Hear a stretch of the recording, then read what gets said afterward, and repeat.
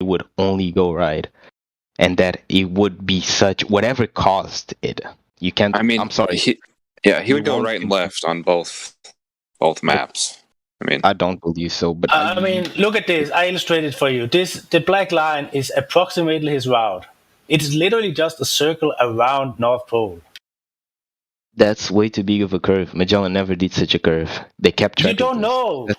know. No, you have the Yeah. map right there. Look on this map. well, On you're this looking at map, a different map projection. That's They all. tracked where they went. All right. They tracked where they went. That's why you have a map today. So they had GPS back then. He's confused so much right now. How did they track? How did they know? Did they have GPS? Did they have how? You don't need GPS Please to correct track me where if you're my going. illustration is very wrong, guys. But I feel like I did. Your illustration is not wrong. I think you did a pretty good job. How But- many years? So used if this that app. is his route, From It's all literally this just- straight, the only problem that I'm seeing with this is that there's too much curve on the flat Earth version. curve where? And you're curving a lot. He's constantly turning right when he's going to. He's South just America. following a compass. Yeah, And then he is following land masses around, and he Yeah, could you- just do it in short sections of straight lines.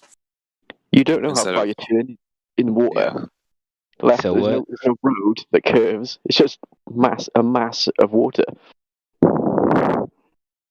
It's just Yeah. a mass of water. So even if he is turning 1 degree, they would not notice that.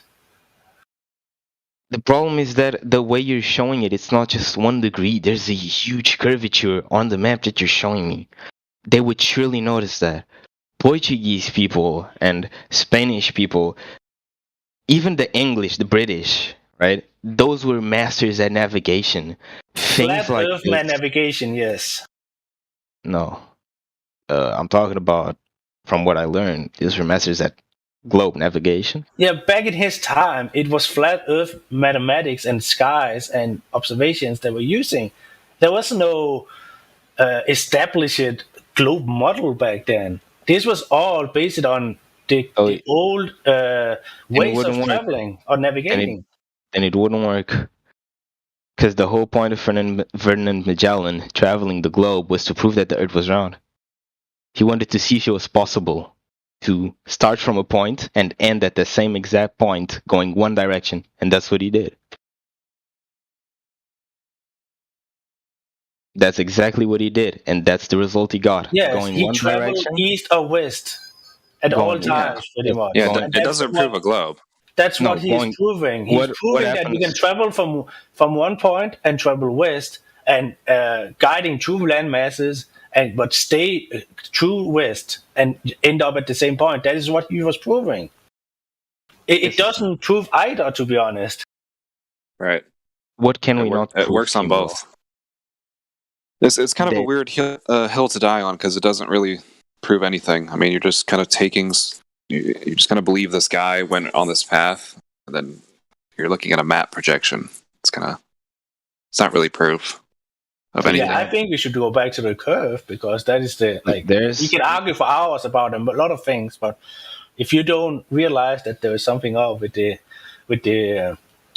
given proportion of this spirit, this globe, then we have no starting point.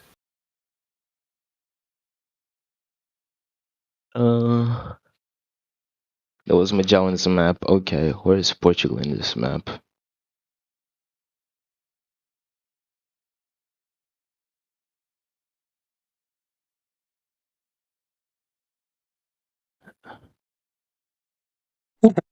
Where is Portugal in this map? I can't. I think your geography is a bit off. No, it's just that Portugal in this map, it's very weird. That's not Portugal's form at all. So I couldn't find it, but I found it now. Well, that's the point, though. No, I don't think. Okay, mate. If you see Portugal's form today, which is. Wait a second. which is this, and compare it to the thing that's on that map. Wait a second. Fuck. You cannot use that map I was using for one-to-one I don't know. illustrations. I was just saying why I couldn't. No, it's irrelevant. It's irrelevant. Never mind. I was just being petty. Yeah, I mean, I literally started out with that was only for illustrated purposes Either to way, it explain wouldn't north, work. south, and west, east. It wouldn't work either way. No, the map you sent right now. Which one are you talking about? I mean, the blue map. The blue map. Yes, the blue map. I understand. It was you who made it. I understand that was not blah blah blah. I get it. But either way, in the maps that we sent and the circumnavigation, the GIF, it wouldn't make sense because the curve still needed to be there for them to actually circumnavigate the world, and it doesn't matter. It won't work. They just have to keep true west or true east, and they will circumnavigate. It's actually that simple. They didn't have compasses or big ass electronic maps and a pinpoint where you exactly were. No, it was man-made skills to travel and navigate back then. So they just had to have a compass, keep true west, and they would never realize that they were actually turning, because they were just keeping true west and thinking they were traveling in a straight line. But anyway, as we concluded before, like, it doesn't prove either of the worldviews. It doesn't. It is just a conversation about it, how it actually also work if you have north in the center and east west all around. Yeah. I'm sorry. Can you repeat that? I was searching something. I'm sorry. As we concluded before, we cannot use this to prove anything. I merely did it to illustrate that east to west circumnavigation and north and south and stuff like that work on a non-globular projection. Like north in the center, east to west all around. If you follow true east or true west, you will circumnavigate. It works, but it doesn't prove anything. Like, it doesn't prove that we are living on a flat plane, or doesn't prove that we are living on a globe at all. It is just an explanation that it actually works also, Right. I don't Yeah. think the circumnavigation Fernan did would be possible if we lived on flat Earth and with the maps he showed me. That's okay. Because Can you look at the voice text? Then The yes. chat? Okay, go ahead. Because then again, as you guys said before, you're trying to illustrate to me a travel, a voyage about a man who did this a long time ago on a map that you don't have. You don't have a model for the flat Earth, as said before, right? Yeah, we do. See that map there that Kosho posted? That's the map that Magellan actually made. That's from his recording of landmass. Okay, so that's what you guys use as the map, as like the model for the flat Earth. That's Magellan's map. No, I'd say all maps have got a flaw. Like there could be a lot more landmass in the southeastern Pacific, and you wouldn't know about it. There's islands that exist that aren't on Google Earth because they don't want people to know about them, because they want to keep the tribal people there safe, right? Stuff like that. So we know that sort of stuff happens. I'm sure that's why. You can lie with maps really easily. It doesn't mean that we're being deceived on purpose or anything, but a map is not reality. The map is not reality? No. Yeah.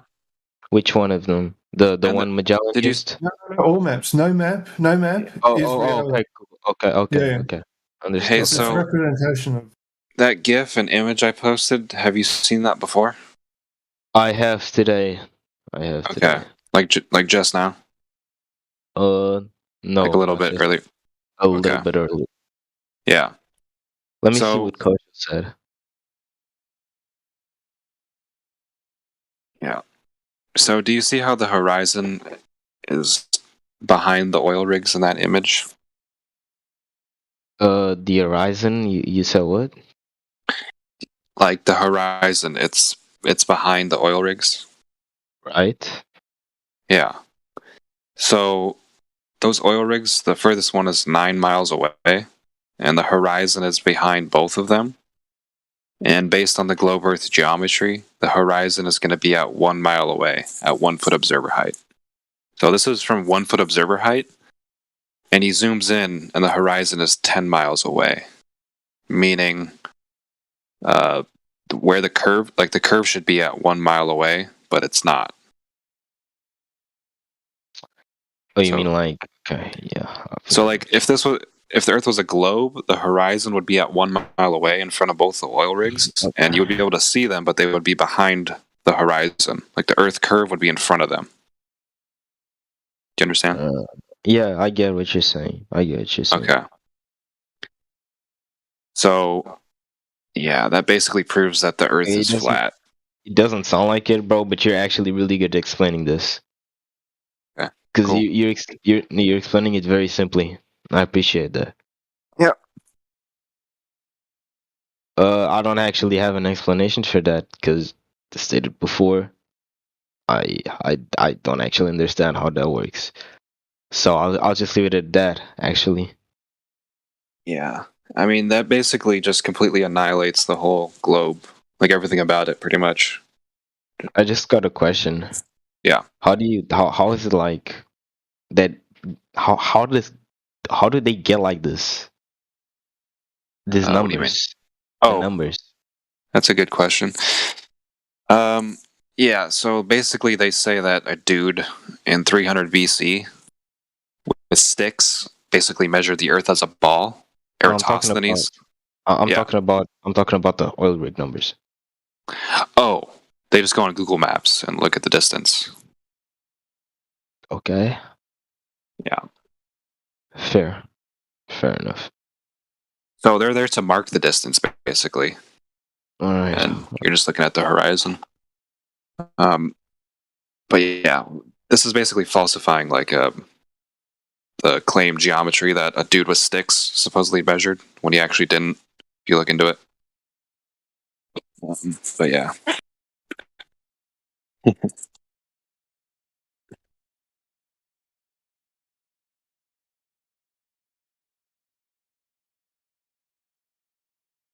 Okay, I already got that. He said it. They searched it on maps.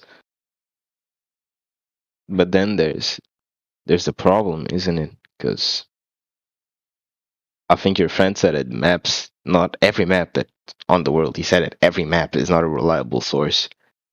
Yeah. Well, the thing is, all the maps are based on a flat Earth because the Earth is flat. So even if you have a map that's wrapped around a ball, it's still based on flat ground because in reality, the ground is flat. So you can take a cartoon and wrap it around a ball, but it doesn't mean the Earth is a ball. I don't think that's how that works. Because this map, for example, I'm sorry for the ping, Tim. This map is not based on, it's not based on flat Earth. That map was specifically made to be turned into a ball. That's why the Right, but dimensions are off. that's the whole point. It's actually still based on a flat Earth. It's just made to look like it's a ball, but really it's still a flat Earth because the Earth is flat. No, it's based on a round Earth. They just make it flat. They just how make could it it be- flat. Yeah, how Because- could it be based on a round Earth if the Earth is not a ball? I could say the same thing about your maps. How can this map, I'm sorry, I'm pinging you again, Tim. How can this map be based on a flat Earth if Earth is not flat? It's about what you believe. You believe the Earth is flat, so you said that map can be based on a round Earth because Where? No, we know the Earth is flat from measurements and just our own experience. But it's what I was saying before. I think some people in here heard it. What? Have you ever actually seen for yourself that the Earth is flat? Have you actually like you've seen for every day. yourself? Yeah, all you have to do is go outside. It's pretty epic. What? You said what? If you just walk outside, The horizon like- is flat. You've never I seen mean, a like, horizon. I mean, like, if you've ever gone up there, it can prove to yourself that there's actually no curvature and it's actually all flat, and you can see Well, you for don't- miles and miles and miles from I think like we've all up been on there. a plane before, right? We've all been on a plane. It's what I'm saying. yeah, So I mean, what's- you don't really have to go to high altitude to know that Earth is flat. All you have to do is pour water into your cup. all this calculus, everything that you're doing, Uh-huh. you can never be sure, because what if you fail this thing? I said it before. What if you made a simple mistake in a calculus that you didn't notice, and now you think that it's this way, but it's actually right? That's a fair You know. point. But then we repeat it, and then we repeat it again and again and again, and we get other people to look at it. We repeat it again, and at some point, there is no mistakes. Right. Yeah, That's and the it's not same even thing. that complicated in the first place. The No, same I'm just thing. saying, like it's literally the scientific approach. You know, repeatable, testable. Yeah. If it doesn't add up, we try again. You know, like Right. Okay. So instead of we going through all of this, because of course this is going to lead nowhere from what I'm saying. Can someone in here give me a format of what flat Earth would look like? I'm not asking for a photo. I'm asking for someone to explain me how a flat Earth would work. Well, the map Tim linked is a good concept, like the circumnavigation GIF. How do I you still apply? don't know what he What- means with What words. question do you have? Why don't you think I it'll mean- work? You said what, Godrich? Why would a flat Earth not work? No, I'm asking you, why would a flat Earth work? It works because it works. My question is, why do you think it won't work? Okay. I've mentioned this before. Everything that we know about astronomy and stuff like this, the stars, the moons, navigation, was all based with the worldview of a flat, stationary Earth back in the days. So all these kind of learnings and stuff like this are flat Earth learnings, backwards engineered to fit the globe. Everything worked before anyone thought it was a globe. That's my point. So it worked back then with the premises of a flat stationary Earth. So why is it so hard to believe that it would still work today? You know? It's not hard to believe. And as I let me said, say this: since we were in first grade, they gave us cartoon pictures of a globe, and they gave us a globe toy, which they spun like a toy that told us we lived there. We lived here on this globe, but they never gave us any proof. I So when we just go think look that- for it, we measure long distance objects. There's no curvature. The curvature is not there where it should be. So that's why we're saying it's flat. Observation, Yeah. it's flat. I just think you got something Period. wrong. You can. So like, So tell you're me what's basically wrong, saying. and we can address that. But don't just say it doesn't work. Well, No, if you're you- saying, yeah. look, you're saying, well, that's the Because same thing as you're doing, Godrich, to be honest, because you just said it works because it works, and it's No, not actually yeah. like that, right? So Well, me and you, it is by that your simple, though. logic, but by your logic, me and you are both wrong, because I can say the same exact thing about the round model, dog. I can just say, well, it works because it works, and then I don't need to give you Question any though, argument. But when that's you well, let me keep going. Okay, let me start with one I've thing. been Okay, interrupted, let me right? start with one thing. Okay, Okay. look, take the flat azimuthal map, right? The North Pole's Right. in the center. Okay, we can keep our compasses pointing north, and we can circumnavigate the world going west or going east. You go in a mild circle. You hop around all the continents, and you end up where you started, with the compass pointing north. Okay, now millions of people have circumnavigated the world going west to east to west. This happens all the time. But nobody has circumnavigated going south to north to south. Okay? That should be shocking to you. Okay? Because it can't happen, because at the edge we know is the southern ice ring. And you can't just go out and somehow pop on the other side. Okay? People So did that's it. one problem. That's What where was the globe works best. directions? You can't just go south and then pop up north and go north, go south and north again, like you can east to west. That's the first thing. A couple people tried it, but we believe that they're frauds. But Millions of So, people have gone west to east. did you But say I north to challenge south? you to find someone that's legit that'll go south and come up Yeah, north. there's been no north to south circumnavigation. That's correct. No, that's not how So I that's where the imagine it. Glober fails. That's not how I imagine it. That's definitely not how I imagine it. I actually, because you've not given me a proper model and you've not actually explained me, Imagine. you've not actually Yeah. explained to me how a Why flat are we Earth talking works. about I your can, imagination? because someone said, "Is this how you imagine flat Earth?" And I'm Well, explaining we him. don't have to give you a 100% working model.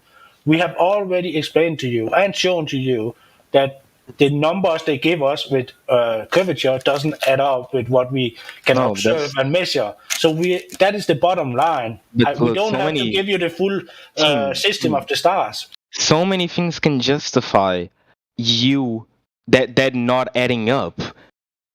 You've What then? Because What? look, because one thing doesn't work, it doesn't make another. Because you don't like when I think it's kind of like that one thing when you Hey, say, no. It's really simple. If the ground measures flat, then the Earth is flat, and it all works over a flat Earth. If you're trying to go, well, how does this work? Or how does that work? You're just thinking incorrectly. Like if the Earth just measures flat, then it's all working over a flat Earth. Pretty simple. I mean, there's for it to be a globe, right? There's got to be three things happening. The Earth has got to be curved. The Earth has got to be spinning, and the mass has to attract mass. You know, this gravity, spinning, and curvature. But none of those three things can be proven. I'm sorry, I was too distracted with the girl wearing the flat Earth shirt. I said, you know, on a globe Earth, Yeah, that's a the globe good model. is That's on a a very globe good model. model. On a globe Earth, the Earth is spinning. The Earth is attracting objects to it, so it's got gravity, and Yeah. it's got a curved surface. Those three things can't be proven. Yeah, these are There's- positive there's- claims, and there's three the things. positive claims carry the burden of proof. You said that those things we can't prove. The Earth isn't curving. There hasn't been. Yes. You can't measure a curved surface of the Earth. You can't Yeah. measure the Earth spinning, and you can't If you measure say, objects attracting to each other through an effect called gravity. What do you mean you can't measure the Earth spinning? I don't get it. Well, you would expect that if something's spinning, you'd be able to measure and show that it's spinning. Like if I was to tell you this ball is spinning on the end of my finger, this basketball, you'd be able to look at it and go, oh, look, yeah, it's definitely spinning. But you can't stand outside of the Earth. But you would think that there would be some way of using a scientific contraption to be able to say, okay, this measurement here proves that the Earth is rotating. There's movement. But no, there's What one about moment, please. What about the Wait, Jolvin, you What asked about mic check? Did I ask what?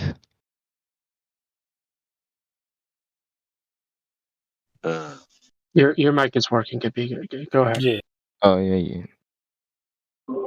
It's been good. Catch you later, guys. Catch you later. Catch you later. Nice. So,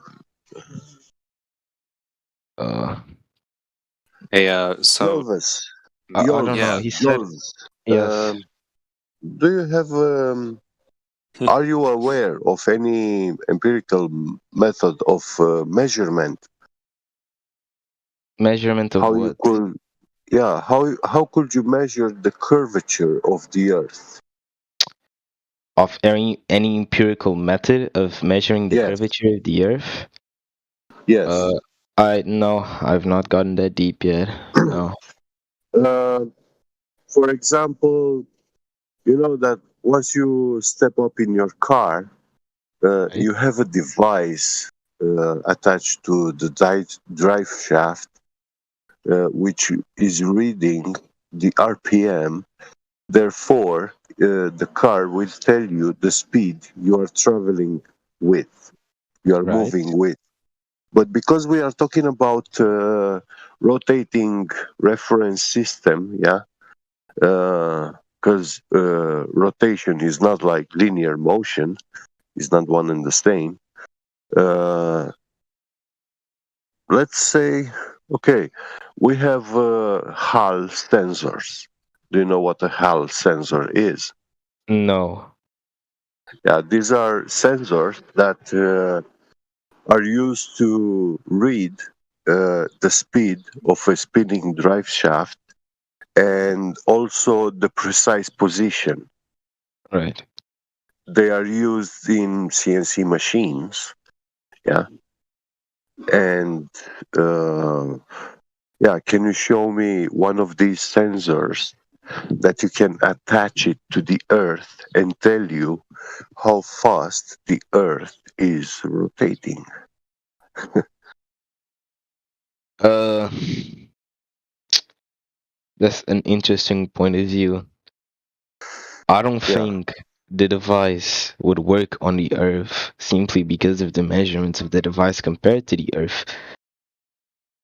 When you are Well, standing on the Earth, you are carrying its momentum. Therefore, to you, it looks like you are not moving, when in fact, you are. That checks Because out something, yeah, when the when momentum you is drive your actually car, look, when the when because, you momentum is drive actually your zero. That works out beautifully. okay, okay, Yeah, who said that? because because you'd have to actually prove that there is some sort of movement or momentum in the first place. You have yet to do so, and neither has so has everyone else. You said what in the last part? I'm sorry. Proving, first of all, before we even get to any type of movement, you have to prove that we're on a ball in the first place, right? Because if we're on Right, a ball would require for it to have curvature, right? right, So before we get to any of this ball is spinning or doing all this movement and momentum and all this other crap, we have to prove the first thing, which is it has to be a ball. And right, for it to be a ball, it needs to have curvature. right, You get that? right. See, yes. Right. Okay. So let's start there. Because there's no measurement Okay, of but curvature. what your friend asked me is to prove that the Earth is moving, attach a device to the Earth and see at how fast it's spinning. And that's So the cool. method, And that's so the method, cool.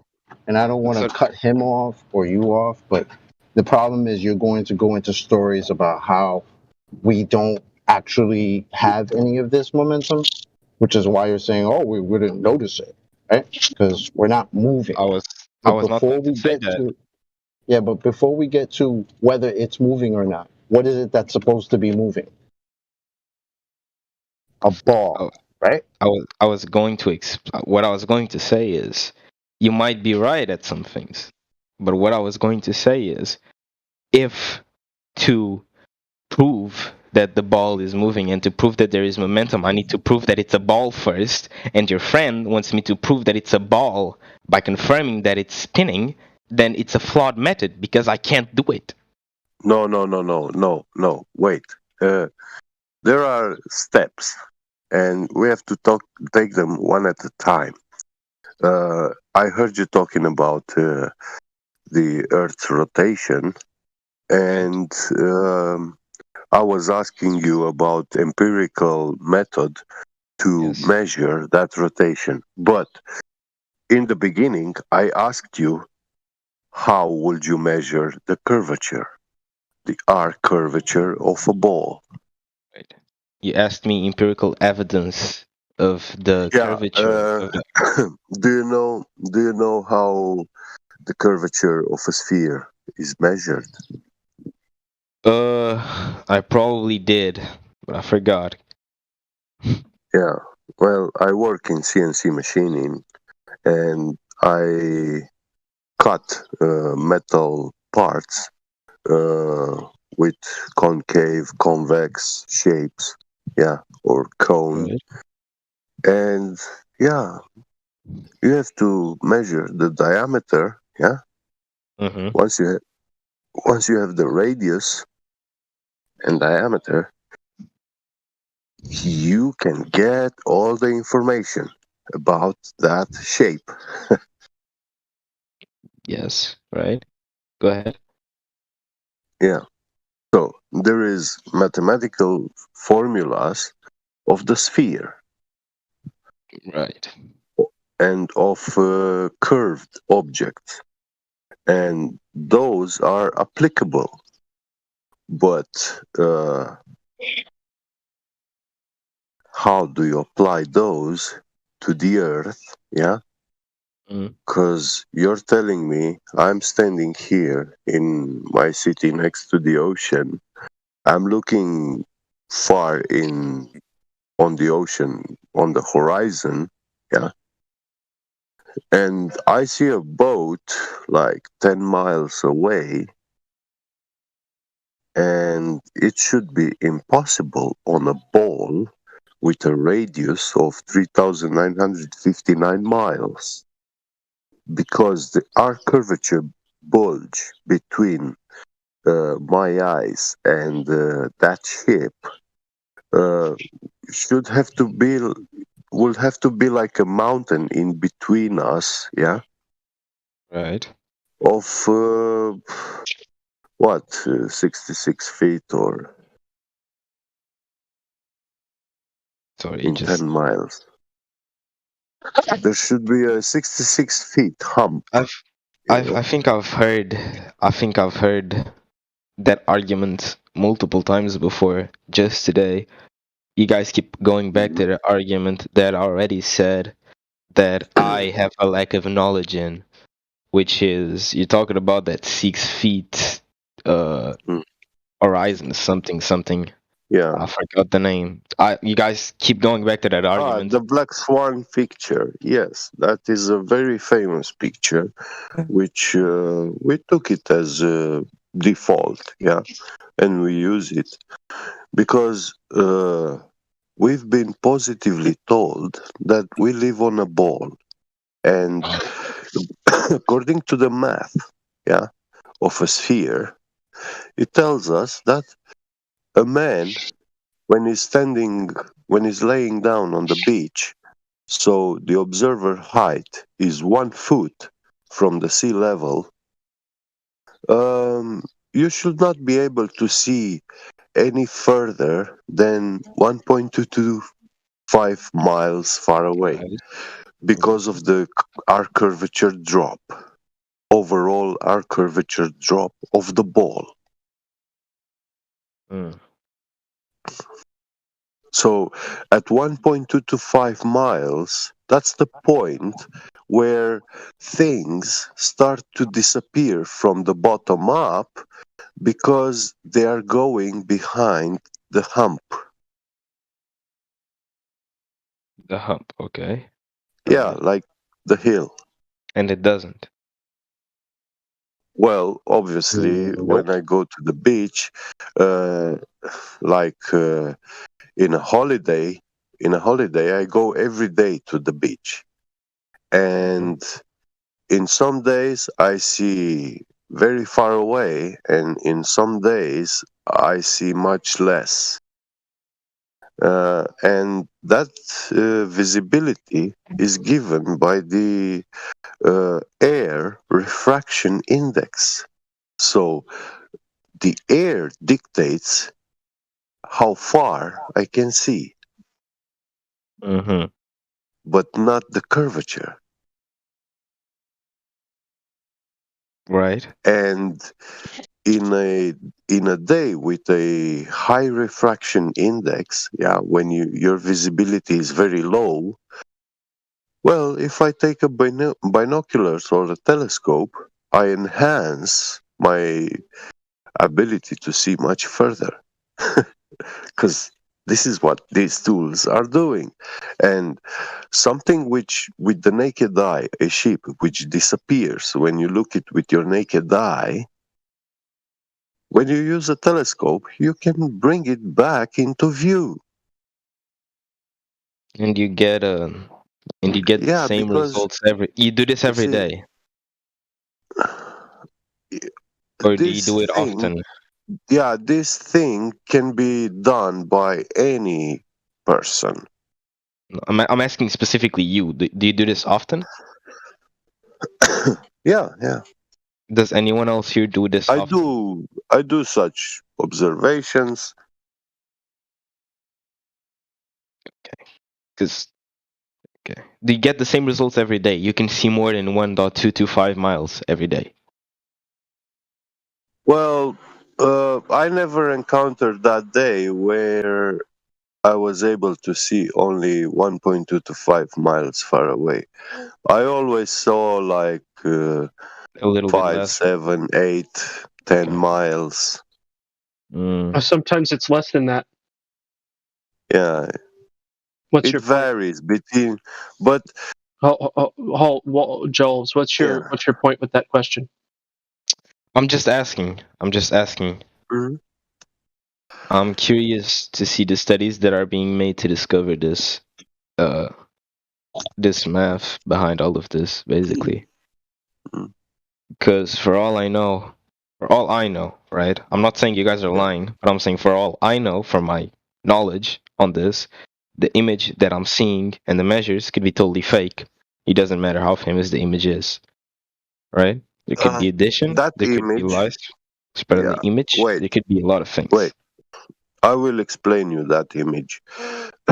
So, that image is a still shot from a camera zooming in, and this zoom was made with a Nikon P900 in 2000. I forgot the year when this guy made this observation. He used one of the most high-tech cameras available on the market, commercial cameras. Right. Yeah, it has been made with a professional camera. Nikon P900 is still considered a professional camera. It has one of the highest optical zooms. So it doesn't. was one of the most advanced, one of the Yes, that most doesn't that technologically doesn't advanced. change. I understand. I'm That doesn't sorry? change anything. That doesn't change anything that I said. I said that the image could be edited, and from where I'm standing, it was indeed edited because the image that you're taking is from a video, correct? Or was it a There photo and is then the a video? original video. There is the original video, and the person that took it, if you really want to, you can come in contact with that person. Wonder if you have that same type of So, scrutiny when you see pictures of a magical spinning water ball. You have that same type Uh, of scrutiny, or do I no? have the same type of what? Scrutiny. Scrutiny. Do you have the same type of scrutiny when you look at this image and you say Well, that it's I've totally never real? actually Not when you seen see a magical spinning water ball with my own eyes, but magical scene. this Okay. picture is so Have somewhere you you could actually go to. It's a beach have you that been you can there and actually you seen go it to. with your own Joe, two eyes? Joe, No, I have a I question have for not you. Then personally, okay, no, but I then have maybe been my to a point stands. beach and I've seen plenty of horizons before. All I'm asking is, do you have the same type of discernment when you say, oh, this could be fake? Do you say the same thing when you see the ball, or is that automatically real to you? Just No, trying to no. be honest, man, As I Yeah. said before, because it seems like multiple you don't times. even understand what he's trying to tell you. But the first question No, you've got is, I well, this could be fake. Well, that's okay. cute and all, No, but no. I think you got all of this wrong, dog. I don't know what you're no, trying to nah, I don't say, got bro. nothing wrong. Let me Joe, talk. Let me talk. I said multiple times before. I feel attacked right now. I'm not gonna lie, bro. I said multiple times before that I wasn't even. I'm sorry if I sound like I'm attacking you. I'm really not. All I asked you No, was a question. that's all right. That's all right. No, it's just the way you worded it. It was kind of weird to me. But I'll say that I said multiple times before that I'm not here to. I wasn't here originally to argue. I said that I would debate because there was nothing else to do.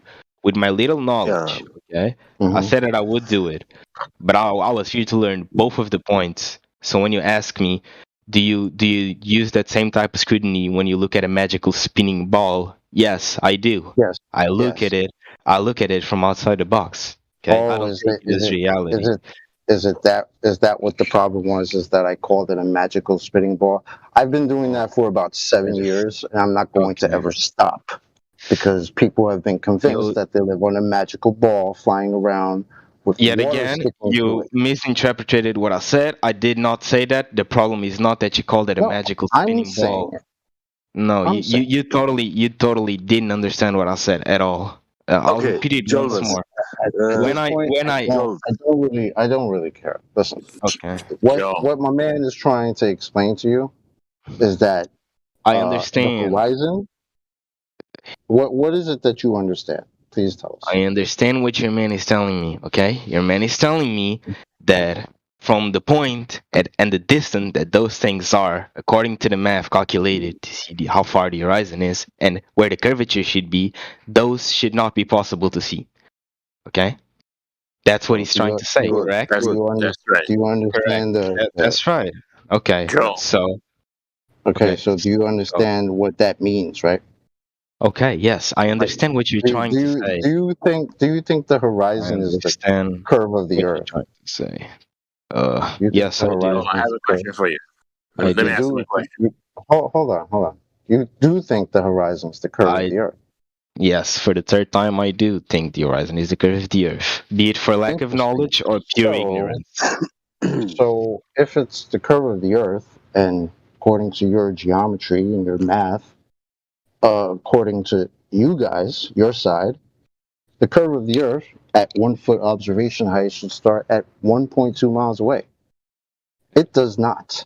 It does not. Yes, Yeah. I understood that. For the So fourth what? time, So for the what? fifth time, I So don't know. why Let me is speak now. Let me that speak a now. problem? Do you know why No, that's a problem? let me No, speak, bro. Let me he speak, bro. hasn't. Look. For the fifth time, I don't know how many times I've said this.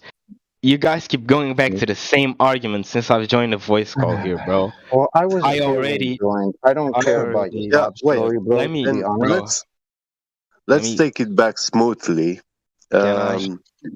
Because I heard You you want to be smooth and saying shit, that you man. came here to learn, and I that's did. something I appreciate. Yeah, that's something I value and appreciate. So then, I want to ask you 3 questions, simple questions, Go ahead. to establish your position between knowledge and belief. Okay. Because when we talk about these things, is very important when we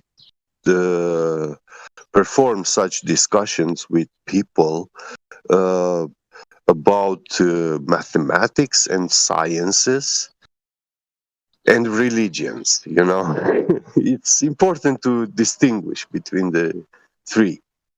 So, in mankind's history, who do you know in mankind's history that was the first man who measured the curvature of the earth, and by which method? Those 3 questions were already asked me by what was his name? I think it was So you've been through the 3 points. yeah, no, they I never. already asked me. Okay. The answer to all of them is no, by the way. If that's what you're asking, the answer to all of them is no. Oh, so you answer no. Then, what you have here is not knowledge. You have belief. Right. That's Yeah. what I'm talking Yeah. about. Yes. So, I said before. Yeah. I said even before I started the argument. And- I think I heard it. I level up heard it. I said that I was not Yeah. here to debate whether or not I was not here to debate my beliefs. Okay. yeah. I even said it word for word. I'm not here to debate or argue my beliefs. I was here to learn, but Yeah. due to lack fine. of something to do and due to trying to entertain everyone that was in the VC talking about it, I decided you to see, try and now, explain why wait. I think or why I'm more inclined Mm, to say the Earth is a sphere. Right? Yeah. That's what I agreed on.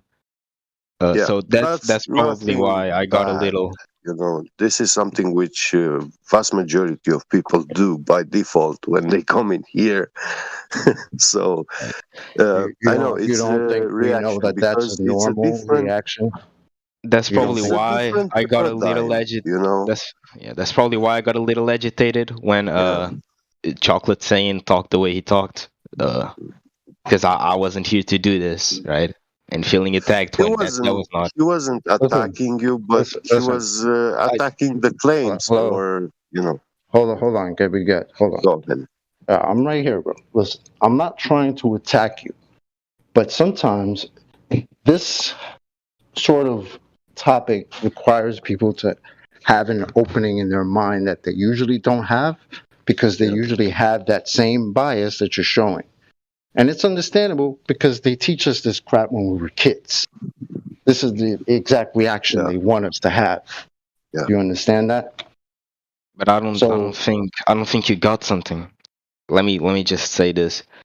From well, I where I'm don't have something. standing, Please tell me. I think I'm a very open-minded person, right?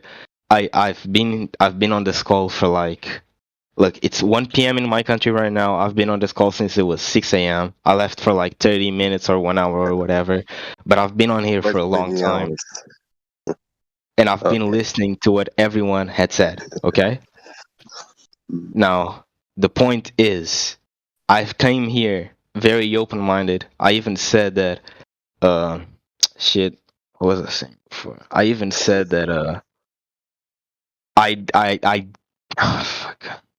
Wait, I'm trying to find word for word. No, I'm trying to find a word for dog. I haven't slept since like yesterday, and it's 1 p.m. right now. It's I'm very it's all tired. good, brother. Don't worry about it. It's all Okay. good. Okay. We understand if you're tired. It's not a problem, you know. But I want to ask you a question now. Yeah, Something go ahead. totally different. Go ahead. Do you believe that your feet are older than your head? That's that's an interesting question. Huh? No. No. Could you believe such thing if someone told you? If he gave me a logical explanation as to why, I think I could. Yeah, but have you ever said in your life to someone, when someone asks you how old are you, Right? did you ever told them like, hey, my feet are this age and my head is this age? No. No. Good. And now when you look at this problem that I presented you, it looks kind of crazy if a person answered that his feet are older than his head. You will say that person is crazy, right? I would say it's a little bit weird at the very least. Yeah, yeah. Well, this is what Einstein is saying with the theory of relativity. Fair. That's That fair. that our feet are older than our heads. That's fair. So Why? whoever believes in Einstein's theory of relativity, which is not scientific, is agreeing that his feet are older than his head. Fair. And this is the fact. Okay. Well, Yeah. as I was saying before, I when I came here, I even said that I'm sorry. I'm not standing on any side. Mm, I personally think yeah. there is a possibility. I'm sorry. Oh, I personally think there is a possibility for both options, right? I don't 100% believe that the Earth is a sphere because Yeah. I've never seen it from up there on an airplane or You space, okay, whatever. bro? Nah, dog, I'm choking on my own saliva. Wait a second. Hey, have a cup of cough. water. I just heard you were struggling. I was choking on my own saliva. It sounded like I was crying for a second. You sound like almost half the dudes on here is choking on their bong, bro. No, I was choking on my own saliva. It's my bad. When I came here, I said that I believe there's a possibility that we live on a flat Earth because I've never seen it personally. I've never been on an airplane. I've never been to space. I've never seen the curvature of the Earth myself. Therefore, I believe there is a possibility the Earth is flat. I've came here with an open mind about this. What I was saying to Get Beget, or whatever his name is that showing me an image of a place you've never been to before, there's a possibility that that image could be manipulated to demonstrate Yeah, a I thing give that is you not that. reality, right? And that was my point. Now you can, and that is a point you use. That Yeah, is a I give point you you that. use. But you see, to do something like NASA claims is doing is impossible for you to go to build a rocket and shoot up into the sky and get so high up that you will be able to see the whole world, which to have that godly view, because when you see the whole world, that is a godly view perspective. No man has ever seen that much. Never. I got a So question. when NASA when NASA is presenting you that image with the CGI ball picture of the Earth, they are posing, they are taking the position of a god. They see the whole world and they are showing it to you, and this is what it means to you in your mind, Right. unconsciously. the funny So thing, Yeah. or I got a question. subconsciously, you know.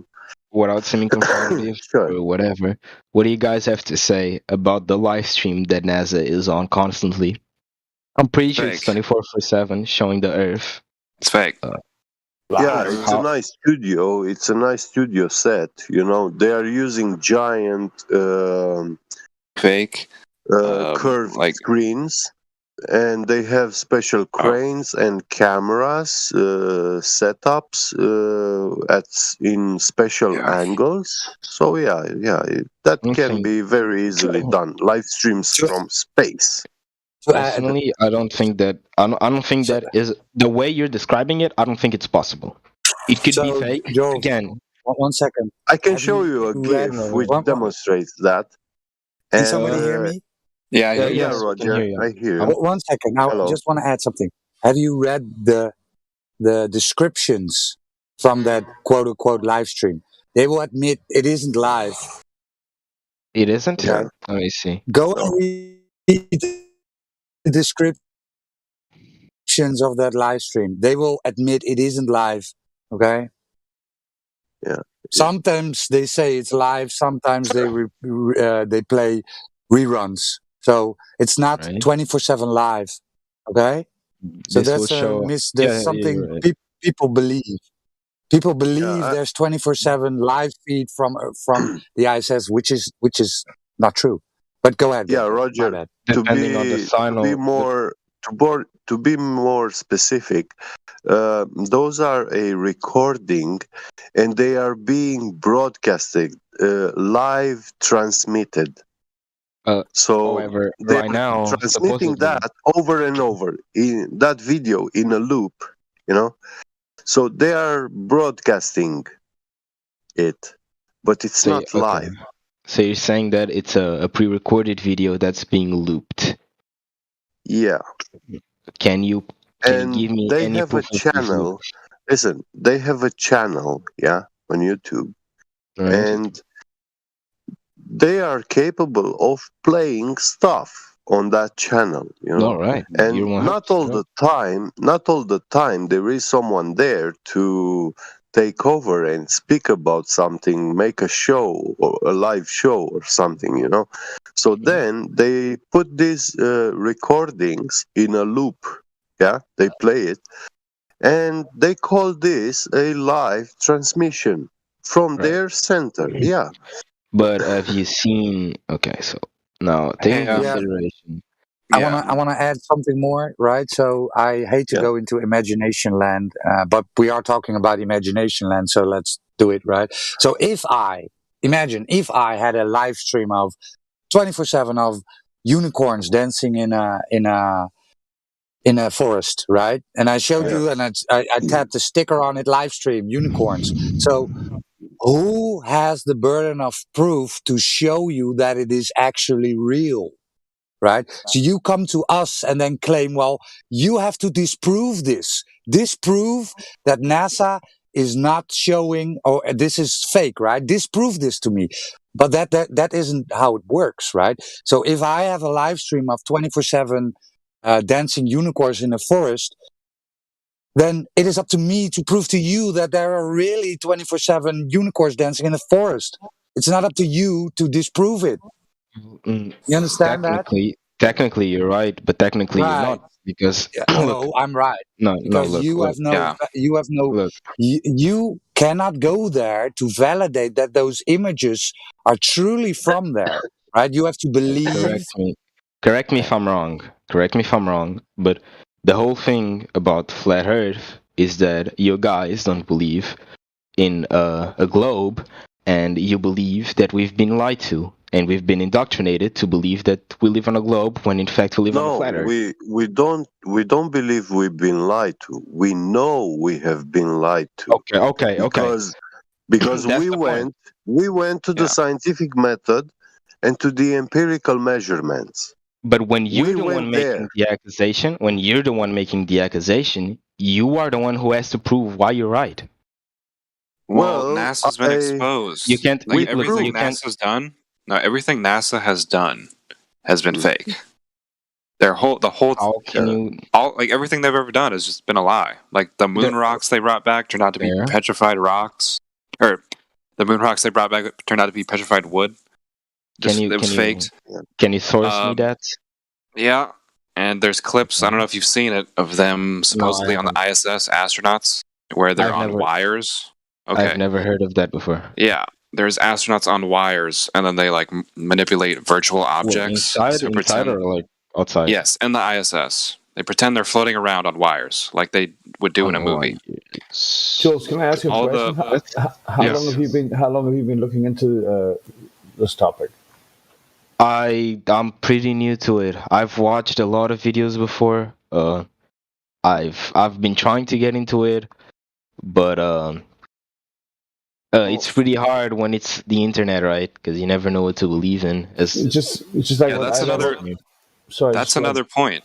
What I was saying there is, if you take a little time and go and research the NASA tomfoolery, dumbfuckery, the way water behaves, motion, proof of this, that, and the other, you'll find out. You'll find out quick enough for yourself. I know you like asking a lot of questions, which is a good thing, but at some stage you have to take a personal responsibility and go research it for yourself. And try to start figuring out that water doesn't behave the way they say it does. We're not on the way it is, and there's a lot of tomfoolery going on up there in the so-called NASA space. I've researched a fair bit on my own. Of course, a lot of things. I'm not very good at math, so that's one. Hey, But you just started, so I knew about the one argument everyone kept going back to, the one with the 6 foot and the horizon view type of stuff. I don't know the name. I knew about that before. Yes, I That's knew the about black that. swan. I knew about the black swan too. I knew that. Yeah. Okay, so you know that like YouTube and the mainstream censors flat Earth information, right? So like that dude at the beach zooming in, they'll censor that video. They're not gonna recommend that video to anybody. They want to hide that. You know that, right? They admit that. Right. Yeah. Okay, so NASA, everything they've done is a lie, and they're hiding all the mainstream information. Like platforms are hiding what we're saying. Like a dude going to the beach and just zooming in, they're hiding that. So it's pretty obvious. I'm not saying it is. I'm not saying it is. Okay.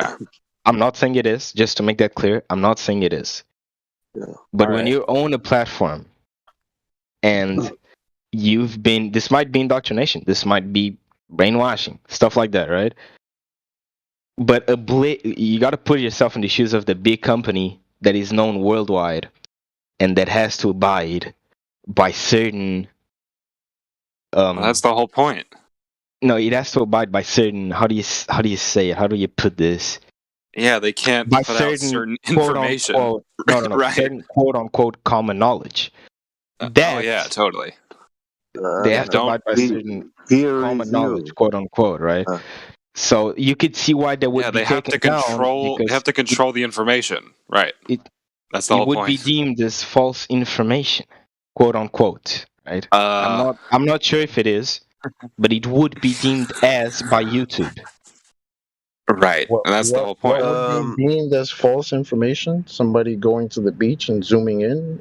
Yeah. Oh, but the point. That's false information. Yeah. No, but the point Why? that the Because that video. falsifies the notion we live on a globe with a radius of 59 miles. Is that why? Because that's what it does. No, Because at 1 foot, your horizon. No, which is I'm sorry. supposed to No, be your curve of at the this Earth, point, no, you that can't say starts you're at not. 1.2 You can't miles. say it's not an attack. You're not even letting me explain myself. I'm trying to get you to see the point. No, right? bro. We keep Well, dancing let me tell you and going first of all over the place and dancing around Let the me subject. tell you first The of all, you're subject not. is You're that trying you to. No, need no, to look, have curvature for it to be a brother. ball. You We're went trying back to to that tell point you once how again. it has been falsified. Look, But you're what you're not trying to seeming do. to get that. No, I'm not trying to do anything. No. I'm What trying to you're do what trying. I'm doing. Oh my god, dog. Let me talk, No, So, you're talking over him. Stop doing that. dog. Don't Look, talk over him. me. Yes. Yeah, you. He interrupted me. I was talking and he interrupted me. He was talking over me. It was not the my other man. way around. My See, man. he's doing it again. Yeah, because I'm trying to get you back on the point. Okay. All this dancing around you're doing is not Then helping let me get anybody back out. on the point. First of all, dog, what did you say again? You went back to that argument that I already explained that I cannot prove to you anything because I don't understand it properly. I know what you're trying to say. Exactly I the just point. don't So understand why are you how to trying prove you're to wrong. fight it? I'm not trying to fight that point. That point went a long time ago. We're not even talking about that anymore. All right? We're always talking about that. You spoke so much that I forgot what we were talking about. Can someone catch Really? me? Like, I didn't say a yes. whole lot. I'm just trying to establish that the horizon is not the curve of the Earth like you think it is. Okay. Yeah, Because but if it that's. was I just at remember 1 that's not foot even what I was saying. observation height, it would be noticeable at 1.2 miles away. It is not. Okay, cool. Therefore, You said the that Earth for is the not a seventh ball. time. Look, Yeah, I know it's Chocolate cool. saying for the Yes. seventh time, I understand. Okay, I understand that by the calculations, we should only be able to see 1.225 miles and not more, when in fact we're seeing 10 miles. Okay, cool. I understand. I cannot explain why. So stop going back to that point. Why does it bother you?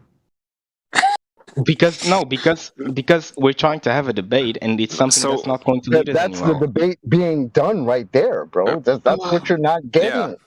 Yeah. That's what Like, I'm what- trying to get to, bro. The debate's done. You need curvature. You have none. All right, Debate over. Yes, there is no curvature on a picture, therefore the Earth is flat, and fuck everything that we've learned until now. It's the curvature that is dictating the Earth is flat, bro.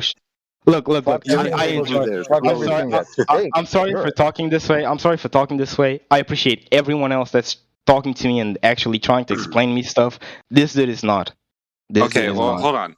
Look. Let me just say something. Let me just say something. Let me just say something. All right, bro. Dog, you're trying to force your idea on me. That's go not ahead, going man. to happen. I'm going back to my break. That's not going to happen, bro. You're trying to force your idea on me. Nobody's forcing shit. You're trying to. You're damn well trying to. That's all you've been trying to do. That's not going to happen, bro. Not really. What I would actually like you to do is prove that we actually live with a ball, that we could all wrap this up. That's cool. But being that you can't, right? I mean, you like you said, you can't. Right? See, so that's the point.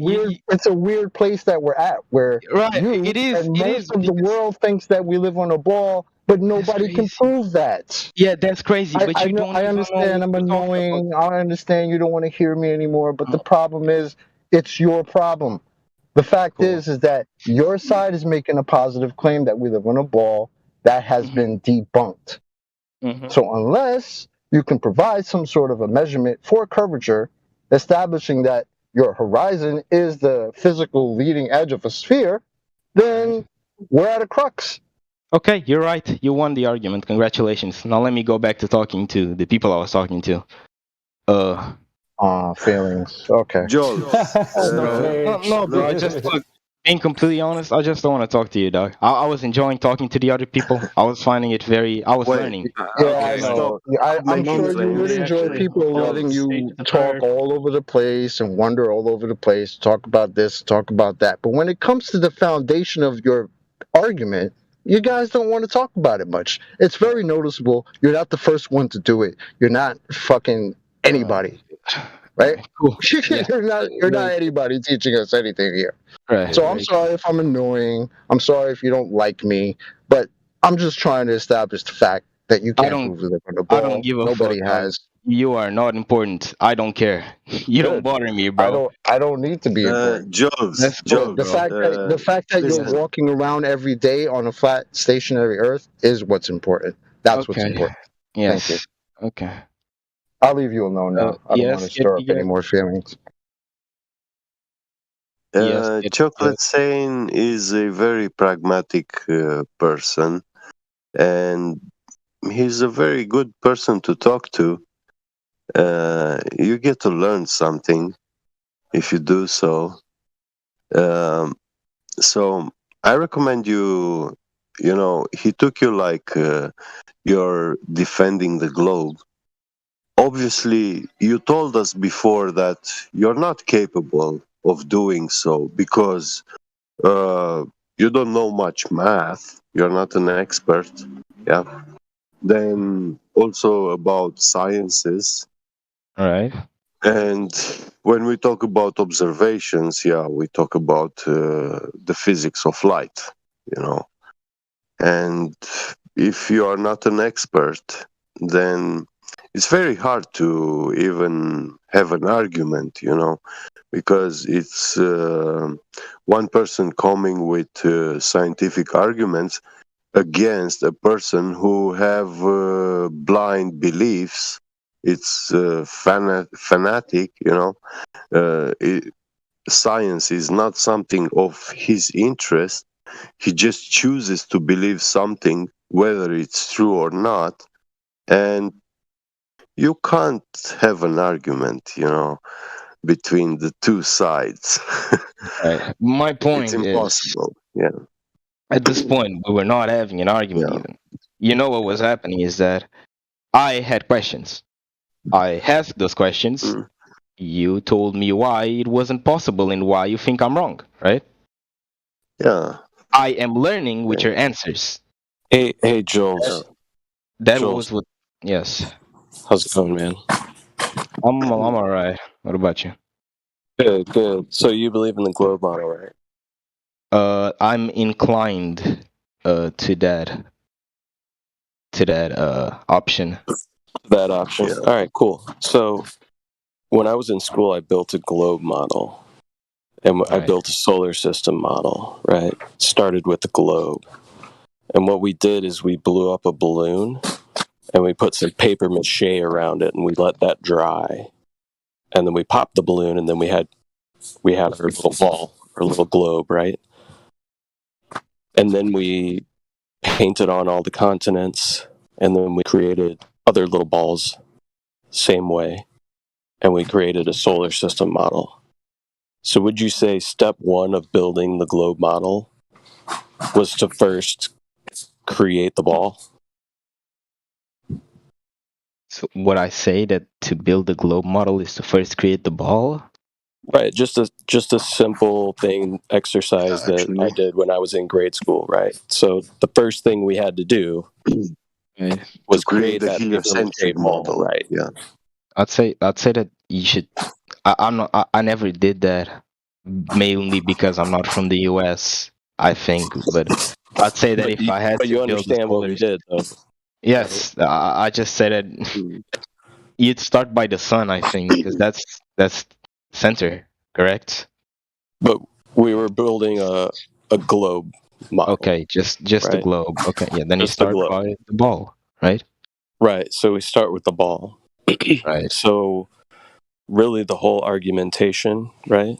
So you say you believe in a globe model. most of the people in the room say they don't believe in the globe model, right? They think that the surface is flat and stationary. So that's where the argument starts, right? So in order for you to have this positive claim that we live on a globe, the first basic steps you need to do is establish the geometry of a ball or a sphere, right? Would you say that's the first thing you want to look for? No, I'm sorry. I was looking at the people in the voice text insulting me. All right. Someone's Well, insulting you, dude. Ignore I'm that. talking to you, right? So I'm taking time out of my day to have a conversation. I'm very sorry for that. I'm very sorry for that. Yeah, No you worries. don't want to accuse a mod, Yeah, and especially guys, nobody's parents, guy. Yeah, you need to Yeah. relax, boy. I mean, Come on, man. seriously. That's childish. Getting somebody's That's parents in the conversation. nah, dog. You Okay. seeing what's happening. I cause feelings in Globers, bro. Yes. He's been attacking me for ever since I've No. been talking. No. No, okay. So let me just ask you something. Would you say that? Let me just ask you. It's a very simple question, and then I'll drop it. Okay. Sure. Okay. Would you say that me trying to have a conversation with Get Beget and him constantly asking me questions about my points and not even letting me answer them is not attacking me? No, because if you raise a point and you strawman the other side, right, then you Right. misrepresent the other side's argument, then somebody has the right to interject and say, well, that's not what I said, or that's wrong.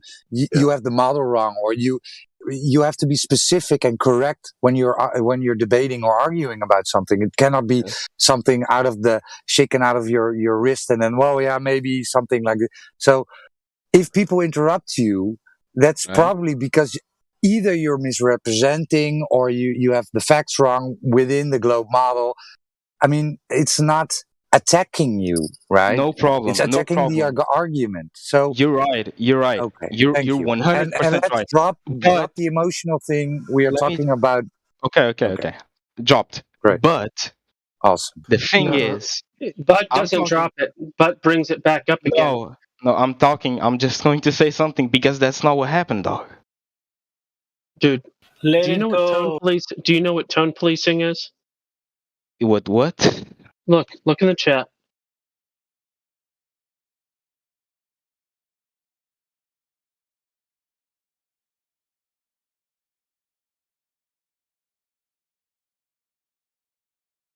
But Also have that's to consider that's that No, this no, is not but. Do you also Not understand what? Hold on. Do you know what Discord is? Oh, I know Do you what understand Discord how a is. server operates? Do you understand Right. the different roles that are within a server? Do you I understand what a moderator is? I've Do you read the understand what rules. moderating a conversation is? Will you let me answer? Well, I asked you a bunch of questions. Did you hear any of Right. them? I heard all of them, and I answered yes to all of them. Yet you heard none of my responses. That's exactly what happened with Chocolate Because you were saying. That's talking why at I'm the same saying, time. and you're interrupting me. You were And that's talking at why the I'm same saying, time. and that's That's you're why. interrupting me again, and that's why I'm Oh. saying that Chocolate saying was a. Bro, listen. This is we can go back and forth over and over again. You're going to drop the issue of tone policing, okay, and move on. That's what you're going to do. Otherwise, this won't work out for you. That's what your answer will be. An action, not words. It's not going to Okay, work okay. if you're playing the buttered card all the time. Okay, bro. It's whatever. What? You're Who was doing I well so talking to? far, bro. Just stop. Okay. If it's to drop the argument, then everyone drops the argument. I was talking to someone. I don't know who it was. Who was I talking to? Napalm. That's who you're Is he in the call? Napalm, do you still want to talk? I know. I'm very sorry for it. No worries, man. Sorry if I got noise in the background. So, No, it's okay. So as we were discussing, remember we were talking about the paper mache globe, right? And the first thing we'd have to establish is if we wanted to make that little globe, we're going to have to make the ball first, right? Sorry. You Do you said agree? what? Are you pay, bro? If you're not going to pay attention, I'm very Correct. sorry. I was reading something else. I'm very sorry. yeah. Well, if you want to have a conversation, dude, just be civil and at least pay attention. So we first want to create and establish the ball or the sphere, right? If we're going to make a globe. Would you Right. agree? Okay. Yes. So wouldn't you say, if you have a belief that the Earth is a globe and we live in a solar system, that we go around the sun, that we spin once a day, we spin around the sun once every year. If you wanted to establish this kind of model, right, based on what you see here on Earth, the first thing you'd want to do is create that ball. Would you Correct. agree? Yes. So in order to create a ball, you have to have a curved surface, right? Right. So the surface of the ball is curving. So really the only argument to be had is whether the Earth's surface is curving or not. Do you know of anybody anywhere at any time who The has curvature and what method? And then you're going to ask me 2 more questions? measured it? No, they're all, No. the answer to those questions is all no. Right. So if there's no established curving surface of the Earth, what would lead you to believe in your everyday experience that it is curving? Okay. Well, first, because you're asking me if I know about them, if knowing of any of these experiments does not mean they don't exist. I personally don't know. I haven't done research on it, but it doesn't Right. mean they can exist, right? So You can just tell on me your if you've done the research. just on your everyday experience, right? So you've been told that it was a globe, right? You've been given this image of it that you see in your classroom, all that stuff. I've been given some other stuff, but yes. So aside from that information, you personally, what you experience on a daily basis, what you've seen, anything like that, do you experience any curvature or motion to the Earth? Any curvature? Can you elaborate on that? Right. Do you experience if the any surface motion of was the Earth? get, bro. I got it. Go ahead. Go ahead. So when I say, do you experience any curvature? Do you see any curvature? Right. If I was walking on a ball, I don't know if you've ever stood on a really small ball, right? Something like beach ball size, but it's not very easy to get your bearings. You really have to use your balance, right? Right. So in your everyday experience, I understand it's a much larger claimed ball. But what do you experience at all that would lead you to believe that what you've been told is the correct model? In my everyday life, I don't experience any of it. But Okay. my everyday life. So do you I know find it?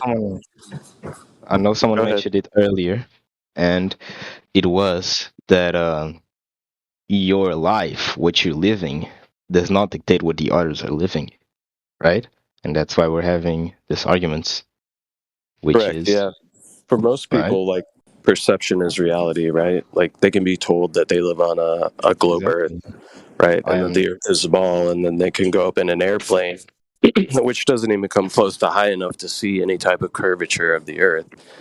And since they have the perception that they're living on a ball, they will see in their mind's eye a curvature to the Earth that's not even there, right? So perception can become reality, and it can be a very powerful thing, right? So the best thing about this argument is that it's an argument of geometry. It's an argument of measurement. And you can go out and you can observe the world for yourself. And that's why most of us are here, because we've gone out and we've physically tried to measure and or observe curvature to the Earth. Have you ever done that before? If I've ever tried to see curvature on the horizon? Yeah, have you ever tried to go out and actually I might have tried without the proper tools on a not prepared day, like just that random thought that comes into your mind. But not professionally. I've never gotten like out of my house and went to a beach and said, "Today I'm going to try and check the curvature of the Earth." I've never done that. Gotcha. Well, the funny thing is, when you do try to do this, what we find is that the model that we've been given, the numbers that we were provided for the curvature of the Earth, the claimed radius value, it doesn't comport to reality, right? And it's not just me that's done it. It's been many, many people all across the world. And everybody's coming to the same conclusion. The ones that go out and say, hey, what is this whole flat Earth thing? What are these people claiming?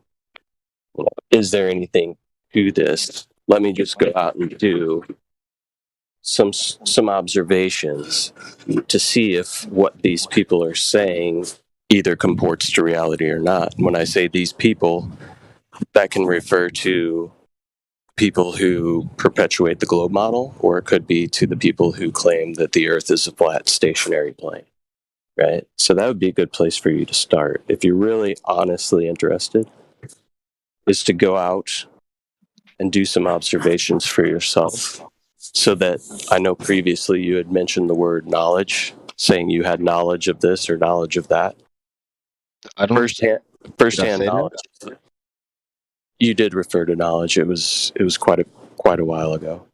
But the best way to have firsthand knowledge is to go out and do it for yourself, right?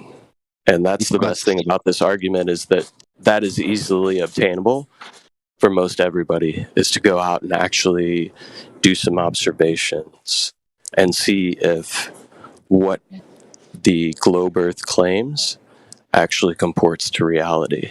So if I said that, I might have not meant it in that way. I might have said that I have little knowledge of this, because I don't recall me saying that I have knowledge about the topic. In fact, I said the opposite like multiple times before.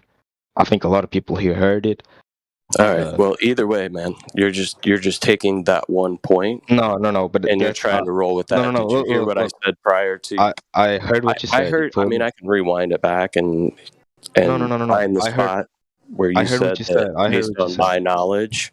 Okay, and to say based on my knowledge, if I was going to say based on my knowledge, I would let you know of the observations, the multiple observations that I've done, many of them, right?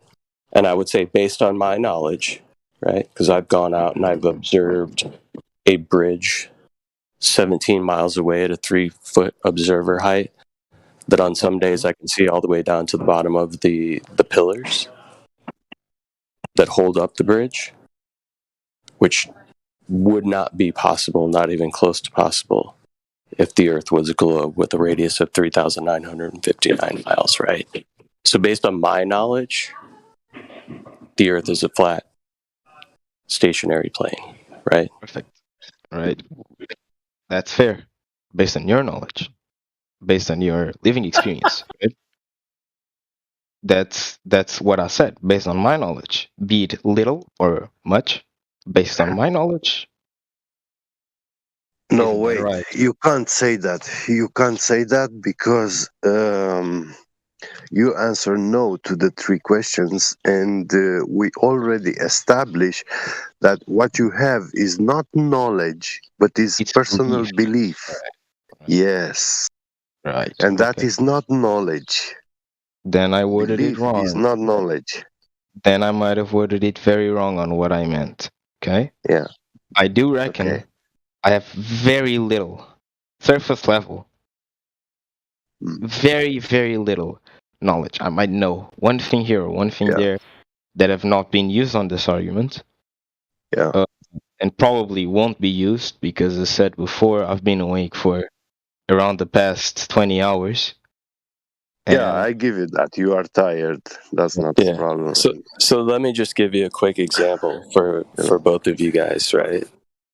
So I have a belief that precision machining can get down to 1/16th of an inch of precision, right? I have a belief of that. But if I wanted to ask somebody, or where if I wanted to have knowledge, I would either go to somebody that does precision machining and either trust their word for it, right, directly, Right. go to their factory, see what they do, see all of that stuff, or I could get a job there and start to do it myself, and then I definitely have knowledge. But if I wanted to know about precision machining, and I believed that it could get down to the precision of 1/16 of an inch, I could ask somebody like Get Beget, and Get Beget would say, Yeah. "Oh, we can get way more precise than that."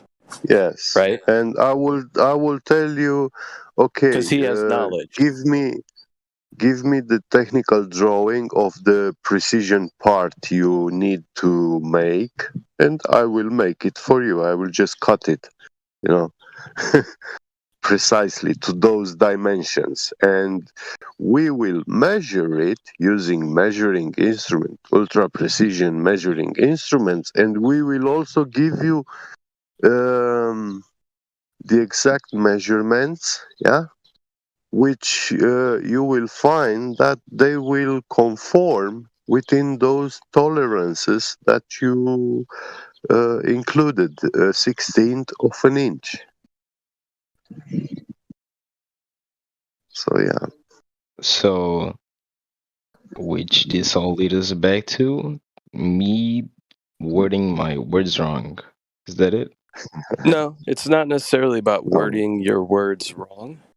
It's about you understanding the difference between knowledge and belief. And if you actually legitimately, honestly want to have more knowledge just for yourself, I mean, you could go out and you could maybe prove that it's a globe, right?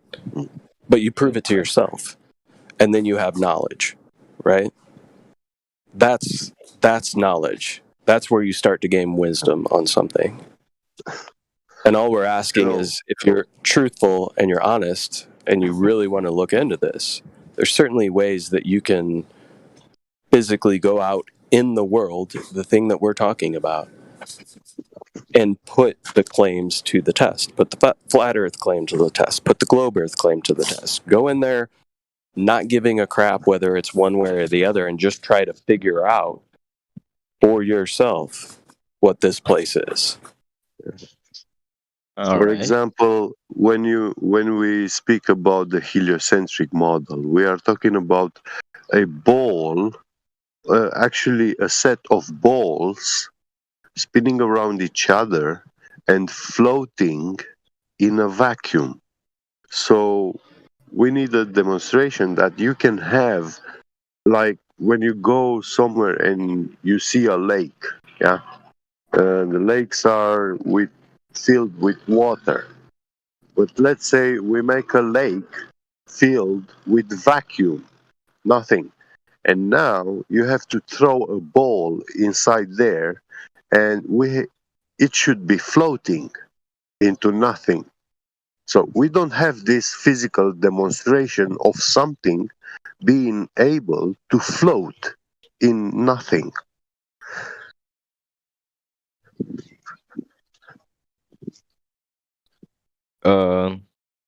Can you try to explain it a little bit simpler or simpler? See, I don't get like where the argument leads to. Yeah, it's the positive claim that the solar system is shooting through the vacuum of space. Yeah. That's fair, I guess. Yeah. I just feel like I feel like it is personally floating. It is floating into nothing. There's a whole lot of claims that are built on the foundation of the Earth being a globe, right? Right. We don't.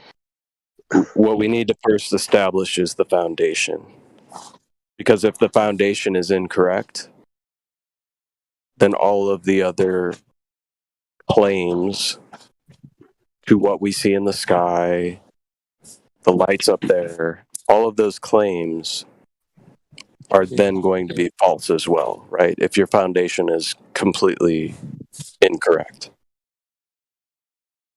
Would you agree? Somewhat.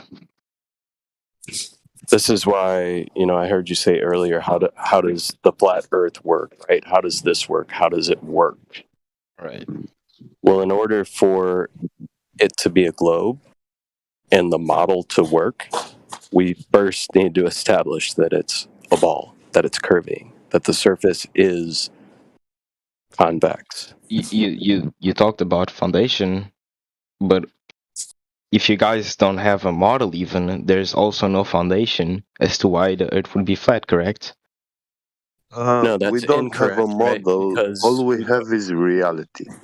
yeah, so that's incorrect, right? So we don't have a full idea of what the Earth is, right? Meaning we are restricted specifically in the South on even establishing what the whole entire map would be, right? So if we can't map out or figure out the full dimension of what we're looking at, how are we then going to begin to construct a model? We haven't even fully established the foundation. We've only gotten to step one, which is, okay, we know that the surface is an overall flat plane, right? With obviously topography, but we know that it's a flat baseline. That's our first foundational step. And we've established that. Actually, I feel like out based on there, belief and what I think, I feel like you shouldn't, if you don't have a full model that explains how everything works and that explains certain stuff that it's necessary, right? You shouldn't be believing on something that you don't know if it works.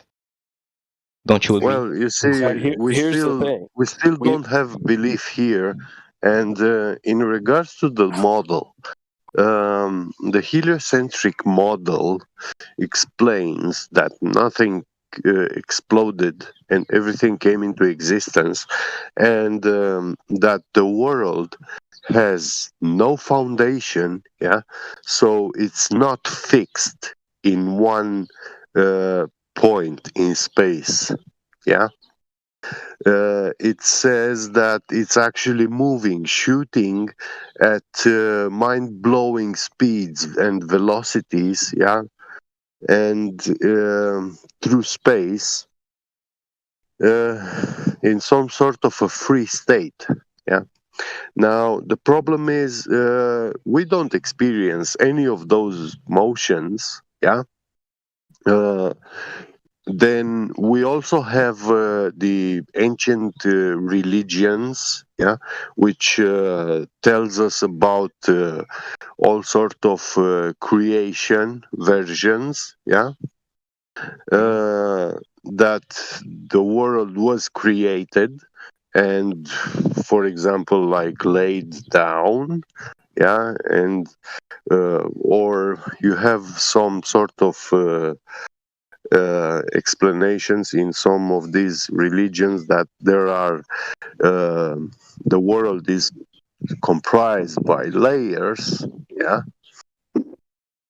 and those really do not match with the heliocentric, yeah, and those models are actually much older, thousands of years older than the heliocentric model. Heliocentric model is very new uh, perspective view of the world. Now the problem is when we talk about foundations, well, we don't know what the foundation of the world is, yeah. But we do know that when you need to go out there and build yourself a house, you will need to build a strong foundation because you want your house to last a very long time and also to be safe, not to fall on yourself and kill you in your sleep or while you're at dinner table, you know. And Yeah. to actually have a house, we have to build it, yeah. Now, to actually have this reality, they say it popped out of nothing. But we don't see houses popping out of nothing, yeah, in nature. Because if that were the case of reality, that everything comes into existence magically, popping out into existence, then why the hell do we need to manufacture stuff? So can I say something? Sure, go ahead. Based on your what do you call it? It's not analogy, right? It has a different name. It's analogy. Is it the name? Let's call it that way. Okay. Okay. Based on your analogy, based on what you just said about the house and everything, you're saying that houses don't pop out of nowhere. And I understand the flat Earth is trying to build a house, therefore trying to construct on what is actually true, correct? On what the flat Earth is about. But you guys see, haven't figured everything out. But you don't. We don't just listen. Yeah, I just want to add this quickly, and then I let you continue your thought. Hold your thought, please. So we don't deny creation. Yeah, the story of creation is very plausible, and we don't deny it. If someone asks us for a proof, obviously we don't have that proof, of a creator, despite the fact that there really is evidence of a creator in reality. But it's being systems that govern mankind have been working for thousands of years to actually deny those stories of a creator. So us is just two people who are, I'm 40, you're in your 20s maybe. Our lifetime together is a very, very tiny, small part from the time, in comparison with the time that these people had, to actually build arguments and denial stories. They had thousands of years. Yeah, so I wanna. So your contention is that there is no quote unquote flat Earth model. Because of there is no flat Earth model, Earth is still a globe. Is that what I'm hearing? No, that's not what I said. No. My idea is that I've heard multiple times people say that in this voice chat. I've heard multiple times people say that the flat Earth model or the flat Earth itself existing isn't an idea; it's the truth. Right. I say that using his analogy or his idea of the house. I don't know if you're going to be understanding what I mean by this. You shouldn't be living on a house that you haven't finished building. A house with no walls and no roof isn't exactly a house, is it? It's just I understand, but so let us. If you actually measure something, right? It doesn't matter what the rest is, right? If you measure your foot, you actually know the size of your foot, right? It's not a belief. It's knowing the measurements. Yes. Okay, so if we measure the surface of Earth and mostly water and it's all flat, then I don't have to come up with an idea or a story about what Earth actually is, right? I can tell you, well, what I observe is a flat, non-rotating Earth, and what I measure is that it's not curving, right? So it's likely a flat, a level plane. Likely. Right, because there is no curvature. I mean, it could be, listen, it could be a very big ball. Could be a very big ball, but then we have a lot of other troubles and problems. when we look at the heliocentric model, right? So the claim on the table, we don't make that claim. That the claim on the table is that Earth is a ball with a certain dimension. It has a fixed radius. That is the claim, right?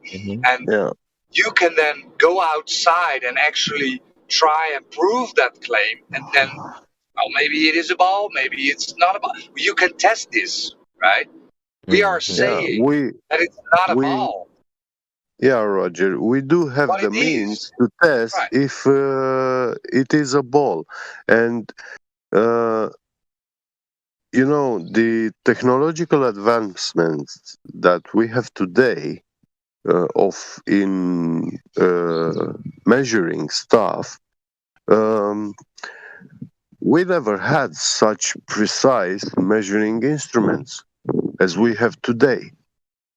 And these instruments, all of them, they are showing no curvature, no rotation, no constant acceleration.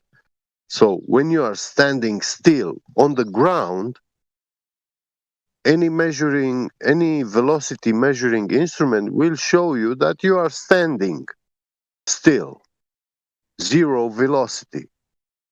How can you actually be moving with 66,000 miles an hour, and this is rotation, angular speed, tangential speed. I have a question. Which is actually a constant acceleration reference frame. So when you are rotating, you are in a constant acceleration reference frame. And acceleration, man, there are so many kinds of accelerometers, that you can measure the acceleration of an object. Magically, they ask us to ignore all that, and to believe it, despite the fact that the instruments, the devices, they show us that we don't move. What about stars, for example? Because if you let the stars camera are lighting. outside, It's very simple. With the stars in the sky, it's very simple, very, very simple. And I'm not going to go any further than that. They are tiny lights in the sky, and they rotate in cycles, repeating cycles, clockwork precision.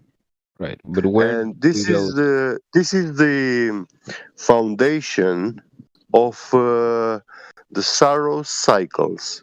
The Saros cycles is actually the knowledge which even NASA uses these Saros cycles to make all the predictions about the heavens, to predict, they say they predict, but they don't. They say when a solar eclipse is going to take place, they are saying when a lunar eclipse is going to take place, and which kind of lunar eclipse. So, these Saros cycles, these solar and lunar eclipses, they have been observed by mankind for thousands of years. They recorded it, and they found that they precisely repeat themselves. So when you're saying, "Oh, next year this year we're gonna have a hybrid solar eclipse in Australia," that's not a prediction. That is a post-diction. Okay, I get what you mean. Yeah. I got another question based on. Do you guys believe? Does anyone here believe that there is an outer space? Infinite vacuum of space with infinite galaxies and planets and aliens and stuff. Yes. No. Yes. No. Nobody believes that bullshit. How does the flat Earth explain asteroids and comets and stuff like that falling onto Earth? I don't know, they are shooting stars. I don't know what they are. I never caught one, you know. And if NASA says that they caught a shooting star, yeah, and they have it somewhere, well, obviously they are not showing it to us. And whenever they are showing is some sort of rock, yeah, like it's coming from Mars or from the moon or whatever, most often it happens that is a petrified wood or stuff like this, you know, rocks which you really find here in the world. Yeah, let me emphasize there's again, right? but I don't want. I there's want cases. Can I just say my this? bad. Yes, sure.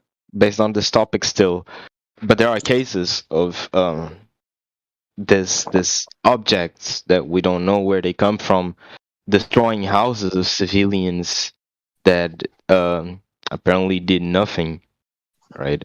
So how is that explained as well? Would you say it's a scheme from the government to hide that Now, there is? let me take it back, right? Because the Earth is what it is, right? Rocks from the sky does not prove what the Earth is. Measurements of the surface do. So whatever these things that you think they are, right? Because you have you've probably seen a quote unquote shooting star through the sky, right? That's what we all witnessed at one day. But I've never witnessed one hit the Earth. The only time I saw they claim it was hitting Earth was on television, right? So it could be anything, okay? That and again, the most important thing is things falling from the sky does not prove what the Earth is. So it could be a rock, could be whatever. It could be an electric discharge. Some people say what you see through the sky is an electric discharge, right? That's just speculation. It's just speculation. I have none of this. I have proof for, right? Even I don't have proof for what is falling from the sky. Neither do you, right? They tell you it's this, but you don't have any proof. Doesn't prove what the Earth is. Yeah, I guess so, but shit, I was going to say something. Yeah, this goes back to my point about establishing the foundation, right? You really have to establish what the surface of the Earth is first. Yeah, my point is, where is that curve at?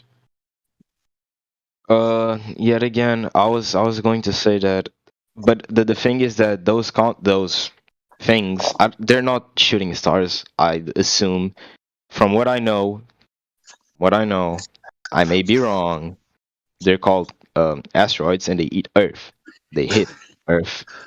Asteroids hit Earth. They are called meteors because they burn in the atmosphere.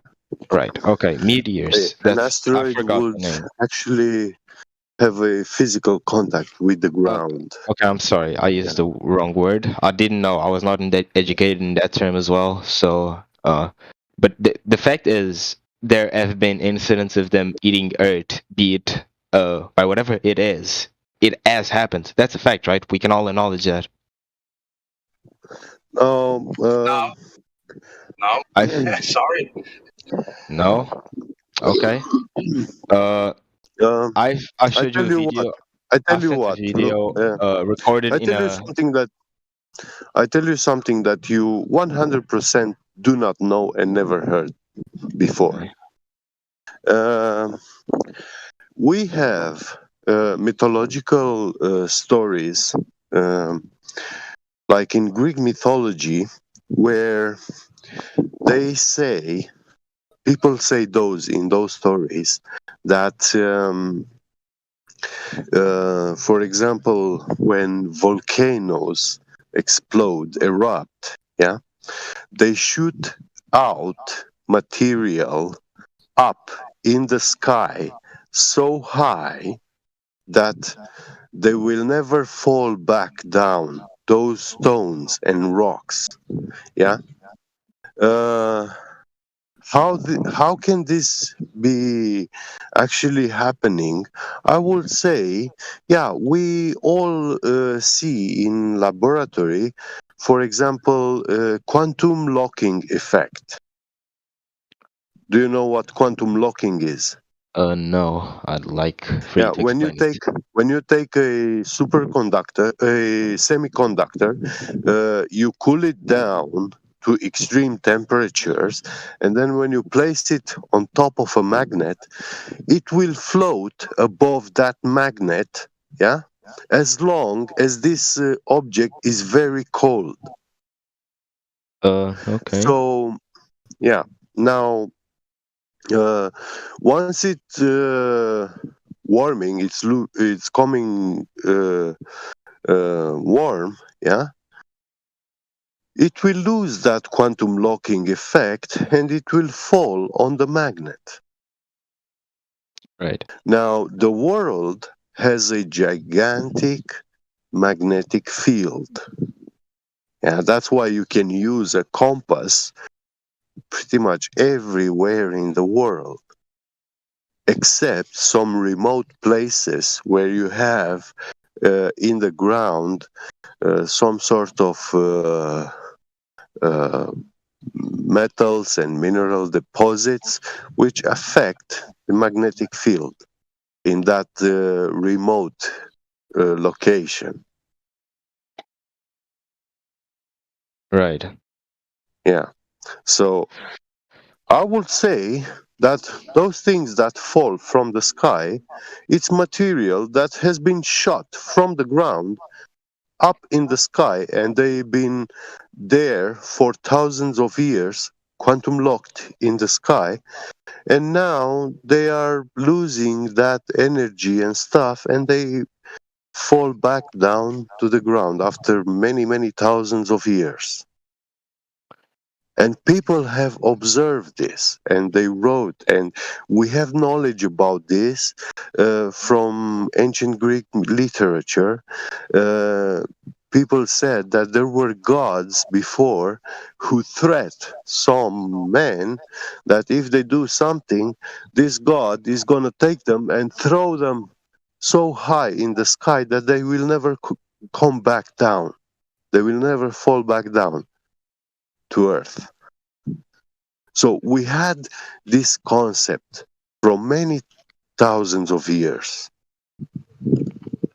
It's Okay, not. so can I answer? Yeah, sure. Go ahead. Before I answer you, I just like to say, Roger, that is not what I said. No, I know. I just that asked is, if there is I an know. explanation for that. Okay. Sure. And the point from my remark is that we of course we've seen this 1,000 times, right? This is one of the most used arguments by people that say, well, what about this? This is absolutely a meteorite or an asteroid. Well, look at this. I see something shooting through the sky, and on the TV they told me it's an asteroid, right? So that is the whole point. You see something through the sky, and then the TV tells you it's an asteroid, but how would you know? That's fair. Right? I'd say that's fair. Right. That was the goal of my remark. Because people come here and then they absolutely claim, well, this has to be an asteroid. Look at that thing shooting through the sky. Yeah, well, where's the impact? Where's the thing? Well, that's the only thing we got. That asteroid in specific that I showed you actually hit Russia. You can search it up if you want. I'll link you to it. Oh, the Chelyabinsk yes, it actually meteorite that exploded in the sky. Well, that for me personally, that one isn't a meteorite. That one is actually the Russian military test. Yeah, in 2010, they launched a ICBM. It's a intercontinental ballistic missile with nuclear propulsion. Yeah, so this means that once you launch this missile, it's capable of flying, maintaining flight 1,000 years. So it can fly continuously for 1,000 years.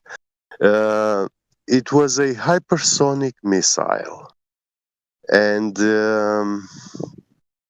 it was flying Mach 20, something like that. Extremely fast. And yeah, they had it flying for 2 years.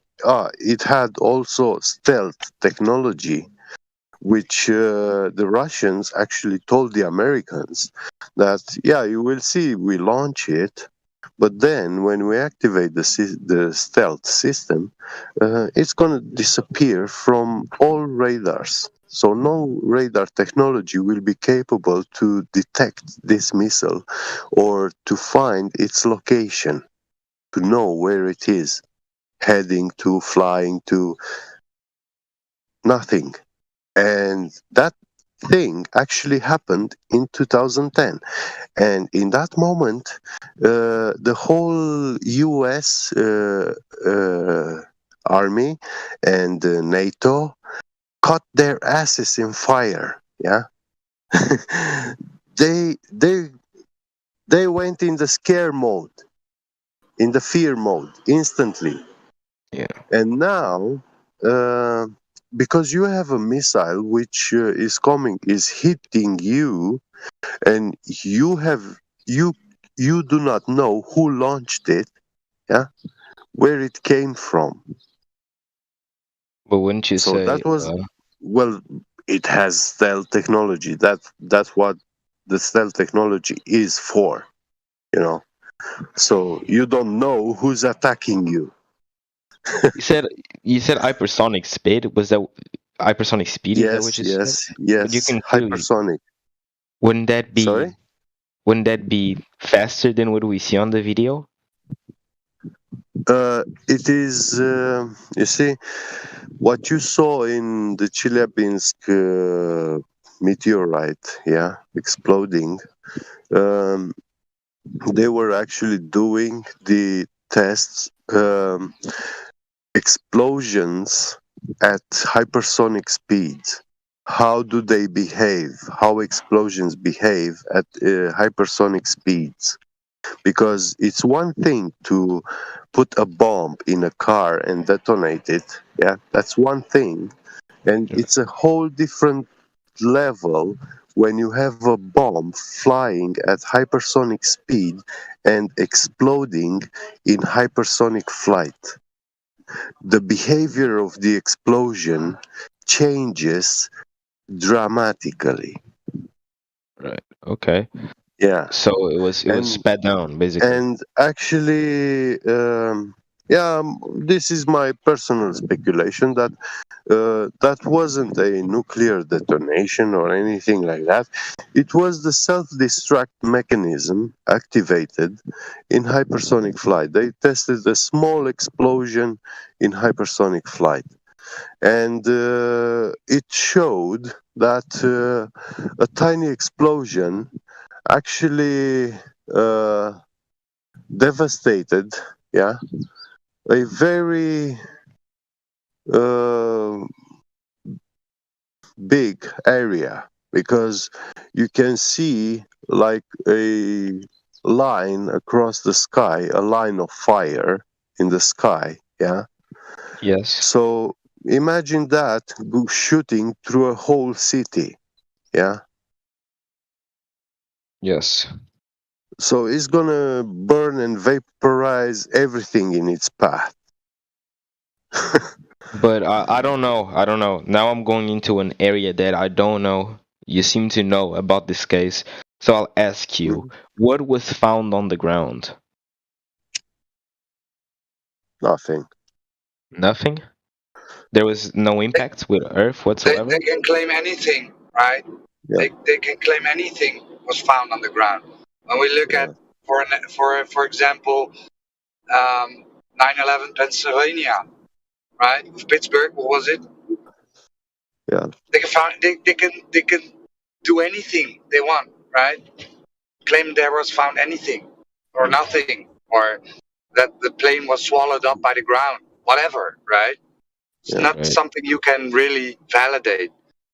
Okay. You see, at So what those they speed, tell you and what really happened, right, is What just about out of your grasp. so? What about all of the if other you all of the other listen, cases of meteorites hitting Earth? all the materials except the tungsten from that missile, um, at Mach 20, if steel is exposed to the atmosphere, the air, friction, temperatures get so high that it will make the steel evaporate. So it doesn't just melt it, like turn it into liquid molten steel. It's so hot that it will evaporate. And Mach 20 is actually the speed limit where if you had tungsten flying with that speed in the air, it's very close to its melting point. So So what about that this? explosion, because the tungsten was near its melting point, it's much easier to actually break it into pieces. So when that missile exploded, all the tungsten components, they just turned into dust. I sent a new case right there. It's a meteorite that crashed to a woman's. It was recent as well. It was 2021. It crashed to a woman's ceiling and laid right near her on her bed. She found it and she called the 911, desperate, telling that a meteorite just hit her home. What about that, for example? Yeah, well, I Again, told right? you, They there is told you, stuff. yeah. So there's stuff falling out of the air all the Yeah. time. This case, Shit has been raining like frogs and fish, and so a rock falling from the sky. I mean, it's a shouldn't be that. story. It's a great story, right? But who knows? And again, what is falling from the sky does not prove what the Earth is, right? So we can speculate No, but like that's. I the whole didn't say day that. about what it is and what it might be and what it No, might be not. I just asked how this would fit into flat Earth, and how And this, then, and what do you guys think about this? If you well, guys think it's fake, Well, I just told you that we have volcanoes which erupted yes, thousands of years ago. I was going to answer that. Yeah. Can I? Yeah, sure. I know you mentioned. I tried to keep this in the back of my mind because it's a topic I'm also interested in, mythology, and I've seen, I've seen in your roles that you have Viking. So I'm assuming you're from up north. Yeah. Um, I'm Romanian. Yeah. You're Romanian? Okay. Mythology is a bunch of stories about gods, right? I'm incorrect. I'm incorrect. That's not correct.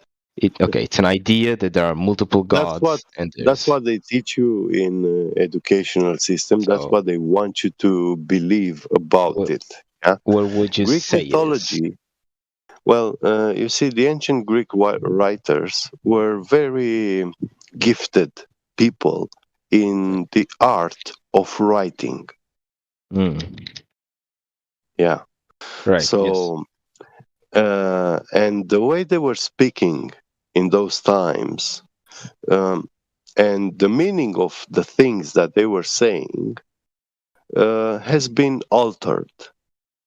So, okay, that's fair. The language evolved, in such a manner that today you think those are tooth fairy and gods stories, stories about gods, but they are actually not. Those writings were actually the way people explained, how stuff works, phenomena, or all sorts of powers, physical and spiritual. So you're saying it is? Can you simplify it? See you, Roger. It was fun talking to you, by the way. I'm sorry if I caused any trouble. So back to the topic. What would you say a mythology is simplifying it? Because by definition, it's a junction, or say a lot of myths together. It's multiple stories about myths, right? That's the definition of mythology. Yeah, but the word mythology. I say they are actually scientific. There is a story where a god is threatening someone, a demigod, that if he's going to help the Trojans, yeah, not the Trojans, if he's going to help these people from the city of Troy, he's gonna take him and throw him up into the sky so high that he will never fall back down to the ground. And you see, this is actually a scientific description of how this world works, the mechanism. Yeah. So it's saying that if something gets at very, very high altitude, you can get to a point where you're not going to fall back down to the ground. But it doesn't tell us how and why. It just tells us that this is what's happening. And it tells us that these are godly powers. Godly powers is like the inner workings of reality. For me, it's more plausible to believe that we live in a world construct made between two Gaussian planes, positive and negative, yeah, and magnetic field and electric field and electrostatic. And according to the charges of a particle, yeah, positive or negative, you can have forces manifesting of attraction or repulsion between the two Gaussian planes. Existence of Gaussian planes requires somehow a coordinate system or polarity, duality. They are binary constructs. So you have to have a positive, negative, a north and south to actually have a field. Yeah, I think that the ground is the negative field, yeah. And if something positive goes very high in the sky near the positive, yeah, it can get locked there. We have quantum locking phenomena. We observe this, yeah, on YouTube, on documentaries, and it has been discovered, this phenomena, recently, yeah. But actually we find out now that we had description of quantum locking phenomena thousands of years ago in the Greek mythology. I don't think that but I get what you're saying. it was described, the same phenomena, but in different wording, yeah. And for us, that way of speaking doesn't sound scientific at all. It sounds like a nice story, but for those people, it was the way how they were explaining the world in those times. Yes, but Those were really old ideas. For me, that's on the same level as sacrificing someone to a volcano because you think a dog is going to cause a catastrophe if you don't. No, I'm that's extremely actually honest. no. That's actually the paganization of all mankind's Yes, knowledge and I'm see. giving you an example, right? Yeah. I think you get what I'm trying to say. I just think that basing something that is happening, uh, uh, for example, you said that based on mythology. I think this is what you said. Correct me if I'm wrong. But I think this is what you said. You said that based on mythology, there are multiple stories of gods threatening to throw people into the atmosphere. So it's possible that one volcano erupted and A shot rock. rocks up Yeah, so far material.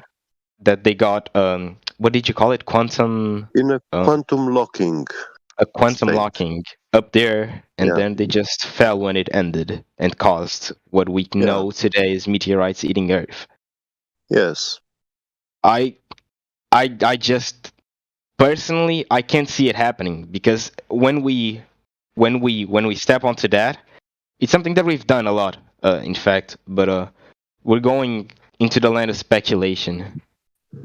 Yes, I totally agree. I told you that this is not something that I can demonstrate, but I just told you that we have these ancient writings, stories, right? which No. they explain Hey, exactly these phenomena.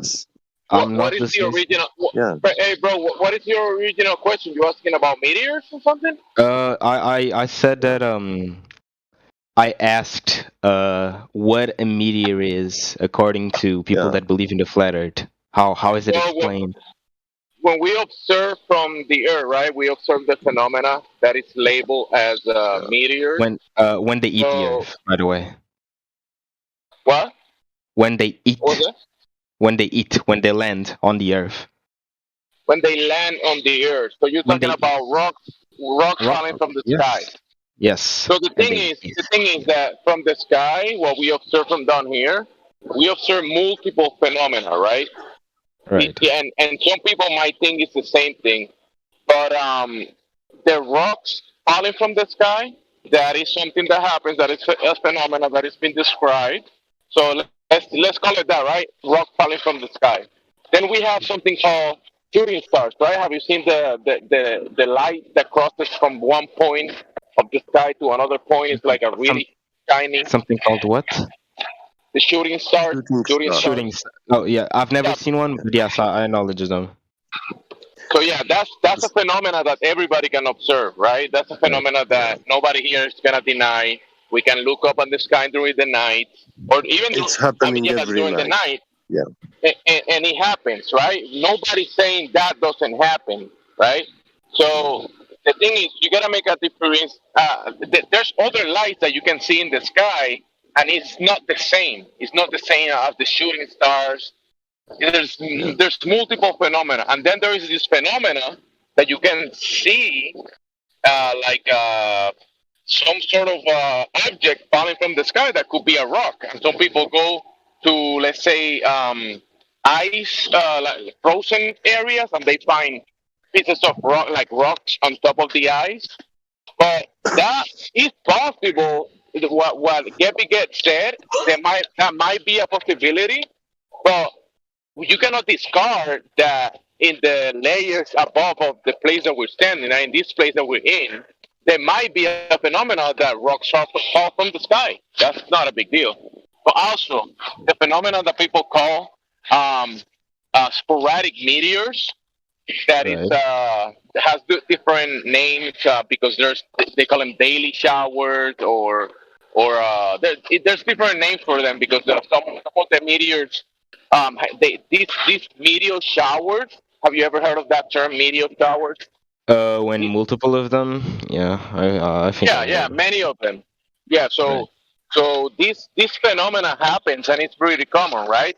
The thing is that it's been research that has been done to find out when this just to look about how this phenomena happens. And the thing that you can do is basically observations, right? So there's been researchers, they have set up cameras, and it's very actually kind of like not just any regular camera. They call them I'm sorry, I'm doing something else while talking, but they That's call okay. it electro-optical infrared cameras. And some of the researchers, they set up like 3 of these cameras at 3 different locations, like 6 kilometers apart from each other. So when you set them up separately, but you link them, you have a bigger angle of view of the sky. You get what I'm saying? Like you have 2 eyes, Yeah. 3 eyes looking at the sky from different positions. Yeah, you get a Was that a, depth was that a was that a question? vision. No, I'm just saying. I'm Oh, just narrating. okay. Okay, so these researchers, they set up multiple of these cameras separated from each other to have a bigger angle of the sky, right? To Right. observe, they were doing research about the phenomena that we call meteors, which is lights that we see crossing the sky. Hopefully, you can maybe Google it or whatever, or watch some videos so you can see the phenomena. Right now, I cannot share any information That's okay.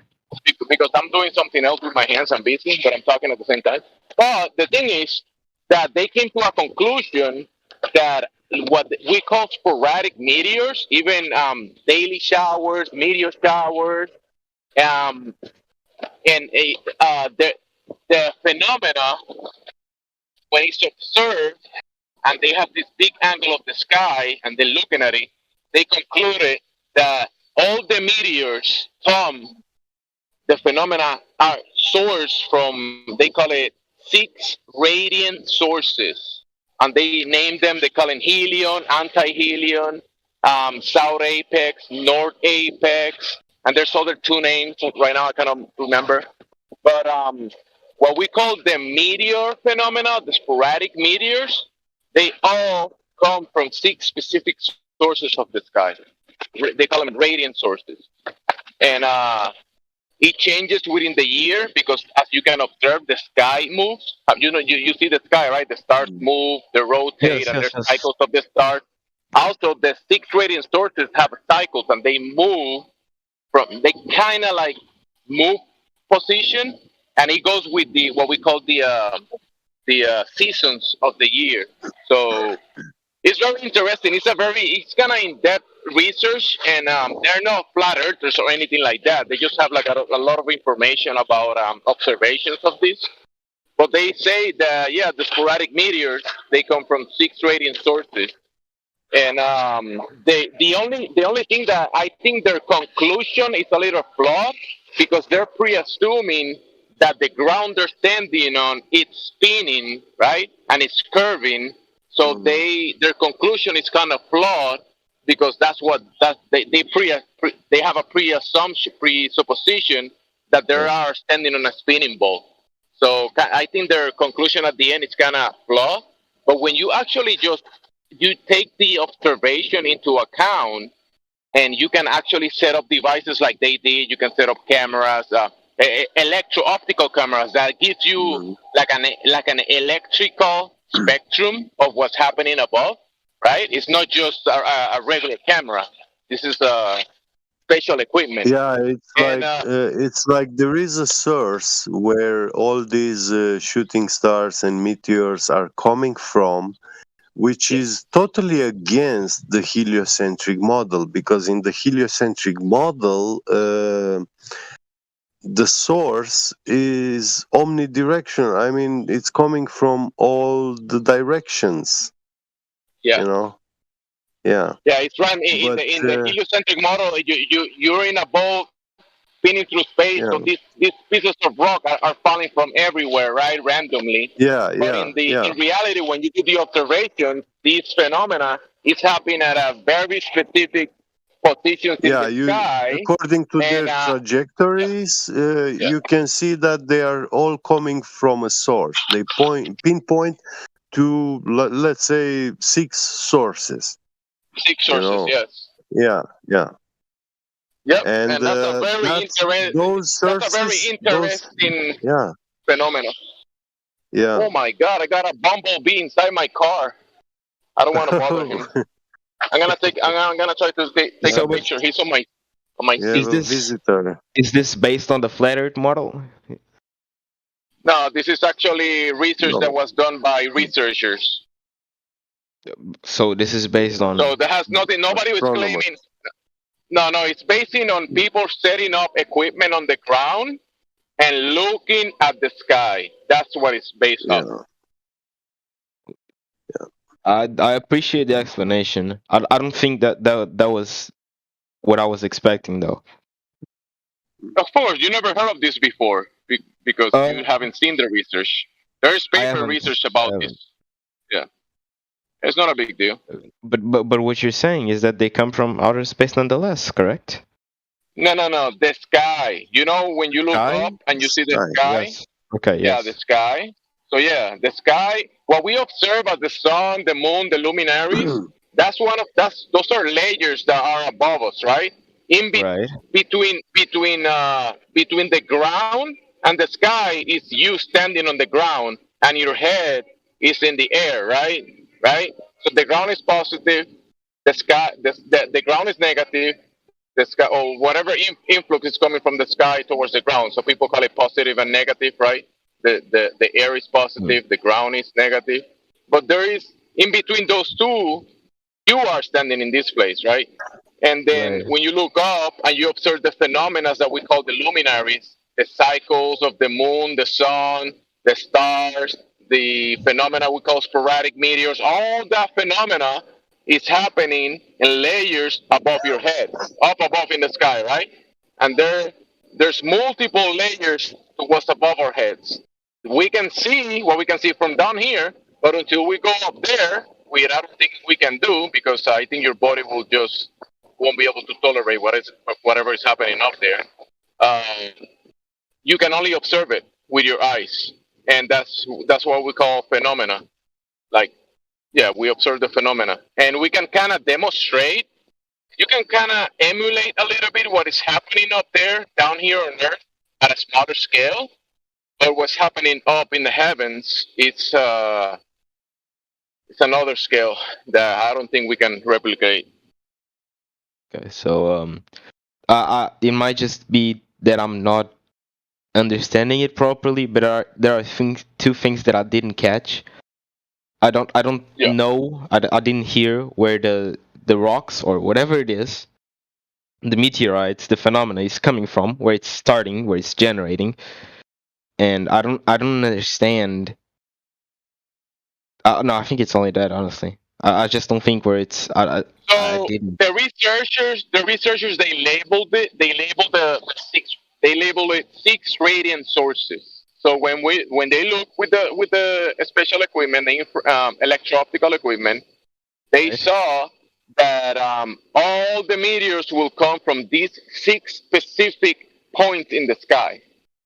You get that? That's pretty simple. So they looked up and they see this area in the sky, and from that area, meteors come from that area, right? The phenomena we call meteors, and then they look at another area, from that direction in the sky, and then they found another direction. The meteors come from that direction, and it was 6 in total, from where meteors were coming from. Okay. So it's not like a random thing. Yeah, and it's also according to the seasons which you make this recording. Yeah. It goes way deeper than what I'm telling you, because the imagery that they capture when using this equipment from above, that imagery is actually pretty amazing. But most people won't get it. But where do my question is where do the rocks generate or the meteorites? So listen, okay, like I'm telling you, from down here we observe the phenomena, right? We see the meteors and we see the radiant sources, the points from where the phenomena that we observe, that point, the phenomena is coming from that point. Okay. No, I understood that part. Yeah. Whatever, you understood that part. But whatever is happening above the phenomena that we observe is probably happening beyond the firmament, or we looking at the phenomena happening within the whatever we call the firmament or the layers above. So there's something happening above in the layers above that is causing the phenomena that we observe and call sporadic meteors or the sun, the moon, the luminaries. So that's the thing. We cannot go up there and verify it, but there's layers above that things happening, and from here we observe the phenomena. But I don't think we can pass the container. Will you agree with that, Bigger? Do you think we can pass the container and check? So I don't think are these physical phenomena? Like, say, can they eat the Earth and actually cause damage because they're falling, or is it something that is? The thing is that this is an issue that I pointed out before. When people say meteors, they have this imagery in their mind that is being given to them as huge rocks that are the size of countries or the size of Texas or something like that. We're talking about pieces of rock, of mostly iron. Stones. Because I'm also talking about that. I'm not talking about a whole ass state comet or the meteor coming down. I'm talking about little rocks. When rocks fall from the sky, obviously depending on the size and whatever, if they fall on your roof, they're gonna cause some damage. My they're question not gonna destroy is, the Earth they're not gonna destroy the Earth like they say in the movies. Oh, a meteor is coming, it's gonna extinguish the dinosaurs. My question is, where do those rocks come from according to flat earthers? Hey, Joe, how do they get to the sky? Joe, one more thing you need to maybe put in a full picture. Have you ever seen, because that's something that no one can answer me, have you ever seen a comet falling upwards from the beginning of the horizon upwards from your view of looking? Because when I see a shooting star, it's always something that is falling down to my perspective of the ground that I'm standing on. You will never see a meteoroid or anything else entering the atmosphere or whatever they think in their mind, shooting upwards from the horizon line, upwards to where you're standing. It never happened, it was never recorded, and it doesn't exist, because the Earth is not a sphere. For one, I haven't seen a shooting star or a meteor, period. Oh, okay. So I did, and they always. I haven't. Well, but they're always falling downwards from your perspective. Always. If you go out at night, the cases that I'm mentioning are even of those who hit residential areas, and that those rocks and such were found by civilians, as per mentioned in 2 links that I sent. One was what's the name of the place? I won't pronounce it correctly. Yeah, bro. Rocks can fall from the sky. That doesn't mean you live on a spinning globe, bro. No, that's not what I'm saying. I was asking. That. I'm just saying. But yes, rocks fall from the sky, and the answer that I can tell you, we can observe the phenomena. We can set up equipment to observe it and kind of determine a few variables about the phenomena that we observe. But why it's happening and how it's specifically happening? What is the mechanism above our heads, above in the layers above, how that works? We don't know. I can tell you I don't know, because that's the reality. We don't know. Anyone that tells you how it exactly works, they probably went up there and checked it themselves. But I don't think people can do that. The thing is, I can show you a video of Sodom and Gomorrah, which is the alleged city which is written in the Bible that was destroyed by pure sulfur balls, and people just write it off as being a meteorite attack that never happened in this particular situation, the way that it has happened there at that time and that date and with that city. And you will not find pure sulfur balls in any volcanic region as you will find in the city of Sodom and Gomorrah, and that stuff just came down from the sky and destroyed that alleged city of pure sin and what else that they did there. So things can fall out of the sky, especially in the creation. Yeah, sometimes I hear that video? listen, I'm just sometimes I hear. I'm just I know, confused on I something, know. which is We were It's all the fine. confused.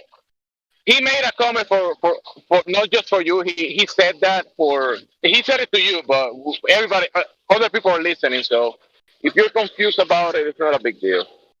It's no. I'm just just I just don't get it. Like because assuming because I asked and no one said anything, but assuming everyone here doesn't believe that there is an outer space and doesn't believe it exists, these rocks need to come from somewhere. And I'm confused as to where they are generating or where they are coming from. I know Get Beget has an idea of how they can get up there. I'm not taking out Well, I have information, but listen, I have even a more wild and complicated idea Before that's you kind of say how that, to hard. get there. Before you say that, But that is, I'm sorry. yeah, I'm sorry. So sure. have you Go ever ahead. seen people welding with a plane Welding. with a Welding. plane welding? Yeah. Welding? Yeah, Yeah. welding when they how do you express how do you explain the process of welding, Debbie? Is No, it no, like no. a I know plasma? I know what it is. I know like So have you the seen process. the little pieces of the exchange? Have you seen Sparks, shooting the sparks? sparks. Yeah. Right? Have you seen that? The sparks? I So don't think I have. No. when people are welding, you see the sparks falling from the welding point away Oh from the yes, welding point. yes, definitely yes, Yeah, yes. yeah. So imagine something similar is happening above in a cycle and in a design machinery that is beyond your imagination. Yeah. So yeah, But okay. that's why you don't get. That's why you don't Where get is it, this? and But what is? nobody gets the whole thing. Nobody gets the whole picture because we cannot go up there and check how the machinery works. That's a fair Only theory. But revelation what's this based off of? Like what is this? Where does this fit? Because this is not flat Earth theory. This is not something on flat Earth, right? This. Bro, we're not talking about the ground. You're talking about you are talking about meteorites, and we're talking about meteorites, right? My question And was. we're talking about what's happening above, right? No, my question was, how does flat Earth explain meteorites falling and hitting the ground? That was my original question. Bro, you're confused. We don't explain it. Flat Earth are two words. Yeah. Flat Earth are two words. Flat Earth is a term. It's a term to describe the ground that you're standing on. We're not talking about the ground you're standing on. We're talking about the phenomena above your head in the heavens above. You do get this, right? Two words cannot explain the universe. Yeah. Flat Earth cannot explain the universe. You need to go way deeper than that. No. I'm not saying that it explains the universe. I'm saying that there is an argument to be made that we live on a flat Earth. Yeah. Right. Jovals, you asked the question. How do we explain the meteorites or the asteroids from the flat Earth view? You see, everything that we look in the sky and we see in the sky, except airplanes and hot air balloons, yeah? Yes. Man-made flying stuff or birds, everything above that, beyond the blue of the sky, stars, sun, I get what you moon, mean. Yes, I get it. meteorites, yeah. Any explanation about those is wild speculation. Except, when you look at the sun, you can say, oh, it's the daily luminary, yeah? So, yeah, that's a positive claim, and it is true. But to say that the sun is a giant burning ball of gas, that is wild speculation. It is fortune telling. And it's the same with the moon. It's the luminary of the night. Yeah, it's a light source for the night, a weaker light. I want to discard the fact that there might be gases burning on the layers above and causing the spark of light that we observe, right? There might be gases burning up there, but That My doesn't mean point it's a pole 93 million miles away and 10 million times bigger than the Earth or something like that. My point is not with the gases or the sparks or the what we see, right? My point is with what falls down here and we're sure came from the sky. When people pick up the rocks that fall from the sky, they're mostly iron. I think it's iron dioxide or something like that. Iron. Can anybody confirm? I think it's mostly iron, isn't it? Yeah, I mean, they claim it's meteor rocks. They have a high that iron has molten content. iron in the cores of them or something Understandable. like that. Yeah. Where does that iron dioxide? Oh, you already said from machines, right? Well, iron obviously comes from the ground. It's extracted from the ground. It comes from nowhere else. But how does this iron make its way to fall from the heavens? Yeah, exactly. From the sky. Exactly. I don't know. I don't know. Wait a minute. Hold on. Can I bounce in here real quick, you guys? Hold on a second. Hold on a second. Why? How are we going to validate that any rocks fall from the sky? I don't understand this. Why are you guys saying rocks fall from the sky? How do you prove that? This is speculation, no matter what. No. There's multiple phenomena that happens from the sky, but people kind of put them together, and they think that the phenomena we call shooting stars, those are actually rocks falling from the sky. But ice and rocks falling from the sky, that's an actual phenomena that happens. But that doesn't mean it's the same thing that we call sporadic meteors. It's not. Doesn't have to necessarily be the same thing. When do rocks fall from the sky? When do rocks fall from the sky? I'm not talking about. I just want to clarify. I'm not talking about shooting stars. I'm talking about actual meteors that hit Earth, and we've seen them hit Earth, be it by government, like I heard some people say, be it by it was on the Earth and then it was shot into the sky. Quantum locked and fell again. Be it whatever, right? I just want to know, how does the flat Earth explain these No, the flat Earth doesn't explain the heavens. We don't. No, it's not. It's not like that. Okay. That's all I wanted to know. How are they up there if there is not an outer space? That's all I want to know. Someone is asking, since when do rocks fall from the sky? I mean, there are multiple cases. I sent 2 links. One of I forgot the name of the place again, but it was a comet, a meteor. I'm sorry, recorded on a car, GoPro, totally unprepared, as per many others saw. And there was another case of a woman in Canada who was sleeping, and a meteor fell right through the ceiling of her house, and she found the meteor. Yes. That's all good. That's all good shit. But falsification is independent of replacement. You know that, right? Falsification is what? Independent of replacement. In defending of replacement. Independent of replacement. When you falsify something like when you falsify something like the vacuum of space, which is falsified, you don't have to offer a replacement for the vacuum of space. Can you care to elaborate? I'll give you an example. Go ahead. Jamesy, when your employer pays you a $100 bill, you come to me and you show me you got paid a $100 bill, and I see that your $100 bill is fake, and I show you that it is fake.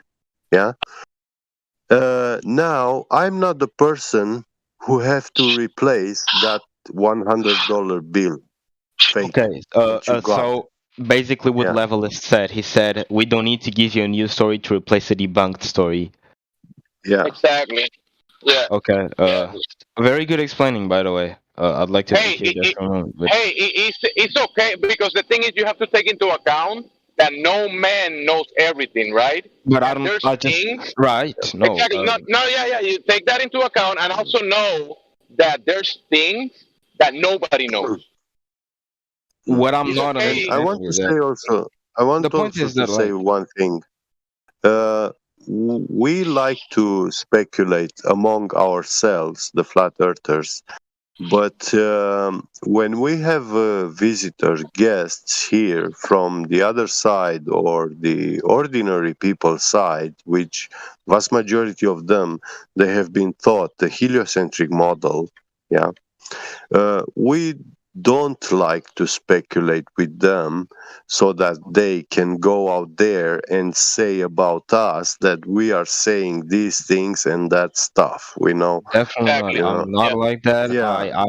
I won't bring any of this because I know that all we're talking about right now is just you guys have said multiple times that there is no explanation to this, so I won't take it into account. Here in the Flutter server, you will find us talking among ourselves and speculate about stuff. It's nothing wrong with that, but there is we like he said there's no explanation because he said there is no explanation, but there are explanations. There is an explanation from the globe side that these rocks are coming from the vacuum of space, right? And that's an explanation, right? But that doesn't mean it's actually factual, right? That might be on the fantasy or speculation realm, right? But things that we can verify that we live in a contained environment and that there is layers below your feet and above your head. I mean, and when you're asking about the phenomena that's coming from the sky, how does that happen? I can tell you, I don't know exactly, but I can give you an explanation with some speculation added to it. And I gave you an explanation, and a part of the speculation is that there is phenomena that you're observing in the ground you're standing on, and there is things happening in the layers above, in the heavens above, the gases that are above, the firmament above, and the layers above that. There's a lot of stuff happening. You can just look up and you see the sun, the moon, and the luminaries, and all the phenomena that you can observe up above there. So you know there's a lot going on. The thing is, can you go up there and verify how it's happening and how it works? That's the question. I got a question before we go any further with this conversation. A guy named Old Dude sent a link about the flat Earth on live stream voice text. I'd like to know if that's a good link where I can study on, if it's a trustworthy page. I mean, you have to discern the information for yourself. So you go check it and read the stuff, and you come to your conclusion about it, and then you can discuss it with other people to see what they know about it. I'll say that I think that's not very good for the cause, but I think you're making a wrong turn here. It's not so much about what can you find on the internet. It's more about what are the claims, what are the tools to prove those claims. Can I apply them to real life observations and measurements and stuff like that? That is your bottom line. In order for me to discover more about and study these things on my own, with calculations and math. Be your own scientist, basically. Because you can read for hours and not learn anything. Okay, but I need to have a general idea of what a flat Earth is. We gave you that 5 hours ago with the curvature and the thing that the proposed sizes and measurements of the globe doesn't add up with the observations that we showed you. Then you can take that and apply that to a real life situation for yourself. For example, go to the water, find an object. Is that object XX miles away? Does that add up with what the globe proposed it should be? And stuff like that. Okay, but that's just doing the same test over and over again. I want to know where do I go from there? It's the bottom line. If there is no curvature. Where do you go to? Here you're gonna get information. It's on you to go verify that. So where do you go to find this description of the Earth that people call flat Earth? You go out there and you check it for yourself, experience it for yourself, and then you're gonna find out that you will never in your life anything you do in your life, all the things that are dependent. And anything that you do practical will never ask you for a globe. Everything is going to be dependent on a flat, level motionless, contained ecosystem, dynamic system. So there's no globe anywhere. There's no globe needed for anything, for nothing in your life. So when you ask about where is the flat Earth, you have to go out there and experience it for yourself and test it yourself. Can I? You can. But based on that, the only thing that I'm going to find out is what I already learned here. I want to know. This is not the only thing that there's about the flat Earth, right? This is not the only thing you guys got. That's When you say the other thing, what do you mean? Can you be a bit more specific? Because I mean that what I've learned up until now and what I can learn out there on my own, just trying to figure what out have you stuff. learned? Tell me one thing that you have learned. Tell me. I have learned that the math based on the 6 foot whatever I forgot the name again. I'm sorry, I don't know the name to these things. But the field of vision, right? You were only supposed to see 1.225 miles, and in fact you can see 10, 8, whatever, based on refraction and whatnot. Things like that. I've learned that. I've learned that basic Have you stuff. verified Like, these things for yourself? Okay. But That's the next step. That's the next step. Yep, you have to go out there and do that. That's what I heard. Based on refraction, you can see more or less over that 1.225 miles. Wait, you mean that something that is obstructing makes you see more? That was Morvis. That was not my argument. I didn't say this. I know someone in here did. I don't remember who it was. I don't know, but yeah. The thing is, like, you shouldn't take our word as definitive fact, and you shouldn't take this as a new belief that you have to learn from text. You have to feel this yourself. You have to experience and actually apply these things to your own life in some sort of way, and realize when you realize that, okay, there is a curve. Okay, then you know this. If you realize that there is no curve, then you're also like, okay, what else is not up to date? Because if there is no curve, there is no globe. What else have you been lied about, for example? And there is a bottom line that you have to establish before you can actually go deeper into any subject. You can read any books, you can read 10 books, but you haven't learned anything. You have just learned to repeat what says in those books, but because you have not applied it to your own, thought processes or tests, or you know what I'm trying to say? Yes, actual experience, objectivity. Someone was explaining to me the field of view based on the Black Swan image, and they said that refraction had a big impact on how far you can see. That's not refraction. Refraction is one of the variables. It's not the whole thing, because that's also what they told me. when you there is also this. Look, you need to be taught something for you to elaborate on it and discover more about it, right? You can't do it alone. You're not like, unless you're you grab the information, you review it, and then if you have questions, you go test it yourself if you're interested on it. You see the information and then you go test it.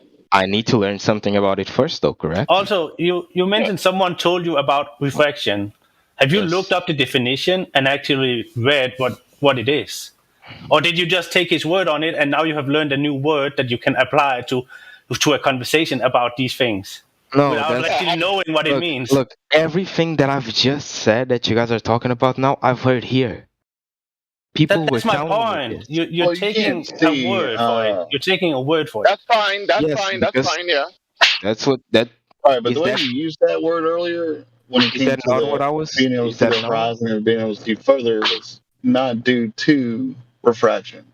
That wasn't the cause. I'm sorry. Is that not what I was supposed to do? Because if you guys are telling me that, that there's this thing where you're actually only supposed to see 1.225 miles, yeah, you can actually see up to 10. Horizon on the curved ball. But you can see more due to refraction. Further, but it's not due to refraction. No, you can see more because there is no 1.22 curvature of the Earth. That's why you can see more. The reason you can see more is because there is no curvature. Because it's Exactly. the It's not direct line refraction of that's sight. causing that. I'm sorry, Morvis, but that actually someone said that. I don't know who it was. I think Well, I'm it correcting was. whoever said that. I don't care. I'm telling you Okay, that it's yeah. not due to refraction. All right, I appreciate that. Yeah, no worries. You know how the militaries have weaponry and they call it LOS. When they use the lasers to pinpoint a target, it's called a line of sight, right? So when they pinpoint their laser to shoot whatever weapon they're gonna shoot at the target, it's called line of sight, and they can do this for dozens, hundreds, if not thousands of miles, and they can shoot a target from hundreds of miles away, and they can directly look at it. Do you think the military they're looking at an image that is being refracted, but the object is not actually there? No, they're looking directly to it. So there you go. The military debunks the globe easily. Yeah, Tim. I was doing that because I was asked what I learned here. So when you ask me what I learned, it's normal that I'm going to regurgitate Yes. what I learned, correct? But then you haven't learned anything. Then you have learned to regurgitate it. I have learned those things exist, and I have learned that one causes another. Why they cause another, I don't know, right? But I'm going to look deeper into that. That's what I was saying. Well, that is also what we want, because, as I said earlier, you can read 10 books, learn nothing whatsoever, just repeat a few lines from it, but applying it to yourself, like actually have hands-on on a project, then you learn, you know? Yeah, right. Yeah, hands-on is a Like you No, sit I here, didn't- you sit at the beach, you have a piece of Morpheus. paper, you have a camera, something like that, and I'm sorry to shatter your expectations, but the Globey didn't tell me that. It was actually a flat earther. Who was it? I'm not sure. I think it was either Get or I someone that think was here actually earlier. I was here, but I'm pretty sure I can't remember. We call it 1-to-1, but I'm thinking you are taking it a little bit out of context. Yeah. It's just that I've been refraction. He heard refraction, and he said, "Someone said refraction in here." That means globe, because someone said refraction. But no. That's not what happened. It's that someone actually told me. Well, the refraction causes me to see, instead of 8 miles, maybe some days I see 6, and some days I see the 10. refraction causes you to see.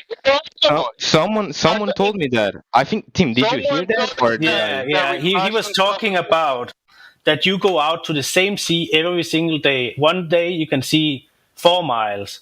Another day you can see 10 times. And it was something about atmospheric refraction and pollution and blah, blah, blah. But the bottom line of that was that you could still see longer than the physical horizon, or the physical curve horizon, or whatever the globe should give you, you know. That was the point from that no matter what day it is, you can always see longer, you know, unless it's a completely foggy day and you can only see 10 meters, but you know, you can always see longer, and some days you can see longer than other days. That was the point in this. Yeah, one day you won't be able to. You see like 3 miles, right? Because it's too foggy, whatever, or whatever the curvature, and then you pull out the infrared equipment, and you could see hundreds of miles. So, yeah, where's the curvature?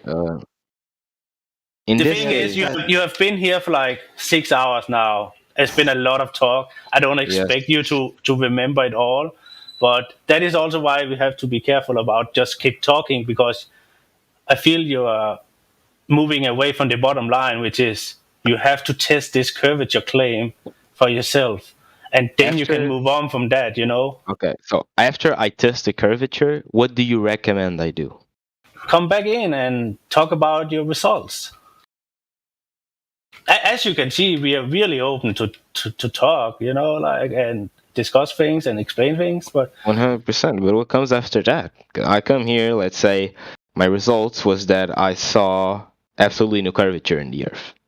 I mean, then you have to maybe look in and say, okay, what's up with this? And then you maybe have to do it again and again and look at other people's observations. And at some point, you will realize that at some point in your learning curve in the school or in the indoctrination camps, like I call it, someone has lied to you. What else have they lied about? You know? Like, and what else? Okay, so if it's a flat world, how does things work? And then you can discuss it with us. You can read about it. You can apply more tests. Like, you know what I mean? It's not something. Oh, now I have the answer on everything. It's a steep learning curve. Many of us, we have been in this for 8 years, 7 years, and in deeper conspiracies for like 20 years, and we still don't know the answer of everything. You never stop learning. That's my point. Okay. Yeah. Morvis, I might have worded it wrong if I actually said that. In a sense, it's still the same thing, because you can see farther than 6 on another day because of refraction.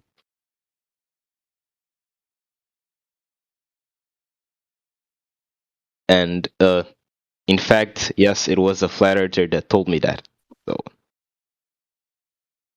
yeah, but I don't know how I said. I again, you're taking it a bit out of context. Like, I'm too lazy to actually go back in the VOD and go back and see what exactly was spoken about. But I'm pretty sure that you're taking it a bit out of context. What I remember is him talking about the person talking about going to the bitch himself and doing this multiple times, and he said, or she, I don't know who it was again, that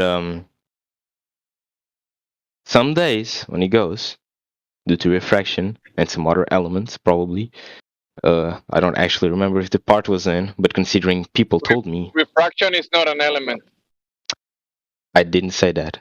I said refraction. Other elements. Yeah, other elements. You mean other variables, like angle of view? Oh, yes, that's better worded. As you can see, English is not my first language. Therefore, it's not my first language either. So there's particles in the air, humidity. There's pollution in the air. Different temperatures. Exactly. So when you are at 5 feet, 6 feet, and look at a distance between you and the object that you're trying to observe, right?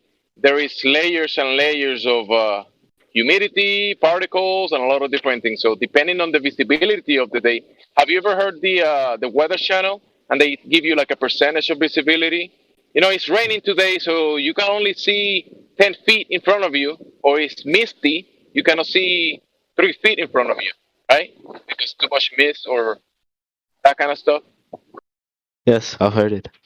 So depending on the conditions and also the distance and the size of the object that you're trying to look at, you might be able to see it or no. There's a bunch of different variables, not just what people describe as refraction, whatever.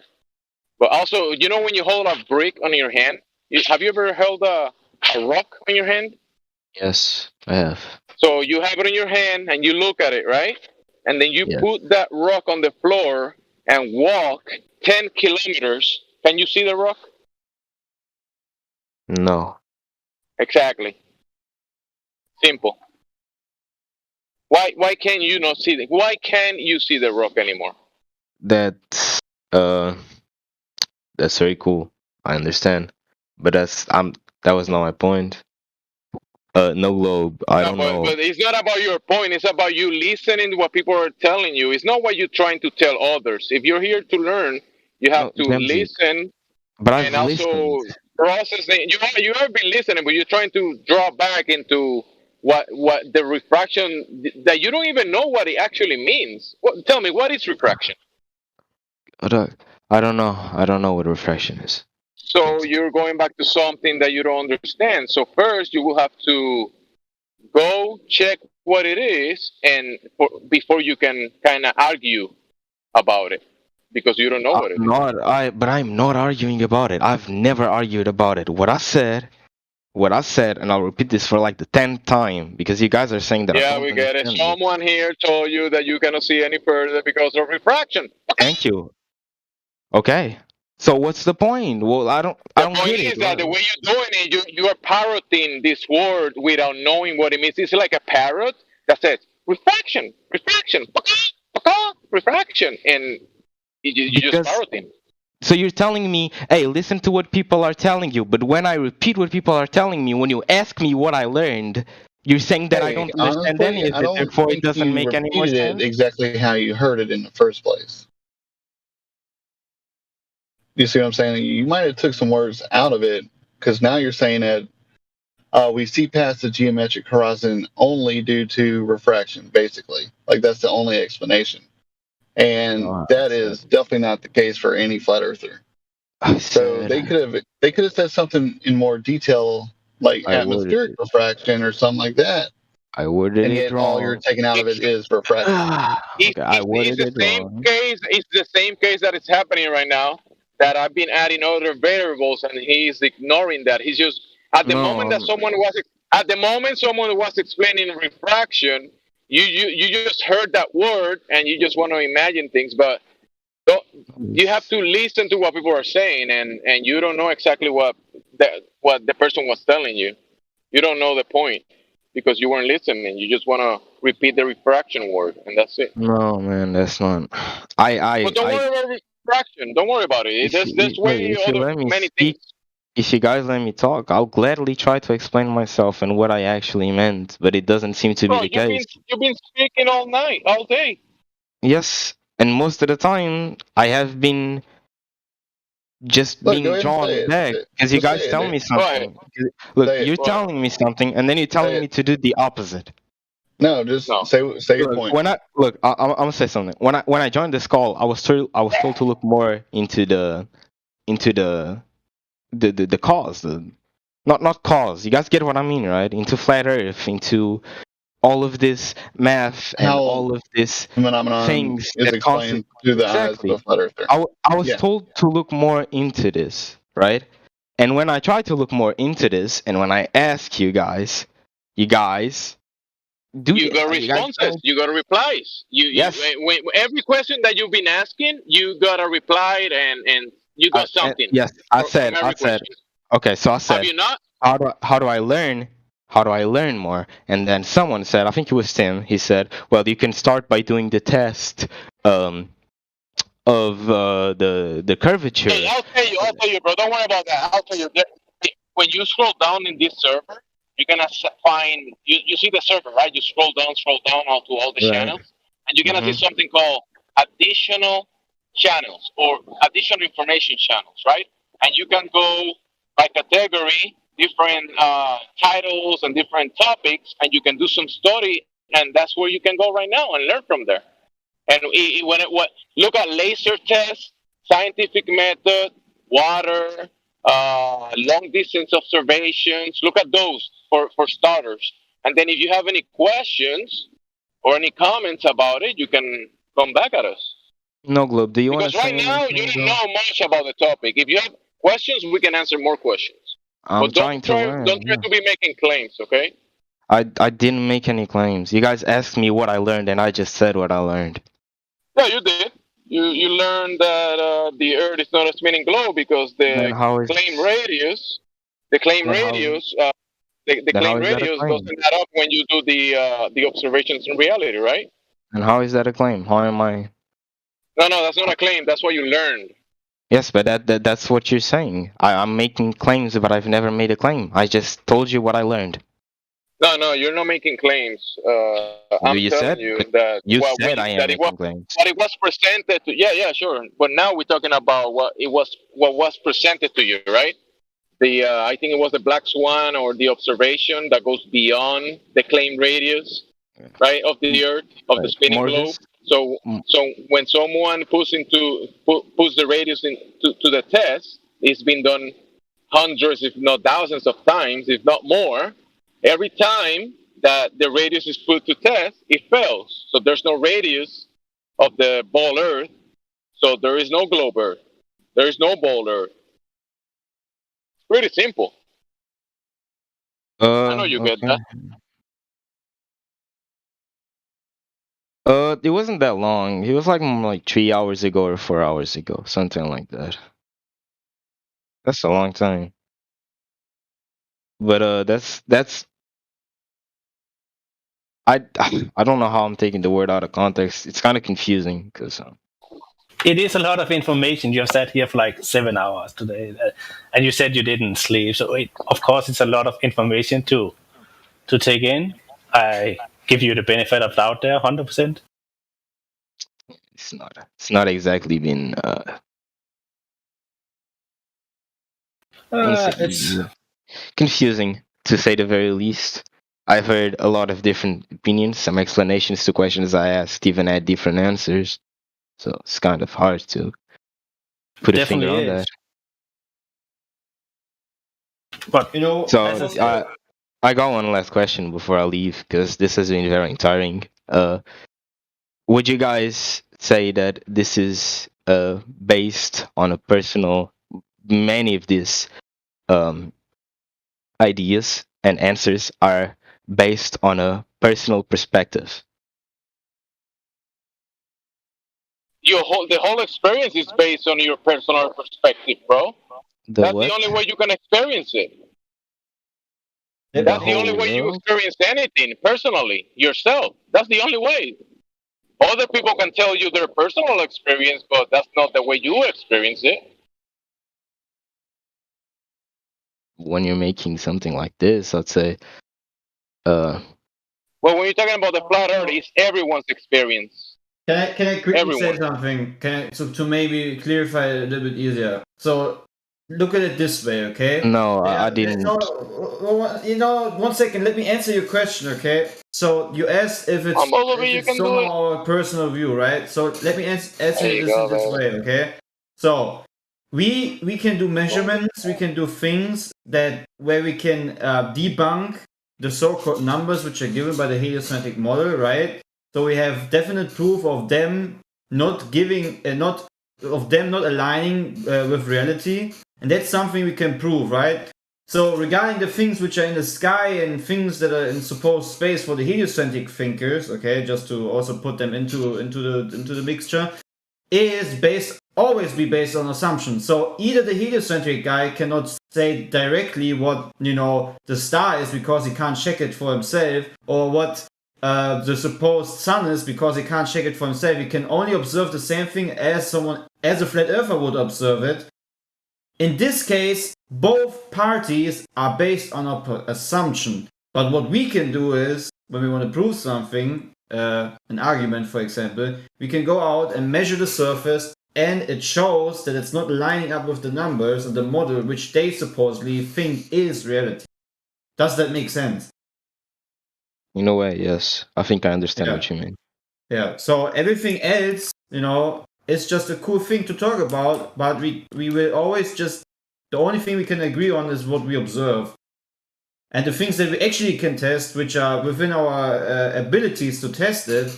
For example, we can't test the size of the sun, like, glitchily go up there and grab the sun and test it, or what is it made out of, or whatever. We can only observe and test the things that are in the capabilities of the same frame that we're both used to, right? We're both used to seeing the sea, so we can both measure the sea in the same way, or water, or the horizon line, whatever it might be. But everything else that goes up into space and rockets and whatnot is based on our belief, first of all, and assumptions. Because no side can prove what they're seeing and what they've been given as information to be true. So that's just how it comes down to. All right. So before I leave, I'd like to say some things. Sure. I appreciate everyone that helped me. I'm genuinely trying to learn and understand more about this this whole debate that has been going on, arguments basically that has been going on for a long time now on the internet. I'm standing in the middle, by the way. I'm not taking any sides. I know what I've been saying, but Take your time. most of you weren't here when I started this, which was like at 6 a.m. in my country. It's 3 in the afternoon now.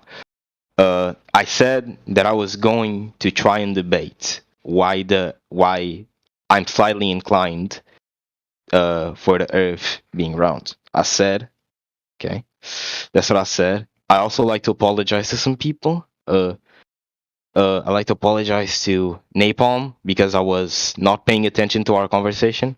I was looking at chat. I was looking at the live stream voice text. As you can see, like a lot of people trying to talk basically to what just me at that point. So I was trying to take in all of the information at once, which I couldn't do. So it led to you having to repeat yourself many, many times over and over again. And I'm sorry for that. No I'd like worries, to man. apologize. I appreciate the apology, and yeah, paying attention in this topic's pretty key. Okay, thank you. I'd like to You've been apologize. a good sport. You've been a good sport, and the thing is, the information you have to yourself overview it and go through it and take your time at your leisure. So whenever you have time, you look through the information, look at the imagery, look at the PDF, the laser test, and that kind of stuff. And then you have to take time because a lot of the information you're not gonna process it just within one conversation. And Right. you I'd sound also like fairly young, but you having a conversation, and that's good. And good job. You're a good sport. I'd also like to apologize, especially to Gospel and Gospel Bearer, for what happened earlier. When I got mad, I genuinely got mad. I genuinely felt attacked. And I know it might not have looked that way to you, but that's just the way I felt. And usually when I feel that way, I kind of let my emotions take over a little bit. I didn't like the way he was placing things down. Maybe you see it another way. I still haven't changed my mind, but I'd still like to apologize for the trouble I caused you. Tim, you too. Thank you. First of all, thank you for trying to like help and actually help me learn about the topic that I'm interested in. And sorry if I caused any confusion. Sasha as well. Same thing happened to you. Jamesy, thank you for helping me. And I think I only need to what was his name? Thought he was here. Oh, it's not here anymore. Get big at Yeah. as well. Yes. I also like to. If anyone can tell him later, I'd also like to thank him.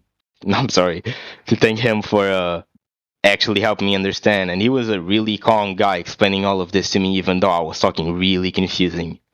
So I definitely appreciate him. Hey, The other that's great, dudes- man. And I just gotta tell you that there's a lot of people in here, and you're gonna hear different ways of speaking and whatever. Don't take anything personal because some people are gonna be a little bit aggressive when they trying to tell you something. Just try your best to listen to the information and not worry too much about the tones or maybe the color commentaries that some people do. Don't worry much about that because don't get. It happens to me too. I kind of get triggered a little bit and I get a little bit upset. But you work yourself out of that and no need to kind of get emotionally triggered because that will block you from gathering the information. Can I give an apology to you just for the sake of it? Just like sorry feedback. Oh sure. Yeah, can you say sorry, P-Mac? Hey, by the way, sure, I'm sorry if I caused you any trouble or if I insulted you at some point or was rude to you. I'd like to say. Apology accepted. Okay. Same thing to you, Claunder. Clay Under. If that's your name. You were nice. Man. It's all good. And thank you as all for helping me. Jamesy, I was going to say something to you. I think I was going to say. No, it's just that about the emotions thing. It's just that I was trying to like be calm and speak to everyone, and I just felt attacked at that personal moment. And I don't like when I'm trying to like be polite. I get it. I'm usually not a very polite person. I'm usually not. Right. We all do it sometimes. It's just how we are as humans, you know, sometimes get emotions stir up sometimes, and then we need to relax, sit back. As long as we can at the end, you know, be normal again to each other or apologize or whatnot. I really appreciate your honesty. It's very rare that people do this kind of stuff. You know, it takes a lot of strength to actually, you know, do what you just did. So I very highly appreciate this and say thanks for doing that. It just shows that you're very humble, and I like that Yeah, thanks. character. To anyone else, Morvis, you too. Thank you for helping me try to understand and stuff like that. Levelist as well. I don't know if he's in the call or not, but either way, thanks to everyone that I didn't mention, and I apologize if I was rude at some points. I'll be leaving the call now. All right, bro. You're good, bro. Don't worry about any of that. You're good. Come back later and come back with questions and bring your friends. All right. See you And bring guys. your results when you actually make some observations and stuff like that. All right. Later, man. I'm impressed that he stayed that long, to be honest. I'm very impressed by his last statement. Just very nice. Yeah, he set us down and he was trying to have the conversation, even though. Oh, I'll be back. Like intellectually honest.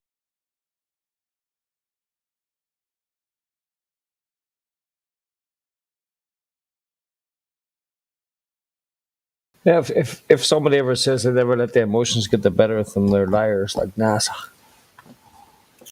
I mean, I get my on the other Discord, so I get my emotions high because he's just so good at gaslighting. So good at gaslighting. Unbelievable. So if we go on the other server, are you screaming at the top of your voice? Not like screaming at the top of my voice, but they're so blatantly ignorant that my alien temperament comes just up that I try to most of the time, you know, keep down, but I'm working on it, right? This just shows me in which fields I need to work on my demeanor. If that makes sense. I don't think it's very at all good yet, but because I should not let myself be gaslighted so easily. But it's just I can't explain it. It's just It's not that I'm mad because I know what I'm saying is true. It is just the ignorance when you talk to someone, you feel like they're not receiving anything of it. That is something that just makes me raise my voice as a trumpet, if that makes sense. I think it's called battle fatigue after 5, 6, 7 years of the same old shit. It's battle fatigue, war weariness. Whatever. It's I Stop losing your shit now, huh? What?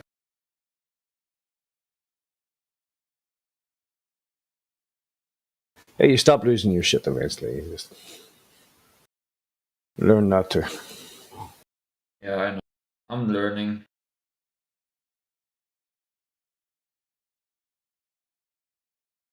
It's a process.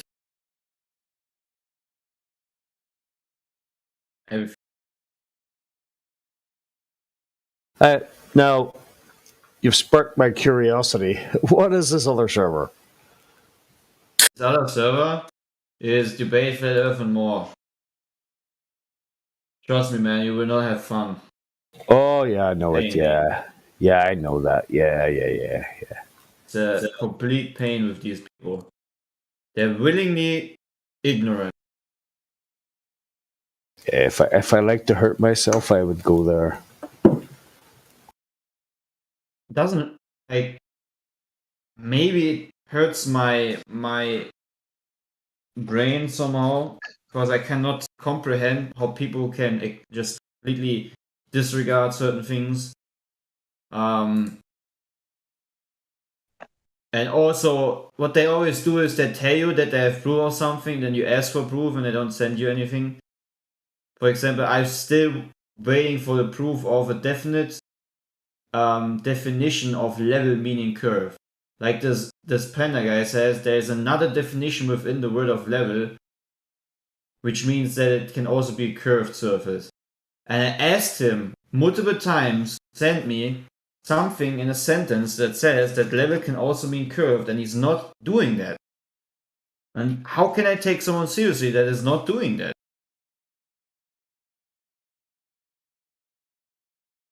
Or do you guys know what he's talking about? Maybe send it to me. I'm willing to learn, but they don't provide me anything to change my mind. At least anything that I haven't seen yet. Bro, if they give you something trying to prove the globe, it's just gonna be cartoons and diagrams and I know claims. It's just gonna pollute your brain, most likely. I mean, anyways, I think I should not put too much energy. They want to stay there. The one thing I learned that they proved to me is that they're willing to stay in their religion, their delusion. Yeah, there's two of them, isn't there? There's willfully and unknowingly and willfully ignorant. It's one of the two. Right. By the way, we have a lot of spies coming over here, right? So like, at one time I talked about their server here, and then their weird bots and their chat start crying about me talking about their server here, right? So trust me, there's always like there are creepy people in the chat, you know, people that never contributed vocally to any conversation, but they attack you constantly in the chat, even though probably them themselves have no clue what they're actually defending.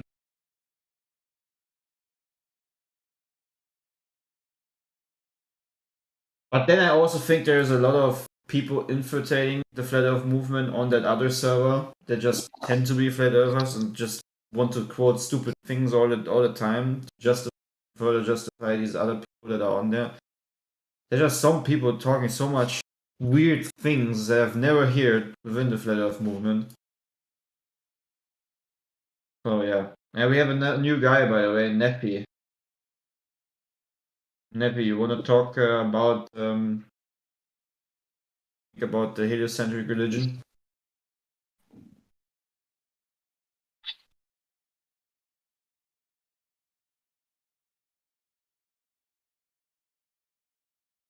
I guess maybe just.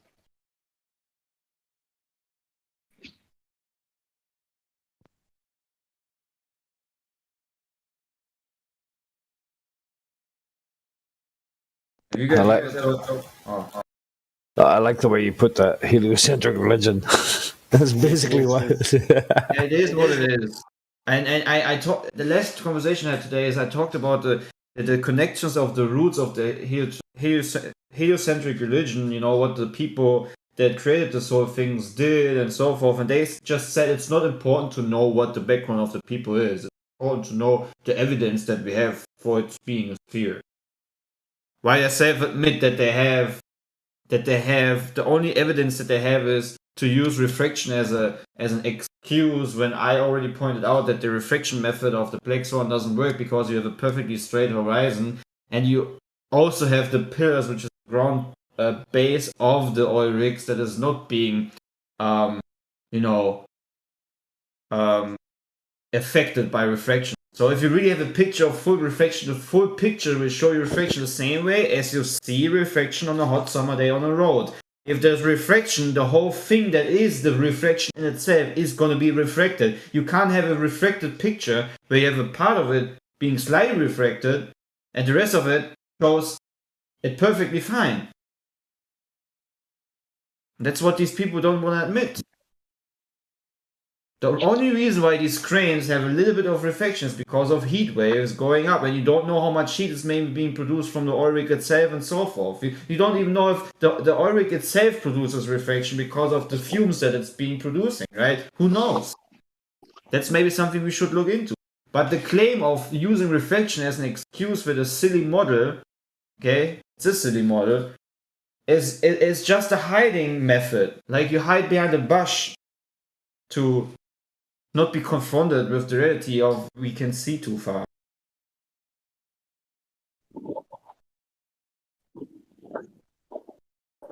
Yeah, I know it is a heliocentric religion.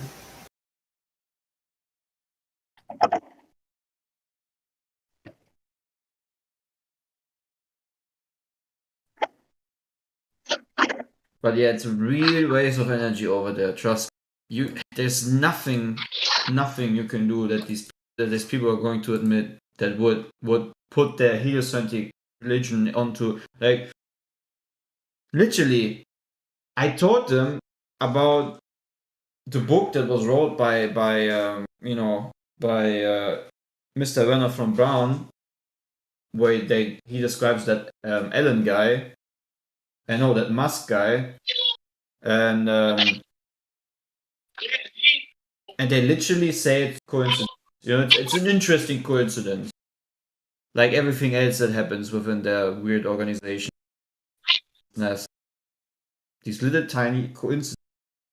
I mean, it's a great coincidence that the Earth suddenly, from a Big Bang, suddenly started spinning, and you have these perfect distances, how everything works, and if a little bit of it would be in a different scale, everything would not work as it works, right? It's crazy. Absolutely. Wow, that place is heated. I just listened to 3 minutes of the live stream. Yeah, it is heated. There's one guy just going on a rampage, calling everyone a retard. Yeah, Dimmick is really cringe.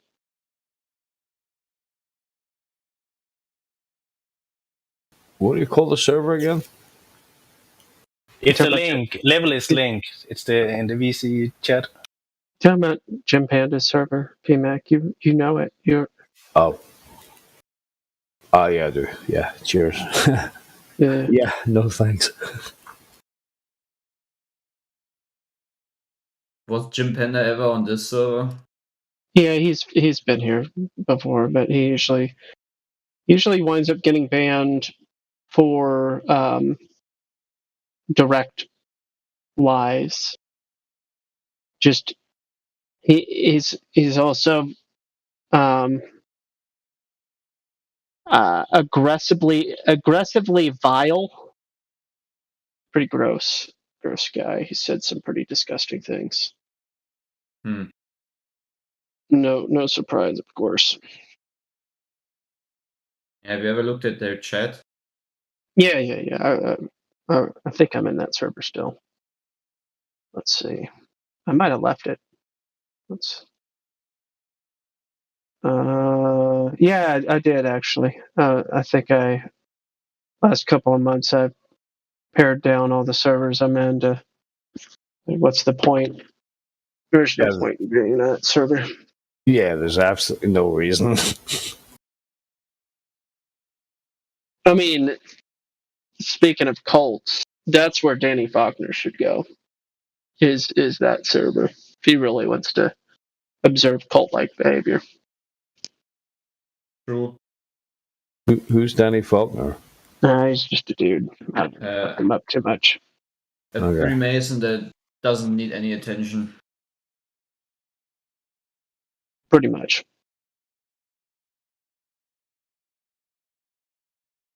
And he always creeps you, and I've never heard anything from him. So as long as I'm here. Yeah, he's spoken before. He doesn't do that anymore for whatever reason. Because he has no argument. I guess that's the reason. Oh, there he is. He's listening. Lol.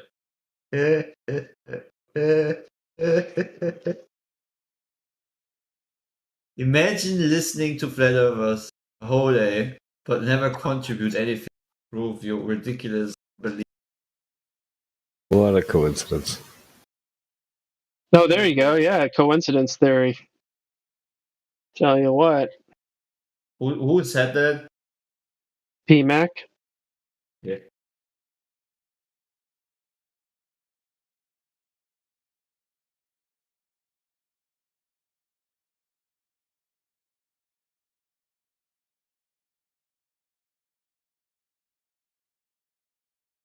Nice. Updates.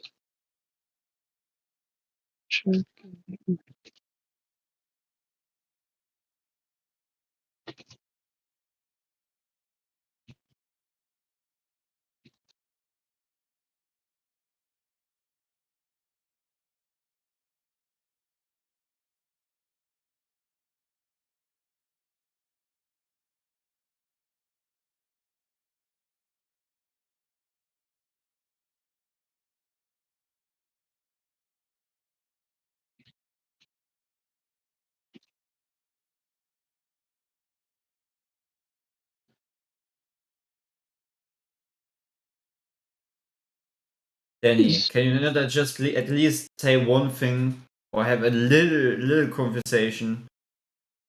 I just really want to know what you're on about with your weird Christianity mixed with alchemical witchcraft ideas such as heliocentric model. Like how does that work? How did you come to be interested in such abominations? Like how have you been get involved into it? That's just what I really want to know.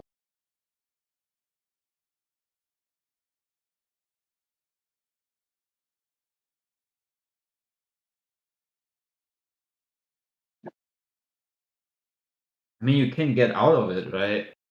By the grace, surrender.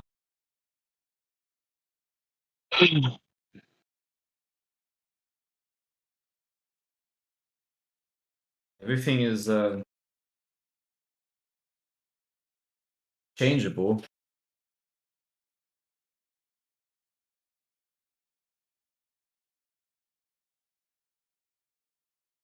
The Word of God expressly states that you should not take an oath. It's just a bad idea. Danny here has taken an oath, a big one. So he has pledged his allegiance to the all-seeing eye, right? He is illuminated. He is one of them. So he doesn't really want to switch teams anymore. He's kind of stuck. He can't switch.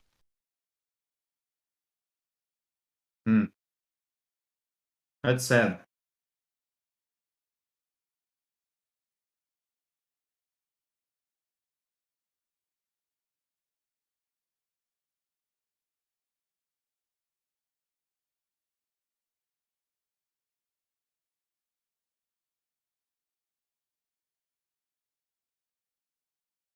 Well, there you have it. A declarative sentence. I like declarative sentences. I like those. It was just it was an accidental symbolism that took place. Then that's what explains it. You know what I like about regarding these secret societies when it says in Isaiah 29:15, "Woe unto them that seek deep to hide their counsel from the Lord, and that their works are in the dark, and they say, Who seeth us and who knoweth us?" Exactly what the Masons. I'm not a Freemason. I'm a Luciferian. I'm just kidding.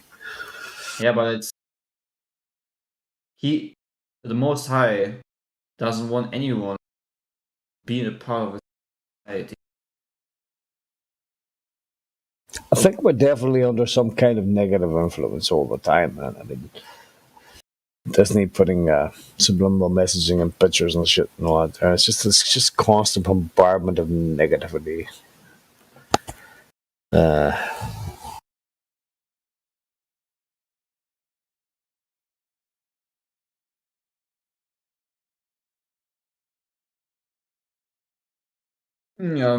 it is what it is. What it is.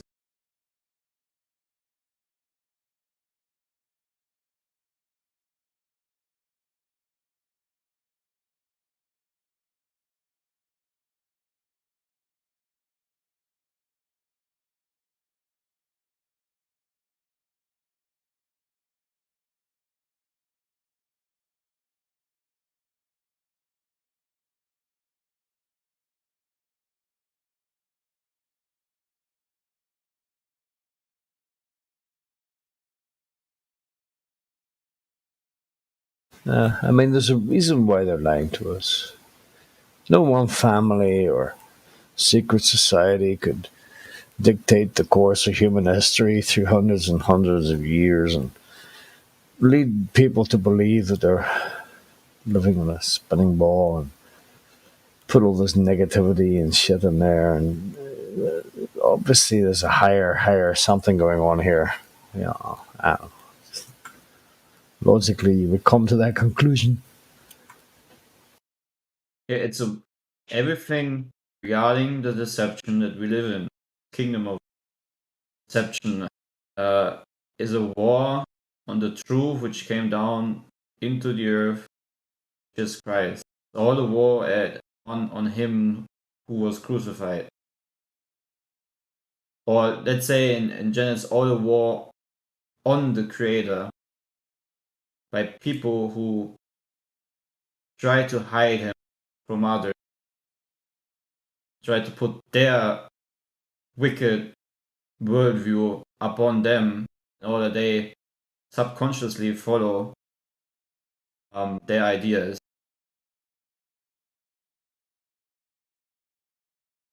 That's why they want to have kids so hooked onto space in the early days, right?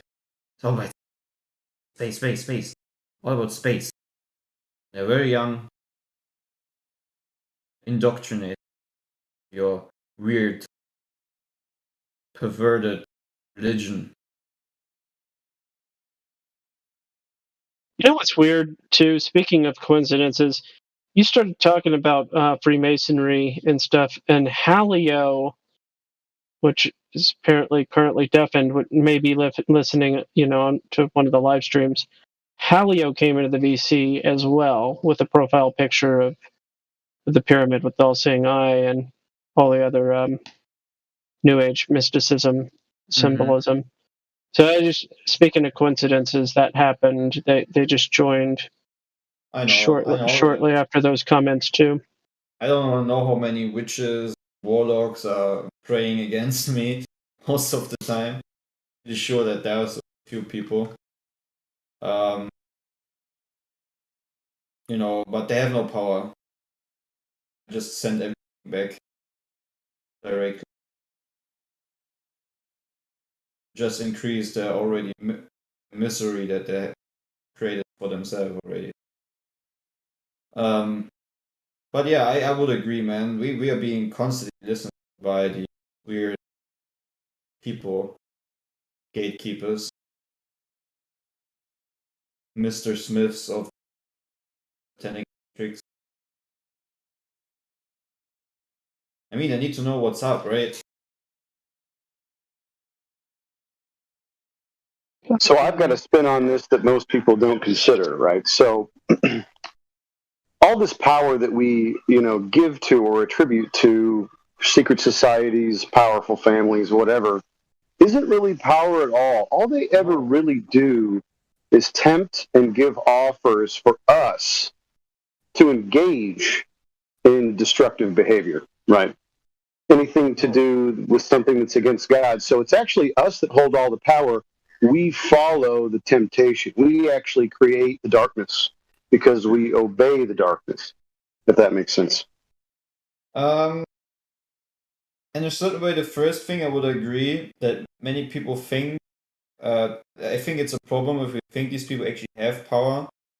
But what you need to know is that the only power source which there is, real power, is the truth from above, is the Creator. Everything else is just vanity. It's just things that happen under the sun. You know what I mean? Vanity. Yeah, I know what you mean. But the Bible states that we remain in the image of God and we have been given authority, right, of dominion over the earth. And so that authority is kind of what gets us in trouble. Not if you walk with the spirit of truth. Not if you claim the authority that was given since the beginning. Oh, totally. Since the crucifixion, Yeah, no, I totally agree. I mean, we have a choice. We have authority to do good, and we also have authority to do bad, to simplify it. Right.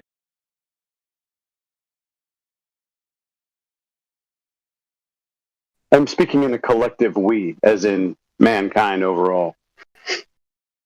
Most people, the wide path takers, choose to overall follow the darkness in this world, and that's kind of, we see the repercussions of that.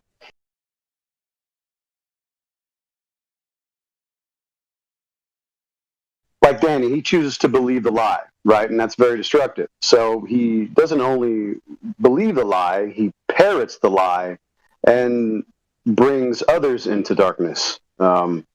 He refuses to see the truth or the light, the true light. You mean not the light of Helios? Wait, Correct, Mundo.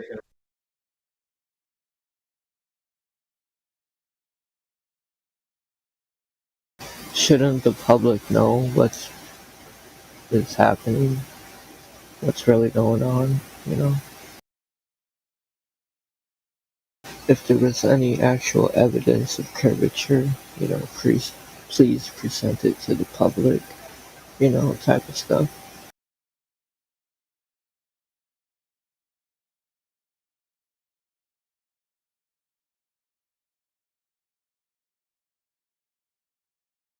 Granted. It's taken for granted like a rock quarry.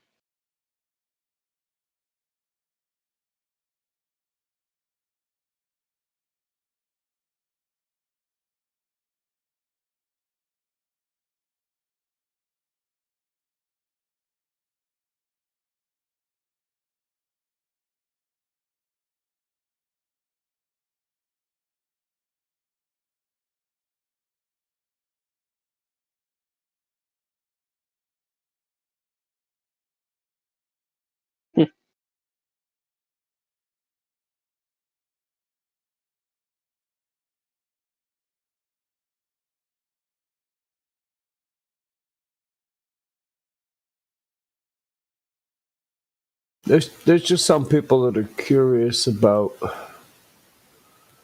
what's going on, the way the world works. Blah blah blah blah.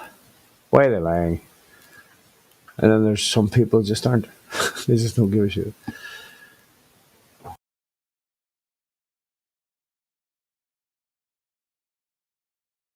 I don't know if we'll ever find the answers, but I've always been one of those people. You know, religiously inclined or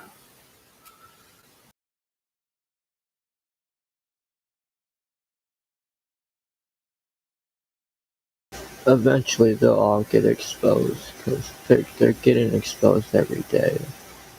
oh, it's happening right now. I mean, this world is turning Yeah. into a fucking shit show, bro. It's pretty much consistently going.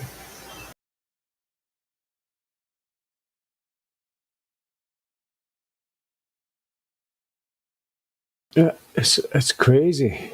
Like, well, this pretty much sums it up, I think. They're grooming kids in kindergarten. They want to talk to your kids about sexuality and masturbation, and they're not even fucking 6 or 7 years old yet. And you're like, what the hell's going wrong with the world? And people are like, no, this is wrong. Like, oh, well, you're just a bigot. And you're just they have these wee clever ways of inundating and propagandize the people to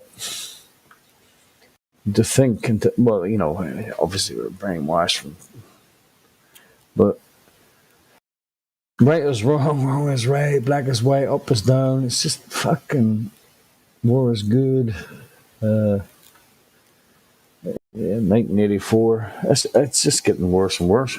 But yeah, I suppose that's a good thing because it's, you know, it's eventually coming to an end, right?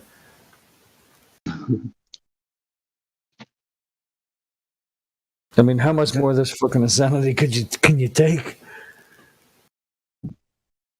Good for some.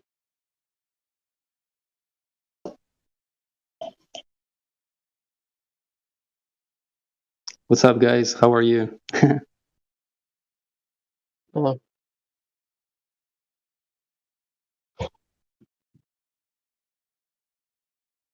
Do I interrupt the conversation? I've just popped in. No, you didn't interrupt anything. There's no real conversation going on here. We're just shooting the breeze. A little bit of ranting. I came in the right moment, no? Your timing was perfect. Nice. How you doing? Pretty good. Where Just are you chilling, from, bro? I am Argentinian, living in Spain. Oh. How'd that happen? I don't know. I moved to Spain. I was born in Argentina. Listen. No, I'm going to answer your question. Yeah, I woke up, I was in fucking Spain. I don't know, man. I'm too fucking lazy to answer, I suppose. No, I was born in Argentina, and I lived in America. And well, I'm living basically I moved to Spain. I wanted to move to Europe. I didn't want to stay in Argentina so I decided to kind of like go for a change, and I moved here to Spain. That's great. Well, how old were you when that happened? Well, I've moved 3 times. This is my 3rd time living here in Spain. So, but the last time I moved here was like 7 years ago. 7 years ago, yeah. You got a little taste. You got a little taste of Spain. You thought, yeah, that's for me. Dude, my intention was actually to move to England, but yeah, I loved it. But I stayed only 1 month, and I'm like, oh man, like it was too shitty. Too much rain. I did not have. I went there without a plan, dude. I just went to England. I did not have a plan, and then I realized that how am I gonna work here? I'm not even British, and my mother was living in Spain, and I moved here in Spain with her, and she's Spanish. Also, she's Argentinian and Spanish, and so I started working on my citizenship. My Spanish citizenship, and that's what I've done. So now I'm like Argentinian and Spanish, and I'm living here at the moment. No. Yeah, I'm not planning to stay here forever. Like I just I like, for example, living in different countries. So I don't know when I'm gonna. That's what it sounds like to me. You're a bit of a gypsy, bro. Totally. 100%. That's a good way to be, man. I just packed up a caravan and fuck off to Germany and live there for 2 years. I've never been in Germany. I would love to go there. I don't know where are you at. You're in Germany? Me? Nah, I'm in Ireland. Ah. But I'm thinking of fucking off to Germany. Sounds nice.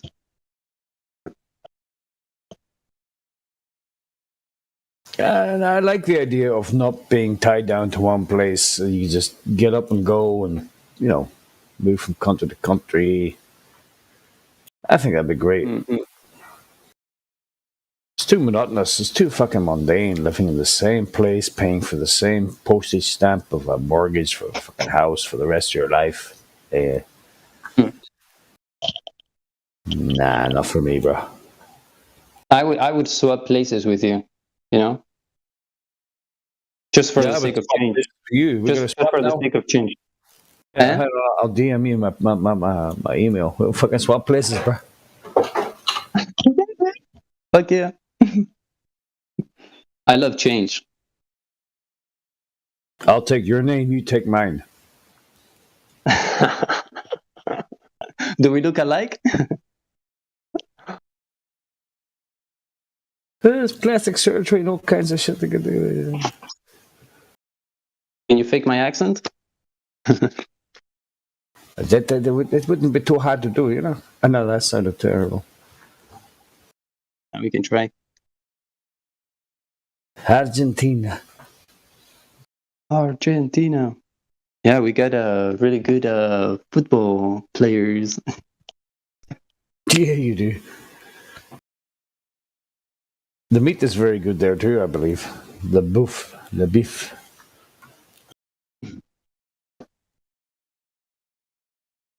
I know a guy who lived there. He worked for British Airways for 7 years. He thought it was the best, one of the best places in the world to live. Really? Yeah, Argentina. Yeah, he told me all about the food and the way of life, and he loves it. I think he'll be back there someday.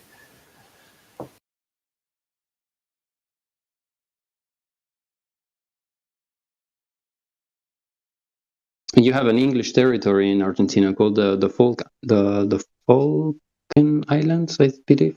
No, it's not called. That's not the fucking Falklands. It's the Maldives, man. What are they called? The Maldives. Isn't it the Maldives? Malvinas. Malvinas. Malvinas, no? Begins with M. Yeah, but you call them the Falk Islands, correct? Falklands, yeah. Falkland. No, I don't call them that. The British call them that. I'm not British. Oh, okay. But yeah, it's an anniversary now coming up or something. I don't know, was it 30, 40 years or some shit like that? Oh, what? Oh, they do the celebration thing? Oh, fuck, man. We never hear the end of it. No. You guys are proud of, like, having colonized our territory, motherfuckers?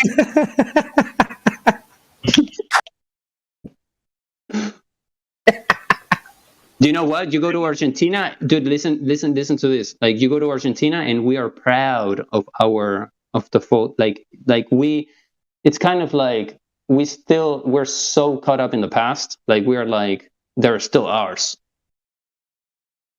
Yeah. You know, it's like, oh, I know. Free from the Europeans. What was that, fraud? Yep. Europeans taking over everything again. Taking over. Oh no, it's the Russians and the Chinese's turn. Sit down. And now it's the barbarian horde's turn, right? So that's what happened a long time ago. The chemtrails can take over anything, not without EU approval. The New World Order can take over stuff, that's fine, but individual countries, no, that's a no-no. I just want to kick Biden out of his office. The chemtrails. You just want to kick Biden in his orifice? Huh? He's not. Is he even in the White House? Come on. Office. Who do you even think he is? He's got green screens all over his broadcasts. Office, not orifice. I just want to kick Biden in his orifice. 4 more years. Well, low hanging fruit here. Low hanging fruit.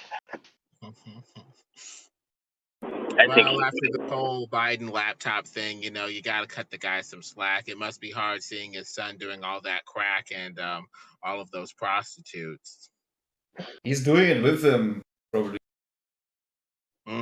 There might be a picture of him on there too, labeled insurance or something like that, like on the Anthony Weiner laptop. Who knows? What was it he slept? Who was it he slept with again? Was it his? A tree? His niece. Does it matter? Usually it was his underage niece, but the media tends to cover up for their preferred candidates. If it was Trump, it would be wall-to-wall news more than likely. But the right, left, they're all part of the same coin, really. Oh, each other for the same New World Order. Yeah, that's true. That's true, Lemon. Yeah, but no, didn't he sleep with his dead brother's wife, and then put a baby in a prostitute? I think they said that, and supposedly he slept with Malia Obama, based off of the name that appeared on a credit card on the dash, and an African American lady being featured in one of the videos or one of the pictures. That's right. When he signed Who is that? Is that the daughter of Obama or something? There's a voice chat. There's a voice chat for this, guys. Ah, yes. There is a politics voice chat. Oh, we've gone too far. Juicy flat Earth. For the sake of the live stream, yeah, I'm speaking up. Well, there's no honor to defend here. There's no honor to defend. Don't get me wrong. I'm not defending anyone's honor that there isn't even any there to defend in the first place. But for the sake of the live stream, understandable. This has come up in conversation before, where, or for whatever reason, a certain company gets really what's this thing that little kids say these days? Butt hurt. There's a certain company that really gets butt hurt on any topic that is negative in any stretch of the imagination towards any current, well, not any, but certain political figures. Certain. Okay. I respect your authority. Now, wait a minute. Are we talking about politics or are we talking about current events? Come on. That's a joke, by the way. Whatever it is, I know how they think. I know how they think by experience. They're bums. Those bastards. Hey, Gospel, have we talked to Naffy 88? Hello, everybody. No, Naffy has not, but Naffy is unmuted, so Naffy can say hello. You get some good rain up there, Gospel? We got some here. Little sprinkles, nothing serious. That's Thank all you goodness. got? Oh, yeah. We got beat up. I got a good storm last night, but ground needed it. Yeah, my basement doesn't need any more moisture. Oh, yeah, that's right. Yeah, you don't need any. I tell you what, it's been a nonstop. Dude, we got a couple of 90s coming up next week. Yeah, I'm not looking forward to that. I got my window open right now. It's 58 degrees. But yeah, when we hit I got to get my window unit installed. But your basement stays cool, right? Yeah, my basement never goes above 60. You go hide out in there when those 90s hit, you know? Something like that's where I'll be doing all my work. Yep. Plenty to do down there. All right, so Naffy didn't say hello. That's too bad. Can't say hello to Halio. Well, I mean, I already mentioned Halio, but they didn't say anything. They didn't unmute, so my idea that they might be listening on the YouTube or something doesn't seem to pan out. Or they're just hiding, which seems to be a popular thing for people to do. They want to be in the VC without taking advantage of this opportunity to have a conversation on a subject they probably don't know very much about. Oh, well.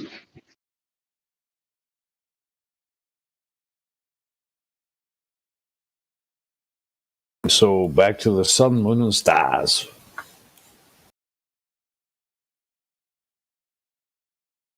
No. We stay on the earth, buddy. None of that stars and stuff. Yeah, try not to stare at the sun too much. Doesn't feel very good. Sun gazing is actually really energizing. Oh, yeah, it can. Just have to do it in the afternoon when it's setting. Oh, no, dude, there was a wicked sunset last night. Did you see that, Gospel? That was pretty awesome. I don't know if you could see it where you were, Bill. Last night. Sunsets don't set. No. Just say it goes away. Yeah, colloquialisms aren't really a big deal. No, because the Bible says sunset, so I go with that, you know.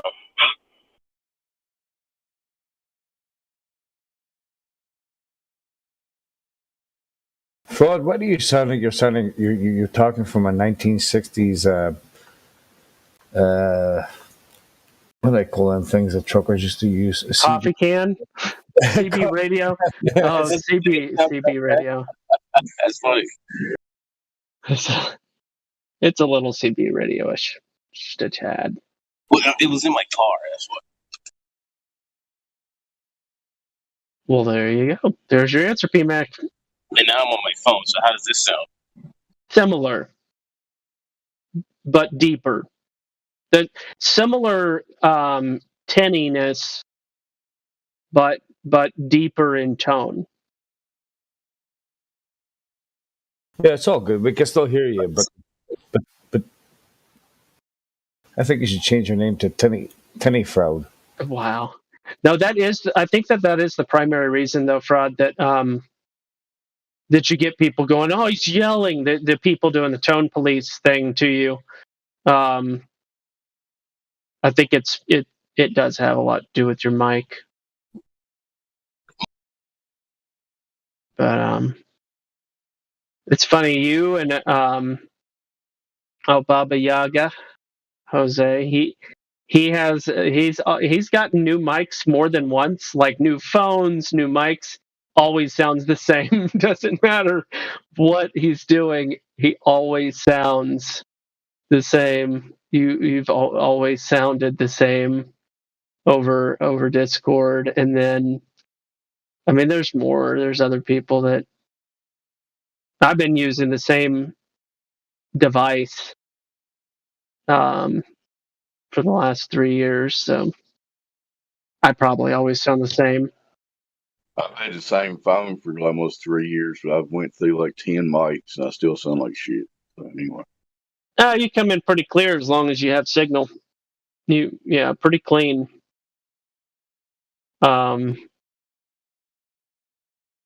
Yeah. The biggest change that I ever noticed was with several years ago with Jedi. He had a mic, and a computer set up, and then he got a new computer, and it was like a different person.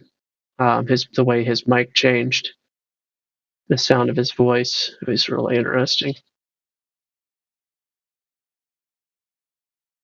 But what? How about I asked this the other night? What happened to Jedi? People come and go off of the server for different reasons, sometimes voluntary, sometimes involuntary. And in this instance, it was a water under the bridge, involuntary, not to be... it was an involuntary departure. Did something happen to him? Or? No, I mean, stuff, sometimes people violate server, and not just server guidelines, but TOS stuff, so yeah, that's it. Oh, okay. All right. Well, go no further. I never seen that coming. Yeah. But I see our friend the astronomer is back. Maybe he's got something to add. Any direct curvature movements today, Danny 57? I happen to have asked him literally the most important question for one who proclaims, and just ignored.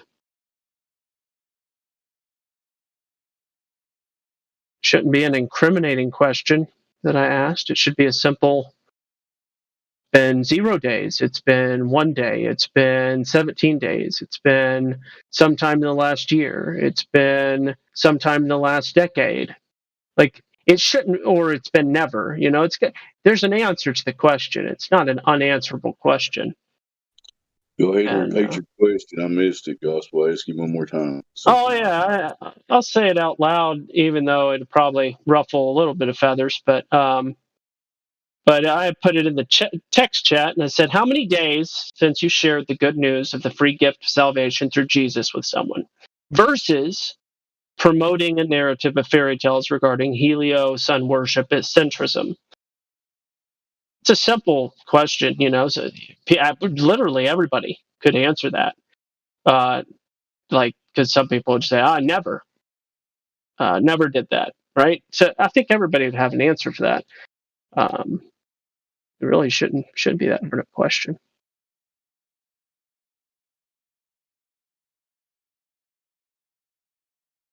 I mean, I could tell you, Daniel, less than 24 hours. That's my answer. There's my answer. You could give your answer. Daniel, you're a star. Seems like a fair question, so go ahead, Danny. Danny. Talk to me, Danny. Danny.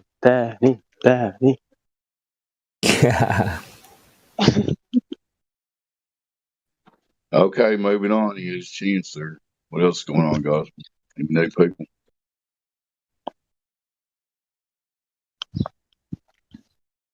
Not yet. Not anybody that's willing to speak up, apparently. Shouldn't be that difficult to shut down this server. Just show us a direct measurement of drop over distance, Earth's curvature. If it's a ball, it must have curvature. I'll shut up. That's very good, says it. What in the world is that? What is that? Is it a gopher? I think it's a gopher, isn't it? Yeah. Hey, Danny! I'll not do the whole gopher thing because that's just getting annoying, eh? I really like his leg. It kind of goes up and back down, like he's stomping his foot almost. Hey, Matt!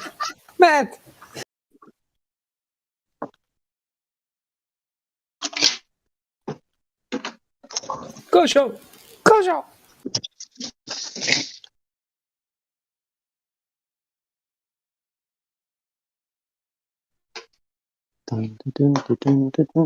little as those things are, it'd still be slightly intimidating.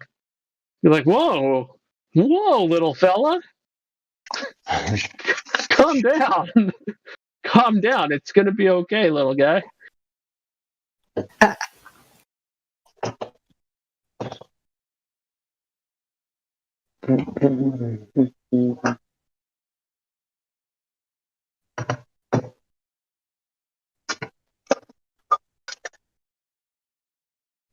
We should do one like egg globers. Hey, what do you guys what is your? We don't often talk about the enema. What do you guys know about the enema thing? I don't know what word you're talking about. Enema? We try not to talk about enemas over here. Oh, we don't talk. Okay, are you trying to say analemma? What is it called? Enelema. No, isn't it enema? Yeah. No, we don't. We try not to discuss that.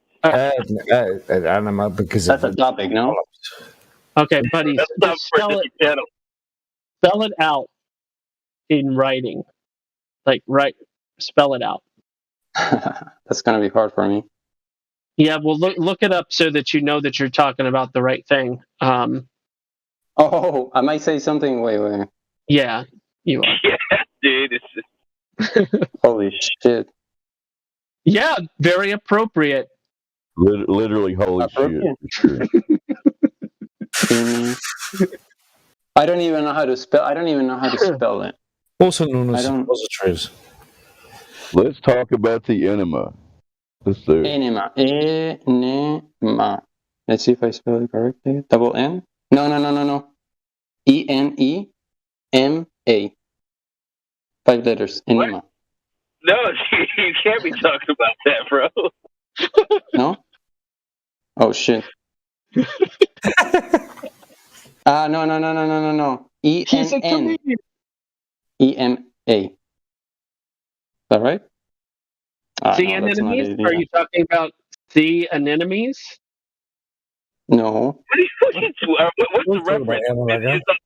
Is it stars? Is it planets? Well, what are we talking about? Something in space or something on the Earth? What are we talking about? We're talking about the sun. Okay, the sun. At least now we know. Then the word you're looking for is analemma. Analemma, yeah. Analemma. Sun en español. You're talking about the apparent figure eight the sun makes over a year of time lapses, correct? That sounds right. Okay. Go ahead, guys.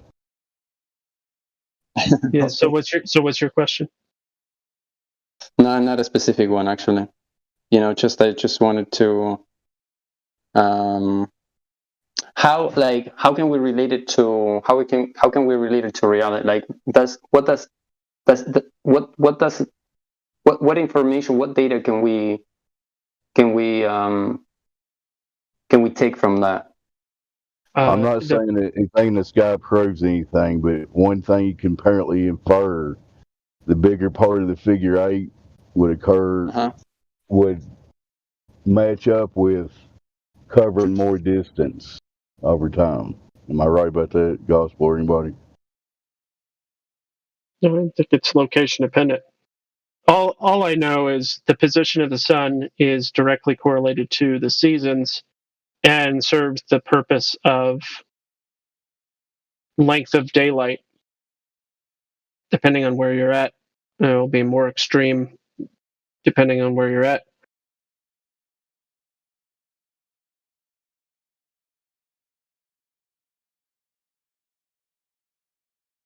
I had some pictures. Let's see.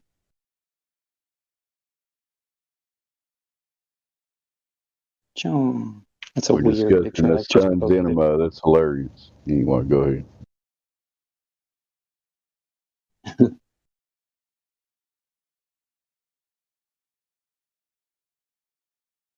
It has it has an 8 figure, but one side is larger than the other. Yeah, but depending on where you're at, it looks different. Yeah. Yeah.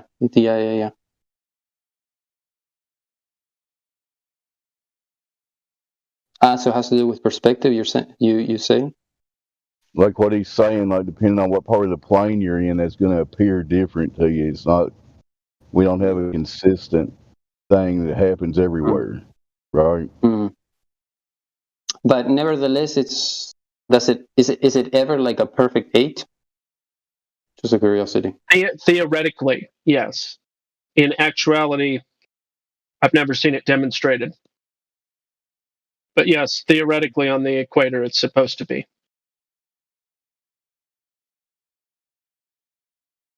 It's supposed to be in the equator. Yeah, I haven't seen any perfect 8s, and I've looked at a lot of those videos, especially 2 or 3 years ago. I've seen perfect. We'll say theoretically it should be on a globe, but anyway.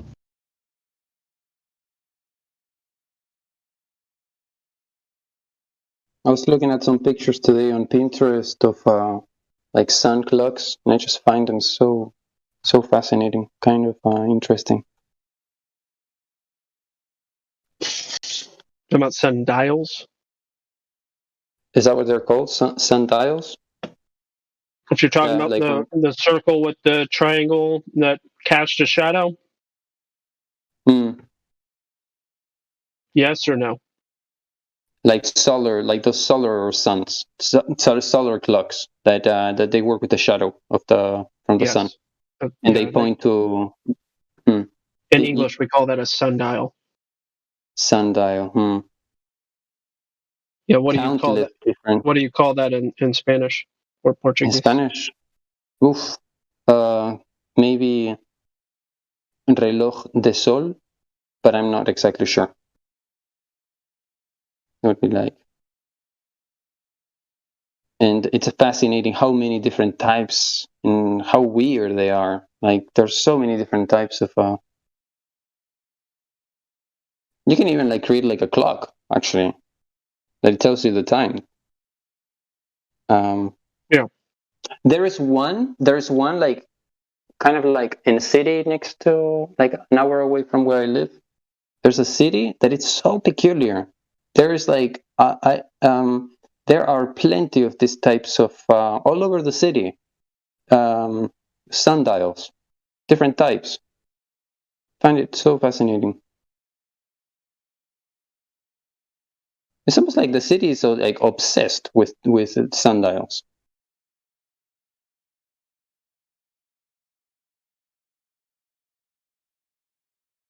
I find it interesting because that's something we can observe, and it's available for everybody. Do you know how old these sundials that is spread out in your city is? No, I mean they're fairly new. I imagine that they're using like the model or the system from old ones, but you just have to copy the design basically.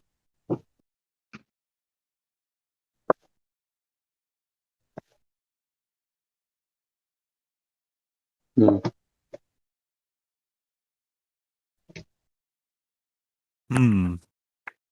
I don't know. Yum, yum. Yum, yum.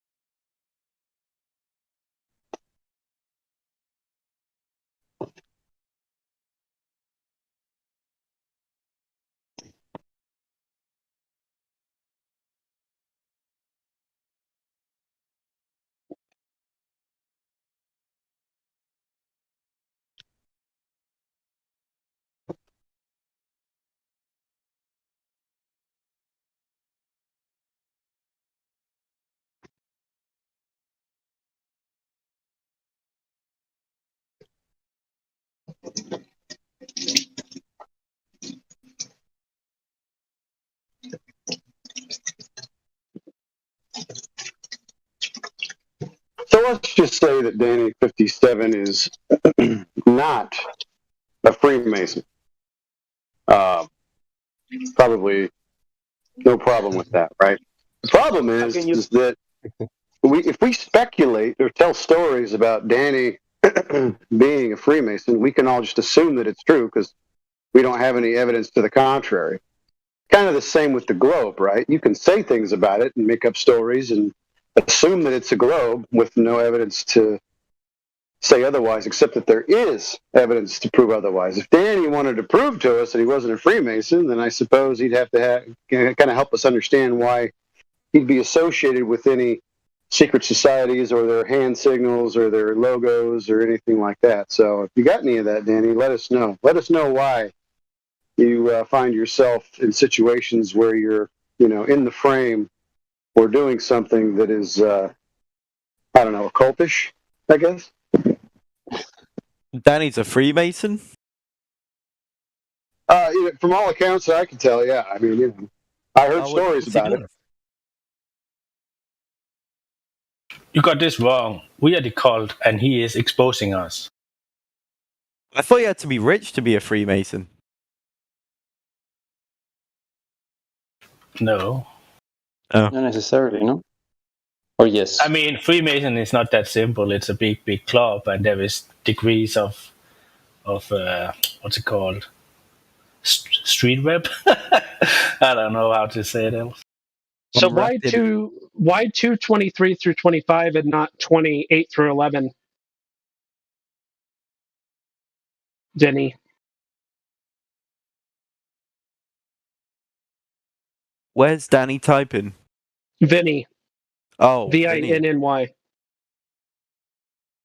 Yeah. What's up?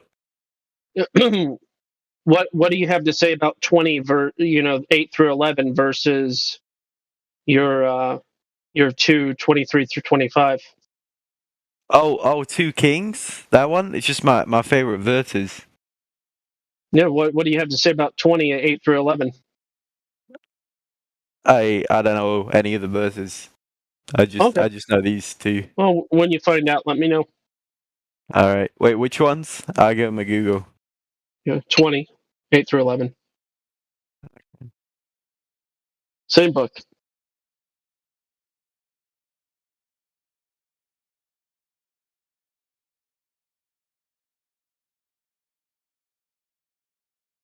What translation do you use?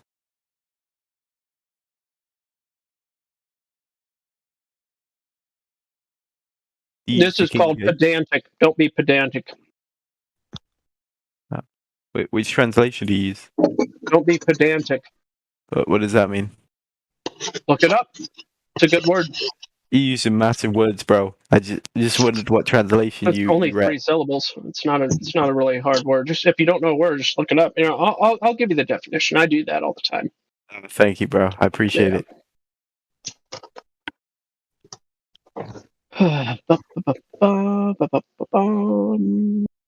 Here it is.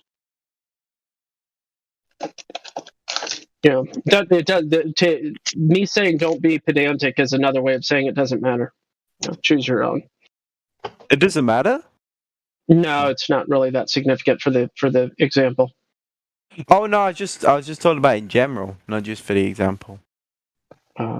Well, if I have questions, I use, in this instance, it would be the Hebrew. But, I use lexicons, I use dictionaries, I use multiple different translations.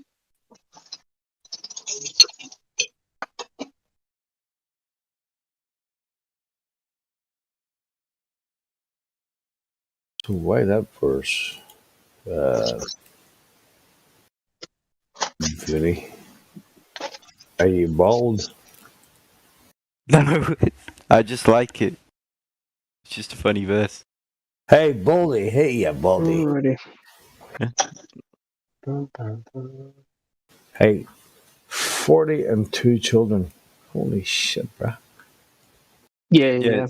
Some kids get mauled by 2 bears because they called him Baldy. It's a funny verse. She bears, to be precise. She bears. Yeah. There are 40 and 2 children of them. Wow. Yeah. Yeah, they called him Baldy, so he calls upon the Lord and he summons 2 female bears to rip him up. Well, that would be a gross overgeneralization of what's taking place.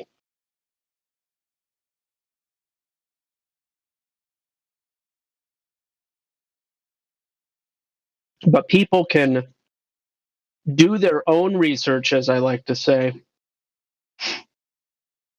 I encourage that.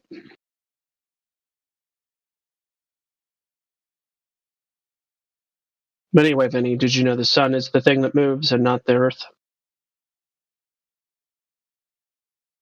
Did you know that? I read them verses you're on about. What I don't quite get what it's trying to tell me. It's about shadows moving forwards and backwards. I just told you the sun moves, not earth. Oh, is that what it says? Is it okay? Precisely what it says, yeah. But it's not the only time. It's just one of the times.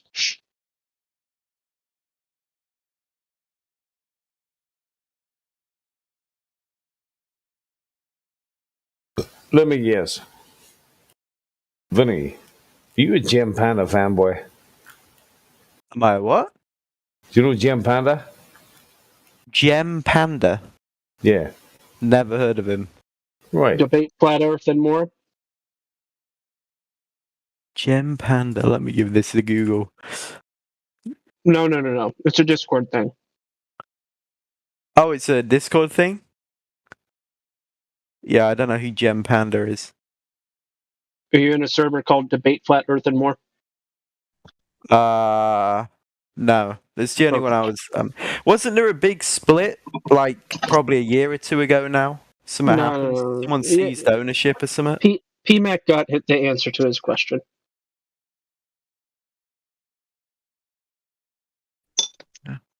Yeah, I'm not in that server. Why is it a good server? No, I thought you might be a disciple of some anti-flat earthers. What? Okay. Yep. I follow the teachings of the anti-flat earthers. You're right. 100%. No. That's not what this is. So, what's the deal with you, Vinny? How long have you been on Discord? On Discord in general or this one? Just in general. I think I've had this account probably a couple years. Maybe 3. Okay. And what brought you here? No, I joined probably a couple years ago now. I haven't really been active for a long time. Let's start pop in and say hello. Hello. Yeah. Hello.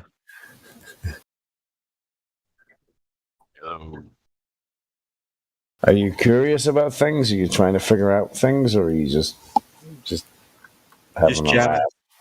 Yeah, that's good. That's good. Nothing wrong with that. Jamming. You're doing the Bob Marley. I guess so, yeah. Do you smoke the weed?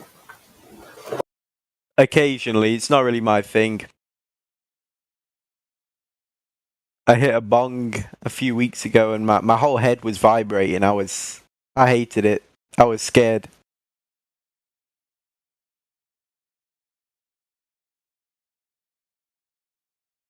Yeah, it's not a good thing.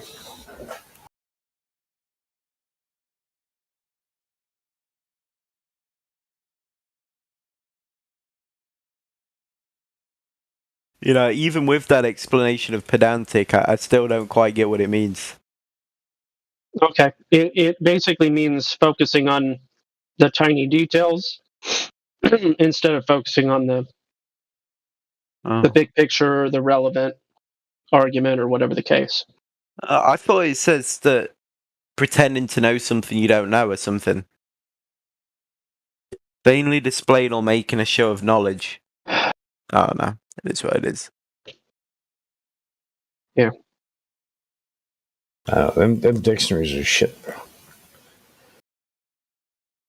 What do you mean by them?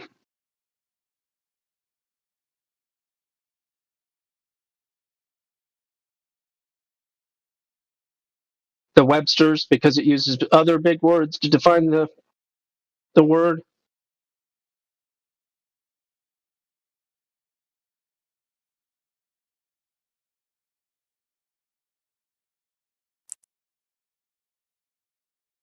The one thing gospel is, and he's many things, is wordsmith. He does love the old words there. Yeah, well, some people would call me pedantic, but I really try not to be. I try to choose the most helpful and directly applicable word that I can. But it's fine. Yeah. The point in my comment was noticing you're about me, and a bit of coincidence in regards to I was just mentioning Second Kings a moment ago, and then you come here and there you have Second Kings and you're about me, so I just found it serendipitous. And that's another big word, bro. You gotta dumb it down, bro. Coincidental. Yeah. Oh, okay. Yeah, no, I changed this a little bit ago. I remembered the verse, so I was like, "Oh, that's my favorite verse."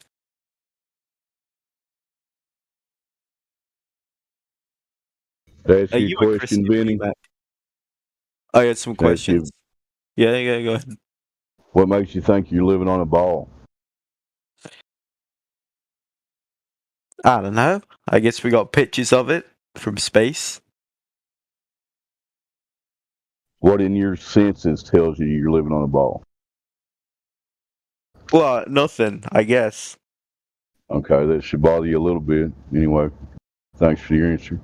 Does it bother you that they can show you Superman flying in space? What is it? You can show me Superman flying? Yeah, I can show you a picture of Superman flying through space. Do you think Alright. it's real? How do you determine it?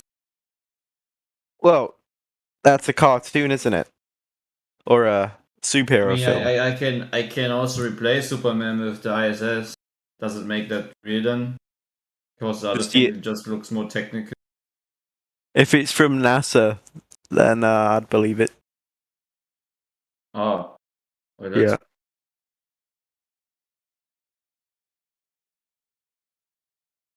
So what is the credibility that NASA has which makes it so believable? You know, because the United States government is very kind government and it cares about its citizens, right? Yeah. Okay. Yeah. Right. Yeah. Yeah. Yeah. I don't know if the United States government's ever done anything wrong, so. They even care about Oh, no, They even care about SS officers, like Werner von Braun. He doesn't need to stand up straight for what he did. SS officers? There's actually a speech on the internet where Bill Clinton stands for like 10 minutes and admits that the American government took part in illegal experimentations upon the American public, in both military and civilian, and apologized for it. Wait, Bill Clinton's in the SS and he did experiments on people. Yes, yeah. No, he actually apologized that they did. It was a proof that they couldn't hold it back anymore. They actually proved it was a fact. The American government held unsanctioned, unauthorized experiments upon the American public, both military and civilian, and went, well, we're sorry about that. I'm sure it's for the greater good, right? Yeah. Who's is the question? I don't know. The lizard people that run the government. What lizard people? Those, I don't know, the reptilians. Shut up, David. I don't know, bro. I get like why is it that Globies always come up with reptilians? It's the same thing as Panda today said when I talked about the Freemason stuff. He just already implied reptilians, even though I've never talked about that or don't even believe that. Oh, you like the Freemasons control everything? Is that you guys? No. No. Let's address your reptilian statement. How do you like what? I was just taking the piss. I didn't mean anything by it. I was just joking around. Okay. And why? What is the outcome of that? Just a word of warning, don't generalize what you guys think, like group us together. That's not fair. It's some kind of fallacy. Anyway.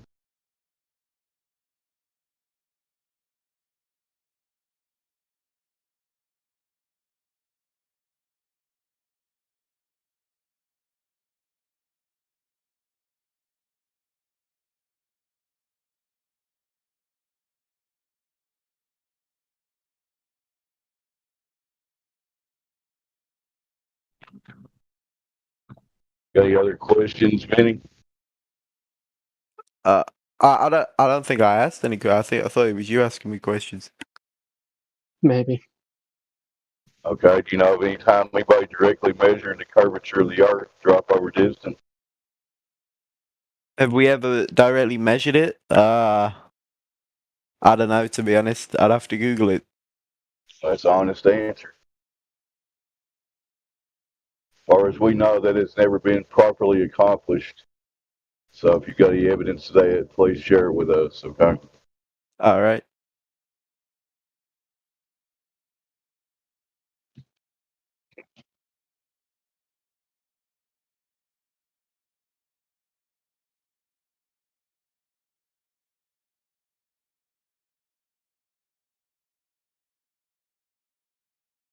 Morvis, did you actually look up everything I've said from 2019? So, are you trying to find dirt on me? It's not hard. That's not really dirt, bro. Making fun of Ice-T. That's dirt, bro. I'm ended, bro. I'm getting cancelled for that.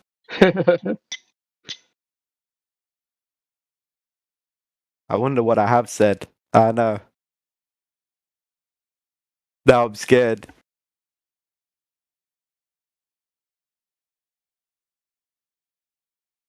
So you've been aware of this argument for years and you still think you're on a globe? Really? Yeah. That's cool, man. Enjoy your beliefs. Thank you, bro.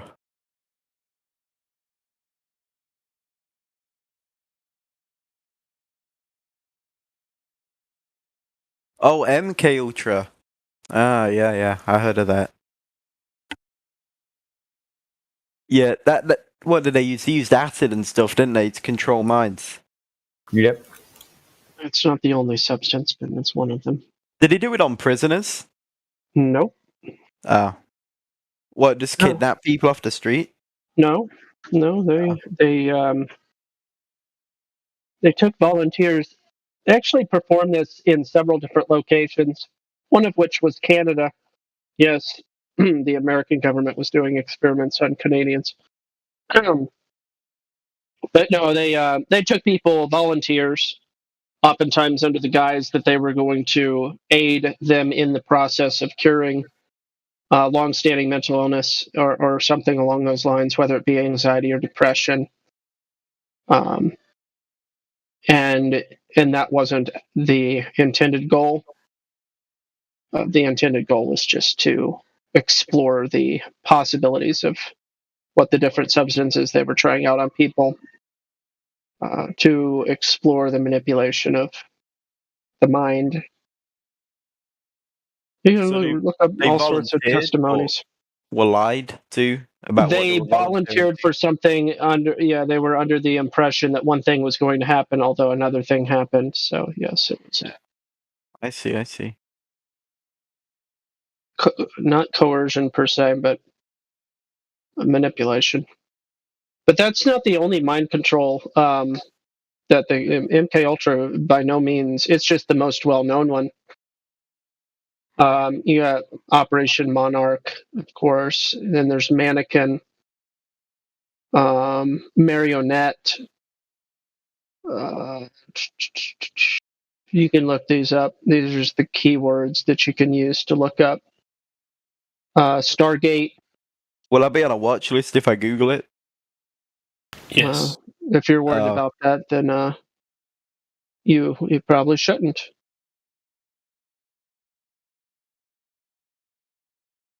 Let's see.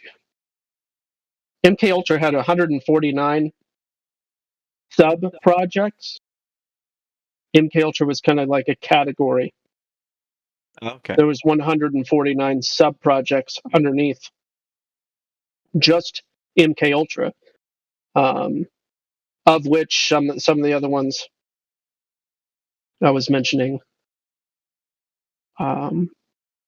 were not part of the sub projects. I mean, Project Artichoke.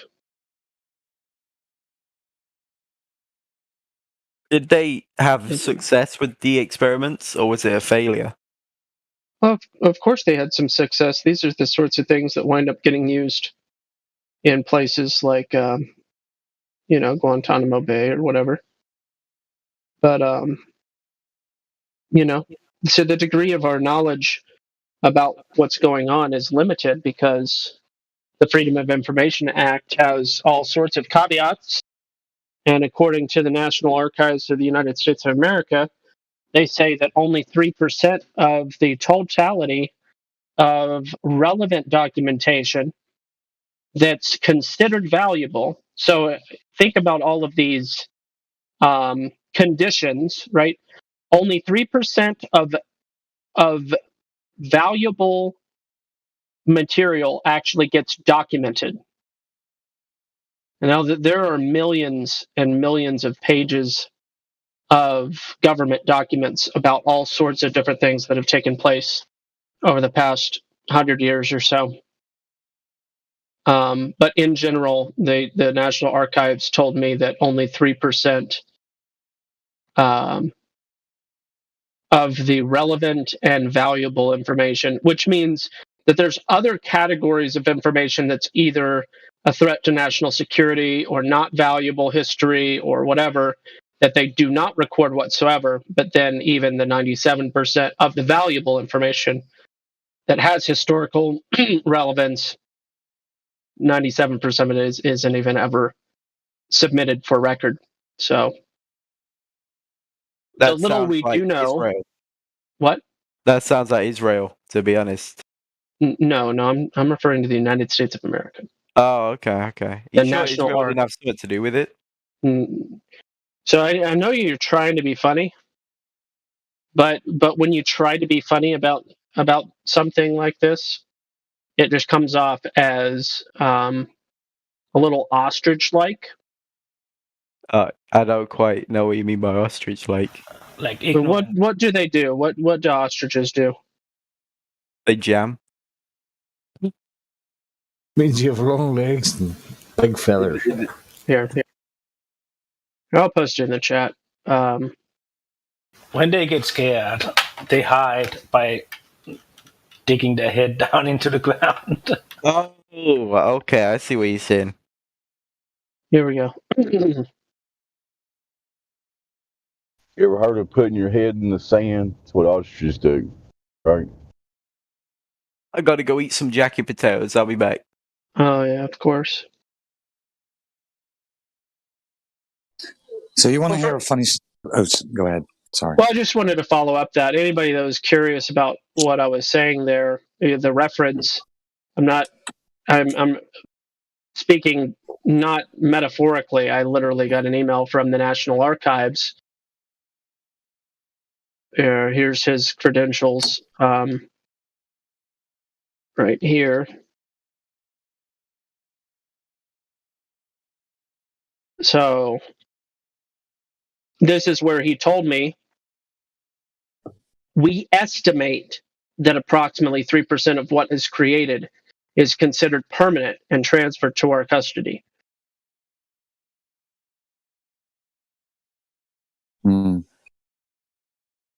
So you want to hear a funny story about Freedom of Information Act? We have that in the Netherlands. So Parliament is Parliament is required to archive all emails, SMS, WhatsApp messages. So that has to be all archived, and you can go to the government and ask for the information. They will lack everything black, right? What's private information, but you will get the information. So our prime minister was in a pickle like 2-3 weeks ago because he still holds a Nokia, that old one, right? The 3610. Anybody familiar with the old Nokia? Yeah. So he still had that Nokia, and he claimed that he had that for SMS trafficking. So he SMS'd people, highly placed officers, right, and ministers with that Nokia. And then people were like, okay, so show me those SMS text messages, right? Because we want to know what happened during the whole last 2 years and what was decided. He said, well, problem there because the Nokia can only hold 20 text messages. So what I did is when I thought that this was an important message, I send it to my highest officer, or because if the text messages are long, right, are big, then you couldn't forward it. So he then had to call his highest officer and dictate the text message from his Nokia. So you can have all the Information Act you want, right?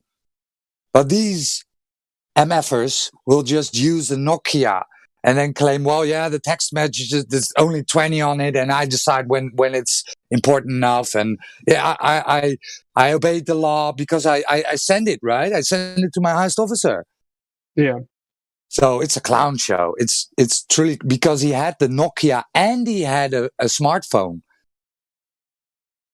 for emailing. Yeah. Yeah, I understand. So basically, our prime minister is a mob boss which uses a burner phone, which cannot be traced anymore.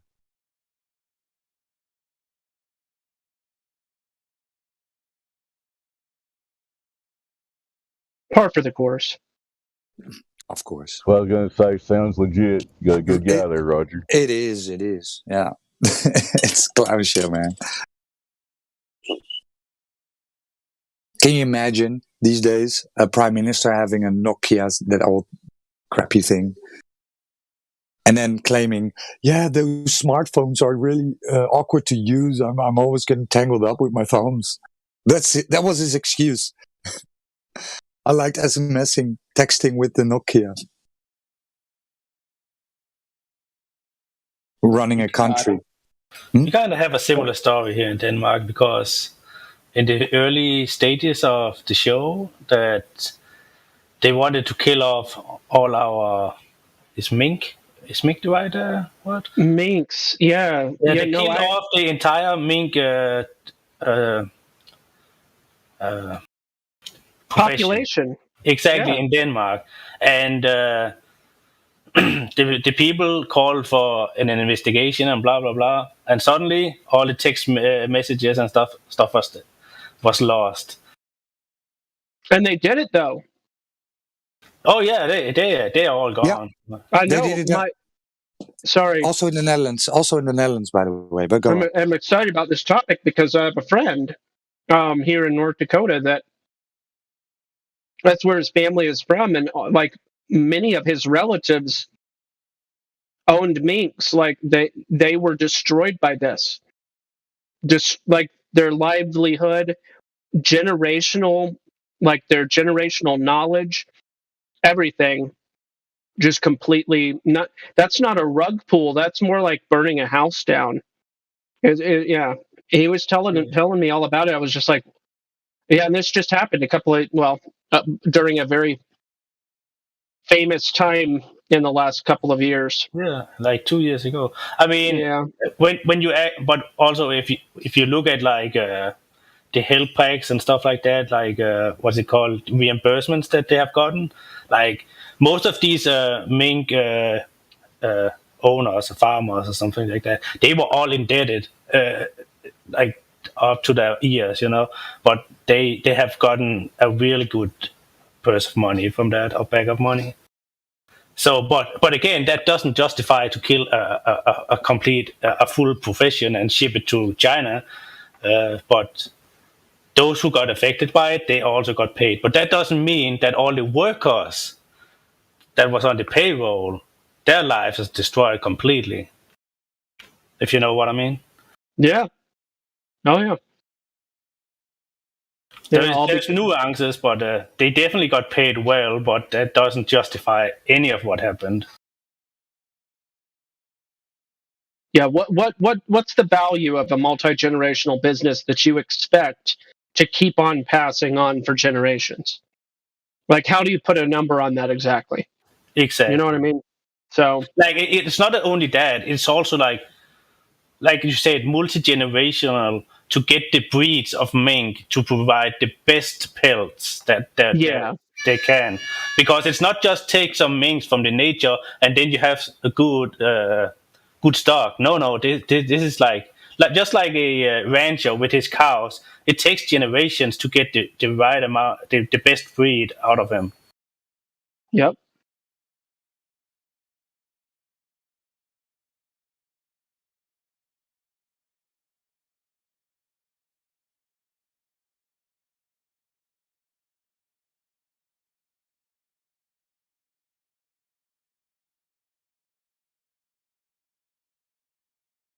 Yeah, they did the same here. So they found 4 people that were so they found 4 people working there. They were marked, right? And then they told us, well, they got it from the minks. And then they used the same thing on the minks, and they said, yeah, look, it's from the minks. And then everything was gone. Crazy, man. Oh yeah, not a funny note, but a side note is that when you dig in, government or political party programs and stuff like that, those who sit in the ministry, they have been fighting to kill the mink profession for years. Like, actually, like wanted to shut it down because of green and I don't know, animal protection, blah blah blah, a lot of reasons. But they also have ties to what's it called, like international investors, for example, China, that would like to buy that profession. I don't know if this makes sense at all. I can't really. Yeah. But it's deep. It's deeper than just, they are sick, they have to be killed,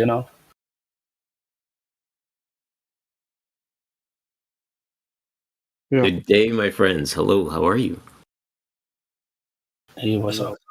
Howdy doody. I just got chat verified and I discovered you guys on YouTube, Kiwi.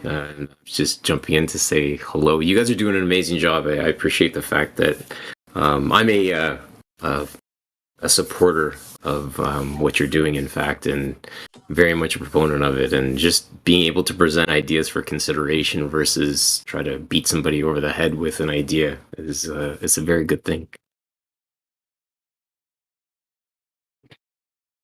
Welcome, Mr. Thank you. Nice. That's awesome.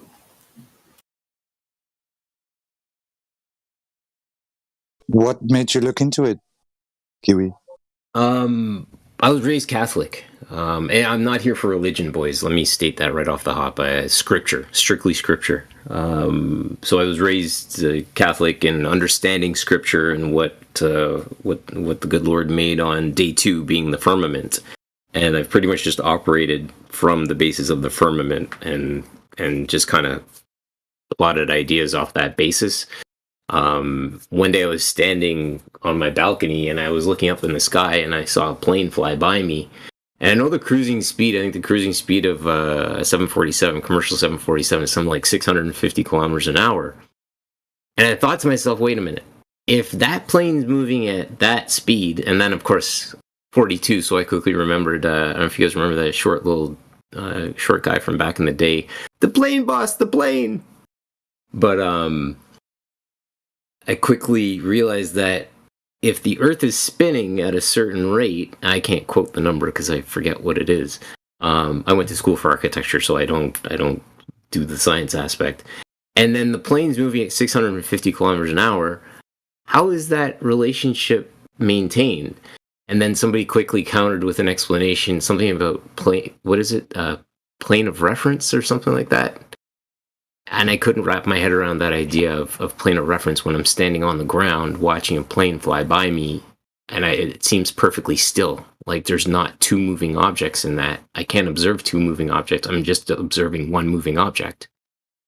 Does that make sense? Am I crazy? You're not crazy. All right, cool. High five. Hey, pardon. Yeah, Pardon, usually they would say. Usually they would say conservation of momentum, which is a concession. Yes, thank you. They are admitting that there's no 15-degree drift. So I always thank them for the concession. Right. And that, I mean, when I'm a kid, because I used to have to fly a bit when I was a child, and I remember being on the plane and then getting off the plane, and I'm like, the plane moved, but the ground didn't. I don't understand, but okay. I appreciate that support, boys. Sure. So what interested me was architecture, and do you account for any curvature when designing buildings? No, sir. Nothing.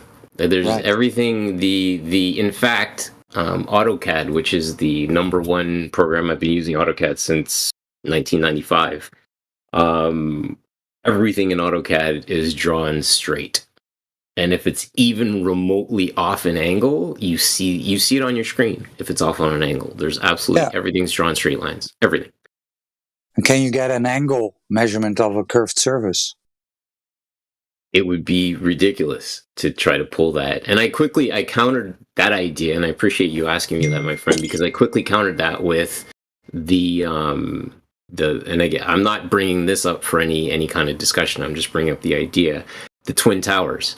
I'm like, how would those 2 towers have been built identically if they were on curves? Like if the curve is perfectly curved, then I guess that would work.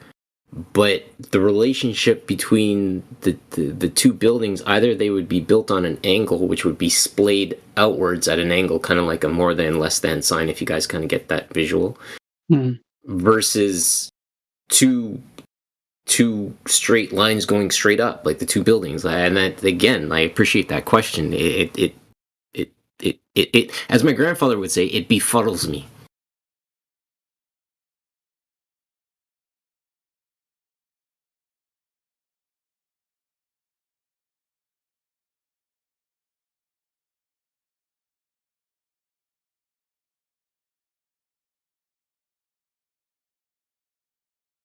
The next thing that I have for consideration is the 60. I think it's a 65-kilometer distance.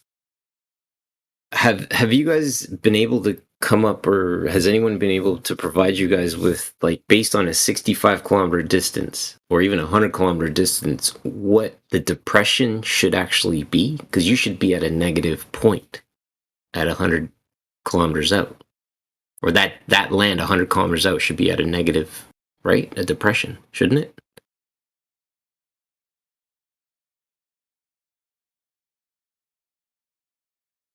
Boys, hello? What do you mean by negative depression? Like it should be falling away from you? Is that what you're talking about? Yeah, exactly. Like if I'm standing at a point and the earth is curved, right? I should be at a heightened elevation. I should be at a height. If I'm going out a distance of, let's say, 100 kilometers in either direction all around me, all right, that 100 kilometers out should be depressed. I shouldn't be able to see even the first 2 levels or 3 levels of a building that far out, but I can. It doesn't make any sense. Like that song, I can see for miles and miles. They weren't kidding.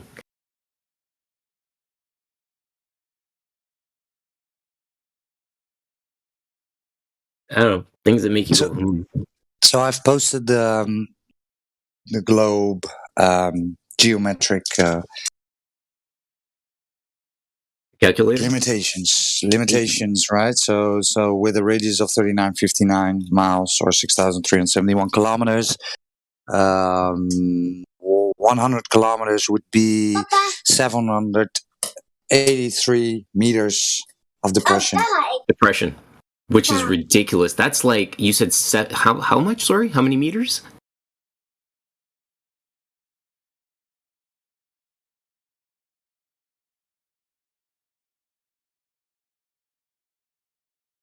$780. 780 meters. Boys, that's over 2,000 feet of depression. It is impossible. Yes, this is the one that I used. And this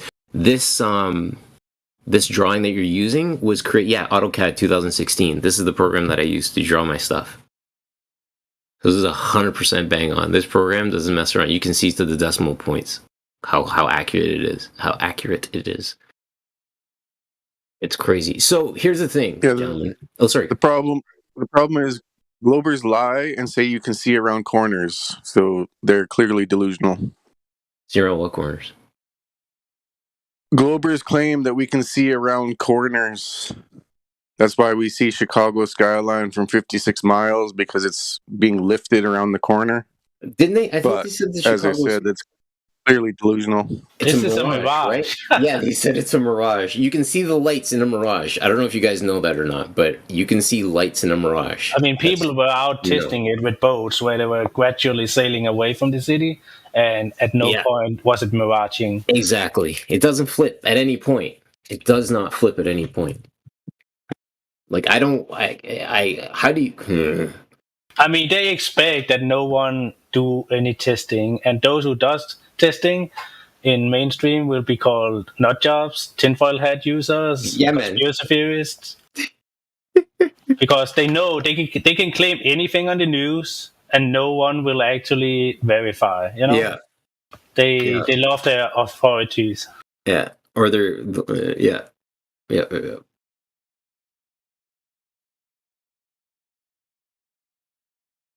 So here's an idea I want to throw out for you guys for consideration. Another thing that kind of helps in this whole idea of us living I believe we live in a closed system, and the firmament is the lid to the closed system. Asteroids.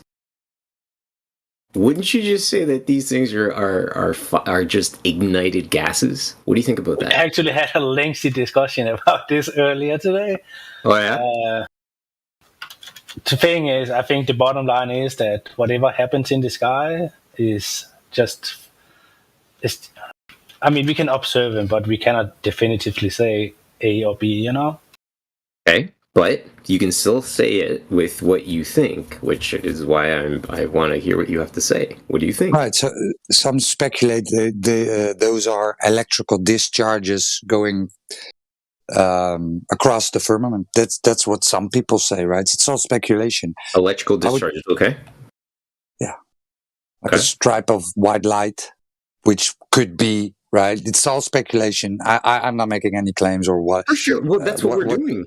We can only speculate, and I insist. I want you to go run with it. No, that's the difference, right? We could speculate about things we don't know, but we actually know that when you measure a thing, you know its dimensions. So when you measure Earth and you measure over large bodies of water, then that will be knowledge that Earth is not curving away from a laser, for instance. Right. So that is the whole difference, right? So with heliocentrism, you have to believe a bunch of stuff, right? They say, well, we know that there is an exoplanet there millions of light years away, and then we know it's raining diamonds there, and then we know there's a sun spinning 7 seconds a minute, 7,000 rotations a second, something like that. I don't know.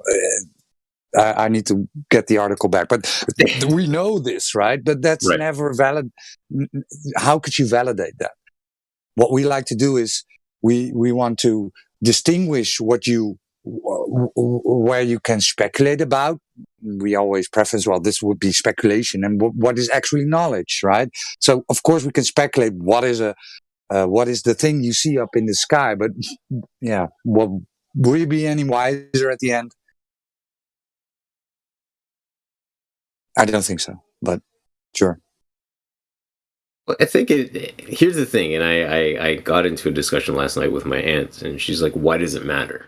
And I said, because I like to understand this stuff. I think there's a certain point where you have to respect a person's quest to understand something, or attempt to understand something so they can explain it, if they choose to. And I think that at that point, when we ask somebody, what does it make a difference to them, you're actually attacking what they are actually about, if you will. Like, if I choose to look into something, that is what I choose to look into for the betterment of my understanding of what is sitting in front of me. And I think I'm perfectly within my right of doing so.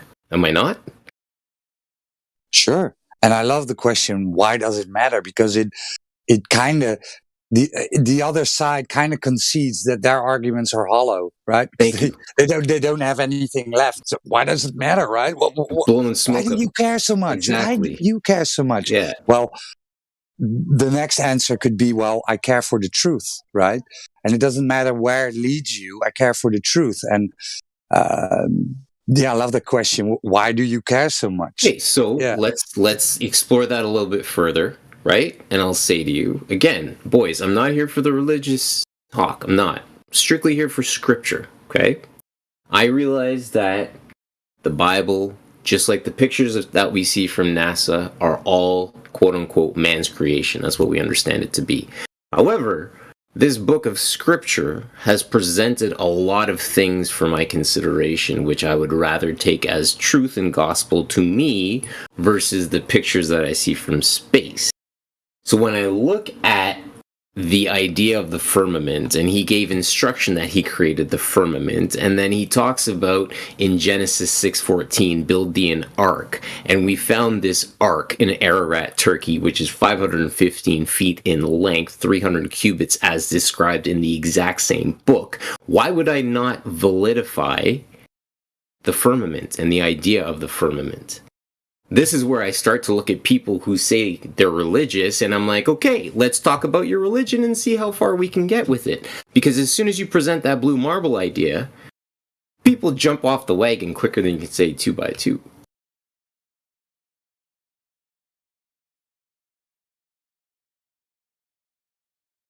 Well, yeah, I'm not a man of the Bible, so I couldn't really answer, or maybe gospel can.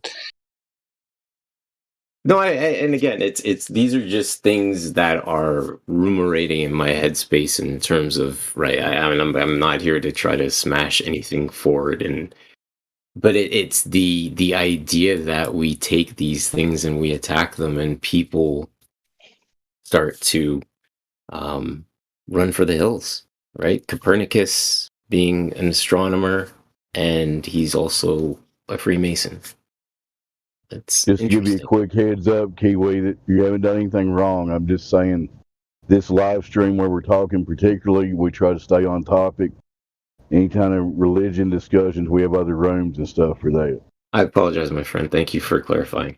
I'm just letting you know kind of the rules around here. I appreciate you, my dude. I mean, we want you to express yourself. We respect everybody's beliefs. We don't generally discuss them here. When we discuss the globe believers' beliefs, but you know what I'm saying. It was just the idea of where it came from, and I apologize for jumping in too far hard with that. It's really hard though, because everything tends to gravitate. Pardon the pun. Towards that. Whichever direction. No, I think your question is why are these proclaimed Christians or religious people believing the doctrines of liars and Freemasons and what do you call it, like evil doctrines? But yeah, it's not really the topic, but everybody has that same question. Or not everybody, but. So has anybody been successful in observing observing a distance? No, I was just going to say it's because I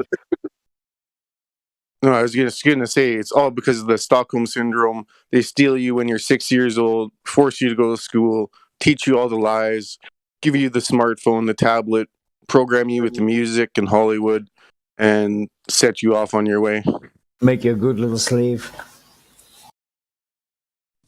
But what was your question, Kiwi? Well, I was thinking about the distance, and if anybody's actually successfully measured the distance out to give you a depression. Well, I done a long distance observation. I went to the beach in the Netherlands, and I saw a big red oil tanker at 24 kilometers away, and I saw a windmill park at 39 kilometers away. So that's that. That's too far. But yeah, I think many of us here in this room done their own observations, right? We have documents of an engineer group. It's called FE Core, which stands for Field Engineer, which done a laser test over, I think it was Bulgaria or Hungary and the Netherlands. If you scroll down this server, we have tons of channels, long distance observation channel, for instance, the laser tests, Kanagu observation with infrared. You got JT Tolan's media observation with an infrared, Nikon P900. I think it's a P900, could be a P1000, but he done some observation in an airplane using infrared. Basically tons of observations and examples, right? Best thing is to do it yourself. That is what we always say.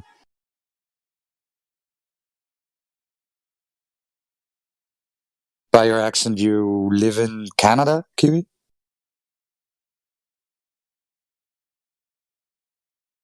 that correct? Is he still here?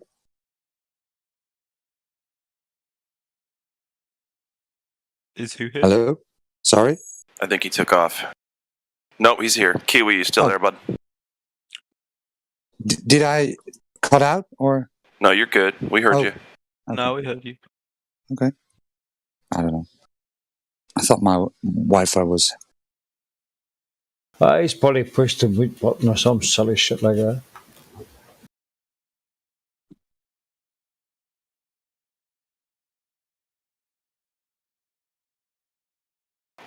Kiwi, if you can hear us, let us know.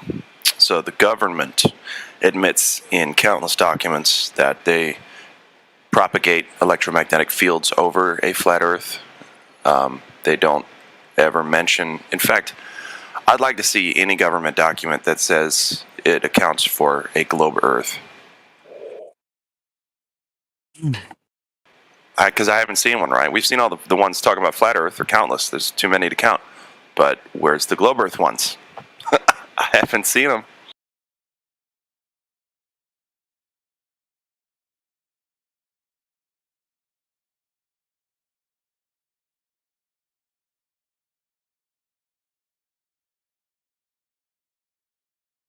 There we go. There's at least 35 right there in that video.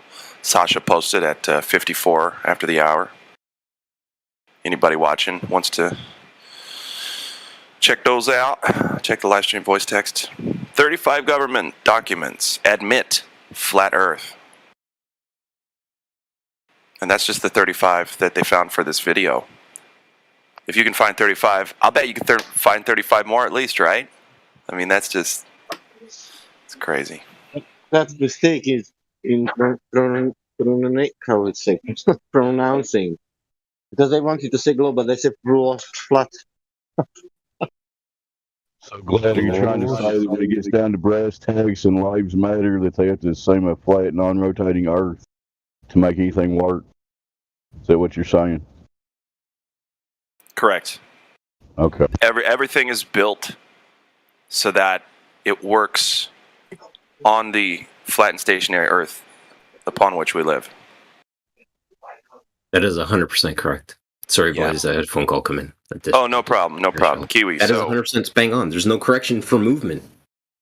You're right. No correction for movement.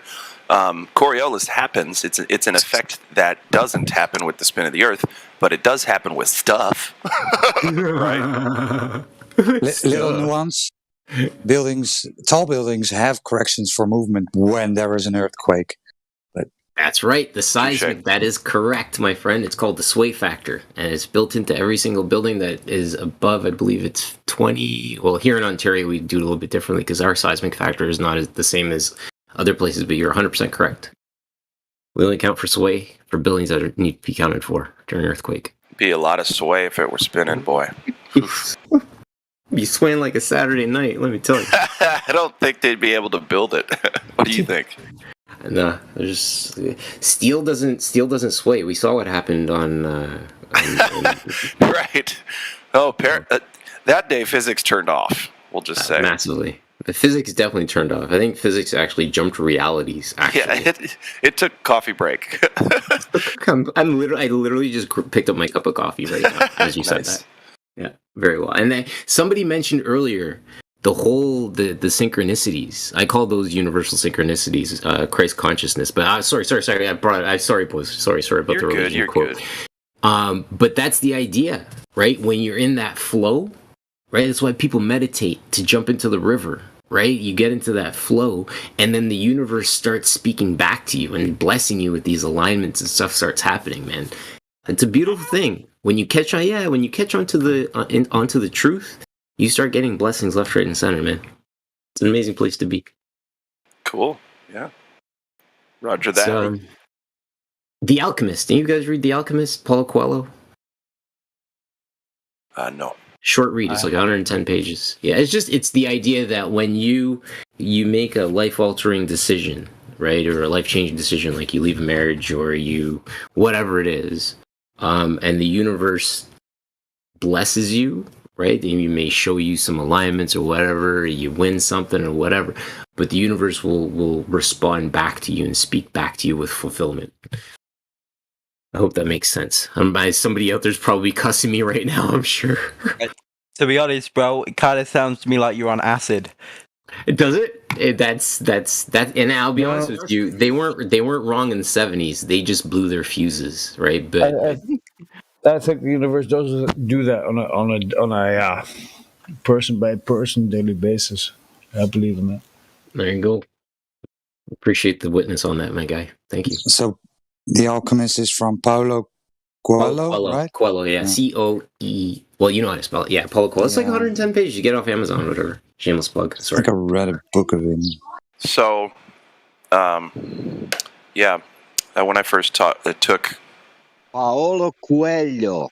When I first took LSD, I also started questioning my reality quite fervently. That's all I'm going to say. No, it's boys. Are we? Or is that a valid? Can we talk about that? No. Okay. No, No, it's being live streamed on YouTube. Oh so- yeah, that's right. Boys, I forgot about it. And what I meant by that was Lucy in the Sky with Diamonds. You guys get your heads out of the gutter, all right? Oh man, I love it.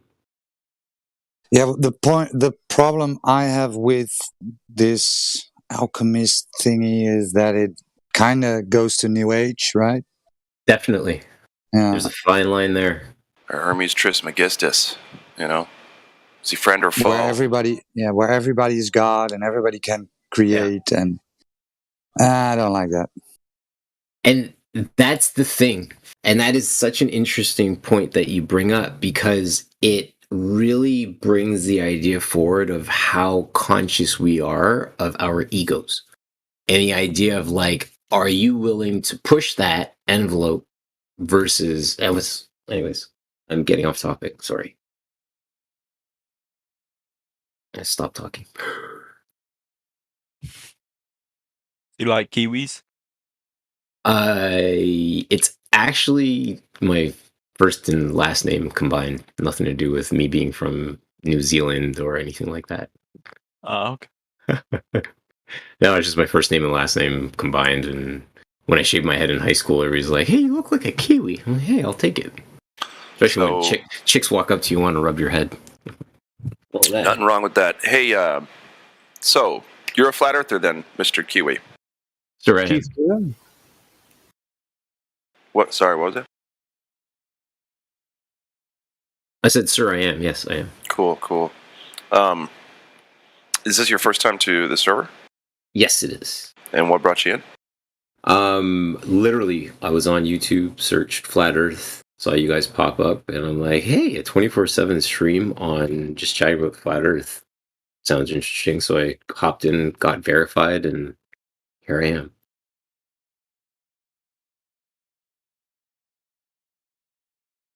That's a good thing. Yeah. And that's the thing. So I apologize because I'm horrible with names. Who does the verification, the VC verification? A lot of people do. His name started with a Q. Would that be Quantum Eraser? No, it was Quetzalcoatl. Yeah, him. Quetzalcoatl. He's a Mexican demigod from the past, so you need to respect him. No, I'm just kidding. He looks like a white man with feathers. A wet man with feathers. A white man. Go ahead, Kiwi. I was just gonna say we got into a long discussion, and I could just tell that you guys are operating from a standpoint. Boys, I have to. My daughter's calling me right now. I will talk to you guys in a little bit. I'll still be here. All right, man.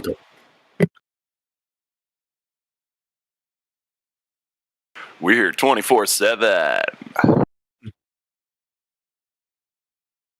That's weird to get a Kiwi from Canada. We expect those from Australia. From New Zealand, but yeah, he... New Zealand, that's right. I was trying to guess his first and last name. He said it's his first and last initials, I think, put together. So I think his first name might be Kyle. But I'm not going to try to guess his last name. Anyway. Kyle Weeburton. How about that? Wazowski? Weeble. Because I think Kyle could be a Jewish name, so you could say Kyle Wazowski. I don't know. I'm just kidding.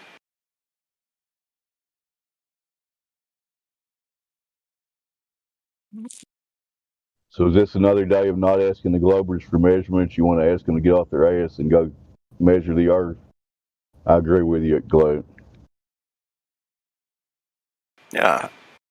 How long of a tape measure do I need? Tape measure. Well, here's the deal.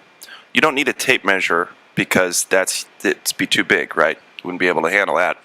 But what you can do is you can go from A to B yourself. So get like a distance, preferably over level water. That'd be the best way to do it, because then you don't have to worry about dips and valleys and shit like that in the earth. So you go to a lake, you go from one point of the lake to the other point. Now, this isn't just to talk about earth curvature or whatever. This is just to take a direct measurement over distance that's going to be longer than a tape measure can do, okay? So you go from point A to point B. You set a point at point A, then you swim, right, over to point B. You've now traveled the distance that is going to measure from A to B. And you could use a laser to measure that, right? And that's that. Then you've physically measured something. You don't have to swim it, by the way, but if you want to, you can. That's the beauty about measuring the Earth like that. It's a direct physical measurement that you can play around with. You can swim the distance if you want. You can do whatever you want. So. And I would throw in, do at least 8 to 10 miles. That way you got like a 60-some foot drop, and you clearly demonstrate, right? Correct. And you don't have to swim 8 to 10 miles. The point is... say I'll drown.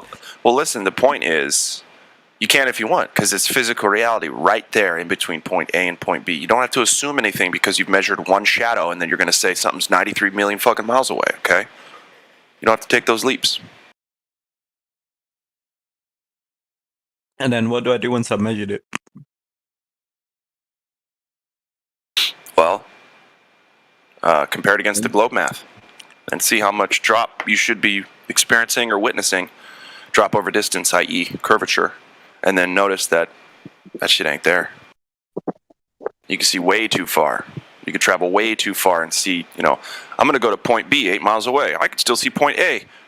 Wow. Let's see what the globe math has to say about that. Holy shit. I can see at least 10 times further than I should be able to. Wow, let's measure even further. Let's see how far we can both measure and observe. This is crazy. And it's funny.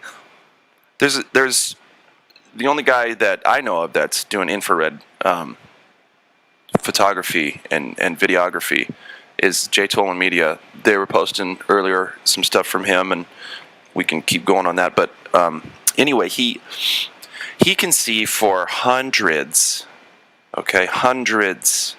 of miles at minimum from observation points at the top of mountains and hills, and then especially in a jetliner. I'm not sure if it's commercial or not, but let's say bare minimum he's up 25,000 feet, 30,000 feet.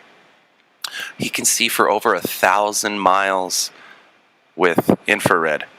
Now, I don't care who you are. Refraction is not bringing all that Earth back just so we can see it like that. It's not happening. Thousands of miles? Get out of here. It's flat as far as the eye can see. And as far as equipment can see at this point, right? It's crazy.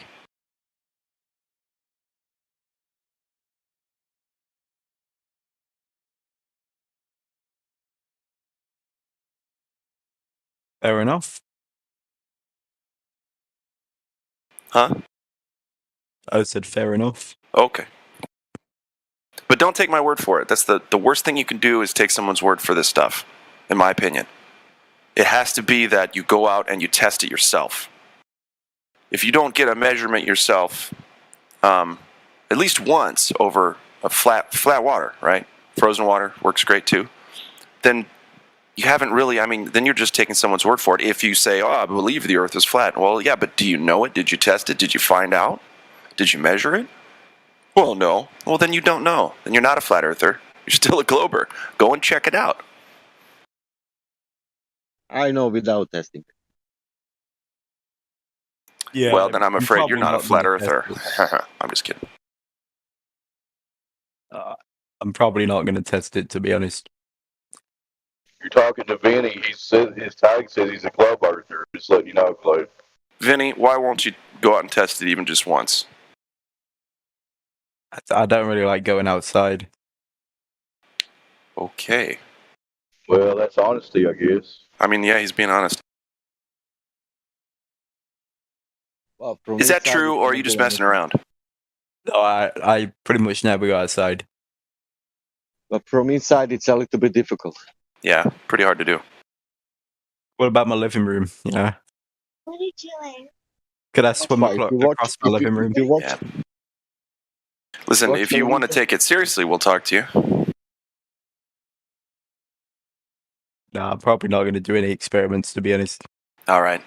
So then you won't do yourself and anyone else a disservice by making a claim that the Earth is a globe, right? Because you're not going to go check yourself, so you can't really even talk about it, right? That makes sense. Hmm? So if you don't go do the work, you can't talk about the thing. So you can't come in here and say, "Oh, Earth is a globe and it has curvature and this, that, and the other," if you didn't go out and check yourself. I think it's a globe. Yeah. Uh-huh. And so where's the work that you performed to justify that? it's on television.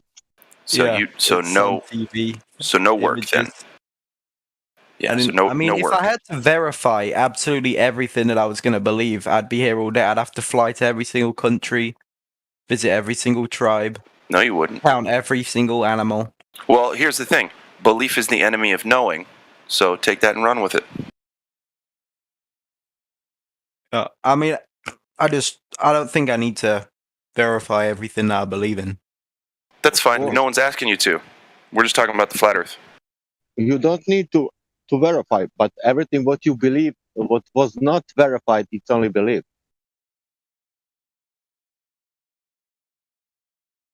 Dad. Anything's possible if you just believe, right? I believe I have the cure for cancer and heart disease and brain malfunction. I believe it. Where's my Nobel Peace Prize? See how that doesn't work? Well, I'm just saying, like, I'm not going to verify everything I believe, to be honest. I'm not asking you to. No one is.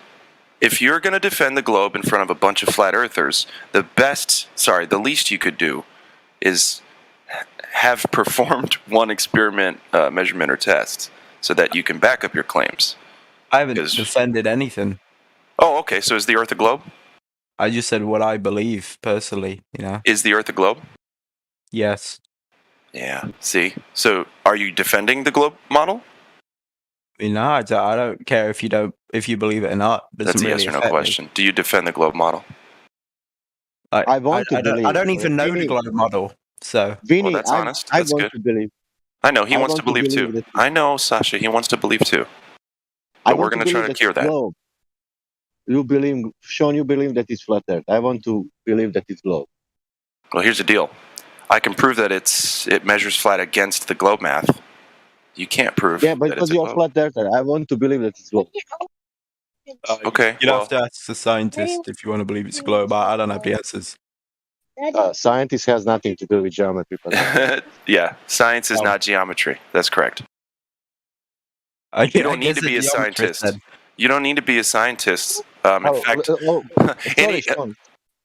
He said scientist. Okay, let's give a name. Who was the guy who discovered first?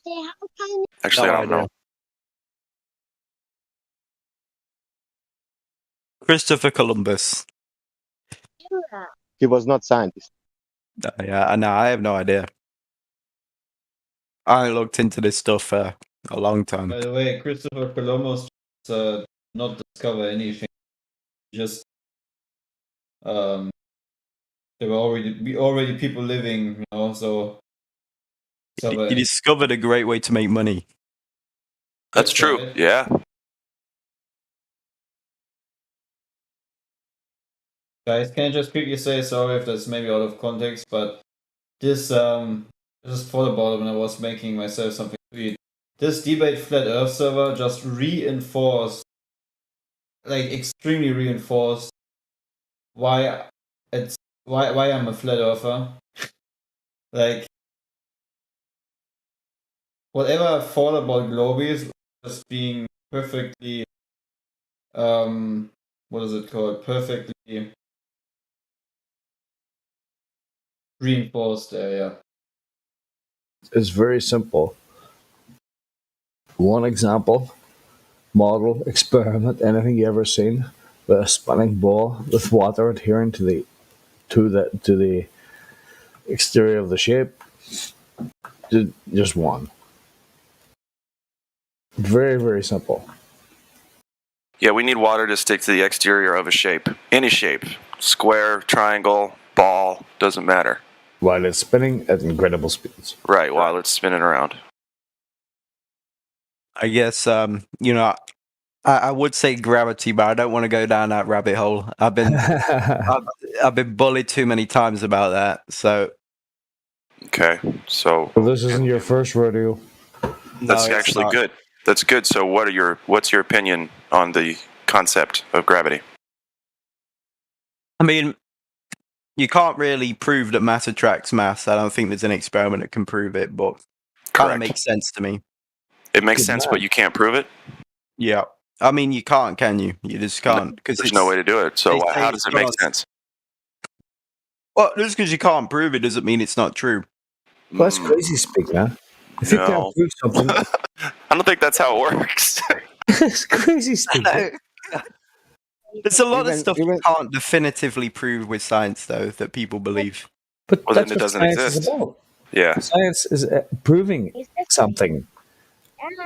I got a good one. Here. Hey, does love exist? Now, how can I put it I don't know. out? I guess. Really? Can you show me a box of love? Yeah, or is let love me just go a to your mum's concept that we house all real agree quick. on? Nah, I It's don't know. emotion. Bro. That's not science. Emotions aren't science, bro. Probably not. You probably can't. You can't scientifically prove love, I guess. Exactly. So you can't scientifically prove gravity because both love and gravity are just concepts. Yep. Well, we know there's a force, don't we? And then people No, we decided don't. to. No, we don't. Well, yeah. You 'cause- don't know anything. What are you talking about? What force? Well, we know that there's some kind of force because it's factored into nearly every equation, isn't it? Oh, and did you write those equations? Did you form all the stuff to get to that? I just know that gravity's used in a lot of equations, at least. So I think we know that a force exists. We just don't know what caused it. We can't prove No, it doesn't exist, and gravity is not a force. What equation? Yeah. Let me find it. It's just a What comes fancy first? equation, What comes first? mathematical The calculus. equation or the force? Which comes first?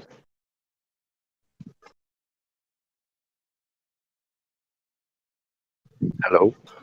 That'd be the force, wouldn't it? Okay, go ahead. Answer if you could, please, sir. What? Sorry? Which one comes first? The equation or the force? I don't know the question, to be honest. What? You said mathematically you can describe gravity as a force. Mathematically. I'm asking you, which comes first? The force being a force or the mathematical description of something you call a force? The force would come first. Right. So it would have to be proven that it's a force first, right? You can't do some math and then say, well, because I did this math, therefore force, right? You would have to show the force first and then have the math to describe the force. But unfortunately, even in your narrative, gravity, whatever that is, hasn't been defined as a force since 1915. Yeah. Electricity is a force. Magnetism is a force. Which is a slight problem, because if it was a force, it would just be a force, right? And they wouldn't have to change the description of what they call the force, right? Does that make sense? I guess. Cool. So if you believe in gravity, then do you believe in anti-gravity too? What was anti-gravity? If you believe in gravity, does that mean you believe in anti-gravity too? I don't know what anti-gravity is. I don't think you have to believe in it. Oh. I don't know. Which way does gravity make things go? Well, doesn't the center, they say. Doesn't gravity need anti-gravity to demonstrate its existence, actually? Hey, real quick, get Chocolate asked the question first, technically. Go ahead, Chocolate. I'm sorry, man. I didn't want to cut in on you. Oh, no, you're good, man. Go ahead. Go ahead. Yeah. So this force that you think is a force, but it's not really a force, right? What's the problem here? You can think of it as one. Yeah, but if I think of it as one, whatever it is, doesn't make it a force, right? Yep. Who's the guy that was talking? Vinny, To I be think. I'm a bit lost, to be honest. Okay, check it out. Let me try to make it simple, and then it's Gabby gets turn. Fire ahead, Vinny. Vinny, do you see at the live stream voice text? Are you there? Can you see it? Oh, yeah. Yeah, I can see So it. 18 after the hour, I posted a picture that a kindergartner could understand if they could read the whole thing. So up is a direction and down is a direction, right? Is that right? Yeah. Given our perspective. Okay, great. So here's the things that rise and defy gravity just naturally. A helium balloon, evaporation, nitrogen, hydrogen, hot air, oxygen, lots of stuff rise, and that's weird. So gravity doesn't affect these things? Why not? Maybe they got like a non-aggression pact. Non-aggression pact. My literal question is, how can it be that we have oceans that have a supposed weight of of a number that we can't really say because it's huge weight of oceans of water, supposedly being stick to spinning ball. I mean, they will claim it spins very slowly because it's actually 24 hours one day, so it's a slow spin. Whatever, regardless, it's still spinning.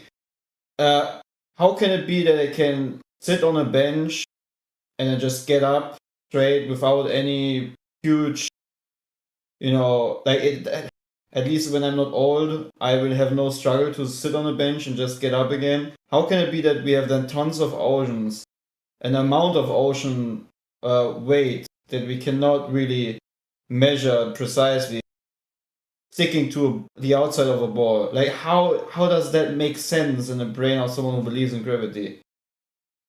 Like, if it's a universal force, which we know it doesn't exist, but if it's a force that just pulls things to its center, how does it not pull me the same way as it pulls the water? Is it like has it like a filter or something where it decides, I'm gonna pull water, and but I'm not gonna pull strong enough so the moon can pull some little bit of water again towards his side, but still I am strong enough to pull the whole moon in itself, and I'm gonna not be strong enough to pull a man down and press him onto the bench. Like, what is the logic behind gravity? Yeah, it's picky. I think you're trying to say that gravity's picky. Yeah. It'll do one thing over here, but it won't do the same thing over here. Okay, so with the ocean thing, I agree. So if, say, oxygen or hydrogen rise naturally as a result of, by the way, fluid dynamics, there's no such thing as gravity. We'll get there. So you got water molecules, right, which are hydrogen and oxygen, correct? Why do they rise, but a body of hydrogen and oxygen, water, stays to the Earth? That doesn't make any sense to me, because the big body of water is made up of small molecules of hydrogen and oxygen. So why aren't they rising? Because it's water. No. No. It's an element in a different state of existence. Liquid, not gaseous. Is it heavier though when it's a liquid? All liquids have a weight. Yeah. I don't know. Maybe that's why. Well, show me a liquid that has no weight. That will be interesting. And the thing is, it needs to adhere and conform to the outside of a shape, right? Which we can't reproduce it anywhere. So, but all Earth is the only thing big enough to have it attract things to it. Really? Are you sure? Yeah. Oh, so it's unfalsifiable. Well, I mean, Earth's pretty big. Okay. So now what do? We just accept an unfalsifiable claim and just say, well, it's the best we got, right? We'll just call it gravity. Yeah, why doesn't gravity cause all the jet engines in the world to conglomerate themselves together, because obviously jet engines provide so much thrust power, that you can achieve flight with using them, and using the wing, the Quantum effect. You create air pressure differentials, and that gives you lift force. Why don't we have a means of flying using anti-gravity? We can levitate objects using sound, acoustic levitation.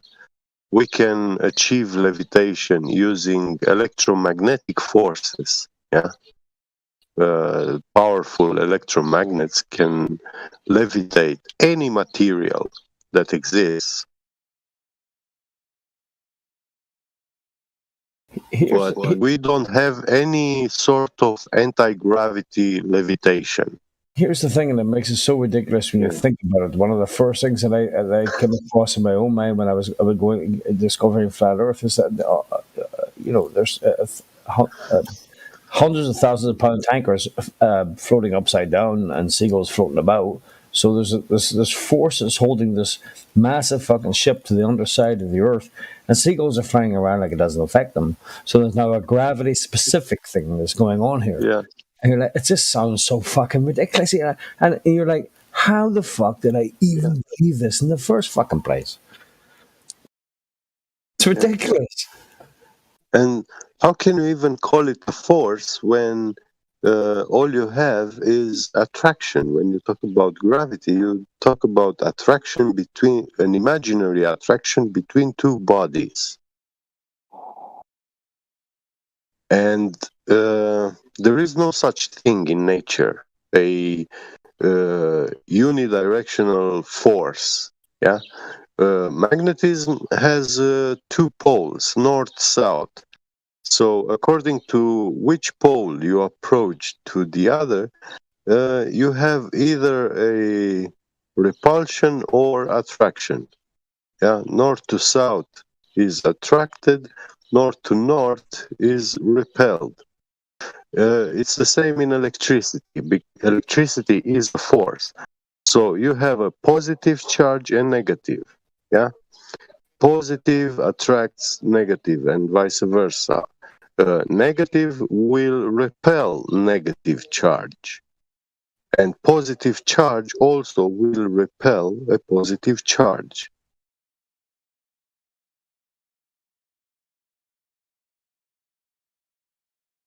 But gravity, you cannot call it because you don't have that. You don't have that binary construct of the field where a force can be manifesting. You have only gravity, no anti-gravity. Bring this matter of discussion to any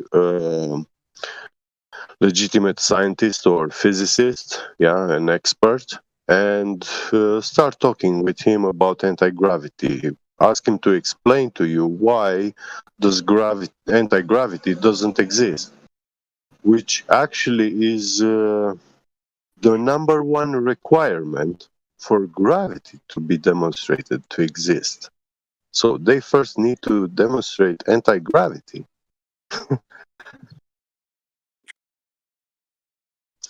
Oh, guess what? We can use even electrostatic charges to achieve levitation or,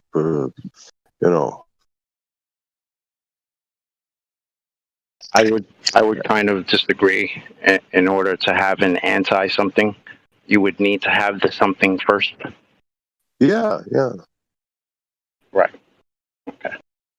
But gravity is a unipolar force, they say. You know, it's only attractive. It's not repulsive. You know, it's like a unipolar force. Yeah, It's probably got monopole. far more to do with electricity than anything else. Yeah, it's something electrical universe kind of thing. I'm not saying I believe in all that, but it's probably far more in that direction. I can believe what they're feeding us. That's pure shit, bro.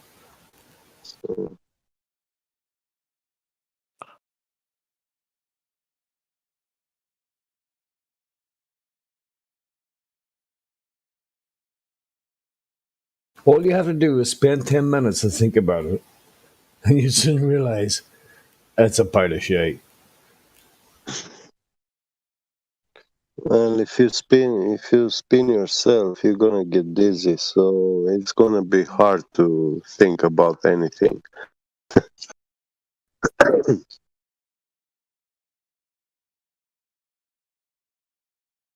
It's just nonsense. We're just in a nonsense fucking world. They're just feeding us bullshit, bro. And whether you choose to accept it or not, it's, so that's up to you.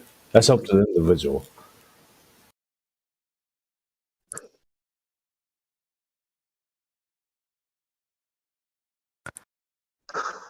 So, would all world governments realize that the Earth is flat and are all lying? They know it's flat, and they teach you in school when you don't have a critical mind developed. Yeah, they teach you this globe model, and once you are a grown up, yeah, they know by default that you have no clue about the world, the realm that you live in, and because of that, because you don't know about it, they claim ownership. Yeah, they say it is theirs to keep and to, administer. Let's try with And Bolivia. for living in this realm, you're gonna be paying taxes to them. Let's try with Bolivian government. Why Bolivian government lying? Let's try with I don't know. Let's move somewhere else. Vietnam government. Why Vietnam government lying about the shape of the earth? It's just crazy to think that all of them align simultaneously. Like, is there something that's controlling them all? What is all in your sense? All world governments are lying. How many governments is going to space? Let's say. I know, but like you say, you don't need to go to space to realize the Earth is flat, right? It'll be easy for them to. I'm telling you about the globe. I'm not speaking about flat in this moment. I'm telling you how one guy from Vietnam, Cambodia, Croatia, Switzerland, Peru, Angola, how they know that people was in the space and that people moving through the space or blah blah blah blah. The answer to your question is yes. Yes, they are. All world governments like simultaneously lying. They're all fucking motherfuckers. It's just it says there's something controlling them all. Because you would have thought at least one country would have rebelled and said this, right? Like, what's keeping all of them in check and not one of them speaking out? For example, why all governments lying about landing on the moon? It's like, because governments all lie, but they all usually tell their own individual lies. Listen this, only one government was on the moon. Why all other governments lying on the moon and there never was the moon? They just proved your point. Just said governments all lie. Yeah, so you don't think they could all be lying simultaneously? Well, it's just like governments, most of the world governments hate each other. So it's like, it's crazy that they all lie. No, they don't. They No, hate no. each other like that they are together in the space. They're all working together, bro. They also have the treaty in Antarctica for 50 years or something like that. They're buddies. What's linked them all together? Is there some kind of like big group at the top? I don't know. Like what? It's just crazy to think that all world governments could lie simultaneously about the same Man, thing. again, you are and no losing the one- point. You are losing the point again. For example, you got the information something happened in the space. Who gave that information? Vietnam government, Bolivian government, Croatian government, Switzerland government, or some another government? About space, it was probably the American government. Oh, really? And how many of these governments are in space? I don't know. What is it? Russia, America, and China, I think. Haven't they all gone in there? And we have like 160 or 200 governments, and only 3 governments are in space. Look, you say it's easy to come to the conclusion that they're lying Yeah, whether you but go to space or from not. which government you will get information from? Vietnam government or from some 3, 4, 5 governments all the time? Well, I get it from my own government information. The UK Really? government Oh, but where you are living? in the UK. In the UK. Okay. I'm living also in UK. And where we got information about space? I don't know. Probably NASA. But that is not our government. Oh yeah. I mean, we do get some from our government because don't we have some of our people in space in the space station? Well, some of them, yes, of course, but that's not government. Man, if information is always coming from one source, if you look good, or 2 or 3 sources, and that's it. It's not coming from 160 governments, you know. But the point I'm making is that they must have all, like you say, if it's easy to realize that it's all a lie, they must have all at some point realized it was a lie. It's easy to realize what? That if you're saying it's this easy to realize that gravity's a lie, space is a lie, the moon landing's a lie, all this, why haven't so all governments must have realized this at some point, right? What is educational program for children from 7 years old till 20? What's the what? What is educational program for any kids from 7 years old till 20, let's say? What school? Yeah, but about that topic, about space and all that things, gravity and that thing. Oh, what do we learn about it? Yeah. I learned about gravity. I never learned about the shape of the Earth. It was just a given. Hey, Of course.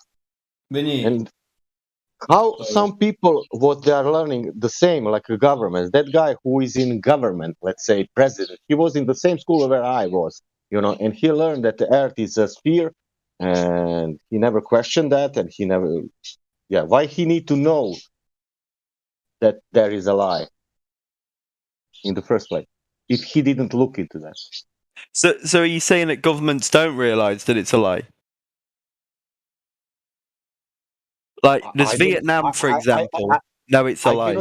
I cannot claim even that because I don't know which government is doing what. You know, I don't know what Croatian or for UK, I don't know, for Croatian government. I don't know if they are lying about that or they are not realizing. Well, boys, what about the Antarctic Treaty in 1960? Who signed on to that? Isn't everyone? That's what I'm saying. Right, I think if you signed on to the Antarctic Treaty, you ultimately know about what transpired. Because I mean, they're all working together.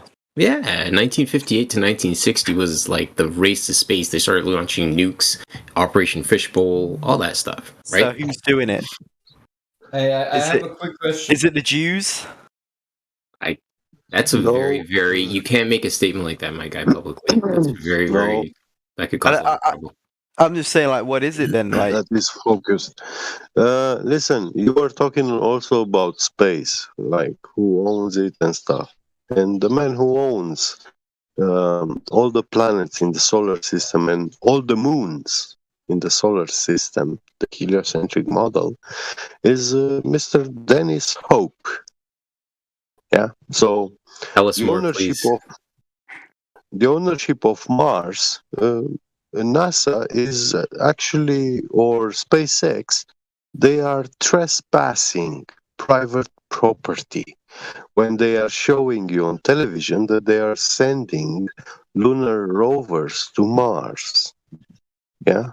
How can one man claim ownership of the galaxy? Right? Yeah, legally he did it. Yeah, because nobody else did it. Yeah. I don't think it's a recognized claim. He's been, yeah, it is recognized by the U.S. government and nowadays all the governments in the world. And 3 former U.S. presidents have bought land from this guy. Yeah. Okay? So he is recognized. Yeah, but it's like a No, when you're saying he's not recognized, I mean, we have 3 U.S. presidents who bought land from this guy, land on the moon. So did my grandma. She bought like I want to ask him something about UK. Yeah. How we measure hills in UK, in the middle of the UK? What was that? Sorry. How we measure hills, because UK has no mountains. How we measure hills in the middle of the UK? I have no idea. Yeah, we have to look at the moon. If you have some, let's say, hill 300 meters, why it's 300 meters? Above what? Yeah, I have a quick question about gravity. Above sea level. Oh, sea level. Which one? From the left side or from the right side? Well, both sea levels are equal. Oh, okay. Yeah, because they are interconnected. Because it's beautiful with that. Make that example with UK, because UK it's Ireland, you know. Yeah. Which sea level we using to measure hills in UK? From south, north, east, or west?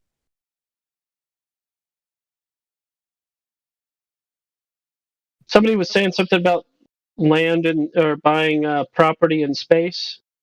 Yeah. Yeah. Were you referring to Asgardia? No, something like Look what I lunar put in the chat. embassy. I will. Oh. Yeah, they have their own national anthem and everything. And they have, I think, thousands of citizens at this point. Oh, sounds lucrative. Can I get in on that? Bro, I tell you what, there are some lucrative ideas out there. I had a really big one the other day. Did you see Asgardia? Isn't that gospel from the Nordic Asgard? Is that from Nordic mythology? Yeah, from mythology. Yeah, but now they've turned it into a real thing. Well, a fake real, whatever. I don't even know how to phrase that properly. Open the Bifrost. Guys, I have a quick question. When we look at a slinky fall down, is it because gravity is confused? Yeah. Because like literally on one hand you keep the slinky in your hand to make it unfold, right? And the supposed gravitational force is pulling it down so you can unfold the slinky. But why is it that the lowest part of it stays in the air when you just let go of the first part? The slinky, yeah. Of The the top. slinky. Shouldn't it be that gravity would equally apply a force, which means that the whole slinky would just fall down, like it would do with a rope, for example? They will try to invoke the elastic properties, and I the know elasticity of this. the explanation is so unsatisfying and unlogical. It makes Yeah. absolutely no sense when you put in mind everything else they claim what gravity is able to do. Like it's pulling up itself upwards from the slinky from the top, which is accelerating downwards. So yeah. But staying at the same position at the same time, right? Yeah, elasticity is defying gravity. It's crazy. Yeah.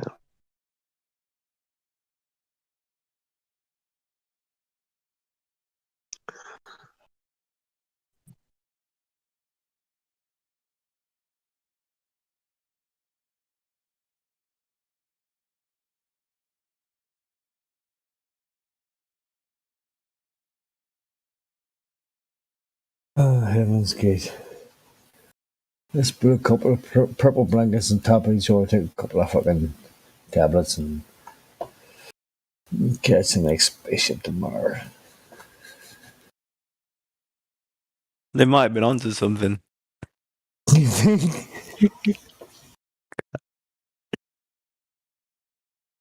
Right, bro. Listen, you go ahead, bro. You go ahead. I'll just stay here.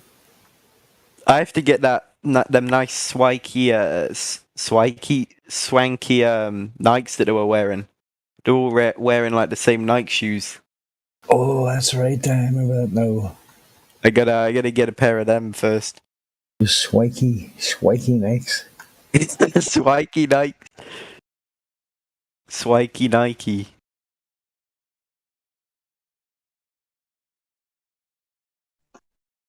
So what's this stuff about Freemasonry?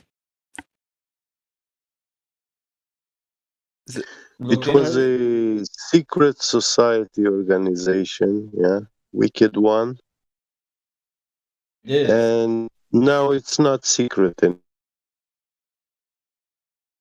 And are these the people that push this stuff? And it's something very normal, actually. No, all Masons are flat earthers. Exactly. All Masons are flat earthers. No, not all Masons, he said. Well, all Master Masons are flat earthers. No. Why was Copernicus a Mason then? He was the astronomer. Well, he was a fake flat earther. Not all Master Masons are flat earthers. You can look into the Master Mason Masonic Bible and you will literally the spherical earth and such.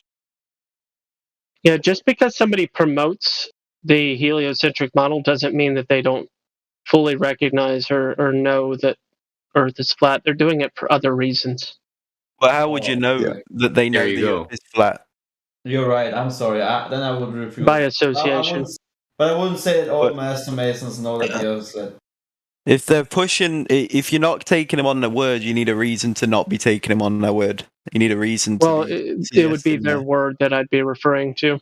That's like me saying all of you guys are actually globe earthers. Like, well, have you ever spoken to a Freemason before?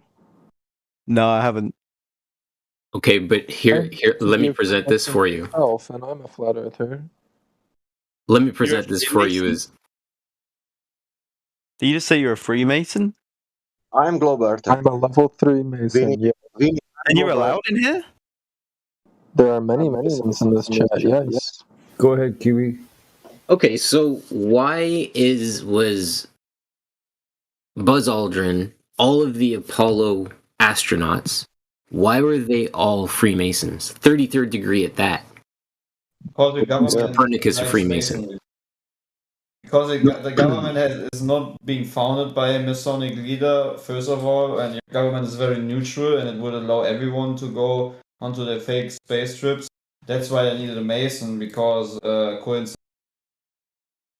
It's just coincidence. That's why they chose the highest degree of Masons to make the fake moon landings. So there's a couple of things. Heliocentrism is a religion they created, and this religion is a religion to control slaves. My parishioners. My man, so eloquently stated. So powerful. I gotta take a tab, bro. This is wacky. I don't understand what's going on now. Why not? So the Masons control everything. No, Vinny, listen. This. Well, they're mercenaries that they hire. The Masons. This is most important. I'm not saying the Masons. The Masons could be bakers, but they are not bakers. They are called Masons. But that will not form the curvature in reality, whatever there was. Yeah, Freemasons are very well heliocentrism. Here's where, very well paid to do that. Here's where I see what they've done. Right, I look at the Arc de Triomphe in France, right, and I say that that's the Freemasons at work.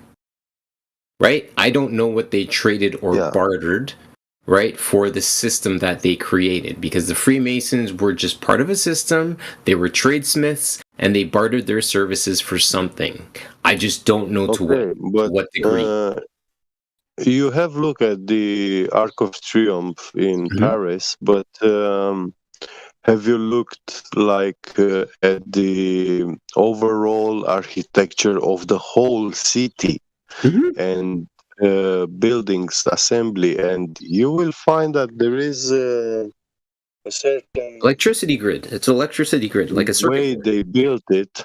Yep. Yeah. Fully agree. Fully agree. And you could also overimpose it over a human body, and you will find that where you have the heads, you have certain institutions, and where you have the organs, you have all other institutions which represent those kinds of organs of a human body. My friend, I am grinning from earlobe to earlobe right now because you are speaking so much truth at this point in time. Thank you. Sounds like you got a fan, bro. He's your cheerleader. Dude, if you speak like that, and that is how you can tell you're innate when it resides with what somebody's saying, and you're like, that makes a lot of sense, because you're able to stand back from something, remove your ego, right, and observe something for what it is, and start to begin to ask intelligent questions without an ego being in place. Well, science says, well, no, let's remove science for a minute and observe what we can observe and come to a conclusion, which is why I implore this talk. Yeah, I recommend all people to read about sacred geometry and stuff, and you will see that it has been applied everywhere. And whenever you want to build a house, a building, they will not allow you to build anything you want anywhere you want. You have to get a permit, which is what I do.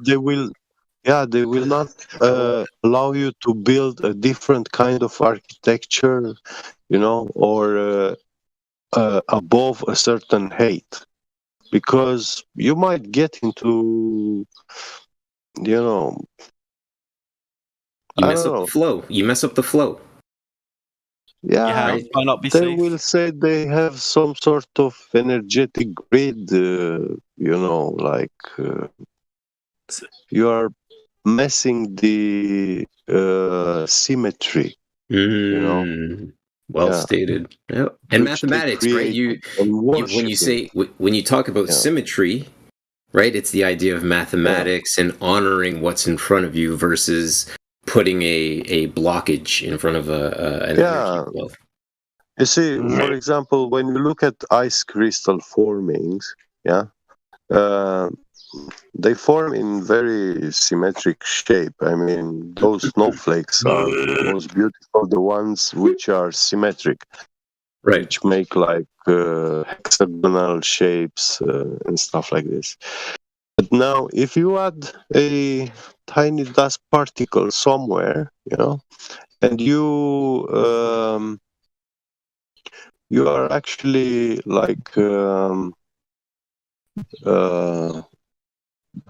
creating a point of from where a new one will start forming, and will be thriving, next to the other. And if you look at this, you can see how a ice crystal actually takes over. A small one becomes bigger than the one he formed from, and it overcomes it, like fractals. Well, you remember when? Oh, sorry. Go ahead. Yeah, and when you build such a house like next to a city, big as you like and stuff, you actually create an area of where you can thrive and develop, you know, and become independent from all the city, you know, and then you grow so big that you take over the whole city, you know.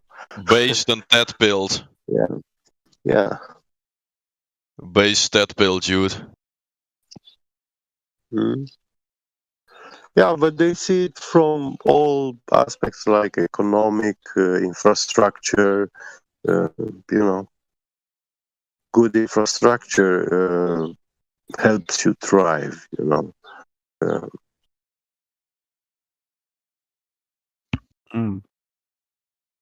So, I had a question. Yes. What is your question? Who made up this globe stuff, and who's pushing it? You know what I mean? There must be some kind of group at the top, or a person, or whatever, that's pushing this stuff. Does anyone know? The system, the lifeless one. It was probably the Freemasons, but we don't know who made it up. Anyone could have made it up, but we know it was Probably the the people in control. Freemasons. Okay. I thought you were one. Didn't you say you were one?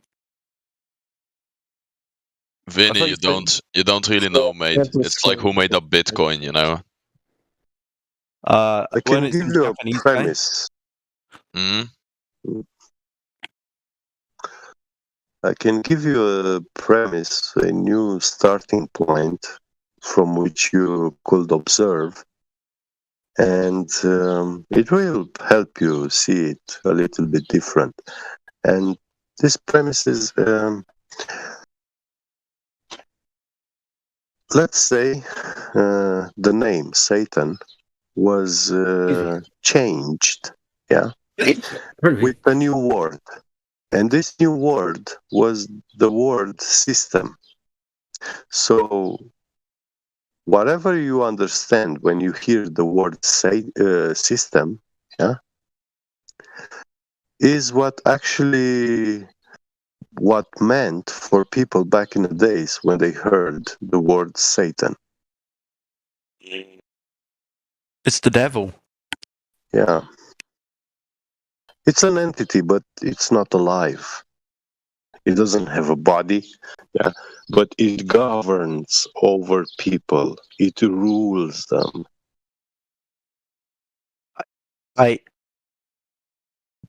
So, an entity did it. Yeah. So it's like a supernatural entity, or like a man-made one. Well, not man-made, because when you say man-made, it's one individual, you know. Right.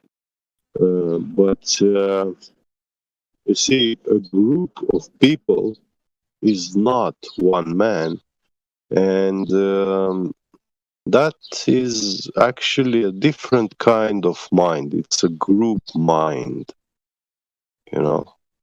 And that mind overcomes any individual. There's no individual can deal with the mind of a group. You know? All right. So it's like a hive mind. Yeah, it's a very good, like that. very good example. Hive mind. Here's another idea for that hive mind can make decisions and stuff, but those decisions do not belong to any of those individuals from that group. But that decision comes from the whole group together. A collective, yep. Collective energy. Yeah. Are we part of that collective? If you choose to. Well, I had a cousin working in the military, and he told me that he was talking directly with generals, and they were giving him orders. Yeah, and most of the time he knew that those orders are coming from the general based on the laws that they know they have and the order that they have in the military, but sometimes some orders, they look like they make no sense. Why would the general give this order to do this thing which has no purpose, But it showed up that after 5 years of 10 years, that decision following that order was a good thing, because they knew what's coming before, but the general himself did not knew. And he was they were calling these orders that they are coming from the Supreme Commander, from the system. That's how they refer to it. So your cousin was in the military and got commands that didn't make sense from the system? Yeah. Okay. Where are you from, Get? I work in Germany, but I'm Romanian. Oh, Romania. Is that, are there a lot of gypsies in Romania? Yeah, we have quite some of them. Yeah. A handful. Do they live in caravans over there as well? Not nowadays, but yeah, there are some, yeah. They live in tents and stuff like this. Yeah, we have gypsies as well. They like live in caravans and they park on public parks and stuff. Yeah. But nowadays, vast majority of them have giant palaces built. Yeah. Really? Yeah. Do the gypsies originate from India? No, from Romania. Oh, okay. And the Indian people were actually the older gypsies. They were called Kagani. And they were born in this land, but then they were sent away and they went to seek a land for themselves. And they reached those lands, India, Pakistan, stuff like this. They populated there, and then they came back. Got in Croatia or That's Serbia. insane. They are gypsies. It's like a rude name. They are calling them Roms in my country.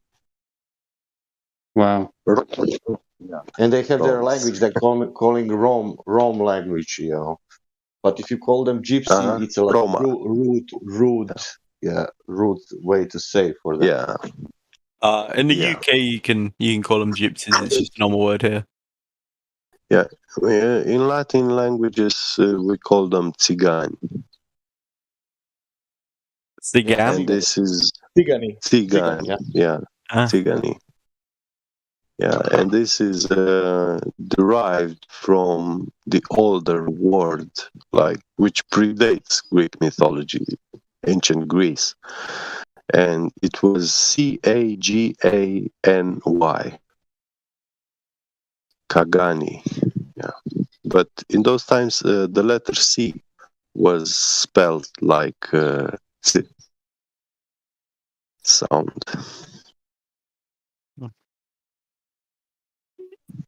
Yo, Sasha 2.0, are you there? Hello, I'm here. Oh, did you say you were a Freemason, bro? You got to tell me about it, bro. Okay. Can you teach me the handshake? Vinny, Sasha. Well, you need to find your local lodge. First of all, I'm not supposed to be teaching about Freemason on Discord. but I would recommend you go to your local lodge, speak to the leaders there, and try to join. I think you would have a lot of wisdom and insight you find. Should I show me your Discord profile and say this guy vouches for me? No, sir, that's not going to work. Oh. Are you wearing makeup or a dress or both? Thing is that all handshakes are coming from the Masonic community.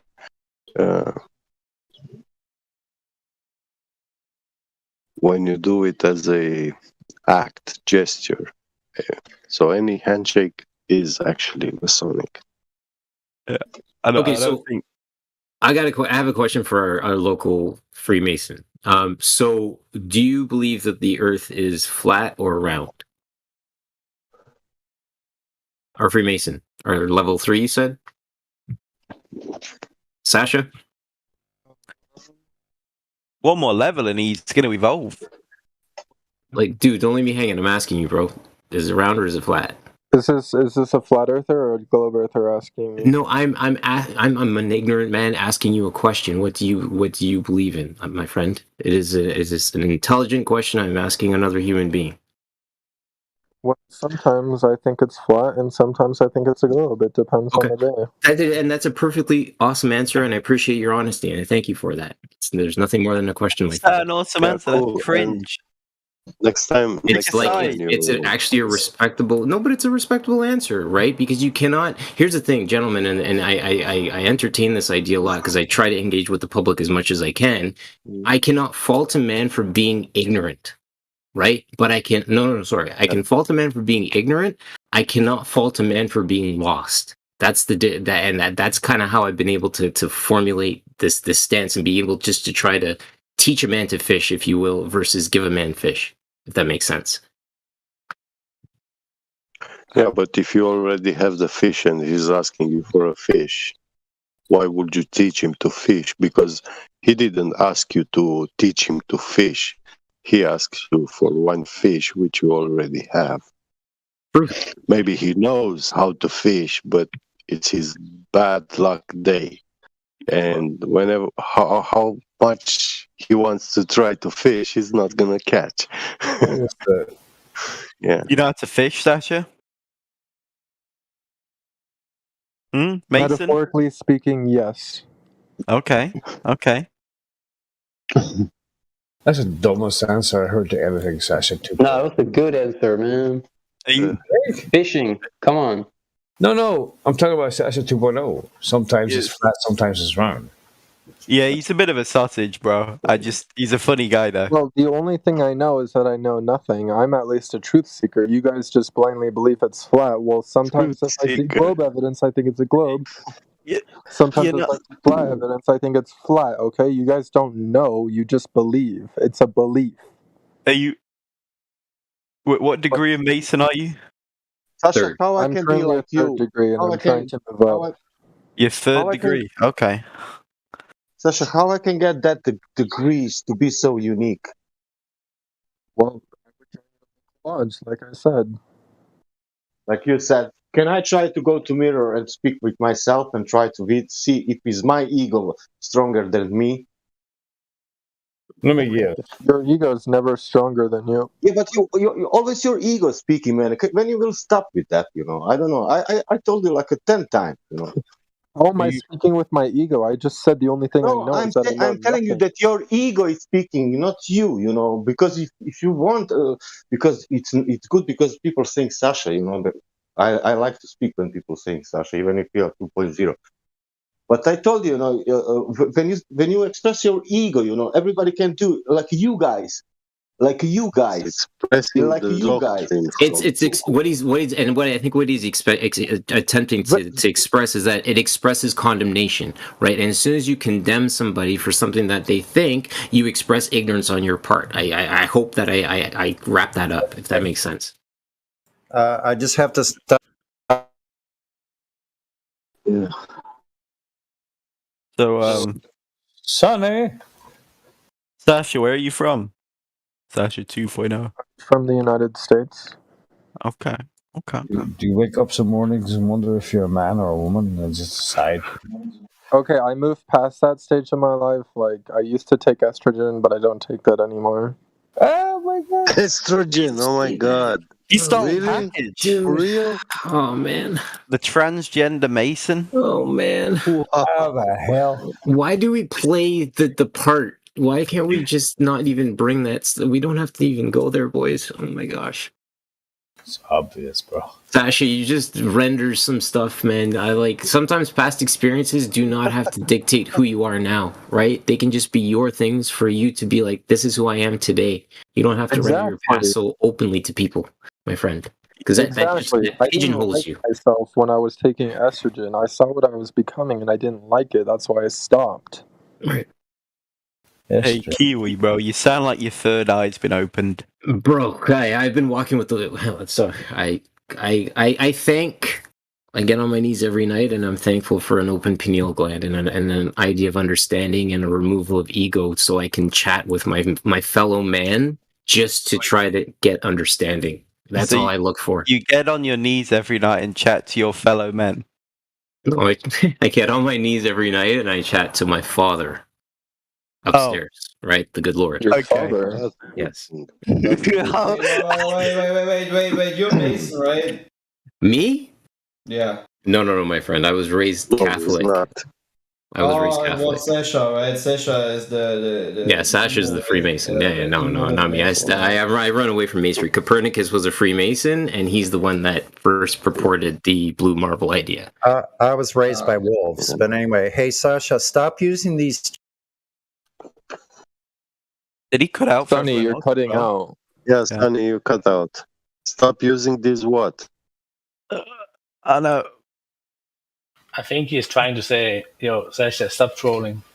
Sasha, do you like sacrifice babies or something? Oh shit.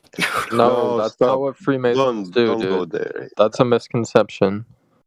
We should not buy into No, it's not a misconception. I think you're but, talking out your ass, to be honest, Sasha. I don't think you've said a word of truth so far. Yeah, but we don't. You just don't. I mean, I can only show you the truth. I cannot force you to believe it. Wait, you said you couldn't tell us the truth about a fucking Oreo cookie, man. Come on. He's quoting Harry Potter now, bro. Okay, I wanted to. Sorry, I was cutting out. Technical difficulties. Anyway, Sasha, stop using you guys. That's a illogical. It's a logical fallacy to say you guys, because you're including everybody having the same line of thinking that you're saying that they do, but they don't. People don't have the same exact line of thinking in groups. Well, I don't even remember saying you guys. Well, we're not a hive mind here. We're all unique individuals with our own forms of thinking processes that are unique to each one of us. So by saying you guys you're making yourself look dumb by saying you guys. So I just thought I'm not offended. I don't think anybody's really offended, but it just makes you look kind of like not very intelligent to be using terms like that. Bro. I'm offended. At night, you've ruined it. You've ruined my day. Yes. I'm angry, bro. I'm angry. I'm angry more than you. I don't associate with these people, bro, and you're trying to lump me into a category. I will go to break. I will go to break something. I don't know any of these people, huh? I will go to divorce. I will divorce now. I'll take back the statement I made about people not being upset. Maybe some are. I tell you what we are. We are all globe heretics, heliocentric heretics. Not me. Yes. Yeah. Speak for yourself. No, you guys. You guys. You guys. So if the person who told me to speak for myself, you believe the heliocentric model then? Are you asking me? No, there was someone else. Oh, me? No. Me? Kiwi? No. Okay. No. What the fuck? Meanie! Put your hand up. Who else thought it was that, boys? I know his voice, but not his name. Me? Yeah. I don't know. I want to Well, see. when I said that we are all heretics, who told me? Oh, not to me. Speak That was for me. myself? Yeah, it was you. Oh no, that was Quetzalcoatl. Yeah, Quetzalcoatl. But I think I don't know. Who knows? Yo, Tim, where are you from? Hey, Tim. Does it matter? Yes, it's a Guess vital from my important. accent. New Zealand. I don't know. Tanzania. New Zealand. Hey, Who's throw from- another shrimp on the bobby. Are you from New Zealand, Tim? Yeah, we got it. Do you think? No. What? Scottish. Oh, Scottish. I think this is the only community I've gotten into that didn't almost get it. South Africa. So off. Oh my God! That's awesome. Scandinavia, Denmark. Oh, Oh my bad. Denmark, silly Attaboy. motherfuckers. Well done. Oh my God! People First actually sense- all. I think this is our first sensible human being that's been here, boys. I'm just kidding. Denmark, Kev, because like Sweden's got I meat. want to move. I want to move Denmark? to Denmark. Yeah, man. Denmark's a beautiful place, man. Oh, that What's makes- Denmark think? Is an illusion. I'd love to go to Amsterdam. No, Denmark is a good country for work. Oh man. What kind of work? Metal working, yeah. Oh yeah. Yeah, they That's make what I- cool yeah. stuff. Go with their hands. They pay very good for They are. CNC machine in I wonder, Denmark. if Yeah. I wonder if they'd hire me at 65. I was a machinist for 8 years. Nice. $3,500 for $4,000 Does they a work month Friday? in Denmark. Does they work Friday in Denmark? I heard that they doesn't work Friday. We work Monday to Friday, just like any other Christian-based country. What currency Yeah, do you have? Other question. Friday How is much short day of work. How much If you are in construction work, some parts of the construction business they have 8-hour days Monday to Thursday, and then they have a half day on Friday because so we can party and relax. Just party Oh, on we Friday. That sounds good. But that's not in every profession. Like if you go into an office place or something like that, they might have it, but it's not a common thing. It's only in construction, and that is because like I actually don't know it, but it's something about you get more out of the 4 times 8 hours than you get like 5 times 7 hours. You know, Increased production makes something like that. Yeah. within And, the trades, blue collar. That makes perfect sense. Yeah, and so then you get free early and the Friday, which also like boosts the motivation because you get a good weekend. You know. Yeah, you get the company morale up. That's right, man.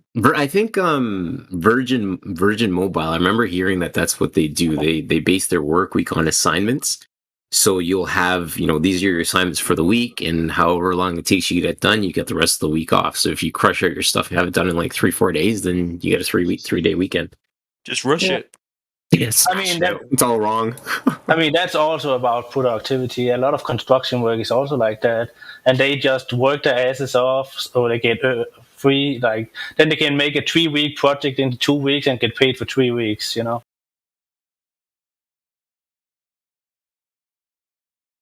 But in the construction business, it's mostly young people who actually does these things because they have the energy for it. What if I'm a slow worker and I take a week's assignments and finish them in 1 month? You are paid by the hour then. You're a union guy. Yeah, that's good for me, Yeah, you're a union guy. Tim, what currency do you use? Crowns? I guess that's how we play it. crowns. Okay, Tim, so sorry. What shapes do you have, Tim? What? What shape is the Earth? It's flat. Okay. All right. It's not okay because Okay, flat I is not guess a shape. that's. Listen, Yes, it's question not is okay deceptive. because because it's not a shape. wait. Actually, I Flat need is to. not a shape.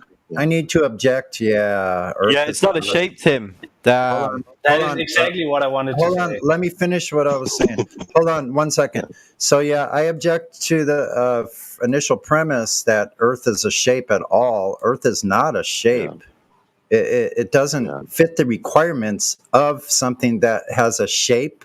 Would be an object of some sort that you were able to measure the extremities of and know all the dimensions of said object. Yes. Earth doesn't have this luxury. No one has ever measured the extent. If they have, they're just simply not telling you and I. They told me though. Yeah, Like- Sonny came with the lengthy explanation. Okay. Yeah, okay, that's what well, I would. maybe you're special. Maybe they did tell you. I don't know. Told me, just no one else. Okay, Vinny. Welcome to the server to the new guys, Tim and Vinny. Good to see you here. I'm not and new. anyone else new? I've been here for like a week. I've been there for 3 years. Today's my 3 first years. day. Good I'm for hoping you. I don't get fired. Who said new they've on been the- here for 3 years? Vinny? Me, yeah. And you're still a globe earther? Yeah. Yeah, your Wow. propaganda hasn't worked on me yet. No, there's no propaganda to it. What you've been listening to your whole life is propaganda. What we just have is just measurements and objective reality there for you to look at yourself and make your own decisions, hopefully without your confirmation bias. I think the science world calls it observable evidence. Yeah, exactly. And it's part of empiricism. Oh shit! Damn. Empirical means that it can be observable, testable, repeatable, and falsifiable. Boom. So if there's something about the globe that doesn't have all of those steps, then it's just simply not real. So what we have is we do have all of those aspects of testable, repeatable, observable, and falsifiable with the information that we have gathered. So it's up to you as an individual to take that information, decide, does it fit reality or not? You can't just take the information in and start at a notebook, start writing down digits or calculations, formulas aren't going to work. You have to take the information you've already been given about the size, dimensions of Earth, take it out to reality and test it for yourself very simply with a line of sight test. A line of sight observation is simple enough. This thing about what Earth is not science at all. It's simple about 5th or 6th grade geometry. That's all. That's all you have to do. Take the numbers, take the geometry, go outside and test it for yourself. That's it. I have another example, observable evidence I'd like to, on the heels of that, would like to present. Has anybody thought about targeting systems in the military army of how you would be able to shoot a rocket or shoot a gun even across a curved playing field? Tracking sensors. How would a tank? or- How would a tank fire at? How does a tank fire around a curved Earth or over? I don't know. I can tell you something about. I was anti-aircraft. That anti-aircraft works on heat signatures, though. That's way different. I'm talking about like line of sight firing, doesn't it? I didn't have weapon with the heat. I had only weapon with the bullets. Okay, you know, okay. My bad. to shoot the airplane. Okay. And that's it. Yeah. And But that's that you're it. shooting up in the sky, anti-aircraft, right? From the ground. Yeah. Okay, Yeah. but I'm talking about you're shooting in the sky. I'm talking about ground-to-ground but combat. Listen. This the Earth. It's rotating. Oh, yeah, good point. I forgot about that. So many variables, I lose track sometimes. Jeez. Yeah. As I said earlier. Yeah, and we never account on anything. Yeah. The military. Yeah. I heard tailwind will really mess up a bullet, though. Like, can you imagine a tailwind messing up a sniper's distance, right?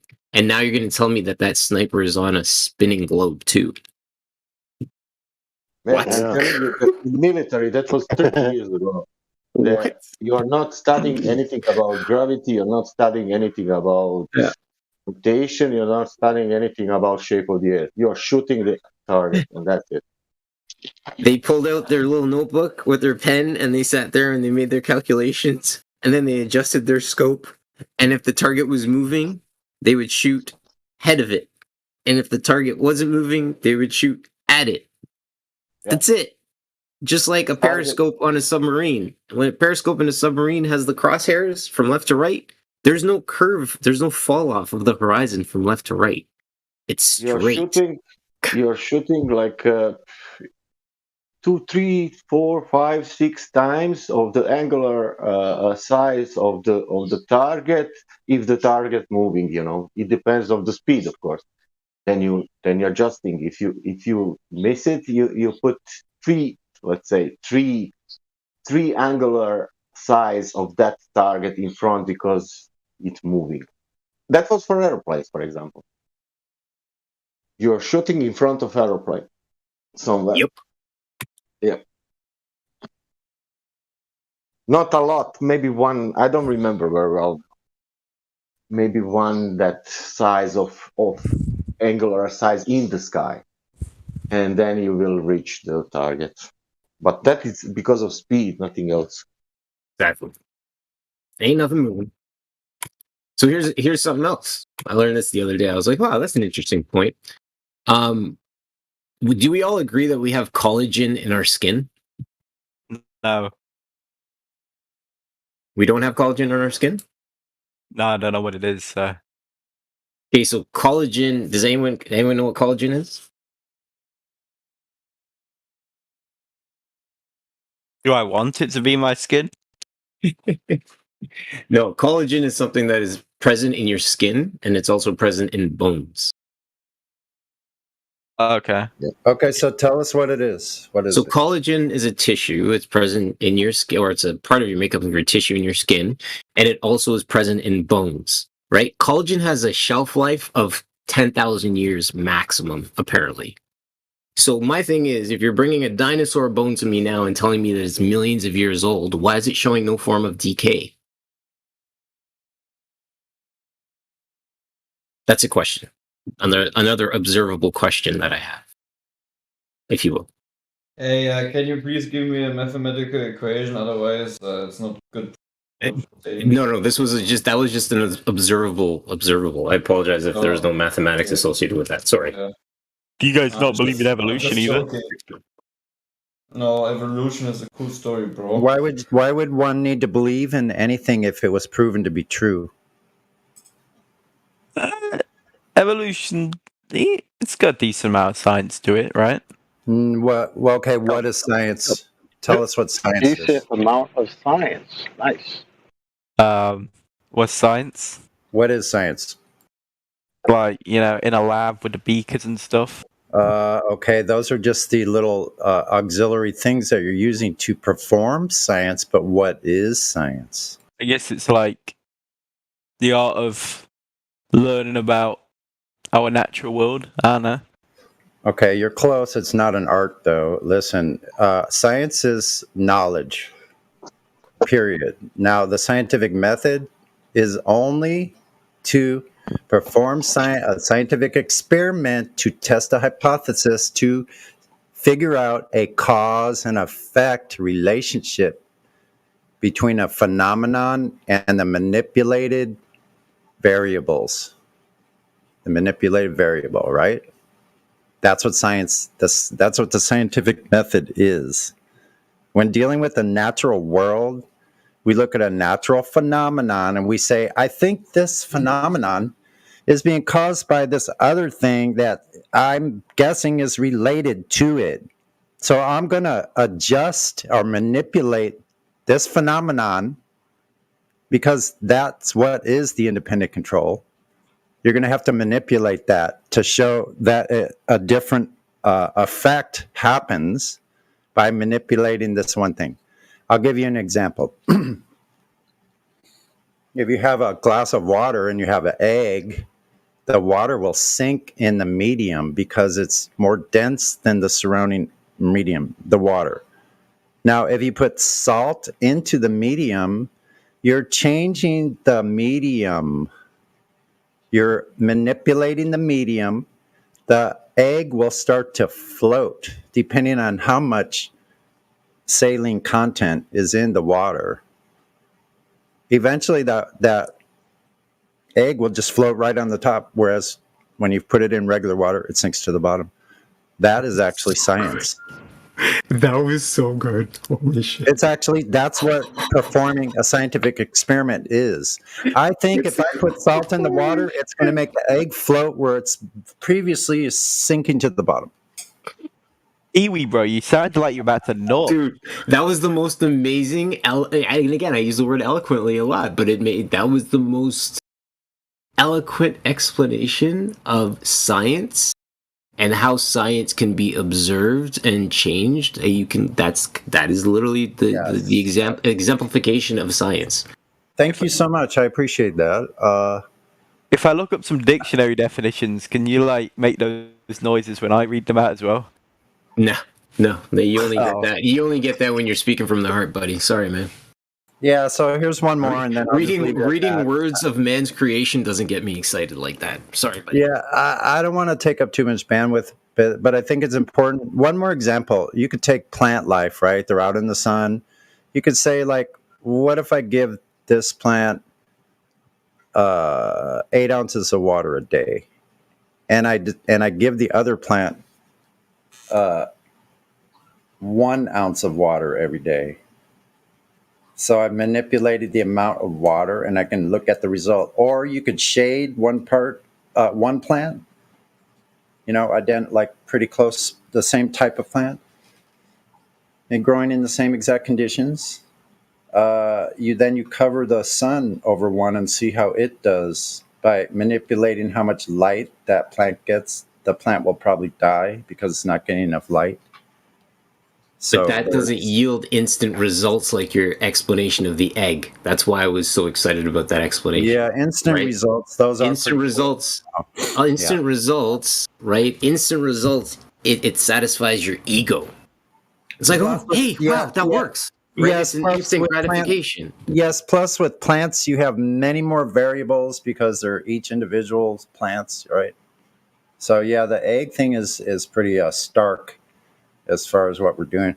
But Earth doing just measuring, testing Earth itself, it doesn't involve any of these steps. All it does is involves being empirical about it, which what I said before, and I would take notes if you don't know that stuff, that it's observable, testable, repeatable, and falsifiable. I would take notes on that. Going to have to remember that. If you're going to be talking about science, you better know what science is. Science is knowledge. That's all it is.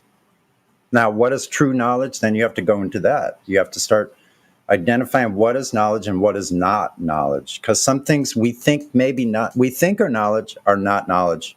They're just what we think.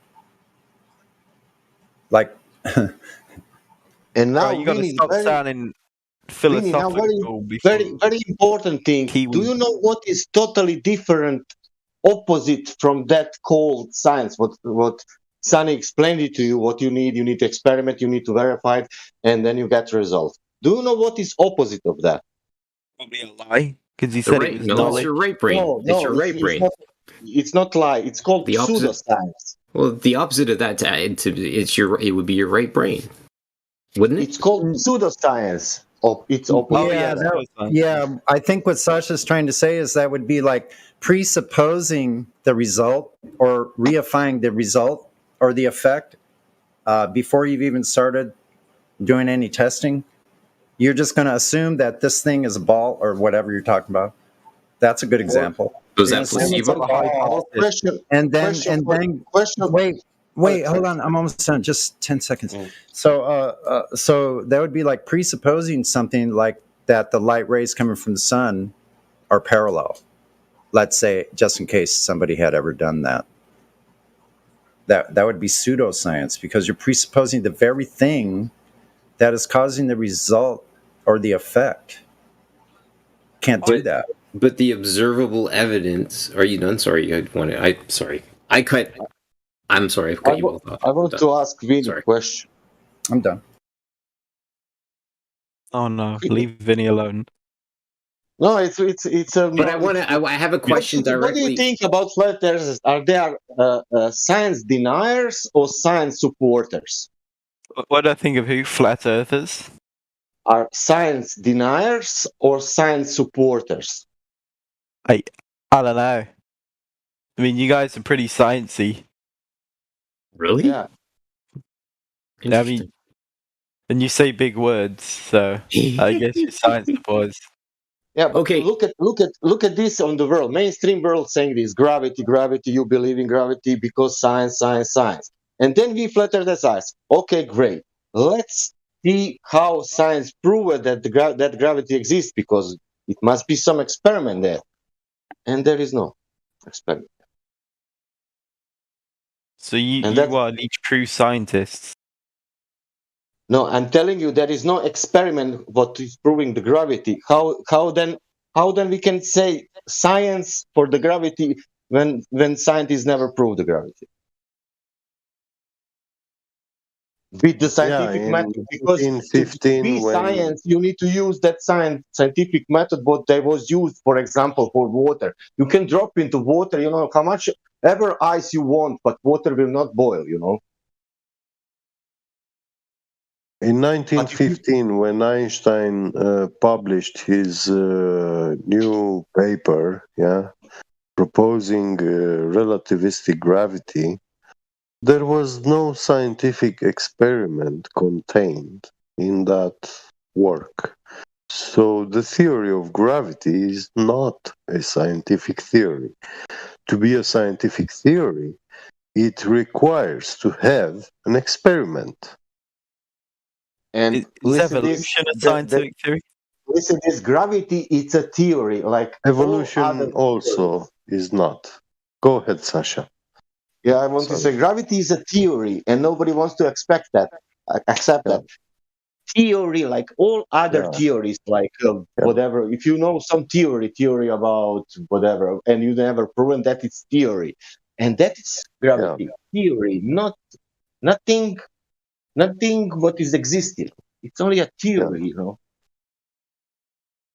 Like a theory is this: I can jump 200 meter, and 244 because the record is 246 in height. But it is theory only, because I am saying that I can do that.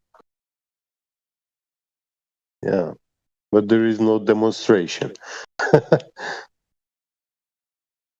Wow, it's enough if I say.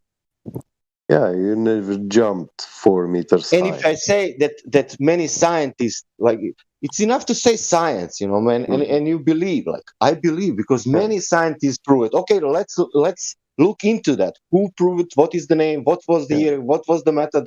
And then you find nothing. And you say, but which one of these scientists, what you are mentioning all the time, are missing somehow? Where they are? What's happened?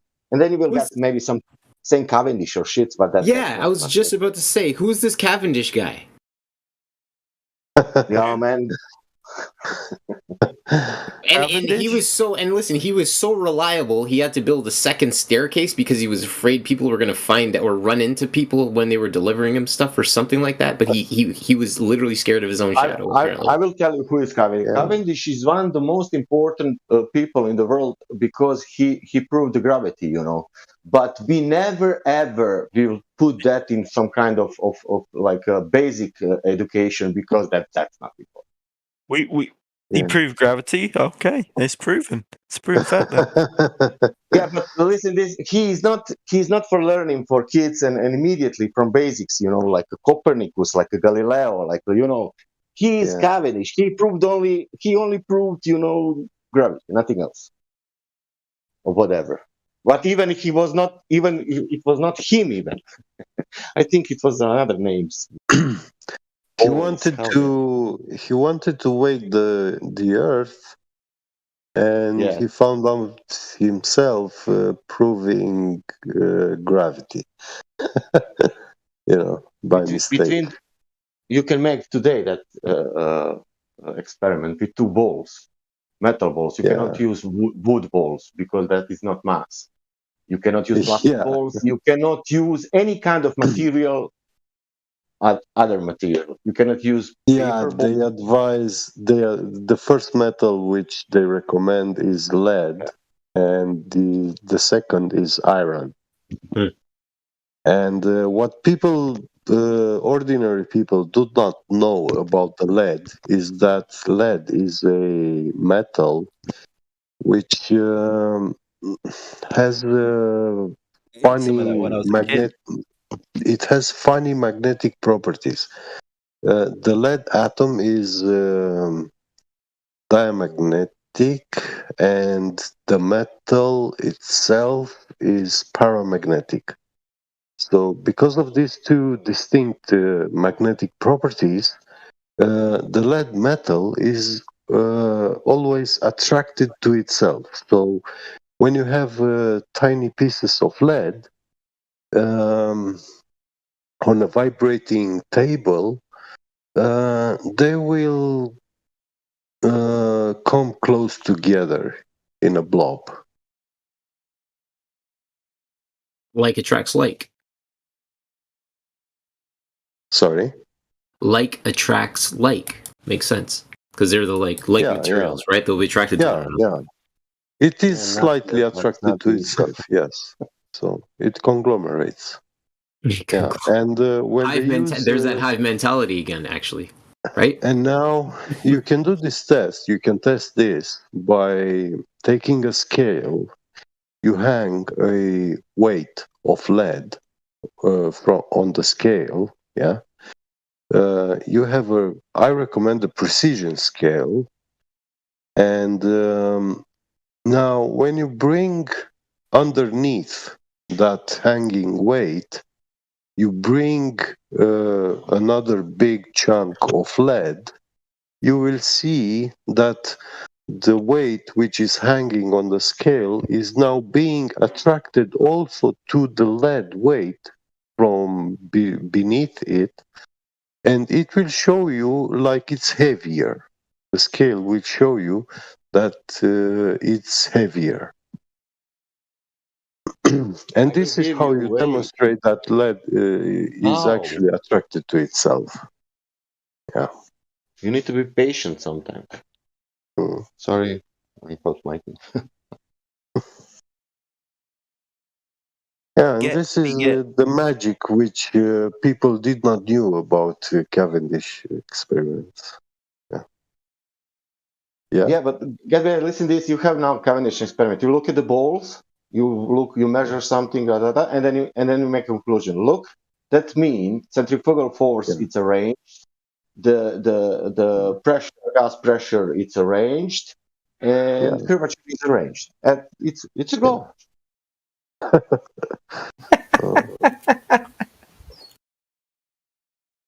This is how you understand lead is attracted to itself. You just have to be patient. Yeah. Get. Your voice is very relaxing. That was his premise. Amazing. Your voice is very relaxing. It's a very heavy material. You just have to be patient. It will eventually draw itself. It's poisonous and you shouldn't eat it. I mean, that was all great. The only thing that was missing was some like Star Trek theme music in the background. That's all you need. That'll make that story excellent.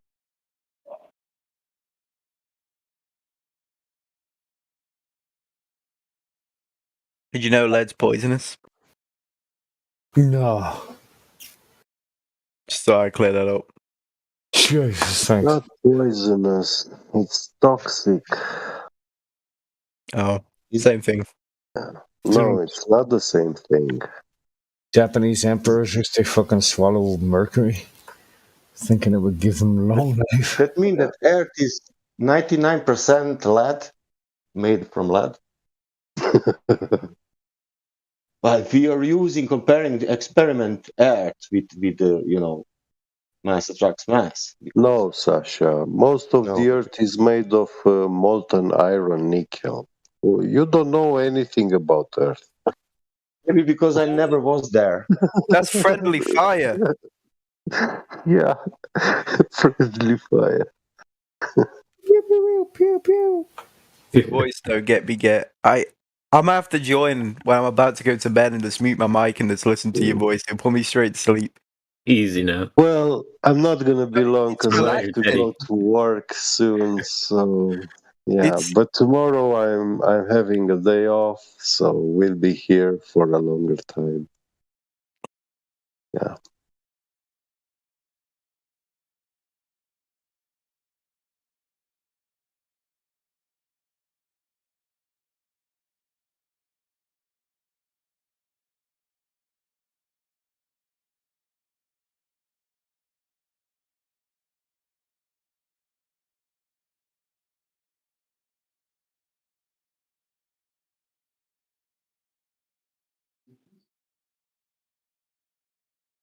It's very funny.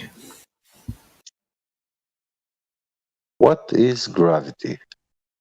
Two lead I don't know. Next question. Two lead balls. No idea. Next question. Yeah. Gravity is when mass attracts mass. No. Hold on. What Checking is my mass? calendar. What is mass? It's 2022. It's not 1915 anymore. That's a problem. That was funny. So mass is resistance to acceleration, right? Wait. Is it? I thought it was how heavy something is. Yeah, resistance to acceleration. Oh, is that the same thing? Okay. Yeah. That means that resistance to acceleration attracts resistance to acceleration. Yeah, and to get the force, you have to multiply the acceleration with the resistance to the acceleration, because the force equals ma, right? Mass times acceleration. Or become a Jedi. Or become a Jedi. Stop. Yeah. That's awesome. So all Newton's formulas are bunk.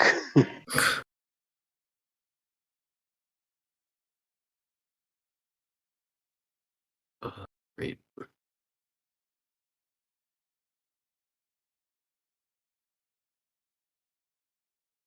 Yeah, funny thing, at MIT University, they teach incoherent electrostatic acceleration for the down vector. Downwards attraction.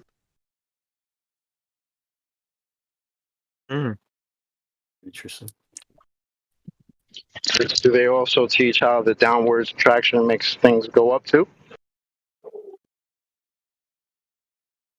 That Well, would be it cool. kind of explains it because, you know, in electrostatics, we have the ground is the negative plane and the sky the positive. We don't know exactly what it is made of, but 100% it is not vacuum, because you cannot have a positive charge being generated by the presence of a vacuum. You know, vacuum has no charge. But I have to plug my vacuum in, so it does have a charge.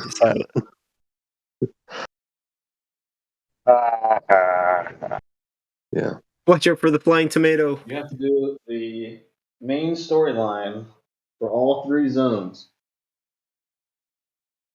Huh? Someone forgot to mute, I would imagine. And I'm not even done with the first one. But technically, I don't think they're all. Stormfire. He's not muted. So I don't know if we'll have to do Hey, everything. maybe we'll hear something juicy. Hey Clay, are you hot micing or? No, my mic You're, is closed. you are coming low. My mic is Low closed. volume. Ah, I see. Okay. I need the Pride of Kulturos, which gets me a nation united, because I already have Lore Master of Kulturos. Let's see So what I I'm do going have on it. about. I'm wasting my time right now. I'm trying to figure out what the heck he's listening. He's talking about. He's going to come back and I'm going to know everything about him and he's going to wonder how. I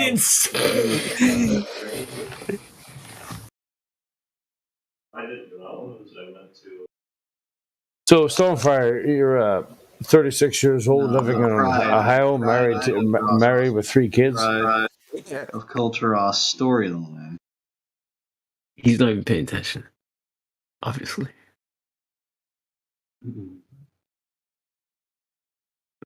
Smoke weed every day.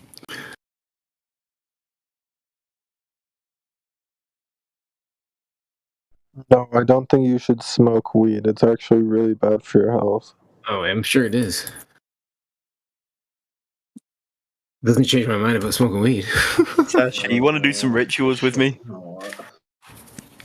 What type of rituals? Like Masonic rituals. We can go in the forest and we can do them together. You guys are gonna go play in the forest? You just met. Well, Doesn't that constitute playing with strangers? You sacrifice a baby or something. He's not a stranger. This is horrible. Yeah, are you guys ever naughty? Like, do you guys touch yourself at night? All the time, bro. Not just at night.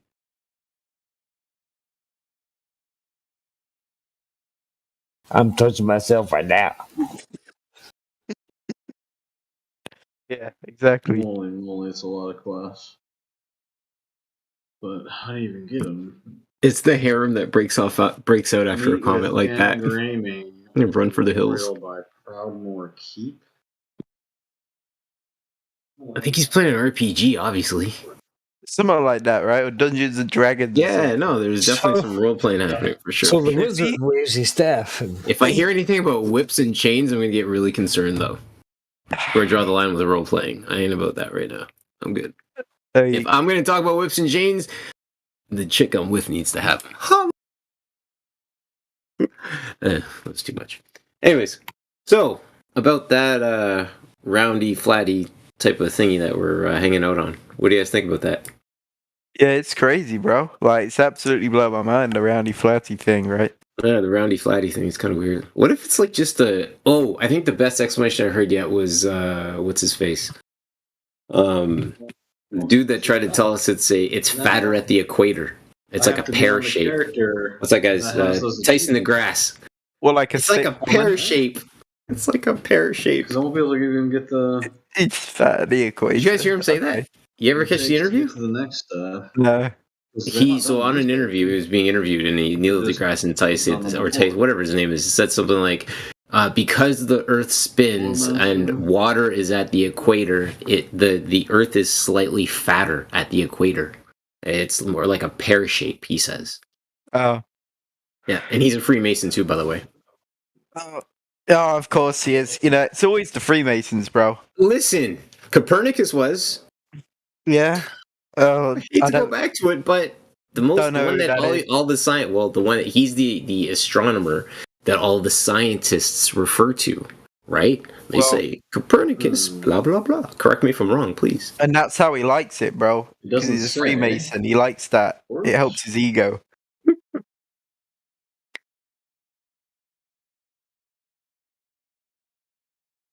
What do they do in a Freemason lodge? Do they just drink? Do they just like sit there drinking alcohol, escape their wives for an hour or two?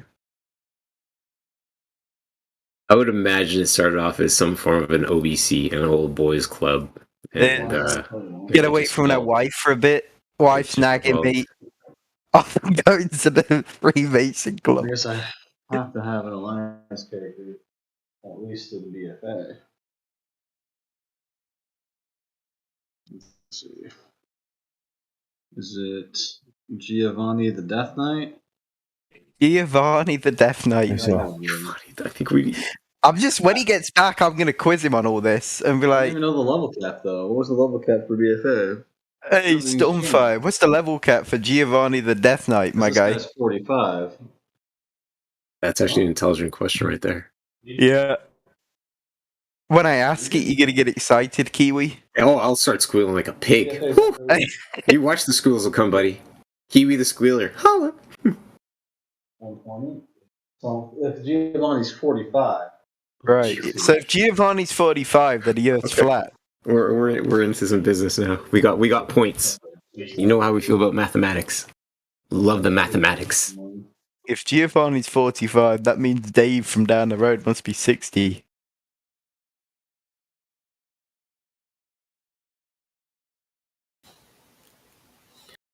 So anyway, how do you guys feel about abortion? Bro, I'm gonna mute myself right now. Probably not supposed to speak about that on here. Oh, should we not? Probably not. Oh. What about God? Do you guys believe in God? That's another one for the religious forum. Oh.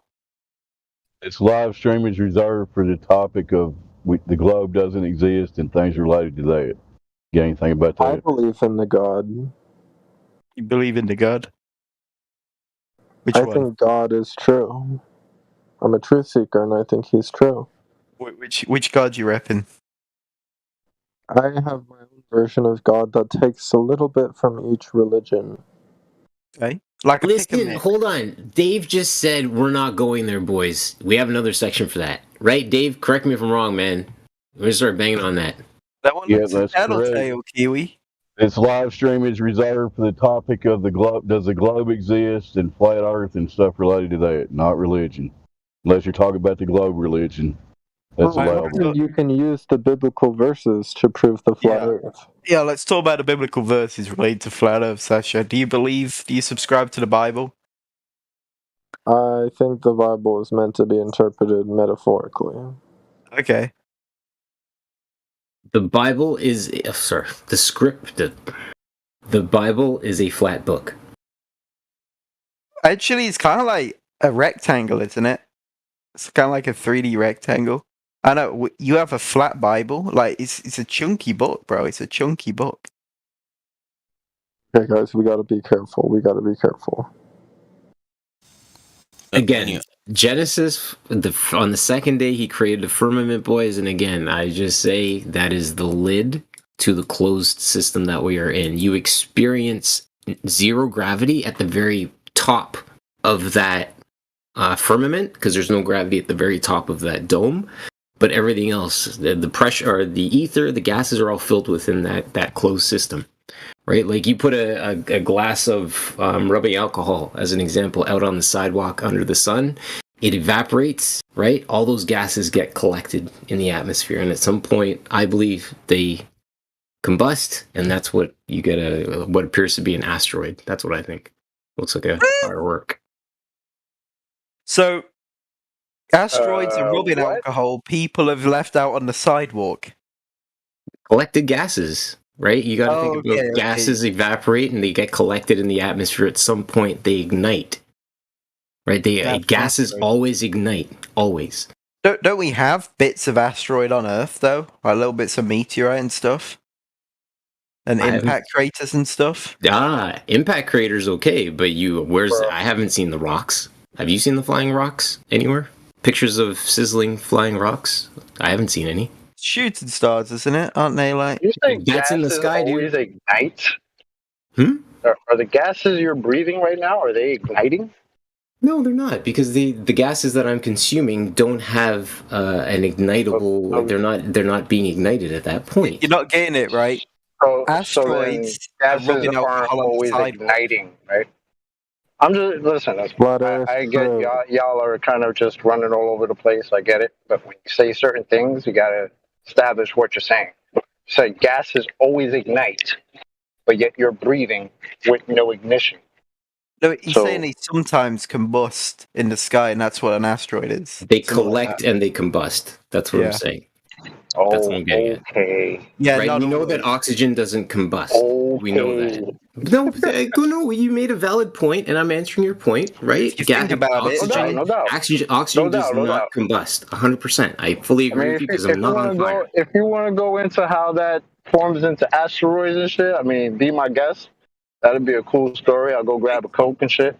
All right, grab a Coke. Sit back, but if you get a pool of rubbing alcohol, right, and you put it on your sidewalk, a good size amount, something like a baking tray full of it, and then it evaporates, you'll actually be able to make it asteroid.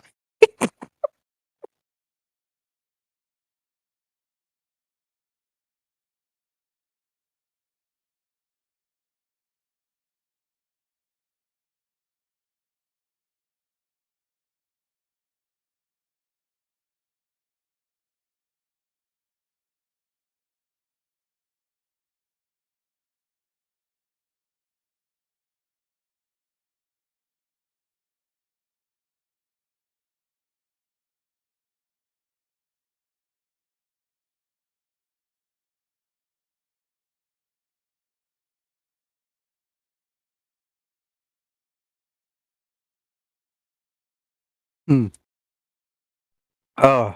Sometimes I like saying flat Earth truth into the microphone and see, how it makes people Flat Earth feel. what? Flat Earth truth. Okay. Hey, Yeah. Sasha, what do you think about leaving rubbing alcohol out on the sidewalk? It said it's asteroids. I don't know if that's how that works, bro. Oh dear.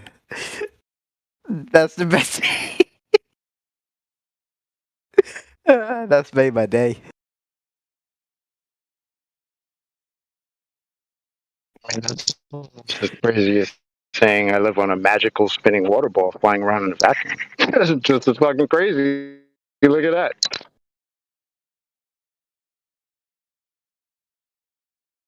So, Kiwi, Yes, my guy. do you know what combination of chemicals it is that combust? Because we could do that, right? My If guy, we knew what listen. combination is, Hold on. I'm we gonna could tell you. fill like Hold a on. pool of them. If you put right now, I'm gonna ask you observable evidence. Yeah. Okay. You put rubbing alcohol or something out on the sidewalk. We'll see rubbing alcohol, a cup of it. Does it not disappear? Yeah. Well, yeah. Okay. It goes into That's the all I'm sky. asking you. Okay, thanks. You can figure out the rest on your own. I'm good with that. That's cool. And then it says, That's what I observe, right? Whatever I choose to unpack from the rest of that is up to you. But I've yet to see, right, any smoldering boulders sitting on a sidewalk like I just crash landed from the sky. Right? We're in a closed system. You can't have flying rocks in a closed system. You have to think about that. Like, exactly. put that in your head. It has to be the rubbing alcohol. Jeez, dude. You really got to open your mind to the idea that we're in a closed system. That's why there's no space. And is that why? Okay. Yeah, no, you've opened my eyes, bro.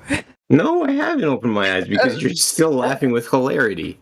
But that's totally cool, dude. You will understand it at some point. You will arrive at that realization. It's all good. It's not for me to tell you, to beat this into you. It's not for me.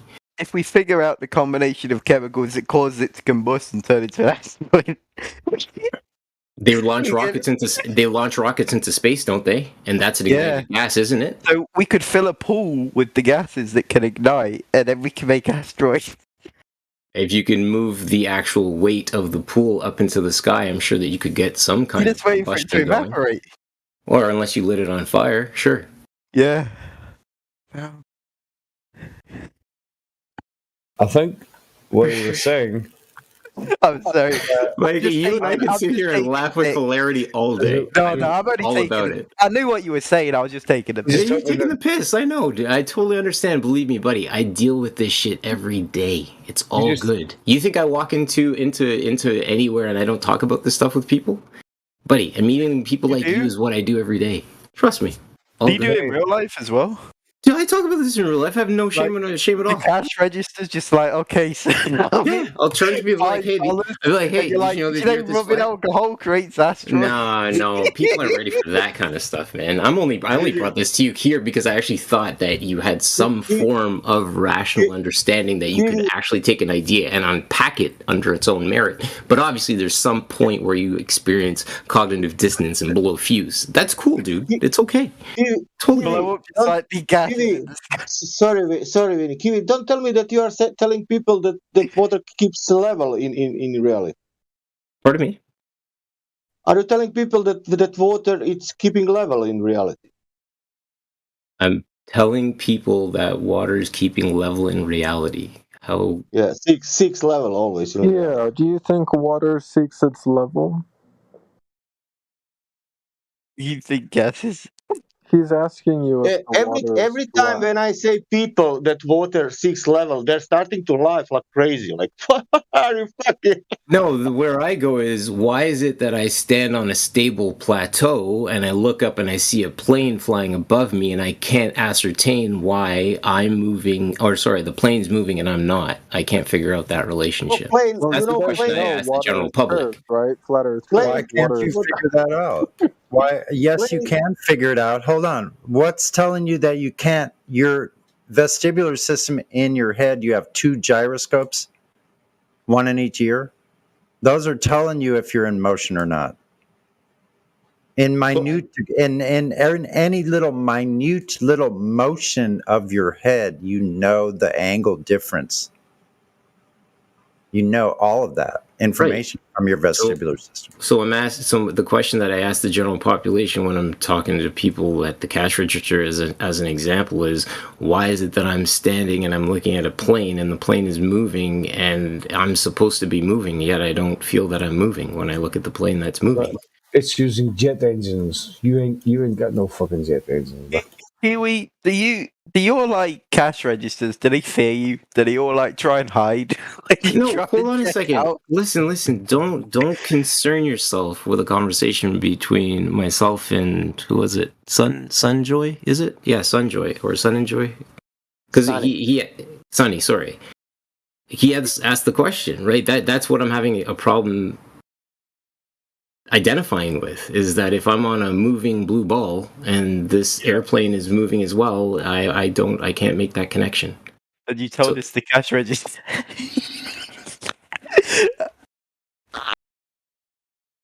No, I know you would be the definition of a troll. This is what I would define as you acting like a troll, because I'm asking a question, seeking an intelligible answer, and you're just picking one point on it and diving in on that, which proves absolutely nothing to the course of this conversation. It just like shocks me that you told random people in your life about it. It's just, you can ask questions. Are you hold on a minute, I want to ask you, are you that ignorant that you're not able to ask an innocent question to another human being to form a conversation with that person? Because if you can't do that, that would tell me that we as a society are lost. Not like a conspiracy. And you can't, and you do this with a random person. Yeah, a random person is my brother. Last time I checked, I could have a conversation with that person, couldn't I? You can, but like if they're just and without them breaking out in laughter as you just did. Well, because that's why I say society we're lost. It's just like I get it talking about it in here, but to just go up to a random person and say, "Hey, yeah, that's what's lost in this world, my dude. That's what's lost in 2022. That's why we have war and all that stuff. That's why, because I can't have a conversation with another human being about the fact that a plane's flying above me. Like people will talk to you all day about this stuff in here. It's just strange that you go up to random people. Listen this, Vinny. This is good example about war. For example, behind the corner, some people killing other two people, and I saw it. But I will not tell you what the fuck I need to tell you. You know, better go away and shut up and not tell nobody. Is that true? No, you should tell the cops. The cops, but not to you. You know, because you are not considered also about that. Right. Mind your own business. That means for police station, you and other 100 people, it's on 100 meters. But I will not tell you and 100 people 100 meters. A police station is 200 miles, but I will go to find out how to call police. Yeah, if you see someone get murdered, you should tell the police. Yeah. Why? What? So they can investigate. Police, but if police is not there, if is there some people around, you will not tell that people that somebody is killing other people there. You will go to the police. You will run to the police. A police station is 5 miles, but some people are there. Like 100 you can warn them. You could always warn them and then go to the police. You can warn them and say about, yeah, okay, great. Yeah. What was the point of that? I don't nothing. Get it. That's cool. You don't get it. I don't think I get it. If I see someone murdered and there's people around, I'd tell the police. But yeah, if there's people in the general vicinity, I'd be like, "Hey, don't go in there. There's someone getting killed." Okay, and then I'd go tell the police. And if somebody told you that water is curving, you know, if some random guy, you know, like I'm just like. But it's not random guy. Listen to this. It's not random guy. You're learning that in school that water is curving, and then one guy come to you and saying to you, "Listen, this water does not curve and it cannot curve." Yeah, or a plane flies above me and I observe no motion. If I was a checkout, you know, like working at a checkout, and I'm like, "That'll be $5, sir," and he's like. No, okay, no, stop. You got it. Hold on, man. Let's paint that picture. I'm cashing out, right? Yeah. I'm cashing out, and the chick says to me, $5, sir, and a plane flies by and roars the shit out of this. Sorry, it cussed. Roars the crap out of the superstore, right? Because he's flying too low, right? And I look at the cash register, I'm like, the chick cashing me out, I'm like, isn't it interesting that that plane flew by us and we're standing here on a moving plane as well? I think you should think you're an Is that no, you answered too fast because you didn't take the time to think about what I just purported, right? And this is why I say that you're a troll, my guy, because you're looking for words that people say. You're not onboarding, actively onboarding information that people are presenting to you, and this is why I say that you are a troll. You're right. I don't take in and absorb everything that people tell me in here. You don't. But I'm saying if you do that to a random person, I'm just saying that's strange. What? I'm going to get arrested? What's going to happen? No, but it's just weird. What's going to happen? I'm scared of the boogeyman? What's going to happen? Come on. It's just a weird Have a conversation with a human being. No. It's you're living in ignorance, man. Hold on. He needs to stop with the yeah, but. He's got a yeah, but every time you say something, and yeah, it's immediately after you make a point. He's not even listening to you. He's like, yeah, but. Thank you. Thank you. The point isn't that you can't have a conversation about it like we're doing it right now. It's when you do it to random people. Like Why? Why can you not engage in an active conversation with a stranger? Are you that active? Are you that socially retarded? I'm asking you. They don't. You're getting angry now, bro. No. I'm not getting angry. I'm asking you a very driven question because this is my passion. No, it isn't. This is my passion. I enjoy teaching and I enjoy engaging with another human being. And I'm asking you a pointed question to say it is befuddling to me. Yes, I use the word again, that you cannot engage in an active conversation with a stranger. Or are you still under what your parents told you that you shouldn't talk to strangers? No, that's concerning. You're socially retarded. If you cannot engage in a conversation with another human being, that tells me that you are socially retarded or socially inept. Socially acceptable at the time. That's what I'm saying. You can have conversation about whatever you want with whoever you want, but if you just say it to a random person, start talking about conspiracy theories, they're gonna think you're a nutcase. That's the point I'm making. So you're speaking for them. So you're speaking for them then. You're saying in their headspace they're gonna assume that I'm nuts. Oh, that's Absolutely. How you would react. So you get to speak for the other person too. This is why I get passionate, because when you find the point on somebody and you start digging on that point, they get defensive and they withdraw. Right? And this is my point with people. I enjoy this. I love this. Vinny, you said conspiracy theorist, but listen to this. I'm coming on the street and saying, person, water does not curve. And he's telling me, you're a conspiracy theorist. And I'm telling him only this word. Water does not curve, and he's telling me you are a conspiracy theorist. Okay. And that's the joke. No. What I'm saying to you, my friend, when he says I'm a conspiracy theorist, right? It's not on me to try to make him believe what I just told him. But the thing is, when I present something and I plant a little tiny seed, a splinter in your mind, and I walk away, that is the space that we are looking to create for people to create thought. Look, you got another answer already. Let's go. What? Yeah, so you walk up to people, drop a bombshell statement, makes you look crazy, and then walk away. Okay. Sure. Well, I'm just saying, like, you can do it. Sure. You know what I'm saying? I'm not saying you can't. I'm just saying that's a very... when you said that you do that to people in real life, it just kind of... You're the one giggling like a girl now. Wow. No, if someone came up to me on the street and just said a bombshell statement and walked away like nothing happened, I'd say, get the fuck away from me, dude. What are you doing? That would be weird. Like, most people... That would be that's absolutely strange. You're the socially retarded one for thinking that that's an acceptable thing, or like that no one would raise their nose at that. Right, but again, that's on you, somebody's walking with me on the sidewalk and they see a plane fly above my head, and I'm like, isn't that interesting, my fellow brother? A plane flies above our head, moving, yet we're on a moving plane or we're on a moving ball as well. How does that relationship work? Question mark. They're not going to know. But it's still a question that I asked, isn't it? Yeah, but you can't have a conversation. So if a tree falls in the forest, does it make a sound? Does it? Does it? Does it? Does it? Does it? Bro, I can't answer that, bro. I'm not a retail employee. Yeah.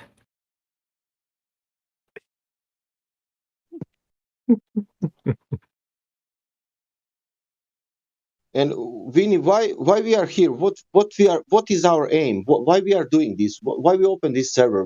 What we want to do? What we want to accomplish? I know, to talk about flat Earth. Who is our leader? What we are following? Who am I following? Well, who are you following? I don't know.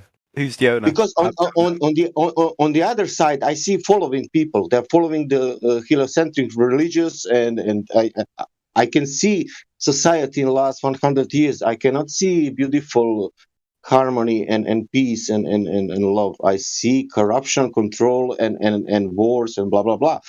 But still, I'm waiting to get that answer. What we are doing? Because I don't know who deceived me about this flat Earth. Why I think that Earth is flat, Vinny? Why do you think the Earth is flat? Yeah. I know the reasons you've said to me. I'm not saying you can't think it's flat. Like, yeah, but why I'm thinking that Earth is flat? I know you've done some science. No, I didn't do. I didn't do science. Oh well, other people have done science. I'm baker. I'm baker. In the past I did 20 years of baking. I did many other jobs, but let's say baker. But I have nothing with science.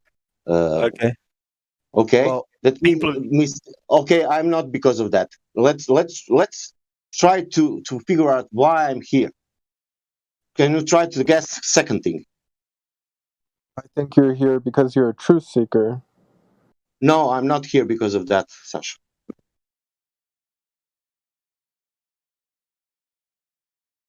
Why I think that Earth is flat, Vinny? Well, you've come to that conclusion, innit? Yeah, but what gave me that conclusion? What information? What you know?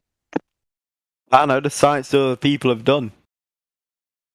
And can you say how to say in what is really concrete? What changed my mind from the globe to the flat? I don't know. I don't know. You don't know. Can you say for anyone here? Well, I don't know the particular reason that you believe it's flat now. Particular reason. Okay.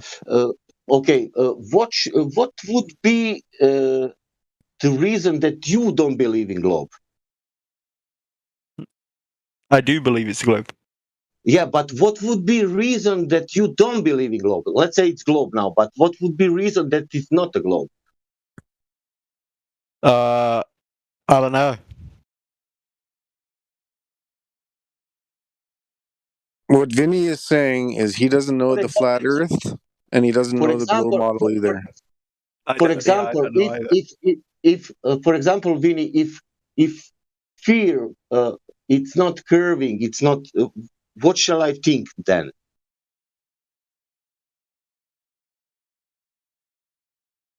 If I realize that sphere is not curving, sphere, do you know what is sphere? Does not curve. I know what a sphere is. Okay, that means the sphere must curve, of course. Yeah. But if I realize that sphere does not curve, what that mean? Then it's not a sphere. Okay. That's the reason why I'm here. Okay. Only that one. Nothing else. Right. What was the point? And if you want to know how I know or how other people know, they can show you. If you want to see that and make some math about that, and even if with your eyes you can see, you can maybe put ego apart, put all others, whatever, put world apart, put all of us apart, and think about what did you see and what do you think about that.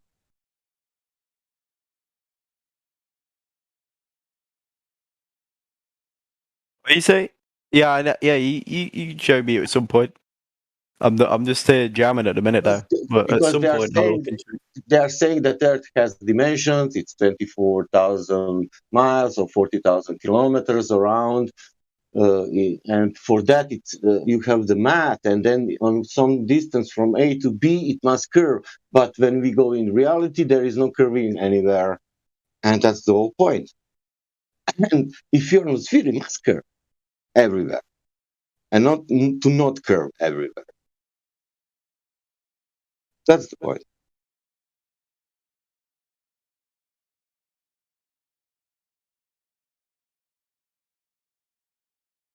And then you take the photo camera, whatever, go to the beach, and then wherever, UK beach, South Africa beach, USA beach, and on every of that beach, it's every on 10 miles, on 20 miles, and every time it's showing drop exactly 66 foot, 120, whatever distances. And in every observation, shoot to show. And look at the devil, it's not showing that, it's all showing flat. And you can see the wake at the bottom of the boat. The wake being the white sea foam when the boats are in the water, and as the boats hit the water, you can actually see the white foam. That's called the wake. Jesse asked the question in the chat.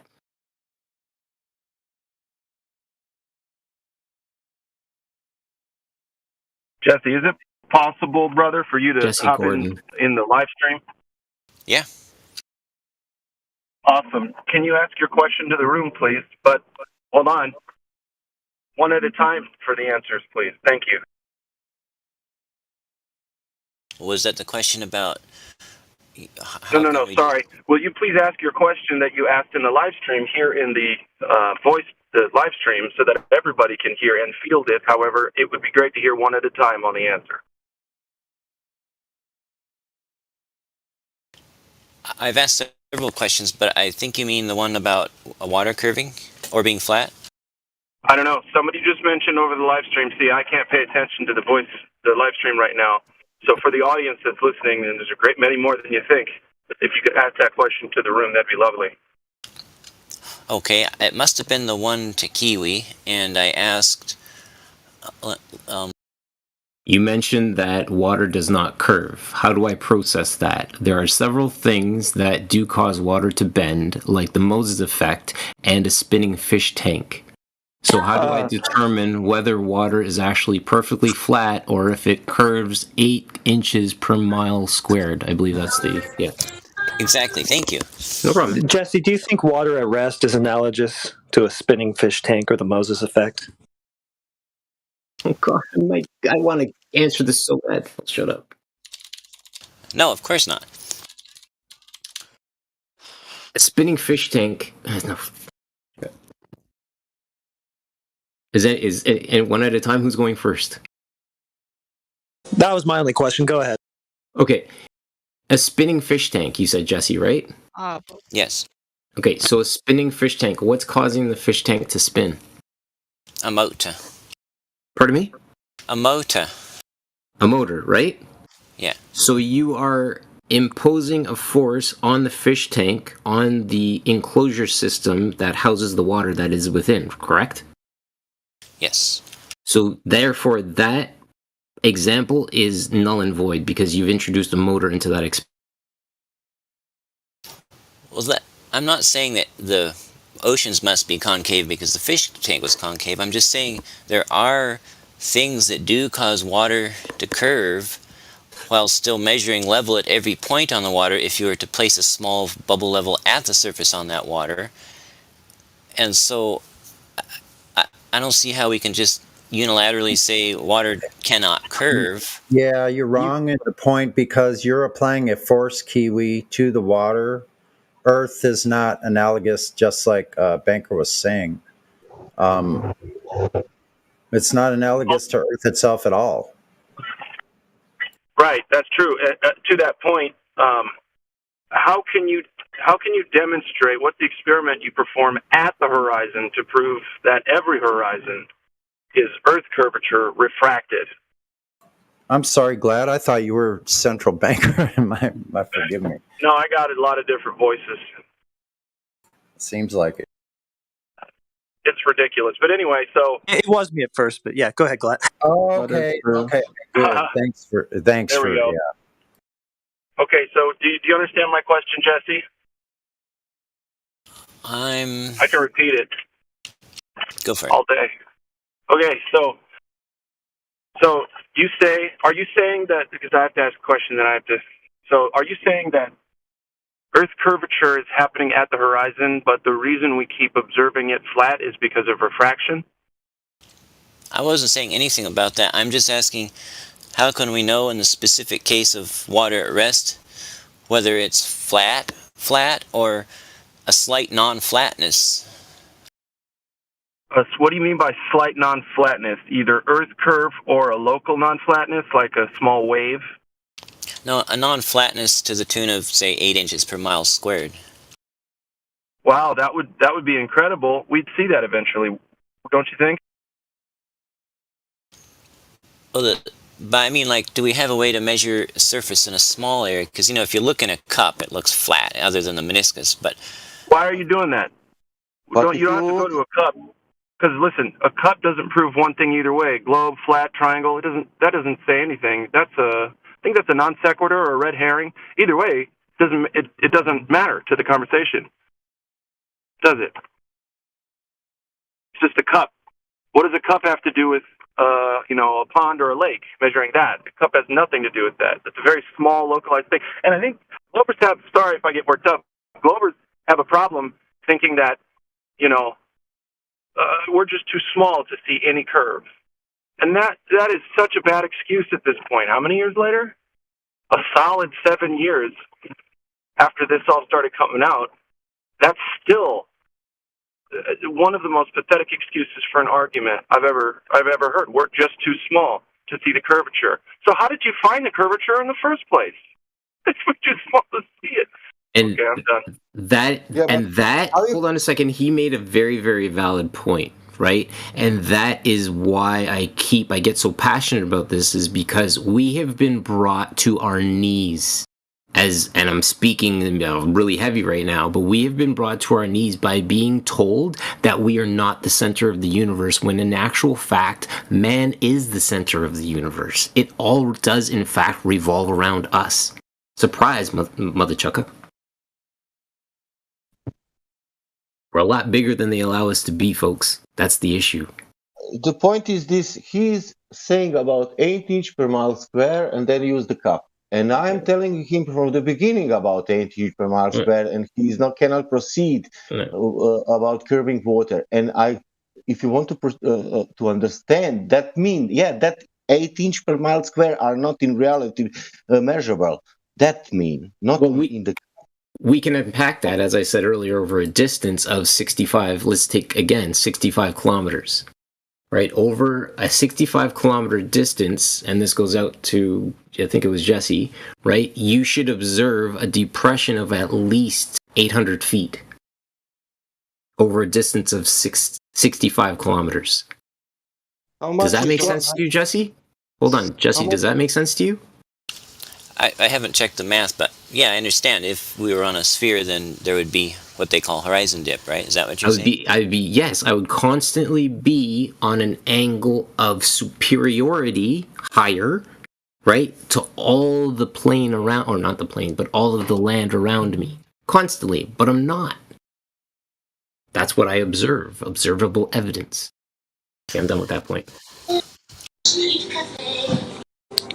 Yeah, Jesse, if you want to know whether the water is curving away from you at 8 inches per mile squared, just check that picture where there's supposed to be a horizon at 1.2 miles at the 1 foot observer height. Yeah, that's where that horizon would have been if that was happening. So there you go. Hope that clears it up for you.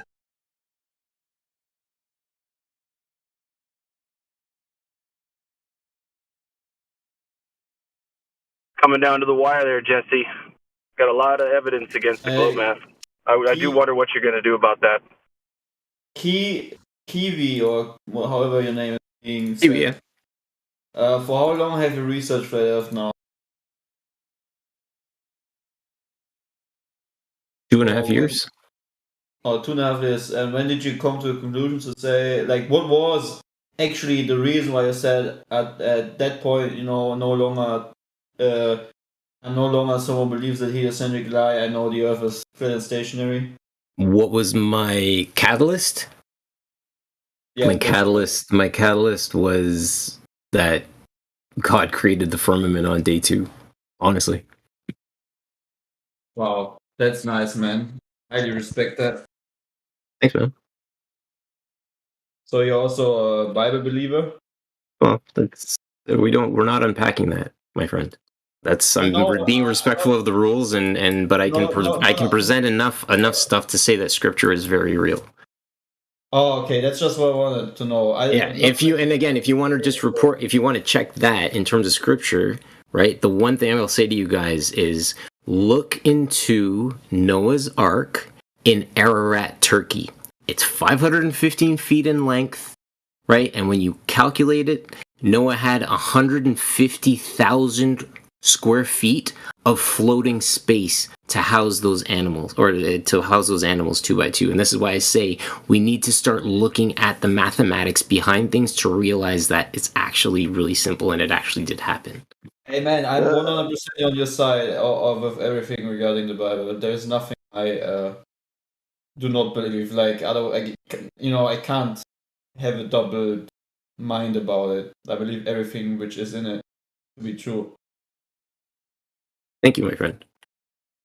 So yeah, thank you for that comment. Yeah, I personally, man, my goal is next 2 years. I really want to travel to Sodom and Gomorrah, and look at that city that was burned down, because just crazy what you find there. You know, all these skeletons, pots, clay, burned stuff, and all the pure sulfur balls and stuff. I just want to.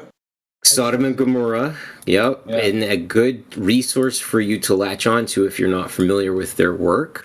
If I may present, am I okay to present a resource? Sure. Just send it me privately. You know, okay, will do. I won't name it. I will do.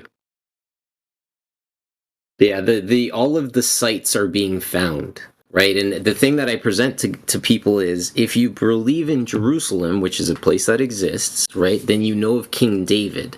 And King David is the exact same king, right, that shot Goliath in his forehead with a slingshot. King David is the David that slayed Goliath from David and Goliath. I don't know if you guys know that or not, but it's all connected. We really need to have. We both really need to have some Bible talk sometime, because. Dude, I do. I interview people on my show all the time and talk about all this stuff. So if you ever want to have an interview chat, yeah, dude, I talk about all this stuff. But I'm not into the self promotion, because the self promotion is where people think, oh, he's just here to. No. Because even my aunt said to me last night, she's like, you have a problem believing what everybody else believes, and I said yes, because I question what I have been taught.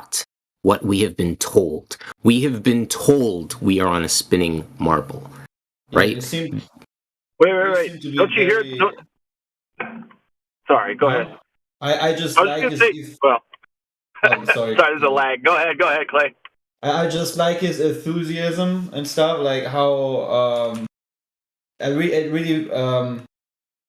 don't know. I just like listening to what. That is my innate, because I speak with confidence, because I understand his creation. I can only speak like this to Mark Sargent and present these different ideas to people like this because I understand what has been created, right? But again, this is my belief. I'm not here to make you believe what I believe. I'm here to just show things and present things for consideration. And when I meet ignorance, bro, I'm ready to go with the ignorance. Right. I love the ignorance. But just so you understand, one second, Job, just so you understand, the only reason why I say this is because you're just speaking out of my heart. Like, the things that I just think about most of the time, you just lay it out. And it's just something that you don't hear often, right? Appreciate that, my friend. Here comes the hate. Yeah. Here comes the hate. Let's go. Bring it. Where is it? Are you talking to me? Yeah, whoever was ready with the comment. Oh, I'm just saying, I was talking about, was it your mom that asked you about you have a problem believing what others believe? Yep, my aunt. Yeah. Family. Yeah. Your aunt. Okay, check it out. Just for the audience, if you don't see the problem with that question or that statement, and I'm going to make it one more time, you just have a problem believing what everybody else believes. Right. If the audience doesn't see or hear a problem with that, you might as well turn this off, go back to the CNN tube. MSM, baby.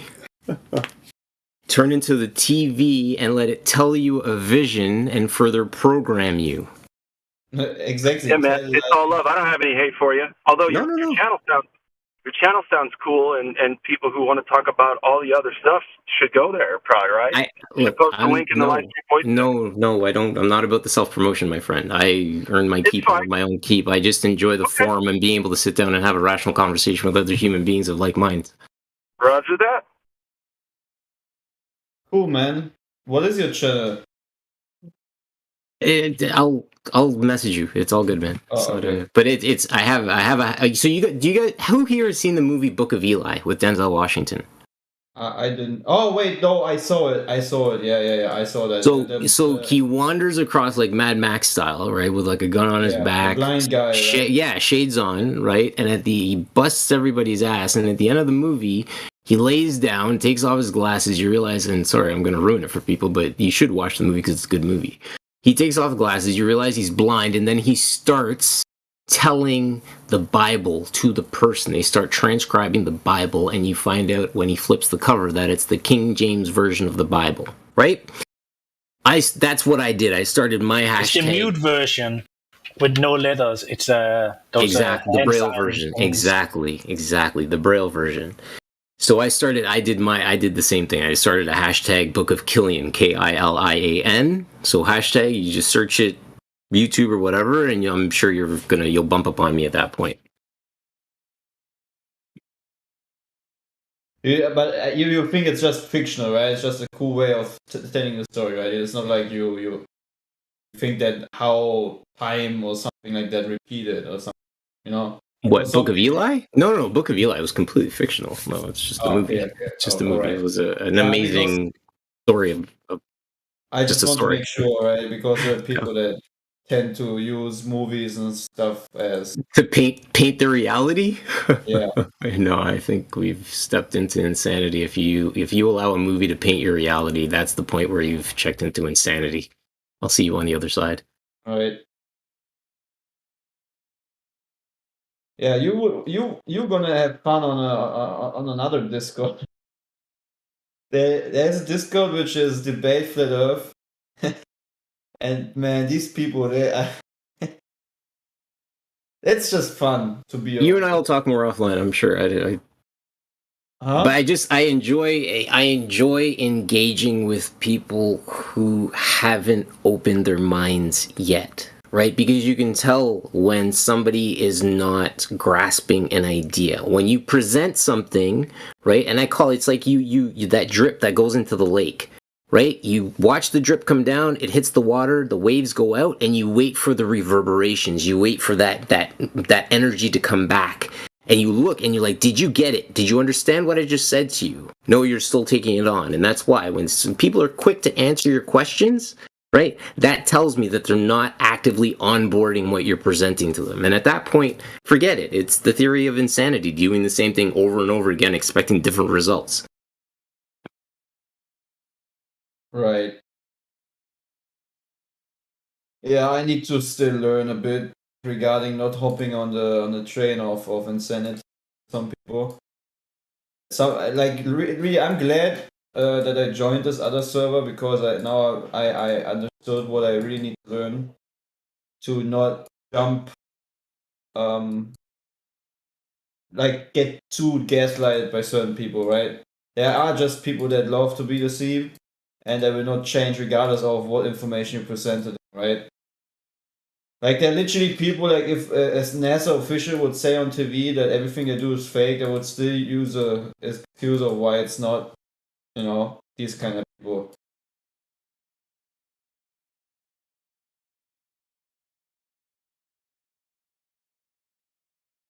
Yeah, so just send me your channel. For sure. I definitely will, my friend. Definitely. It's it's not easy to engage with people who aren't open to the idea. I don't know. But yeah, I'm glad you're here, man. Welcome. I hope we're gonna have nice discussions also down in the biblical chat sometime. Appreciate it.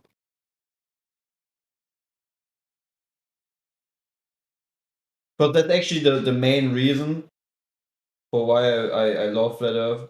actually. Yeah, what was your trigger? What was your catalyst? Bubbles in space. Definitely bubbles in space. That Bubbles in was before. space. Yeah. Did you Like, hear I the looked latest at- report that they're getting water in their spacesuits now and they've stopped spacewalks? Yeah, I've seen that. The thing is, bubbles in space was like the engaged thing where I said, okay, this can't be true. Like I've seen bubbles rising up the same pathway, and I was like, okay, let's look closer onto spacewalks, and then I just realized, dude, the whole thing just looks like it was filmed underwater.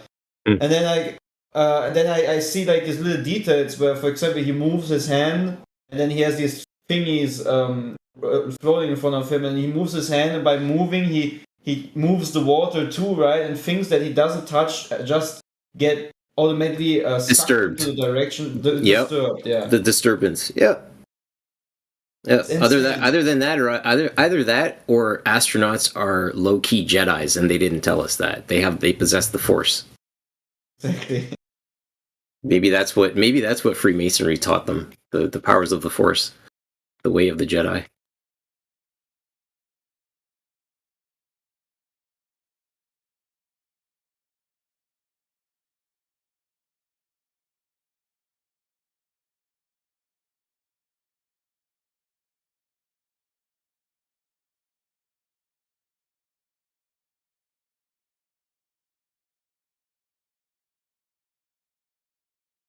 Powers of Jedi. But that one. Feel free to quote me.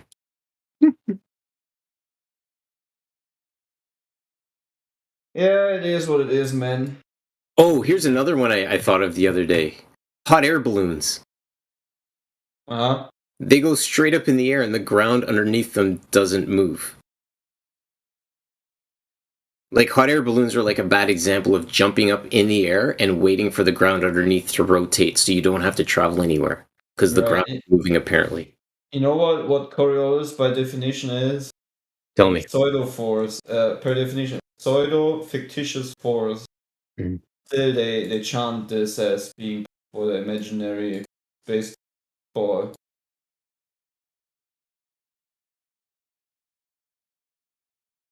Crazy, right? Yep. Everybody's quiet. Nobody's saying anything. Are they in disagreement or are they... No. Some people are just listening. No. I also do that sometimes. I just conversation. Relax. A lot of us lurk all day and just kind of, chime in when we can. Others are here all the time, or most of the time. I got you. No, it's the hot air balloon thing. I was just... Yeah, I agree. That'd be some pretty amazing gravity to have it go in a straight line up, even though the world is spinning. Wow. Whoo-wee. Smokestacks, right? Yeah, smoke. Wow, that's another great example of observable evidence. Smokestack. Yeah, it's ridiculous. Really good. Smokestack, bro. Come on. Even clouds and trails. Check this out.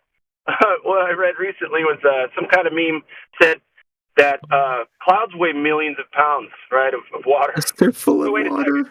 Wait a second. So we got millions of pounds of ocean water being held to the ground, but the same amount, basically, or even a tenth of the amount, right up there in the sky, just chilling? I don't know, man. I don't know about that. Exactly.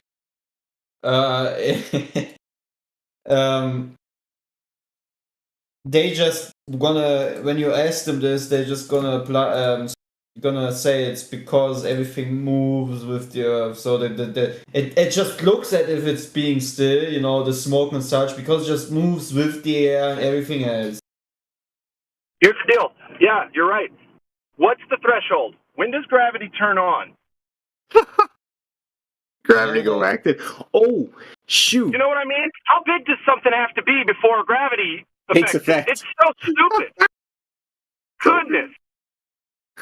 You're I love how passive aggressive you are. It's absolutely fantastic. It's so good. Somebody said something earlier about the sun's rays and how they're, what was it? We get affected by the sun's rays or something?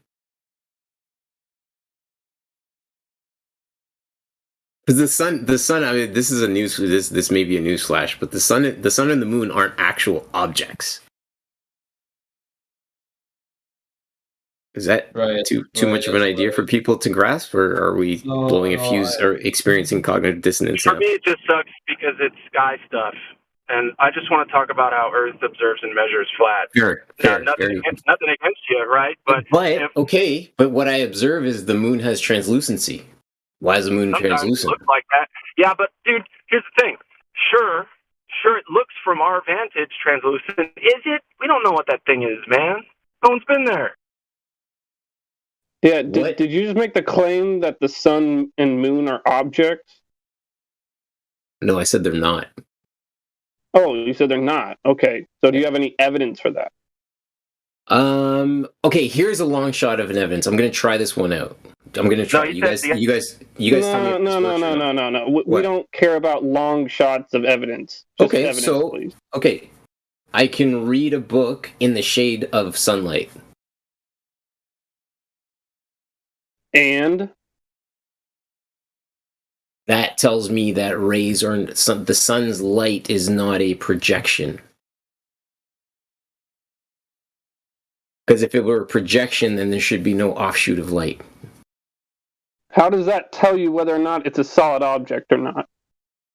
I believe that the gases are illuminated like the sun is like the element in an oven. It makes the gases in the environment active. Yeah, that doesn't make any coherent sense, and it started with the word believe. Okay. I need to get more then. Fair enough. I appreciate that.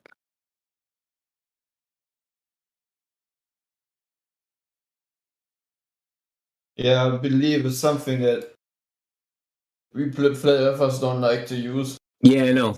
And that's the thing. I have all these things in my head, and I'm like, okay, and this is why I enjoy engaging and asking these questions, is because when you get challenged, you have to find another way around it, right? It's not the problem that's the problem. It's your view of the problem that's the problem. Right. No, but I would say, regardless of regardless of Earth, everyone has a certain belief in some areas of life. But yeah, we cannot use that as proving our point, right? With measuring that. What I like to do is point out when people do the binary thing. You know, you either believe tons of shit all the time, or you believe nothing because you say that you can or cannot trust your eyes or your senses. It's like, hold on, there's things in life that are you should believe, and that's okay to believe. There's other things that are incorrect that people fucking made up. You just have to be able to discern the difference logically, I guess, and then, empirically gather evidence to back up your claims. But we'll get there, Globers. Hopefully we'll get there. Discernment is key. Right.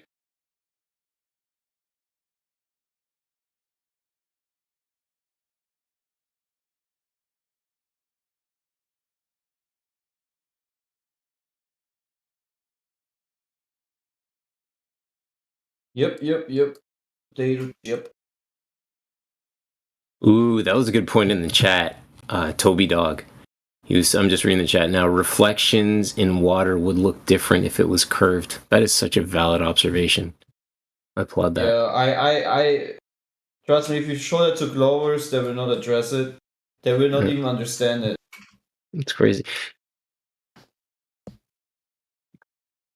Trust me. Okay, can I throw a crazy idea out to you guys? And I know it's not a crazy idea. The problem is obviously I struggle with proof, and I can honestly say that.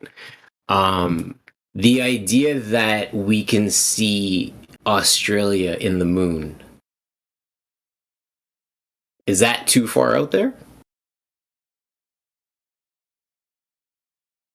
It's 100% unfalsifiable. It's interesting at best, in my opinion. Thank you, my guy, because as I say, where there's smoke, I think there's fire, right? I think there's smoke there. I mean, there's embers, doesn't mean there's fire. Feel me? Very well. Yeah. I like that. couldn't follow anymore. You what? I couldn't follow that reference or whatever you guys said there, unfortunately. All good.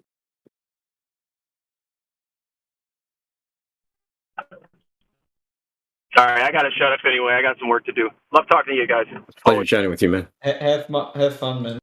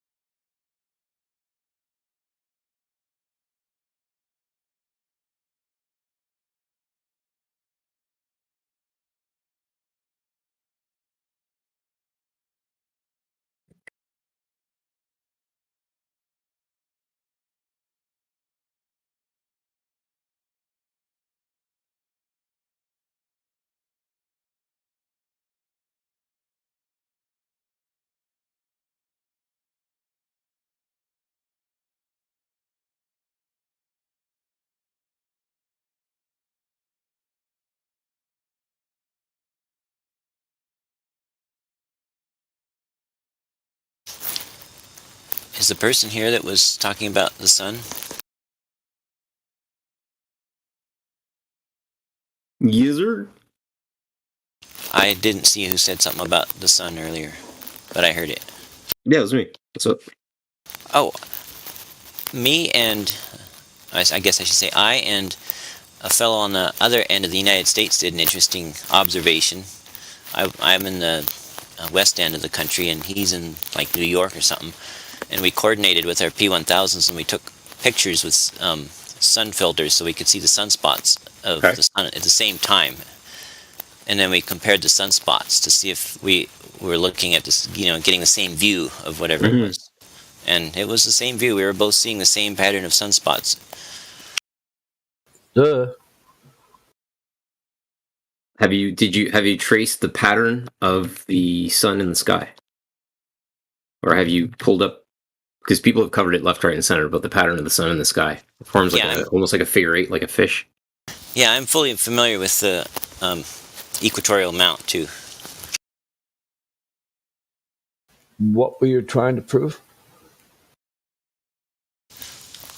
I was just curious if the sun looked like it was, like if we're looking at different angles of it, because my friend had said, I think it's close, and I says, well, interesting, let's, we're 2,000 miles apart or whatever, let's take pictures of it and see what we see. Of a thing in the sky, triangulatory-wise, could be 3,000 miles from the two of you. Yeah, it was just an interesting little observation. I thought you'd find it amusing. Yeah, I would ask. How would you go about measuring the distance to the sun?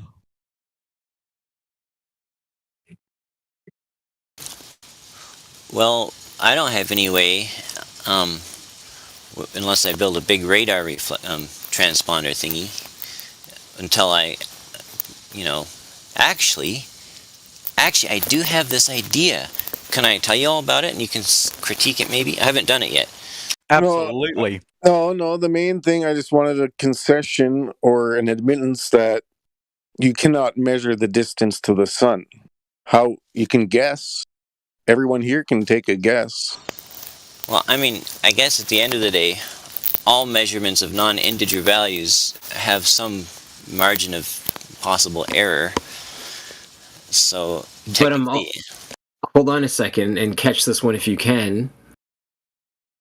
I still haven't come to the idea that the sun is an object. And if the sun is just an image, hang on, right? Images require 3 dimensions for identification, i.e., I have to be there to spot the sun to take this measurement.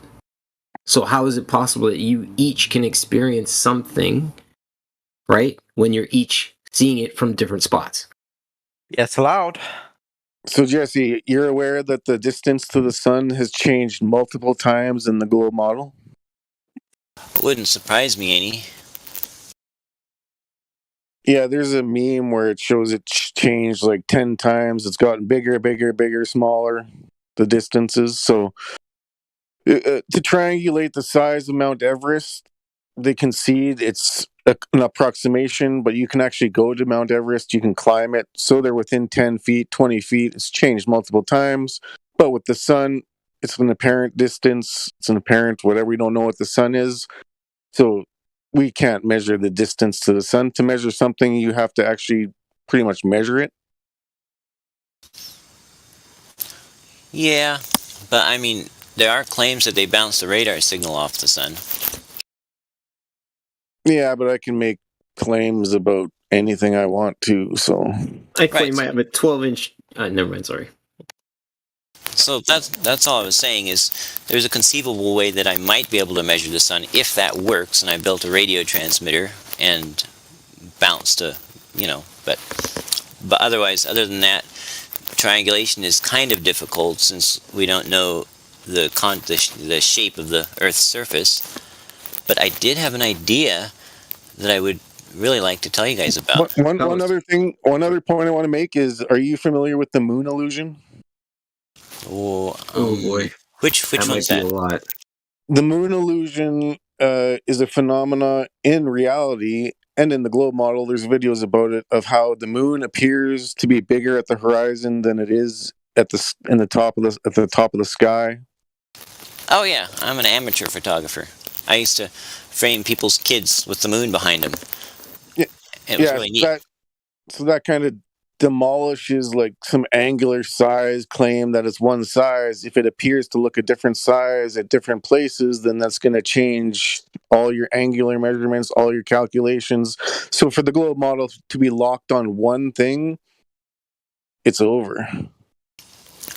Well, but we can... The illusion of the moon being large at the horizon is just an illusion. If you actually take a picture of it with a calibrated instrument, even just the same camera, but the same zoom, and then wait 6 hours until it's overhead, and take another picture and count the pixels, you'll see that it's not actually angularly measuring differently. It's just our brain compares it to the trees on the horizon or whatever and tells us it's bigger, but it's not actually angularly bigger by that much.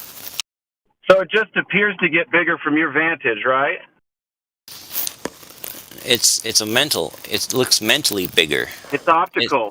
Purely optical, correct? Incorrect. If you take a picture at at moonrise... When did you go to the moon and have it get bigger as it went further away from somebody? Were you on the moon? Tell me how you think it gets bigger when you've never been there. You just have your vantage. How did we switch from talking about the apparent angular size to having I guess I didn't ask a question because he's now asking a question. Sorry. Go ahead, guys.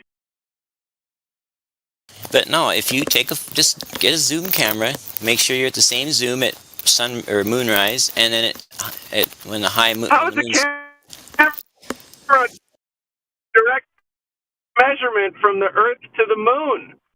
It's an angular size. You have to prove the moon. Listen. You have to prove the moon is physical and something that you can test with experiment. Otherwise, you just have your mere observation, and I don't care what kind of camera you have. How's that grab you? Well, you don't seem to understand what angular size means.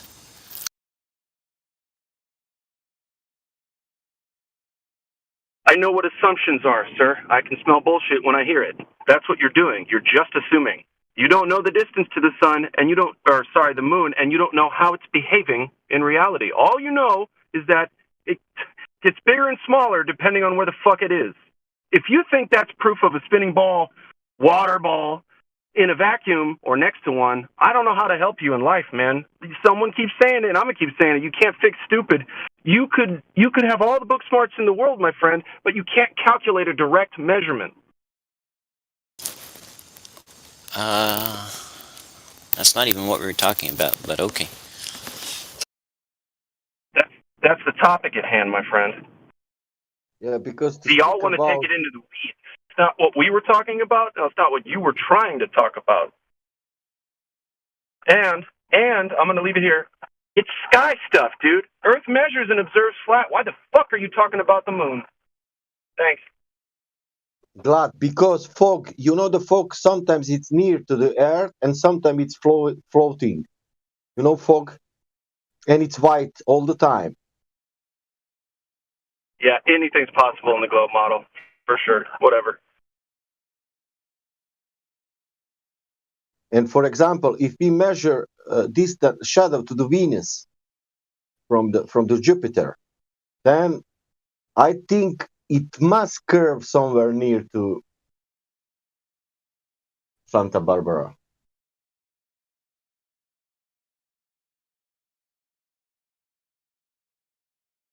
And if it's some satellites flying around that, it must be also curved. Okay, I have a question.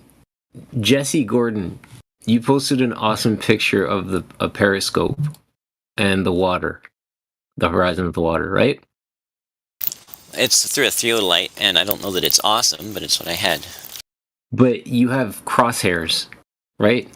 Correct. And that's X and Y axis that's shown on the picture, right? Do you see any curve occurring from left to right? Nope. Okay, I rest my case. Should I?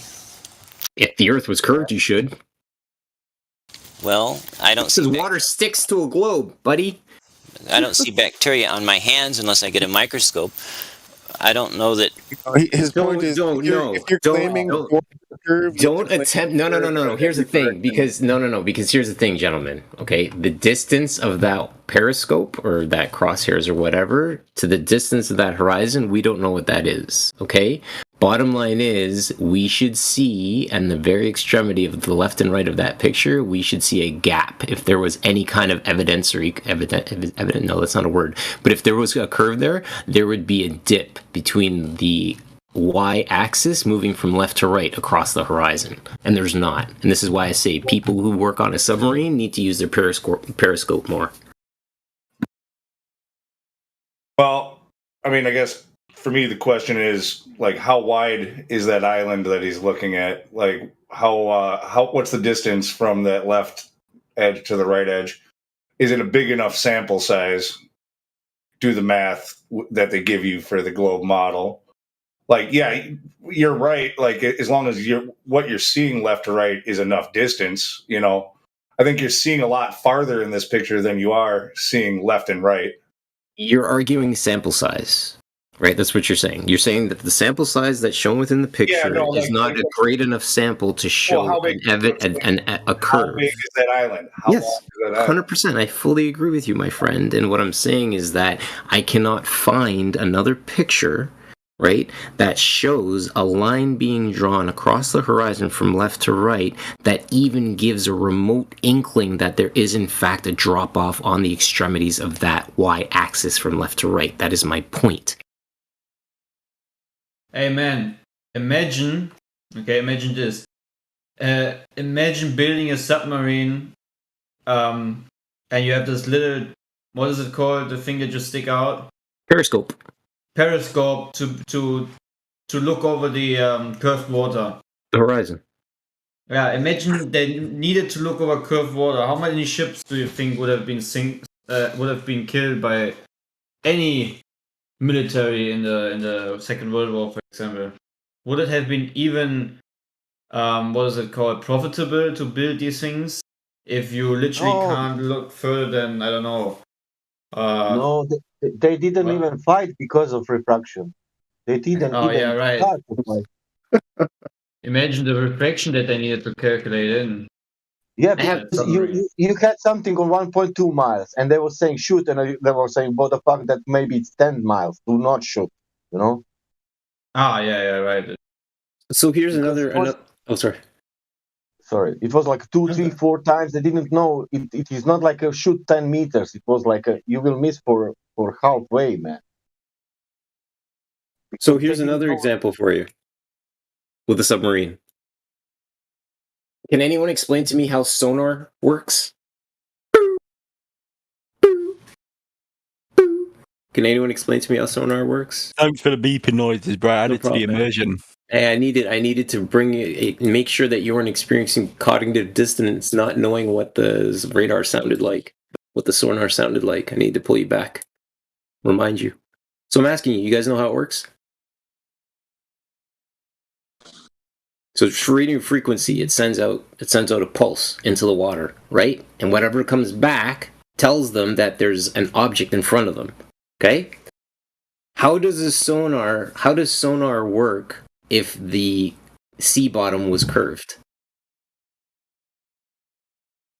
It would be shooting sonar out into what?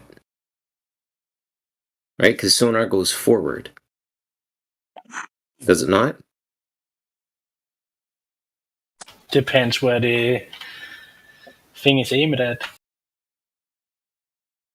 Yeah, and guess what? When you're on board a ship, like I was in the Navy, and you're in the Command Information Center right off the side of the bridge, and you can see in the bridge they use a flat plane coordinate system, a rectangular coordinate system on a chart that's a clear plexiglass board that they have concentric circles going out to the different diameter designations of distance from the ping. Exactly. Goes out in a flat plane. Exactly. And then they mark the actual locations of their contacts on a flat plane. Exactly. See, if you haven't been in CIC before, it stood watches in there or lookout watches like I've done. And sit in there with the command, and you're talking between the CIC and the bridge, like with the navigators and so forth.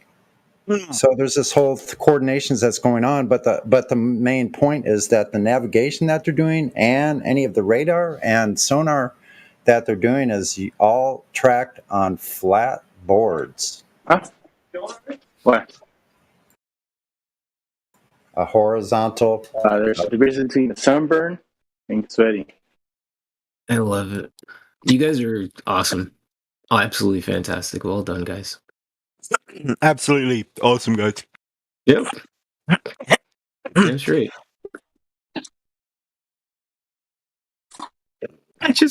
Who's Halio? Oh my gosh, I love it.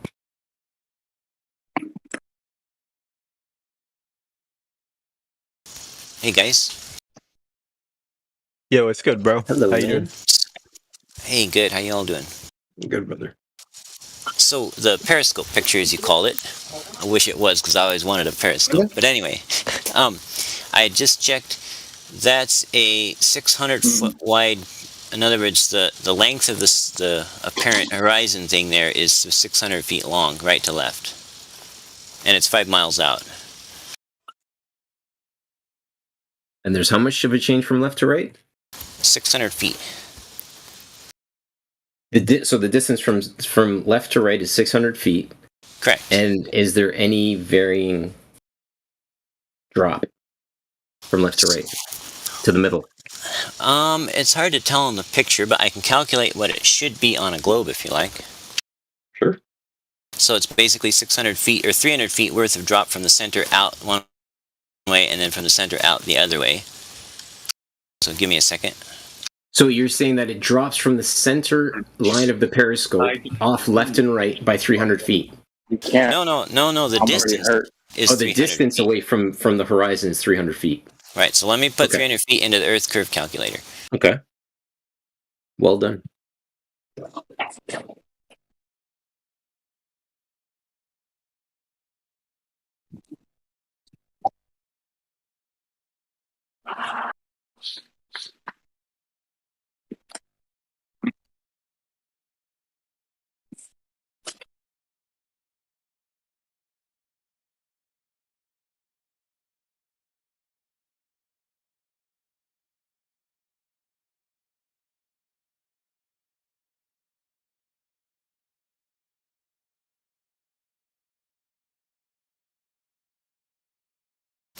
It says that the target hidden height should be, in other words, if you were right at the surface water level, right out at where we're seeing the line at, and you were looking to the right or to the left, in the 300 feet, it should drop 0.002 feet. So Not observable. Yeah, not observable.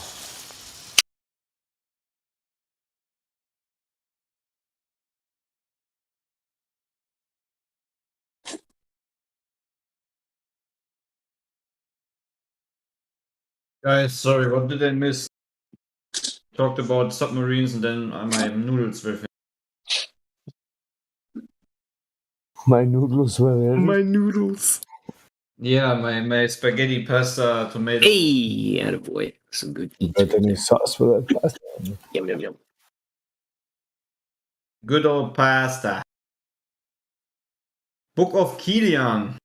Is your name Kilian? Killian, yeah. Guy named Ian and you want to kill him. Killian. That's me, man. Oh, my brother's name is Kilian. You're lying to me. No. That's crazy. For real? I've in IRL, as I say, my kids make fun of me all the damn time. I've never met anybody named Killian except for the running. If you guys remember Running Man from with Arnold Schwarzenegger, it came out like early '80s. The announcer in that movie, his name was Killian. Oh, nice. That's jokes. Oh, my brother's name is Kilian Gabriel. That's crazy.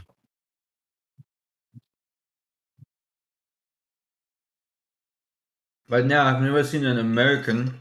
I guess you're American, right? I'm Canadian, baby. Oh, Canadian. Hey, yeah. Who has that name? Like anywhere around there. Thanks, man. Appreciate that. What will happen with the aeroplane on the globe if aeroplane is flying, let's say, 100 meters above the water or 200 kilometers distance? It will magically curve with the curve. They have to, ¿Y eso they que have to no, dip no, the nose. no vas a comprar tu no vas a querer comprar otro carro? They have to dip the nose, right? And what's interesting is the artificial horizon that pilots use in the cockpit, right? There's no measurement built into that, or no mechanical there's no adjustment built into that for a dipping globe. Yeah, but I'm saying, what will happen? What will happen if I take the aeroplane and flying only 100 meters above the surface for 200 kilometers? Two scenarios. Yeah. Which one of them, it will crash into the water. The other one is that you are thinking ahead of time and you make the plane into a hybrid, so it can also turn into a submarine. You survive that way. But I'm saying in 200 kilometers, isn't that elevation will change? That means that because Earth is curving, that means that I will. If I check, ¿Él sí cuidó a ustedes? ¿Sí cuidó a ellos? What is going on? Somebody's not on mute. No, que se salga. Pero él no salió, él no ayudó cuando él estaba joven ayudando a tu esposa.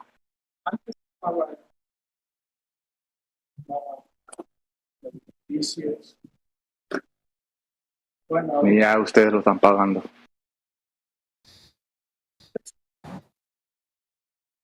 Pues las consecuencias de él, sus acciones, ustedes están pagando. You're not my king.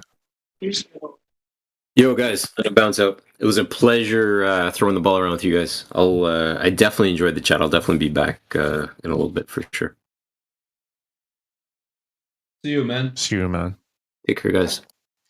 Peace.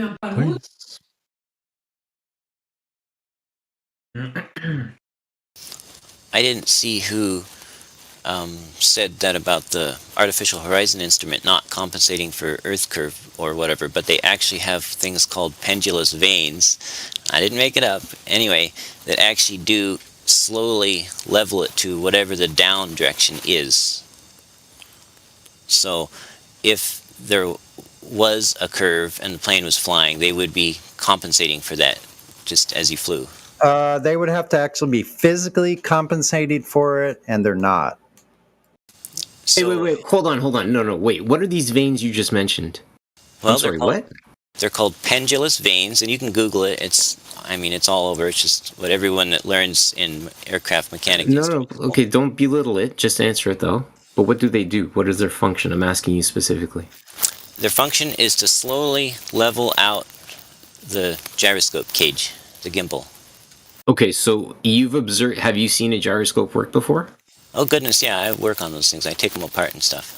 Okay, so you have a cup holder that is based on a gyroscope model. So you set up the cage, it's sitting on your dash of your car, okay? You've got your cup sitting inside of that cup holder that is built on the fact that it's a gyroscope. Everybody with me so far?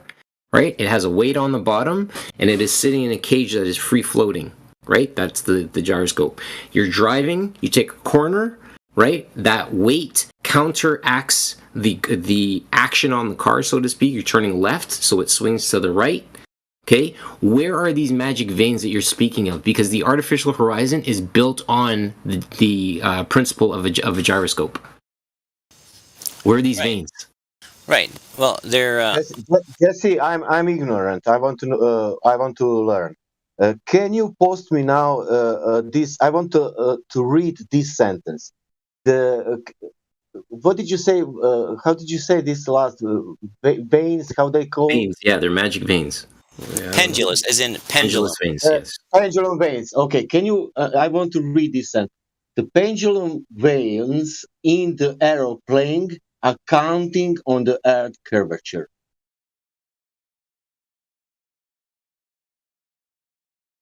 Okay. Okay, I heard you. Can you post that I read, and then I will a little bit trust you more. Then I will go into that story if it's written first. Oh, absolutely. Okay, great. And will I get in trouble for posting a Wolfie video? Because he took one part literally, and you can watch it like running with the cover off. And we can watch Wolfie on our own. You don't need to post it stuff. If you want, you can post it. I don't think we're opposed to having their stuff posted. Sure, post it, whatever. But okay. Here's the thing: is the aircraft, instead of flying from like a 2 to 3 degree up of the wings, elevation up of the wings, flying in level flight, is the aircraft itself adjusting anything with that other than just being at the constant 3% upgrade of the wings to create more lift? So that's how they fly in level flight. So is the aircraft changing from that? They would have to be going down to accommodate a curvature of 8 inches per mile square at the surface. And that all airplanes has that. They must have that. And the thing is, all of them. They actually go into autopilot, and the aircraft just sits there at 3% in 3 usage rate. Right. Yeah, 3% up inclination of the wings, and they're just flying all across the whole entire Pacific Ocean, let's say, without changing that at all, other than like if they have to move or remaneuver around like turbulence, storms or weather events, or if they have to go up above weather events, things like that. But when they're in level flight, the aircraft is just in level flight. It's not adjusting for this curvature. It doesn't matter what the pendulous veins are doing. Is the aircraft actually physically is the nose pointing down in accordance to that curvature? You would have to. Otherwise, you would end up out in outer space, which doesn't exist. Listen, the pilot is piloting with the aeroplane, also autopilot. But then veins correcting the curvature. Meanwhile, the pilot flying the aeroplane.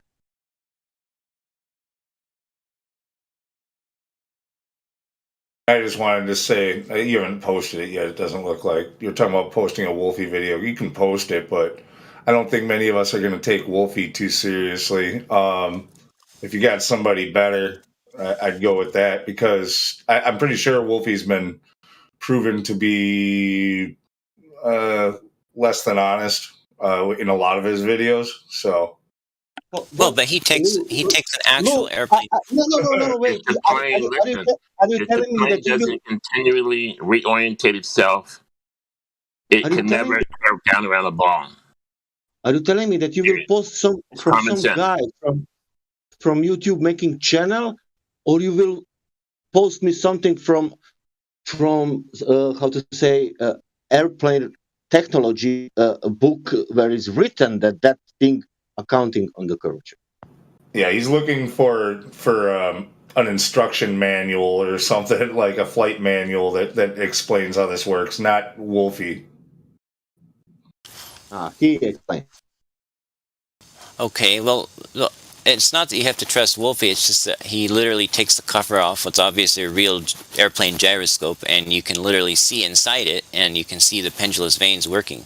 Yes, but you don't have a source, which was mentioned before. You need to provide us a source from whatever said technical information you're going from these devices, from that actual that device. We need the technical information that says the pendulous vanes are adjusting for curvature of the surface of Earth, or something to that effect.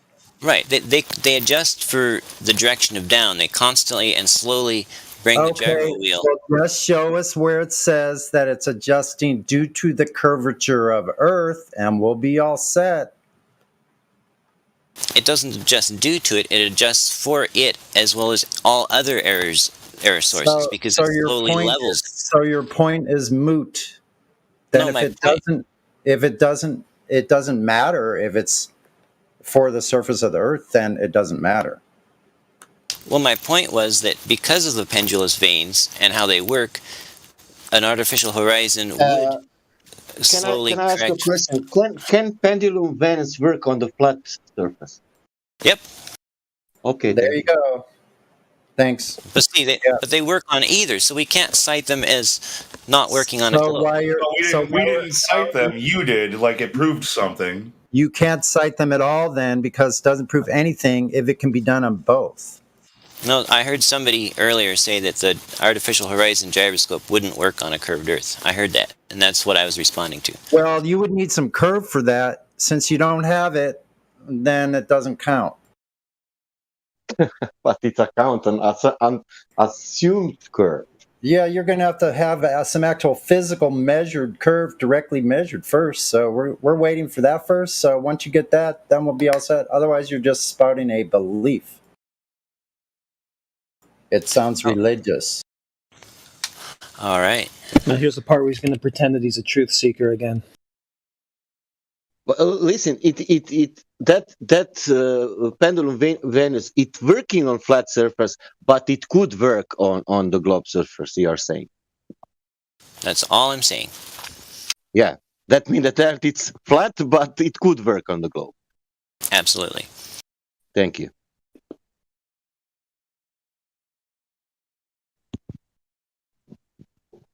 At the same time, he's even saying it the other way around, too, though. He could also be saying the Earth is a globe, but it would also work if the Earth was flat. It works both ways with what he's saying. That's what I'm saying, is it would work on either one. No, I'm not saying that. I'm telling you, you need to assume that works on the something what could be globe. But something... What a nice bedtime story. Yeah. But you said it could work also on flat surface. But surface it's flat. That means what?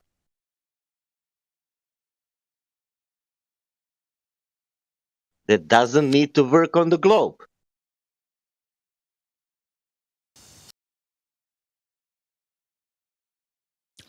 Still waiting for that citation, though. The citation for which? For which is saying that it's accounting on curvature. You seem to be forgetting way too quick about stuff being asked from you to provide evidence, claims for. Yeah? Two people spoke at once. No, man, come on. It's not been 5 minutes and you already forgot what's been asked from you. Oh, the citation that the pendulous vanes correct specifically for curve? Yeah, that it accounts for the curvature of the Earth. We want a citation. Well, no, see, there's a difference. No, you're asking for a citation for something that I didn't claim. I'm claiming that the mechanism would correct for a curve or any imbalance by leveling to level, which would include a curve if there was one. I wasn't saying that the pendulous vanes were specifically tuned just to level to a curve. Actually, a curve to more fallacious speech there, because you don't have a level on a curve. Especially if you're moving over the top of a curve, you don't have a level. Level is not. Listen, level is not curved. Period. Well, but what's the word that means perpendicular to down? Is it level curved? It depends on whether we use the standard definition of level. Can you have a perpendicular circle?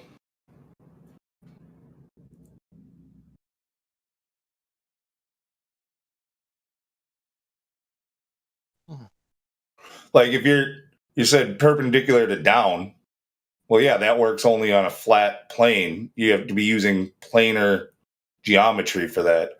Perpendicular and parallel are straight lines. They're vectors. They don't have an arc or curve like the surface of your globe.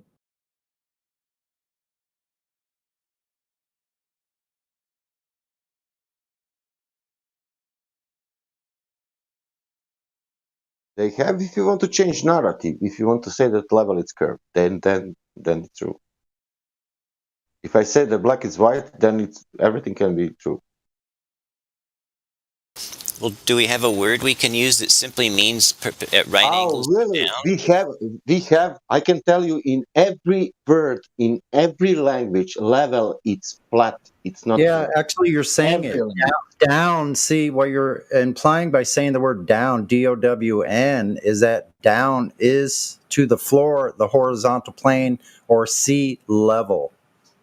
That's what down means. Down to the level of Earth. You know the what's level. funny? I don't know how many times I asked for the specific definition of level meaning curved on the Flat Earth debate, Flat Earth and More server, and they just don't want to give it to me. Exactly. Well, they don't want to discuss it. They don't want it to even be something that's talked about perpendicular. What does that mean? Oh, that means you're talking about a vertical and a horizontal. There's no way around this. Right, so by that definition, if level means also curve, right? Curve must be also level. You know, when you say to someone, look at that curve, you can also he can misunderstand. Well, I mean, if you think of how ridiculous that means, that you're standing on a ball, but there's never any angular difference other than up and down, even though you're at some angle on the side of a ball. That's just literally nonsense. And do you agree that a plane would continually have to reorientate downward to stay at the altitude on a globe? Do you understand that, or do you agree with that? I used to actually design, scratch build, and fly remote control model airplanes. So I have a lot of experience with how airplanes actually handle in the air. Yeah, we're talking about over the distance of an aircraft traveling at 500 miles an hour for several hours. Tell us how they handle. Tell us how they handle. How do they handle? First of all, so the wings are pitched up like 3 degrees just to maintain flight level, because in order for the plane to produce lift, they have to accelerate air downwards they're like a big fan blade, but they're just going one way, and so they're actually creating a downwash of air, and they're pushing off that air which they send flying downward, and that's what creates their lift to hold them up there. So that's why they've got that 3-degree angle of attack on the wings. Otherwise, they'd have to pitch the airplane back just to get a little bit of lift. Yeah, that's not exactly how the wing works. Lift is created from the flow, which causes a negative pressure on the top of the wing. So the angle will change the flow, just like adjusting the jib on a sailboat. Jesse, I posted you a video to airplane model. It's a drone airplane, because there was making experiment how much they can deliver packet. So they're not pushing down. The wing's not pushing down anything like a fan. That's incoherent. That's not how a wing works. So the wing works on the airflow over the wing. Well, that's a lower pressure on top, higher pressure on the bottom, so that creates lift. Not your frickin'. How is it pushing down air? It's not pushing down anything. No, you got your motors, and your motors are creating thrust.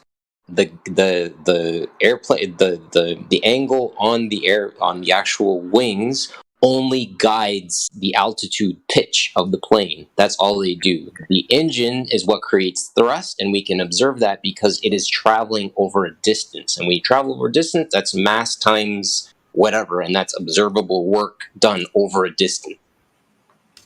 Gotcha. Do airplanes have a downwash?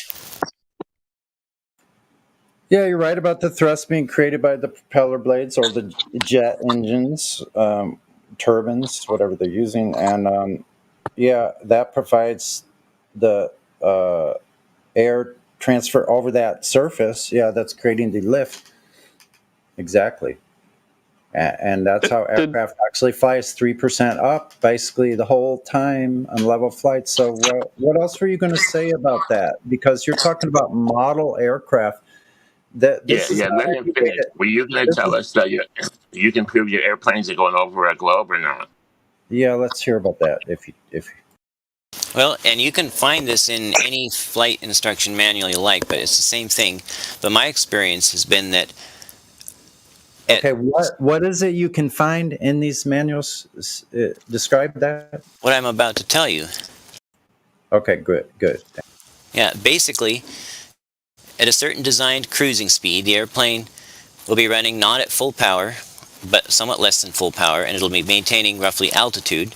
The pilot has to keep an eye on the altimeter. If he starts getting too high, he needs to correct his controls to go back down, and if he gets too low, he needs to correct his controls to go back up. If he's got autopilot, it watches those real close and just keeps him right on, but it's a feedback system. It's monitoring his altitude and controlling his airplane. If you're cruising straight and level and you increase engine power, you start climbing. If you decrease engine power from your holding engine power, then you start falling. You start descending. And so that's usually how they control, either that or with a little adjustments of the elevator. That's how they maintain their altitude. If they just lock the controls and let it rip, it would either be going down slowly and eventually losing altitude bit by bit, or going up slowly, gaining altitude bit by bit. And eventually, if it got high enough, then the air would get thinner, and then it would stall and crash. But so there's no magic. You don't just set the angles of all the controls and set it and just let it rip. It's a constant. It's like driving a car. You see how far you're on the road, and you're constantly making little corrections, and that's what either the pilot or the autopilot does. It's not. Yeah, this is great. How does this prove that the Earth is a ball? Right. You can't go up and down in a car. You can go up and down in the airplane. That's why it's not like driving a car. So it's a very bad analogy. Yeah, so with that analogy, the bad analogy out of the way, we'll just go to the experts themselves. So let's find anybody that when they're actually flying in their linear flight models, where they're actually accounting physically with the aircraft for this curvature. That's what we need. And all the experts we've found, including NASA, the FAA, Boeing, people like that, Northrop, they are all flying over flat stationary Earth. Sonny, so Jesse, what you just said, how does that prove the Earth is a ball? It doesn't prove that the Earth is a ball, but it was presented as proving that it was flat, and I'm saying that it doesn't prove that either. It doesn't prove it either. Okay, Jesse, let's take this for an example. Planes fly, their cruising speed, commercial planes, right? Like 747 has a cruising speed of approximately 650 kilometers an hour, okay? That plane fully loaded weighs approximately 1 million pounds, okay? Each of those motors, there's 4 of them, can generate enough thrust that equate to enough lift to move that airplane off of the ground, okay? Where does that account for the additional power required if that ground was moving as well? Because those motors would be working overtime to generate enough force to get off of a moving plane as well as the plane moving. Does that make sense as well? I think you're asking about Earth rotation speed, the alleged surface speed of the rotating Earth of 1,000. Well, I'm saying to you that those motors, those 4 motors, have to generate enough thrust to leave a rotating plane, do they not? You mean like trying to fly a paper airplane up the public bus when it's already going 70 miles an hour or whatever? I guess buses You, know that. yeah, you can go with the catapult theory, sure. Right, so how's that different than me standing in the back of the public bus and I got an paper airplane and I'm throwing it forward and the bus is already going 50 miles an hour? How could a little Because paper the bus is traveling at your advantageous speed, you're assuming that the runway is laid to your advantage. What if the runway is not laid to your advantage? What if the runway is laid in opposition to the way that the world is spinning? Isn't the runway also moving with the world, like the floor of the bus? You're making an assumption, because if the runway is laid, let's say left to right, but the world is spinning right to left, what happens then? Or the plane is going up and down, the runway goes north to south, and the world is spinning east to west.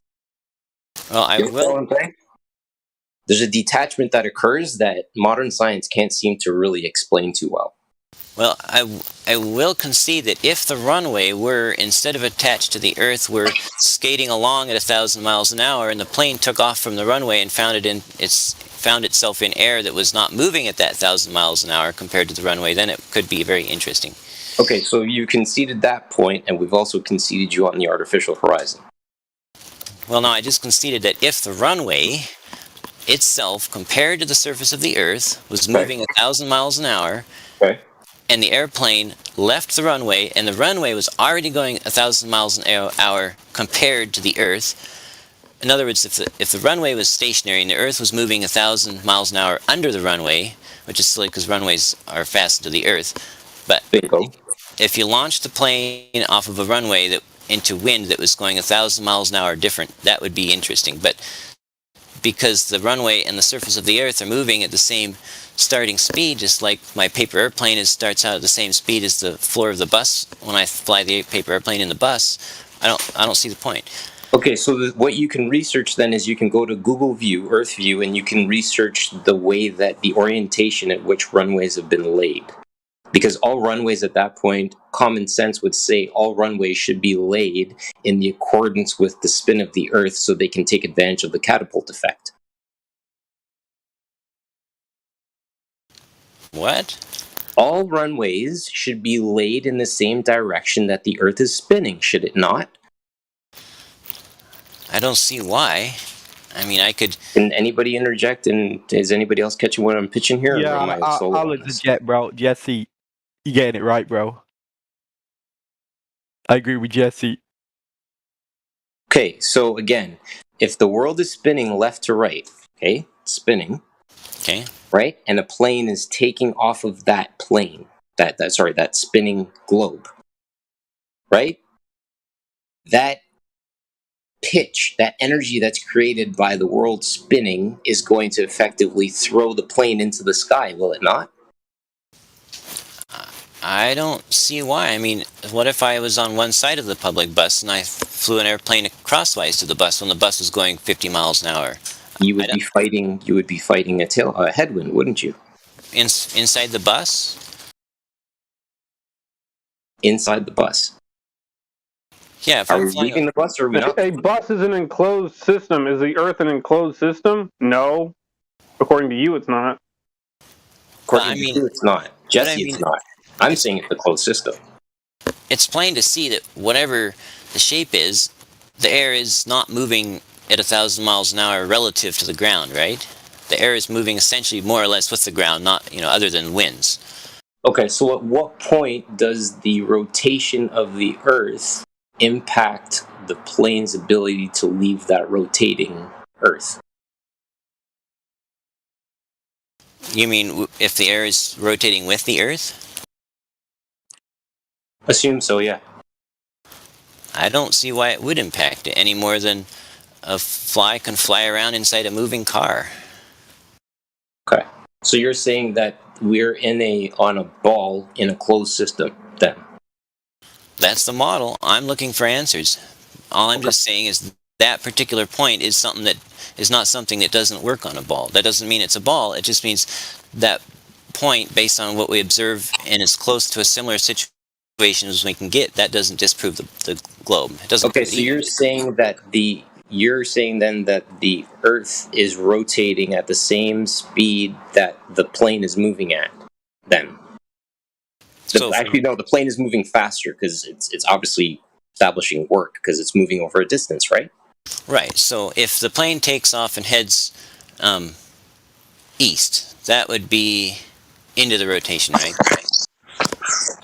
Okay. So if it heads west, well, anyway, the point is, I always get confused on those directions, but the point is, yeah, if the Earth is rotating at 1,000, if the surface of the Earth is 1,000 miles an hour, and the plane takes off in the same direction, and it's going another 500 miles an hour, then its absolute speed would be 1,500 miles an hour, but its speed in the air would still be 500 miles an hour because the air is also moving at 1,000 miles an hour in the same direction, right?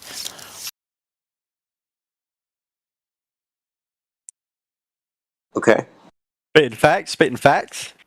So when are the aircraft actually flying exactly aligned with the rotation? It's bullshit. They never are.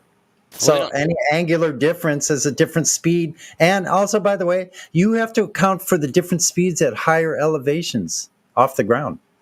Are you doing that? Where is that coming from? You'd have to be going faster if it's spinning. Like, there's all kinds of crazy mixed in with this fairy tale globe that you're preaching to us, actually.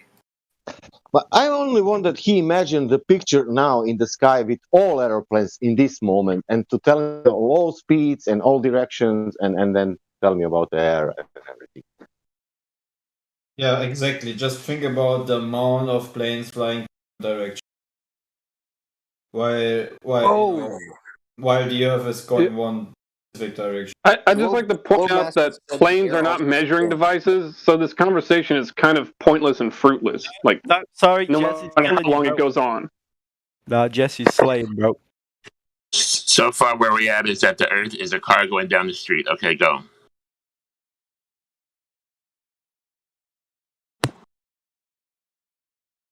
Who says Jesse is killing it?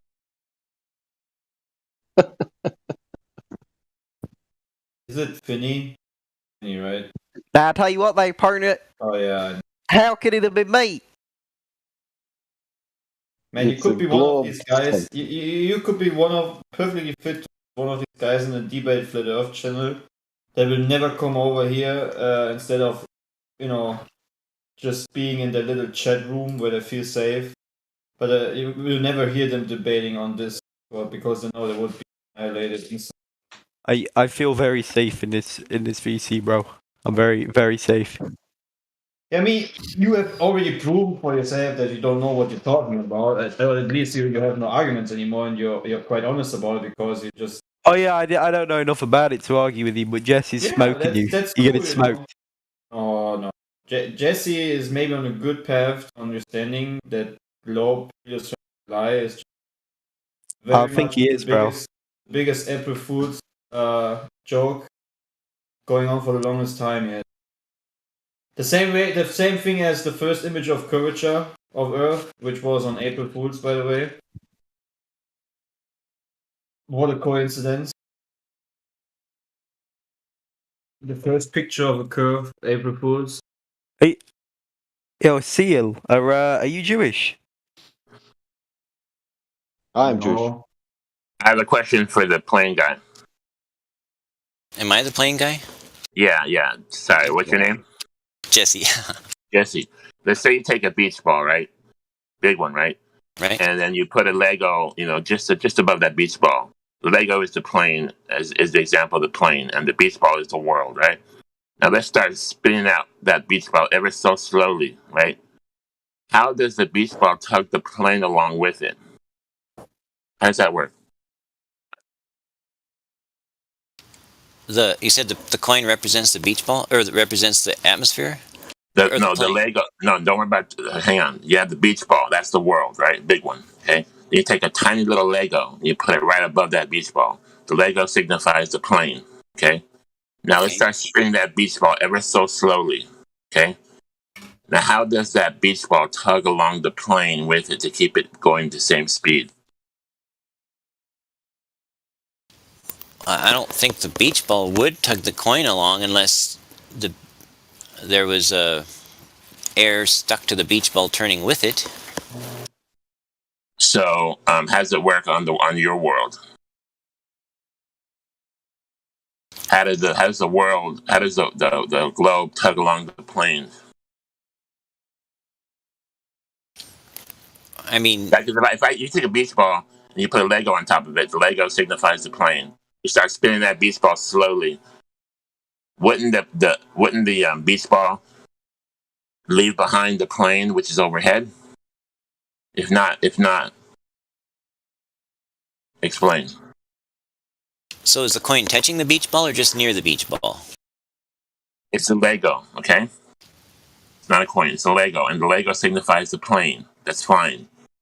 Oh, you're saying above the beach ball. Oh, I thought when you said plane, I thought you were saying coin. Okay, so there's a Lego. Plane. So is the Lego touching the beach ball or just near it? It's right above the beach ball, in the air. Like hovering? For the example, it's hovering, but then now let's go into motion. Now we're going to go into motion. Start spinning that beach ball. How does it tug along the plane with it? Because you said it's moving the same speed. So how does it move the same? How does the Lego move the same speed as the beach ball? See, Well, it's not touching it; it's in the air. Sasha.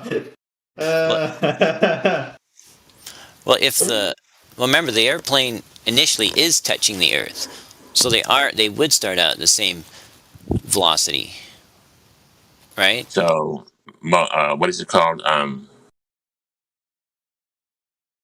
Conservation of momentum. Is that what you said? Only theoretically, because there is no motion of Earth, so you're reificating. Well, he's assuming we're assuming the Earth is spinning. If the Earth were to spin. Okay. You would say that as soon as it left the surface, if it changes angle anywhere, there'd be a different vector of motion. Guys, can I quickly just correct myself for the stream? And that's disallowing any surface level crosswinds that happen all of the time that pilots are well aware of. That's what they have to pay attention to. This could never occur on your Earth, where now you're saying everything's static and the atmo is moving along with this supposed curved ball that's spinning. Go for it, Clay. Oh yeah, just a little quick correction. It's only theoretical. Just a quick correction for the stream. Just a quick correction for the stream. I meant the first supposed satellite picture on television was on April Fool's 1960, and not the first picture of the curve. So just correct. That's all. But regardless, a nice coincidence, right? First television picture, April Fool's. That's incredibly funny, bro. Thanks for sharing. No problem, man. I think NASA finds it also funny. Or the NASA content administrator.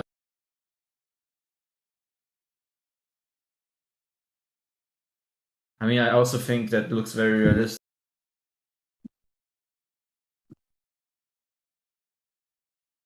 Ah, man, it almost looks pear-shaped. I know what you're saying. If you're on top of a bus and you threw a tennis ball, the tennis ball would be going the speed of the bus. I get that, but the plane has its own jets. Okay,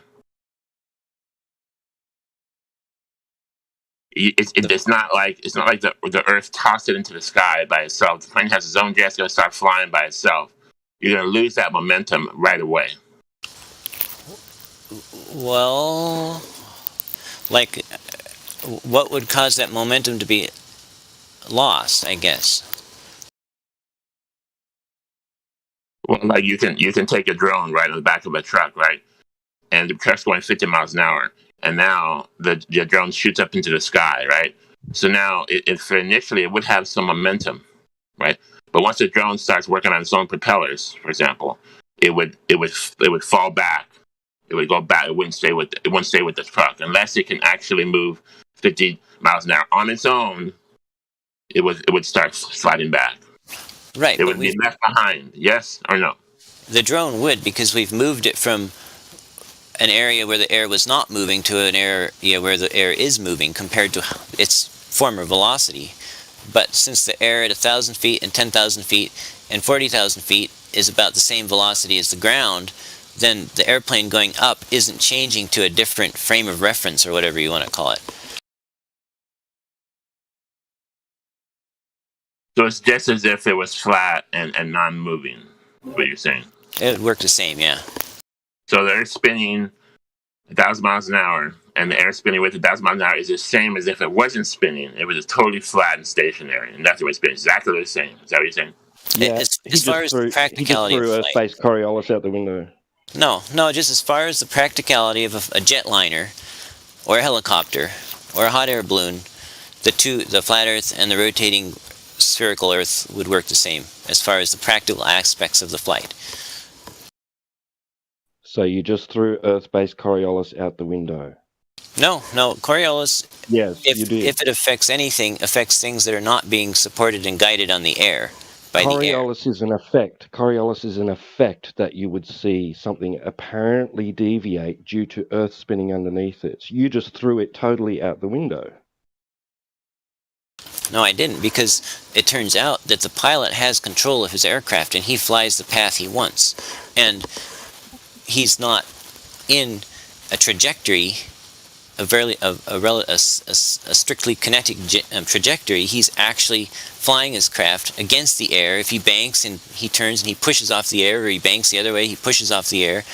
So, and we're not talking about the actual path of the aircraft. We're talking about the apparent deviation as observed from the non-inertial reference frame. So that would be the Coriolis effect. You just threw it out the window. Everything moves as if it's one and the same and not spinning. I didn't say everything. I said helicopters, airplanes, and hot air balloons. Right. Okay. So anything within the inertial reference frame. No, things being supported by the air or turning against the air, pushing off of the air. So we're not going to see an apparent deviation from the non-inertial turning reference frame. Not from helicopters, balloons, or airplanes. What about hummingbirds? From the ground, not from aircraft. Right? What mechanism? From the ground. What mechanism is the hummingbird? What about a hovering hummingbird? What mechanism are they using when they're going higher up off the ground to adjust for this? What holds a hummingbird up? Well, it's beating its wings, isn't it? So it's pushing off the air? Yeah, so how is it adjusting for your rotation with the atmo? It doesn't need to, even in crosswinds? How does it stay in the same place, even in wind? It has a feedback system. It has eyes. Oh, really? What is that system that tells it to adjust for this spinning globe? Well, it's got eyes. It can see where it is. Oh, the insect knows that it's spinning because its eyes? Astonishing. Well, the thing is, the spin is only 50. Hummingbirds aren't insects. Okay, gentlemen. So much to me. Well, whatever it is, it has eyes. Apparently now anything with eyes can adjust for the spin of Earth because it can see it. Bats are blind. They operate by sonar. What now? They have sonar. I didn't say that has to have eyes. I said it needs to have a feedback system. And eyes are a feedback system. They tell you where you are relative to what you see. A sonar system bounces off surfaces. That tells you where you are compared to what what you're bouncing your signals off of. What do you think the ping rate would have to be on a sonar system working in a rotating globe? That ping rate would have to be insane. Yeah, he still never stated what the mechanism is. And hummingbirds, bumblebees, bees. Yeah. Or dandelion, the little fluff that blows up off a dandelion. How is that adjusting for your spin of the Earth? Okay, Kiwi. So, how many? What would the ping rate need to be to compensate for 15 degrees an hour? By ignoring me, No, ping rate. It's not proving your point by ignoring this. I'm not ignoring people, but 3 people ask a question. And I get halfway through the answer, and 3 more people ask a question. I know. Don't just. I'll shut up. I'm out. Sorry, guys. I'd like to point out that all of this conversation, like the last 15 minutes, has been in the weeds. So, Jesse, do you know of any time in the past that anyone's ever measured axial rotation of the Earth? Isn't that Isn't that impossible to either prove or disprove because we're not outside the Earth? No, if it were true, it would be possible. Now, do you know of anybody who's done it? I mean, we can, set up a gyroscope and we can measure the 15 degrees an hour. Gyroscopes don't do that. Come on. Okay, so you got a gyroscope and the gyroscope does X, and you say that the gyroscope is doing X because the Earth is spinning. So do you have another Earth that's not spinning so you can have that same gyroscope not do X to prove that gyroscope is doing X because the Earth is spinning? Do you have two Earths, one that's spinning and one that's not, Jesse? No, he doesn't. And now he is claiming Coriolis effect. He's claiming that there is two reference frames. So he's double speaking. He can't have both. No, I'm not double speaking. A gyroscope is not an airplane, a balloon, or a helicopter. And a gyroscope does not derive its apparent drift off of the air. It works in a vacuum. Apparent drift. So Coriolis effect then. Apparent drift. Yeah. So Earth-based Coriolis. Yeah, I never denied Coriolis. So if Earth was spinning under the gyro, causing a apparent drift, it would cause an apparent drift in anything in the inertial reference frame, as observed from the non-inertial reference frame. Of 15 degrees per hour, which is very slow compared to the amount of... Which we do not observe. We do not observe it. Well, the 15 degrees an hour we observe, but we just don't agree on what's causing it, even though there's only one known...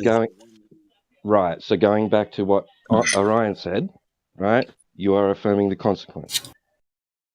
Yeah, and then how do you switch your mind from what we're actually talking about to a secondary man-made object, gyroscope, to support your case, which is just fallacious on its face? We're talking about the surface of Earth. We don't have any way. What about high-speed interferometers that can test to see if a surface is moving or not? Should be easy. Why do you keep diverting away from what we're talking about, the surface of Earth being in motion? When was that physically directly detected? That's one of those things that is it's unfalsifiable, because we're on Earth. We can't get outside Earth, so we can't really say one way or the other. I call bullshit on that. You have a drone. What about a drone? No, that's actually, no, we're not going with that. We're going with, we need a way. There is a way. You're just feigning ignorance right now, because what about interferometers that were used at the turn of the 20th century that were used for this very thing, the Sagnac, Feck, Michelson-Morley, Michelson-Gale testing and observations? Why don't you have access to this information that was done specifically for what we're talking about? If Earth is in motion, this would be measurable. But see, look, you don't have another Earth to take and do that on to see if it acted any differently. That's a great point. You don't have another Earth, therefore you don't have another vantage from which you can detect motion on another body. Correct. Never done. Wait, guys, he kind of set himself on fire here. Let's follow this through. So, Jesse, are you saying that it's impossible to detect the rotation of the Earth if it were rotating? With any absolute certainty, yeah, because we can't get outside. Okay, so how did anyone ever figure out that it was rotating? Look at it. And why do you believe it's rotating? Look at it. Well, there's evidence that's less than absolute evidence. I mean, like, I used a gyroscope. Less than absolute. It's almost like the question was rhetorical because you don't have an answer. Dude, your argument's done. Done deal. I can tell how done it is by how much I get out of an answer. Do you think that less than absolute is good enough for us here? A lot of things, the best we get is less than absolute. And so we just try to make the best with what we have. I mean, in the case of the gyroscope, there's exactly one known observable cause for a gyroscope to show a rotation, and that is a rotation of frame of reference. Now, there could be other things, but there's only one that we've been able to demonstrate. I don't know, man. It just seems like you got a belief, and that's it. And who demonstrated that with this gyroscope? I did. 3 of them. You did. But who did in the first place? Who? No, I'm ignorant again. I need again the person named John Smith, 1977, gyroscope, proved that Earth rotation. Can Bob I Nodell. get that? Yeah, Bob Nodell, 2015. Oh, Bob Nodell, 2015. That means some flat earther. But I want the real guy. You know, the first guy, the real one, Okay. the Nobel Prize, the Oh, Nobel was it- Prize guy. I bet you want me to say Foucault, or however you say his name. He was French, I think. Foucault? No, you said gyroscope, not Foucault. Listen, the reason he wants to know the first person who did that is because once you know the first person who did that, you can go back and see if they actually got what is claimed. Otherwise, it's an assumption based off of an idea made popular, but not based off of reality. Do you know how many times that happens in history? Facts.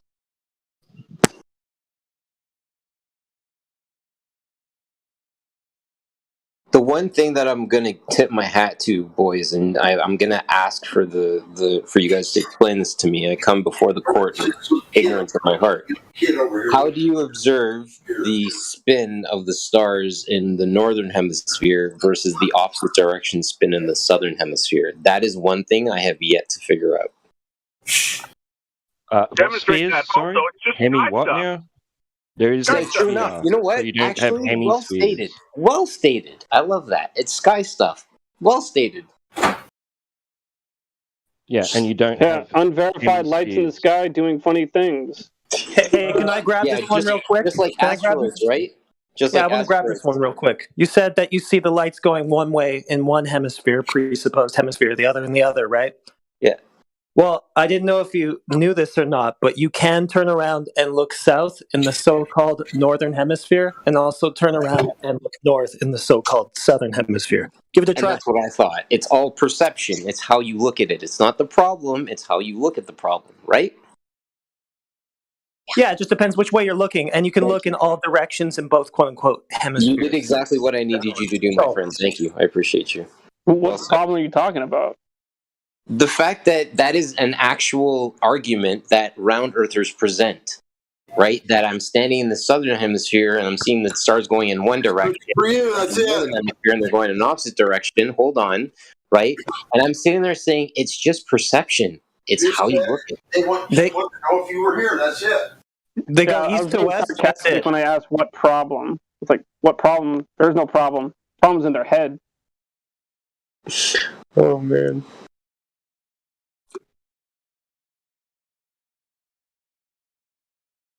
Thank you, guys.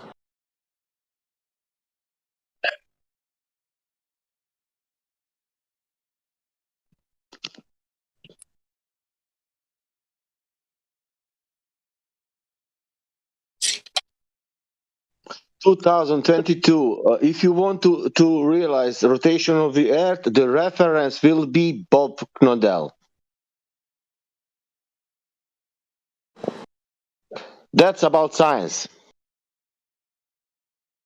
Yeah, nothing empirical, just a video, right? And you weren't there. No one was there but Bob Nodell and whoever the hell else was there that day. But Tony, your reference. Can you do you understand me?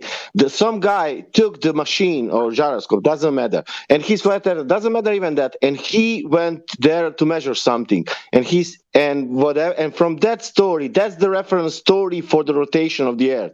That's what I need to get. If I want to tell my daughter in 10 years who discovered rotation of the Earth, I need to tell Bob Knodel, because Jesse said that's good reference frame to say. It's not John Smith, it's not anyone else. It's Bob Knodel, man, and 2015 or 16, 17, not before. Because gyroscope didn't exist, and nobody took idea to take like Bob Knodel did it, because nobody before that even thought that gyroscope, can prove that. Yeah, and the cup is ready. That's my According to Simon Dan, you and your reference frames have been ruined. We've been doing it together. You want me to walk? That's our time. 2:03. She's there now in half an hour. Godric, you're hot micing But also, we can't prove any of this stuff, man. Listen, it boils down. Sorry, I'm not. You're good, man. It boils down to going out and seeing if the globe math matches reality. Now, I'm not going to ask for curvature ever again, because that's like asking the sky to do my taxes. It's never going to happen, right? You're never going to It's worse find. than that. It's redundant. Yeah, it's redundant. So, I just want to see some effort. That's all. Because if you're going to stay in this argument for whatever fucking reason at this point, bring us something where you're trying to get gravy instead of trying to make assumptions based on someone else's work or the one time you went out and took a couple pictures of the water. Please. Okay, I went out just yesterday. And could we see, what did you say? You wanted to see if the globe math was, what did you say? Matches the direct measurement of drop over distance, an arc segment of the curvature of the Earth. Can you find it? Although, keep in mind, you wouldn't technically do that with optics. Can you look for it at least? Do a direct measurement over water. One glober. Yeah, it has to be done in reality instead of just in your mind with a notebook. Like, I'm getting worked up. I can't believe I have to keep asking for that. It's just one piece of work for you guys to do. Look at all the examples we've done. Where's yours? What the fuck, bro? I think you might have more luck just asking them to get over themselves. No, I think we're just asking for a little cowbell. We're just asking for just one little bit of cowbell from any single glober at all. Some cowbell, please. Make an effort because you're flailing. You know, like when you're fishing and you get the fish out of the water, he's flailing all over the place, but he's got the hook in his lip. Eventually, you're going to have to stop flailing, either because you're gone or because I took the hook out and threw you back, gave you one last chance. Anyway, love you guys. Talk to you later. Well, I've not been able to get an explanation from y'all how I can do a better measurement, but I did do a measurement yesterday, which is a direct angle measurement from 16.5 Is it over feet. water, bro? Is it over water? Big body of water. 10,000 lakes in Minnesota. It's over water. It's an angle measurement. He's not measuring the curvature of the Earth. He's just dicking around with surveying equipment. That's not measuring curvature of the Earth. Perfect. Yep, that's right. But something about this matches the globe math. Man, It's not a measurement of curvature. You're just dicking around with surveying equipment. You can't measure an arc segment of the Earth with one piece of surveying equipment. So help me understand how I could actually go measure an arc segment in a way that would make no assumptions as to the shape beforehand, and it would work on either a flat or a curve, and that you would consider a direct measurement. Wow. Yeah, so it would either be a line measurement on a flat Earth or an arc segment measurement on a globe Earth. You'd have to construct a straight line and show where the Earth is deviating from it, mark the distance from point A to point B on the line, and mark the distance of deviation of the Earth from the line. Yeah, and there's no such a thing as doing that would work on a ball and a plane, because the plane is going to disallow your ball. If we don't see any measurement and any drop over any distance over water anywhere, then ball is ruled out. Correct. And also, real quick suggestion: please go out with at least one other person. That's going to help with your empiricism. It's going to help with your workload. Everything's going to get a little bit better if you have another person there actually helping you. You know, you can stand at point A, they can stand at point B, and you synchronize your watches. You know what I'm saying? It'll help everything. Keep in mind, Jesse, it's not our fault that the burden of proof is on your side. Remember that. Yeah, it's your fault. You took that burden by making that positive claim of the globe. And I don't know what you're talking about with, you guys still haven't told me how to measure the Earth for curve. We've been telling you since you got here like a week ago to use lasers, some sort of direct measurement of drop over distance. Like, what are you missing still? But you said I have to construct a straight line but you won't let me use the line the line that light follows, right? How will I know if it's straight? It's just really measure divergence between the Earth and something else that's straight. Dan, I don't know how many more times we have to sit here and explain your own shit to you and explain how to do stuff over the Earth. Jesse, if you really don't understand at this point, I mean, you're wasting everybody's time, dude. Come on, dude. Seriously. Yeah, I would suggest don't come back unless you've listen. Sorry, don't come back unless you've with at least one other person done all the same shit that you've done by yourself and more. Okay. Thank you. Jesse, you just asked, how does someone construct a straight line? How do we build straight lines to make buildings, Jesse? By looking through theodolites like I'm doing, right? Jesse, where do you live, man? Sure. Or using levels, right? Yeah, which have a bubble in them. You're looking through theodolites up to 8 to 10 miles. They're only rated usually for about 100 meters, so you're just doing it wrong. Because you're trying to reify your globe, and because you don't want to directly measure the surface, because if you do, you won't get the result you want. I got the manual for mine, and I'm using it well within its specified ranges. 8 miles. Wait, guys, we can make this a little bit easier. Jesse, if there's a bridge across a body of water that's about 100 miles long, would the curvature of the Earth be observable in the blueprints of that bridge? This one's going to hurt. It depends on whether they're referencing to MSL or referencing to an arbitrary flat plane. You could just show us a blueprint where they account for curve. Yeah, can I see the blueprint? Oh, no. No, I'm asking you if you can show us a blueprint that demonstrates curvature in the blueprint. I don't know of any myself. Do you know of any? It's the Pyongyang Bridge in China. It's the world's longest bridge, right? There's no account for curve. It's like how long is it? It's like, yeah, it's crazy long. It's 100 miles long, yeah. Yeah. Crazy. They don't account for things that aren't there. Pyongyang Bridge. You can look it up, Jesse. Google it. There's something you can Google. But Jesse, you make a lot of points that, like, you do the scatter approach where you'll say something about the inputs of pilots, right, for the fingers on a gyroscope or whatever, that reference that you were pulling, and then your lateral move was to talk about driving a car, little inputs required from the driver driving a car. You're forgetting about that when you're driving a car, there's friction involved because there's tires attached to the pavement, right? And when you're in an airplane, there's no forces acting upon an object in the sky other than the thrust engines that are in place at a cruising speed of approximately 650 kilometers an hour. Can you say that again? So no acting forces. So there's no wind in the air. Is that what you're saying? Well, I mean, again, I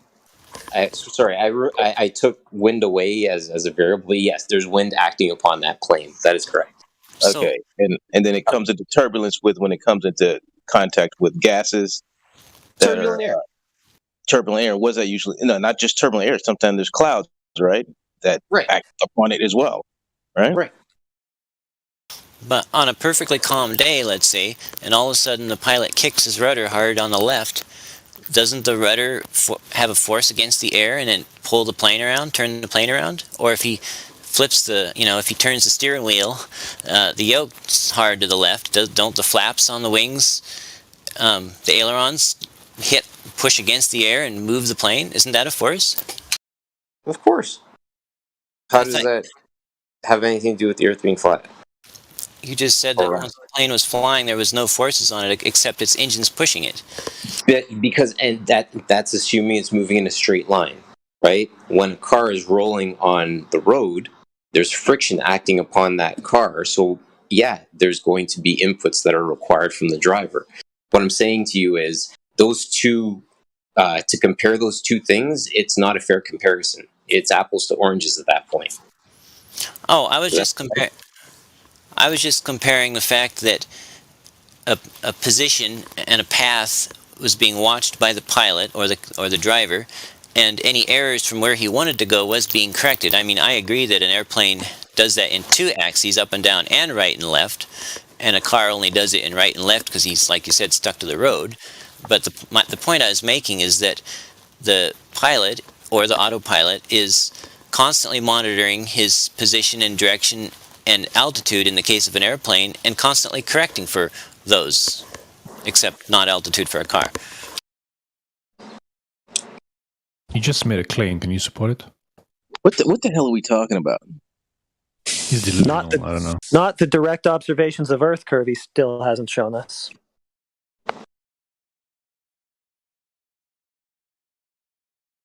I have no idea what's going on. Yeah, he's just tap dancing around the issue, which is that there's no curve. Dumping turds all over the place. Holy shit. We're in a plane and shit. What's going on, bro? Cars with tires, friction, mass hysteria.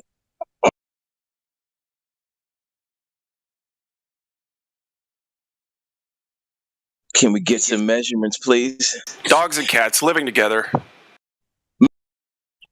Mass hysteria. It's my number one favorite movie.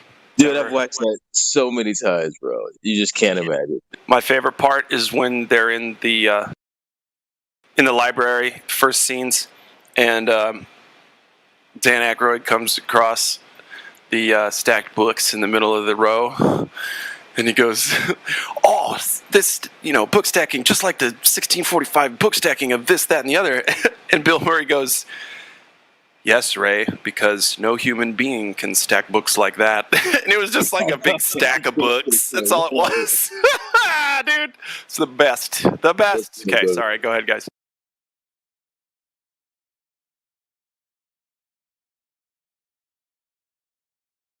Yeah, the weeds. It's been the weeds all day, guys, with Jesse. How about Danny? Danny, do you want to speak up?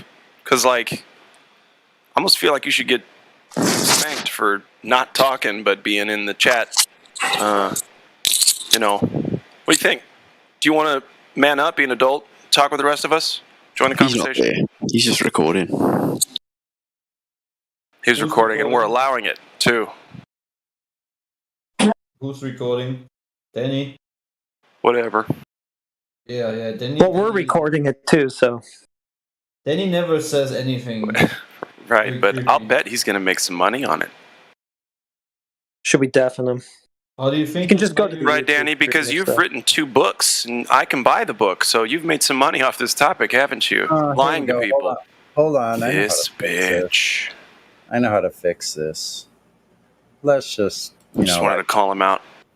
Let's just deafen him intermittently. There you go.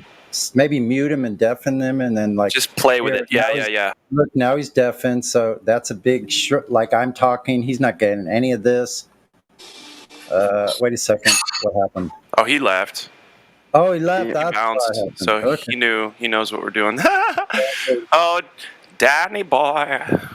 Chicken. The pipes are calling. Exactly.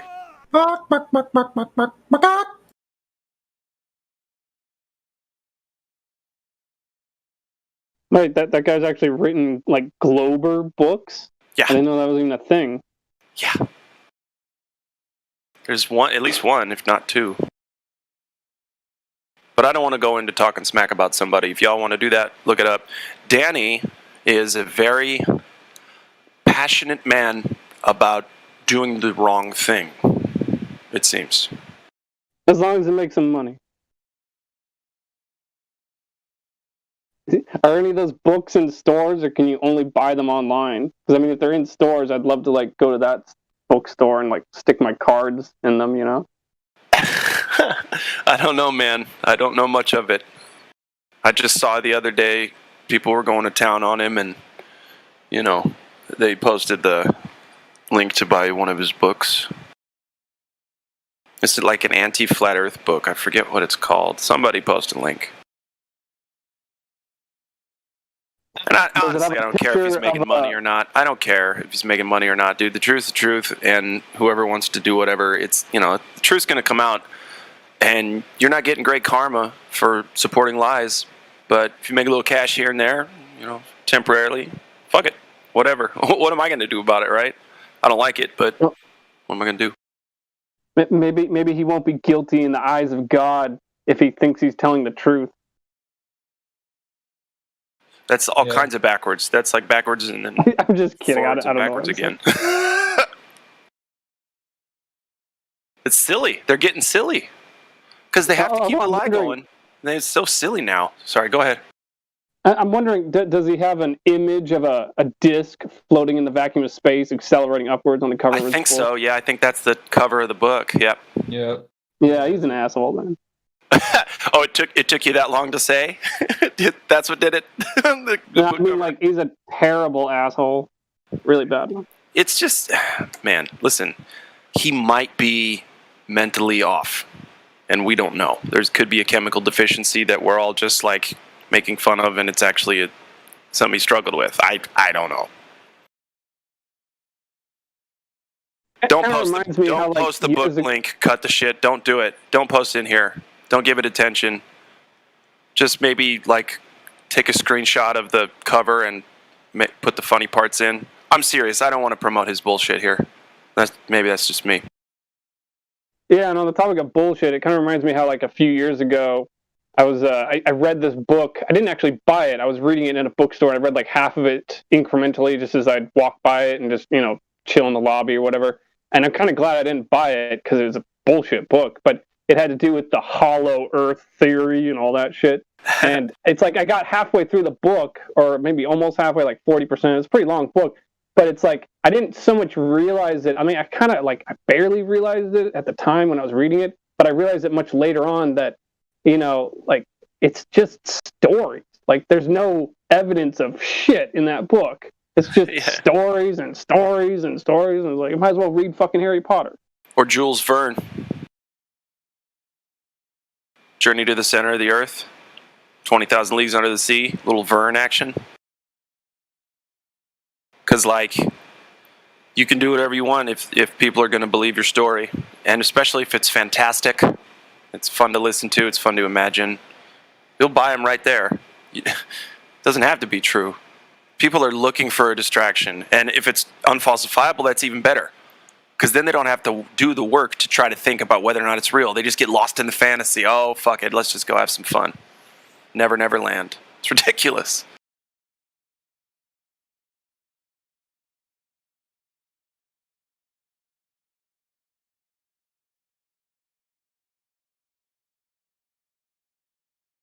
Yeah, I'm starting to feel like some of these Globers, like the hardcore Globers, I'm starting to feel like I should suggest to them that they should listen to Coast AM instead of this place. It's like I feel like that would suit them better.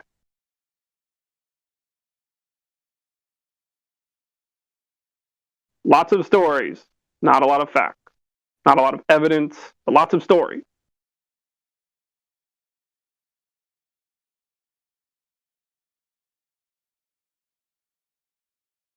Whatever helps them sleep at night. It's what it boils down to, I think. Let's check with the new people instead. Got Lucy Cootie in here.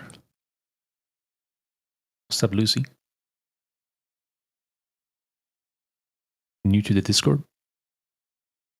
Sorry. Hey, Lucy. Don't be shy. What a shame. Oh well. Lucy going once. Lucy going twice.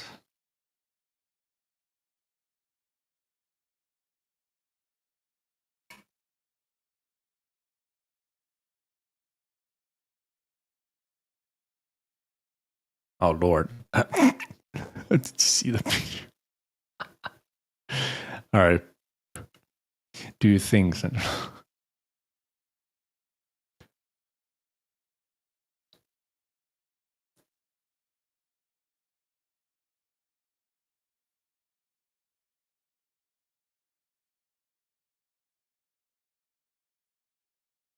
So I've tried to call into Coast AM with a couple different phones a few different times, and I've never gotten through, which makes me kind of suspicious of the authenticity of that show. I'm really starting to think that some of the rumors I've heard about them just being actors that call in may in fact be true, or at least partially true. But anyway, I never got through. But I just had a funny thought go through my mind about a funny way to troll Coast to Coast AM, which is if I called them up and on their open lines or whatever, it was be like, oh yeah, I have the story of aliens abducting me, and they brought me up in their spaceship, and they showed me the porthole, and we all looked down on the Earth, and then they turned to me and they said, oh, by the way, the Earth is flat.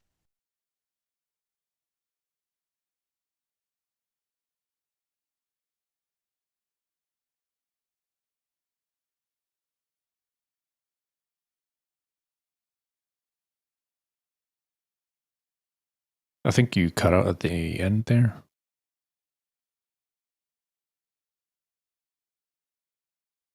Oh, if I did, I was saying, like, trolling Coast to Coast AM. If you call them up and be like, oh yeah, some aliens gave me a ride in their spaceship. We went up far above the Earth, and we all looked down, and then they were like, hey, by the way, the Earth is flat. In case you wanted to know, silly human. Okay.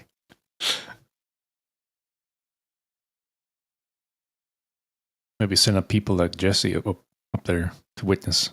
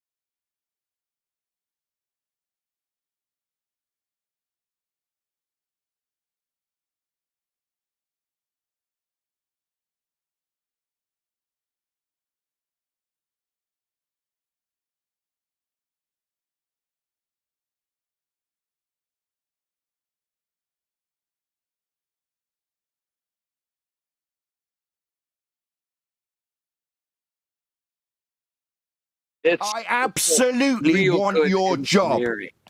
We train every year. Do you? And do you train for the gadgets and gizmos accounting for things from roundabouts? We train every year. Sorry, do you account for Coriolis? See, here we... Stuttering flyboy, you should be sacked. Like Wolfie should be sacked. And I'm absolutely justified in it, because it would kill people if you started correcting for things that aren't happening.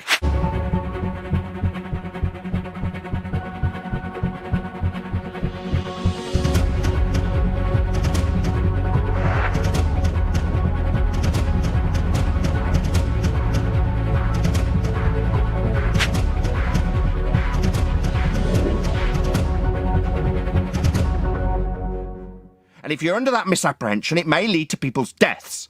So I feel perfectly justified in saying you and other flyboy idiots like you should lose their jobs if they think incorrectly that gizmos and gadgets on planes account for not actual deflection. They don't. You're just stupid. They do, actually. Sorry, they can't. It's a not actual deflection. Do you tell me how they account for something not happening? It is.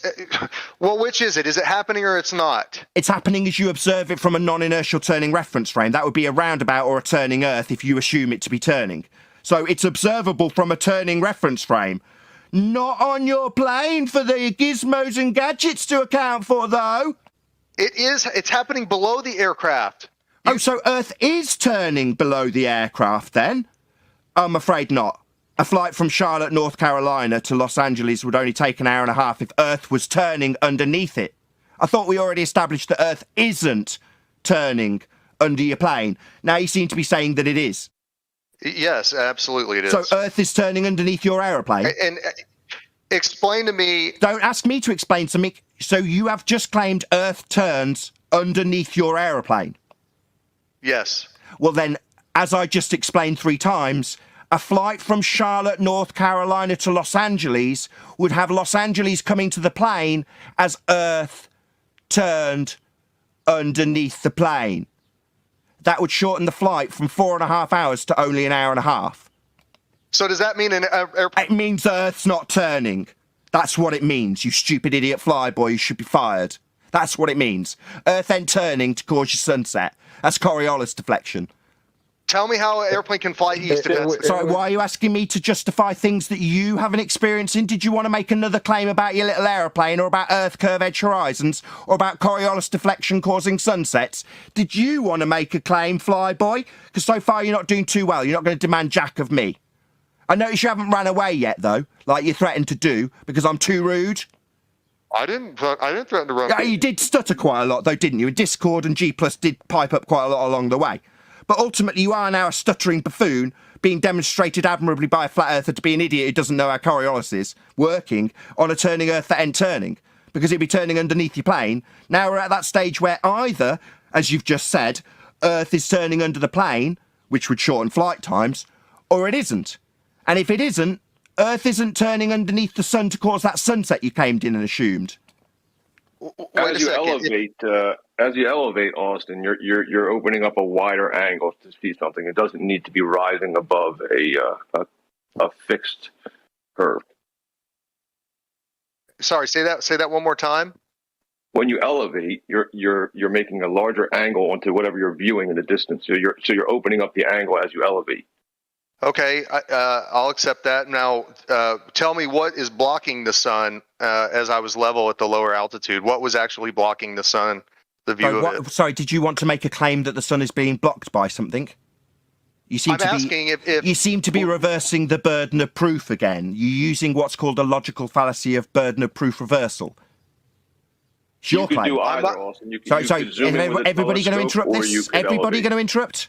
You've reversed the burden. You're asking me to justify something you claim.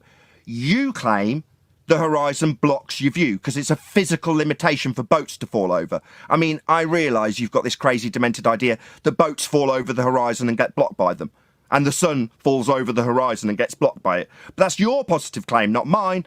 So I'm not going to be justifying anything. That's called a burden of proof reversal fallacy. Did you want to reassert your assumption that the horizon's the leading edge of a sphere and boats are falling over it again by your assumption? Be my guest. I'll rip you a new one on that score too. No, I'm genuinely asking. If not, why? It's your claim. Second time's a charm. Burden of proof reversal. Don't just ask. It's your claim. okay, I'll concede that it's not the horizon blocking the sun. I'm asking. Well, then Earth isn't a sphere. You'd have to have a leading edge to your sphere. It would block your view at 1.2 times the square root of the observer's height of feet if we were on a sphere. If you're conceding that the horizon isn't doing that, we're not on a sphere. I'm stuttering still. I can hear. Yeah, that's right. Concede that the horizon's not Earth curve, then we haven't got Earth curve. Then we haven't got a sphere Earth. For the sake of discussion. For the sake of discussion, we haven't got Earth curve. Well, that's the end of your argument, my friend. That's the only thing we discuss here. It's not. You just don't want to have. It's not. What? Not Earth curve? Yeah, we know. We've known for some time, my friend. The horizon is not Earth curve. We know. Now you know. You concede it isn't Earth curve. Welcome to flat Earth. I don't think. Do you really not understand the concept of? Sorry, you're going to ad hom me in lieu of an argument? Tell me that I don't understand. Insult me. I do understand. I understand that you've just conceded the horizon is not Earth curve. For the purpose of discussion, yeah. Then you haven't got an argument at all. That's not true. So you think the Earth's a sphere? Where's Earth curve? Oh, we haven't got any, but we'll concede that we haven't got Earth curve and carry on arguing that Earth's a sphere. See, Nathan, I didn't call you actually to argue. I really... Yeah, we're on a debate show and you've joined and you've asked me how I'm going to justify the sun going behind the horizon when it's physical as Earth turns beneath. That's what you've done. I apologize for that. Good. Now get on your knees for me, pilot, and understand how inferior you are to us flat earthers. Okay, well... Good dog. Good pilot. Just like Wolfie, now you can pay me for the education you've received. No, I'm not... No, well then get lost. I don't want to know unless you're going to pay me. You're just a wanker telling me I don't understand when he doesn't understand Coriolis. Why would I endure this is legendary. I was asking you a question, not... Well, I'm not going to be answering it, idiot. Why would I answer anything unless you're paying me? Well, Yeah, laugh it up, fun boy. You're a moron and don't deserve answers. You've got nothing to offer but idiocy and fallacy. You've offered up idiocy in terms of Coriolis, which will kill people if you're actually a pilot. And then you've come here with burden of proof reversal fallacies and assumptions that you deny off the bat, because you're a fundy with a globe belief who chuckles when I demand payment for the very worthy price of my education I offer for free. But you're going to demand answers when I've given you answers to your assumptions and begging the question. You've made a claim now. You've made a claim, and on that claim you're willing to try to jeopardize my job. Pay attention, so tell me Jesse. how misunderstanding Coriolis effect would kill somebody. Because if your gizmos and gadgets that you think are accounting for something that doesn't happen suddenly fail, you might start accounting for something that they're not accounting for and end up crashing the plane. That's how. Why would I do that? You say because you think Earth's turning beneath you, and you think there's an 8-inch per mile square drop in front of you that could cause people to die. You think there's a cavity opening up ahead of you. Well, if you head to that cavity that isn't there, you'll crash into the ground, won't you? And if you think Earth's turning towards you as you move towards it and start accounting for that crap, you might cause devastation and death. Am I clear with you, Flyboy? I absolutely want your job. We train every year. Do you? And do you train for the gadgets and gizmos accounting for things from roundabouts? We train every year. Sorry, do you account for Coriolis? Do you see here? Stuttering Flyboy, you should be sacked. Like Wolfie should be sacked. And I'm absolutely justified in it, because it would kill people if you started correcting for things that aren't happening. That's going to kill someone. You should be sacked. How? How? Because it's not happening. If you start accounting for things that aren't happening, because you think your gizmos that were accounting for it, to the best of your knowledge, well, when they fail, what are you going to do? Start accounting for it when it isn't happening? That's going to kill people. You realize that people learn... Do I need a question from somebody who needs to be sacked? Didn't we already get to the point where you should be paying me if you're going to ask me anything, dickhead? Do you realize that people... Are you going to ask me something else? Cough up the money and I'll answer your stupid question, moron. Do you understand? Don't ask me anything. You sit here and be berated when you threatened to run away earlier, as I berate you. As a righteous flat earther who knows a damn sight more about Coriolis than this idiot who thinks he can fly. There you go. You keep claiming again. I don't understand Koros. You don't. You think your gadgets and gizmos, to the best of your ability, account for it. That's idiotic. So yeah, that stunned silence is you being schooled by me. You understand, Flyboy? I tell you what. I am going to stutter through every damn word I say. If you want to, I'm going to sit here and let you berate me as long as you want to. You are here of your own volition, Flyboy. I haven't twisted your arm. I know. You're clearly... Yes, so you can stay and be berated for your stupidity demonstrated here today. Boot me out if you want. No, I will humiliate you based on the words you've used and the idiocy you've spewed here for as long as you're willing to stay. Your gadgets and gizmos don't account for Coriolis, even though you think they do to the best of your ability. You're a moron.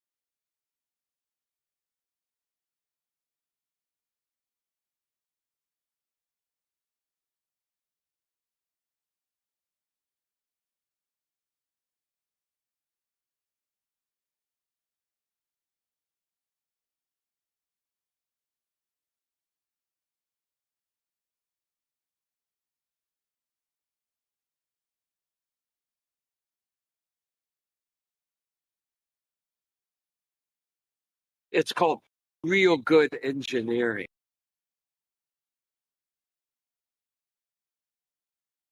I think it was kind of funny how that guy, I didn't recognize the English guy, but I just think it's funny how he sounds a lot like Gem Panda, but he's a flat earther.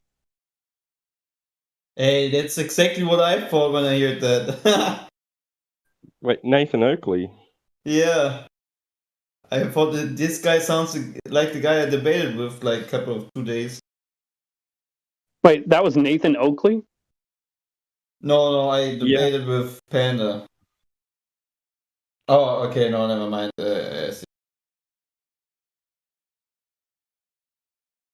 Was that him? I've never heard that guy's voice. I've heard the name before. That was Nathan Oakley. When Alan Dulles brought in all the Nazi scientists and so forth, they went to two places. They went to CIA and they went to the National Aeronautics and Space Administration, which in our world we call it not a space agency. And as Kathy O'Brien has said so clearly, that's where the bulk of the mind control has been done.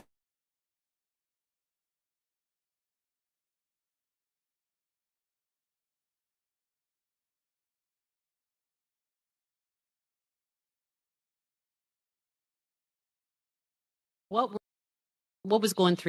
How amazed?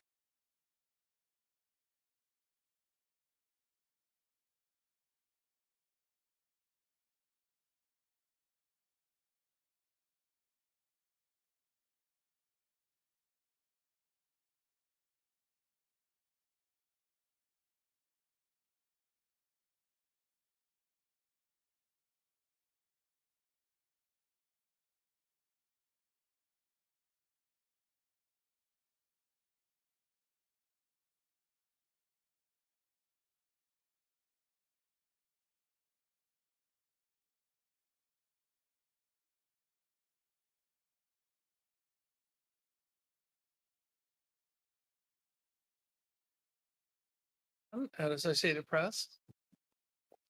March at NAP. What was going through your mind? How amazed were you to see your roadster up there with Starman just cruising along with the Blue Planet? And how long will we be getting live views, do you think, from the car? Well, I think it looks so ridiculous and impossible. And you can tell it's real because it looks so fake, honestly. Like, we'd have way better CGI if it was fake. And the colors all look like kind of weird in space. There's no atmospheric occlusion. Like everything looks too crisp. But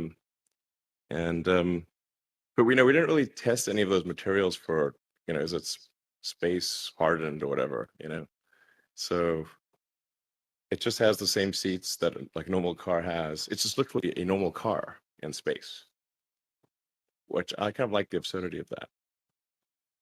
And if you look closely, on the dashboard, there's a tiny roadster with a tiny spaceman. So because Hot Wheels made a Hot Wheels roadster, and a friend of mine suggested, hey, why don't you put that Hot Wheels roadster with a tiny spaceman on the in the car too? I'm like, that'd be cool. Sure. So we did that. I mean, it's kind of silly and fun, but I think that's silly fun things are important. And normally for a new rocket, they'd launch like a block of concrete or something like that. I mean, that's so boring. And I think that's just the imagery of it is something that's going to get people excited around the world. And it's still tripping me out. I mean, I'm tripping balls here.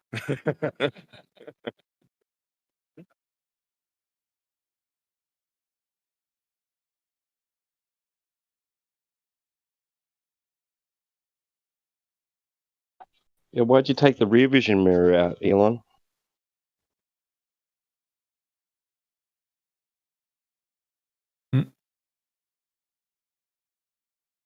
Where is the Tesla now, Elon? Is it in Uranus? Guys, I think Wow. Elon is secretly a flat earther or something. He must be. You can't tell me that people cannot obviously hear from the way he says it.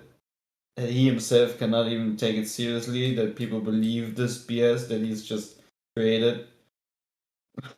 Clay. Huh? I said, hey, brother. Oh, hey, what's up, man? It's been a while since I heard your voice. That has. What's up, Greg? How you doing, Greg? Who said that? Huh? Who was the other person that said that? I'm Pancakes Go Degozaru. Hello. There we go. I see you. Konnichiwa. こんにちは。あ、そうだよ。日本語上手ですよね。 Oh, wow. Jesus Christ. All right. Yeah, I like me. sushi too. Ni hao, brother.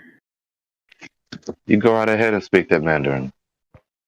Bro, listen Make to sure me. it's we can't monitor it, so it's Listen to me. All right, I'm gonna tell you something right now. Any of you dudes who are wanting to learn Japanese, I'm gonna tell you something right now. Right? Take this from somebody who spent like 4 years learning this language. Japanese is a retarded language. It barely makes sense, and you're gonna be like twisting your cock and balls trying to understand it. Okay, because Asuka's best girl. Well. Don't people have a wonderful way with words sometimes? Is this a guy from the Flat Earth debate Discord? No, it's just a random anime wanker.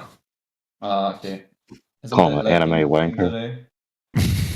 Yes, I'm throwing him under the bus. Is that like a? He's not worth it.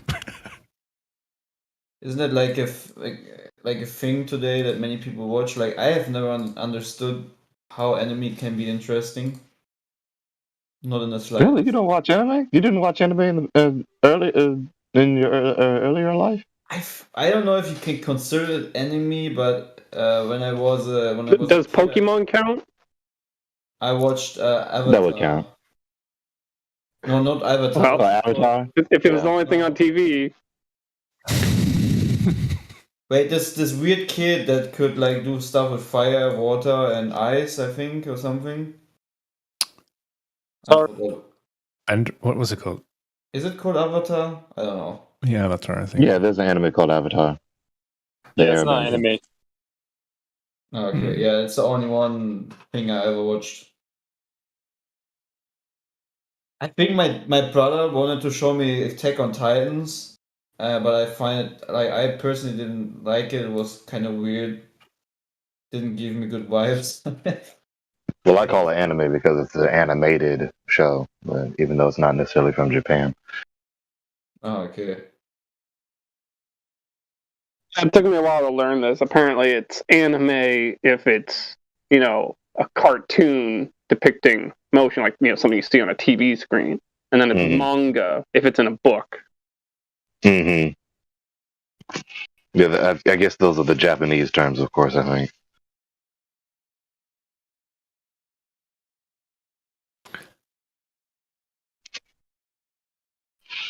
Well, not in the case of anime, because you look at the word anime, it applies to, it's an English term that applies to all motion picture that isn't live action footage. Well, animation, but yeah.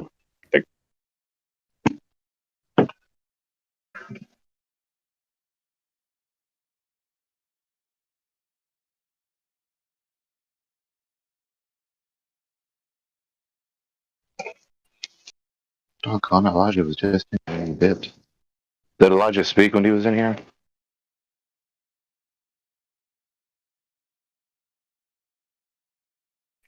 Anyone? No, I didn't hear him speak. I think he was just listening. Yeah.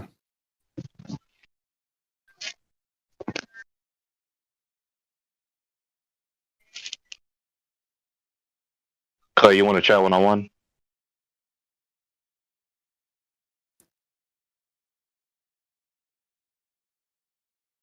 Clay? Is he AFK also?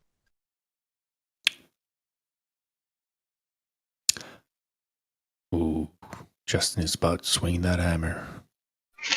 Swoosh.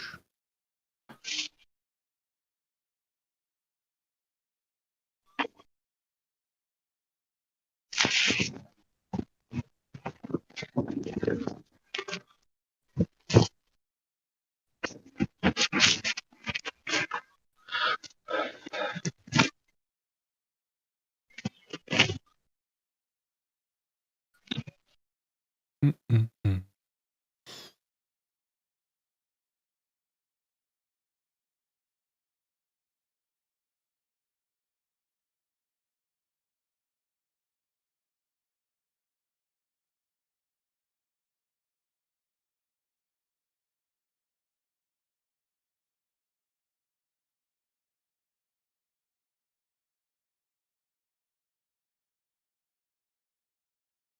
Really good engineering, guys.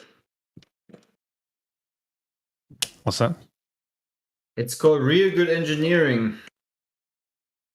Regal Engineering? No, real good.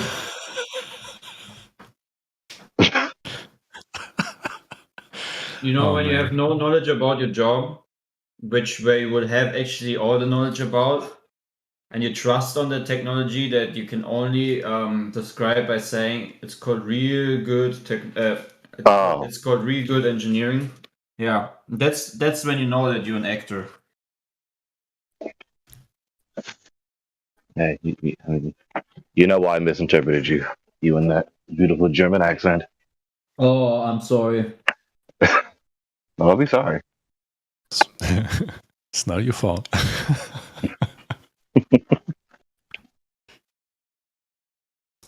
I was talking with my mother last night, and I was really thinking, give you insight into the way I think and the things I think about. I was talking to my mother about English accents, and not to toot my own horn, I just think, objectively speaking, that my accent, the so-called mid-Atlantic accent, you can type it up and research that, mid-Atlantic accent. This accent which I'm speaking English with, is the best accent because every word is intelligible. You don't really mishear any words unless I don't articulate well. But as long as I'm articulating well and speaking with this accent, there's no English word that's misinterpreted, unlike other accents. Even with the English accent from the UK. I can tell you when a word is misinterpreted. when you want to say a building is level, actually curved. So that's what I. No, that's what I. No, you're laughing, but that's what I learned on the Flat Earth Debate Discord. And Mr. Panda told me that flat actually means curved. Oh, level, you mean? Level. Sorry, Yeah. level. Yeah. Yeah, Thank it's you. the new thing for them.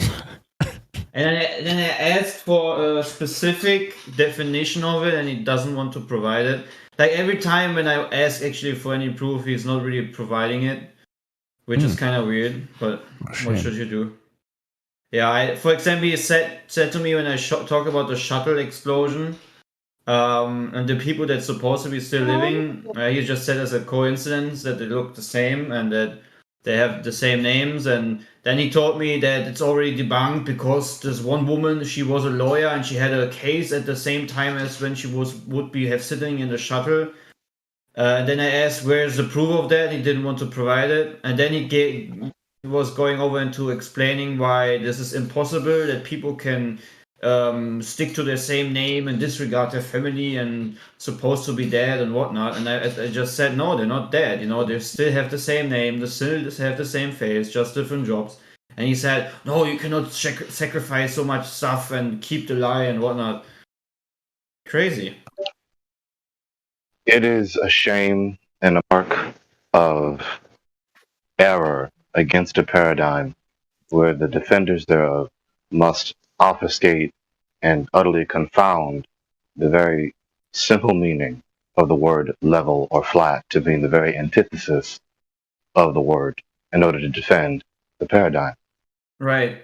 But what is it about the Heliophanic model what they not try to pervert and make it sound or look like as if it's what it fits their paradigm? So it fits their paradigm. Ditto. Paradigm? Paradigm, sorry, not paradigm. Yeah.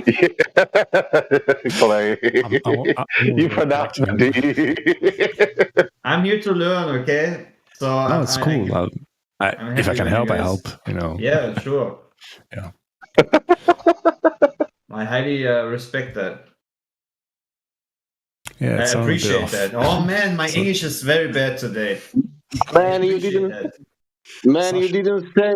didn't say something like a blump flump flump. You say paradigma, it's paradigm, it's so near, it's Latin word, it's there.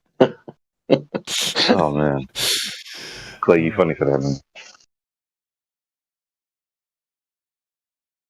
Because in my language it's paradigma, but it's all right. Oh, it is? No. Is it really? Yep.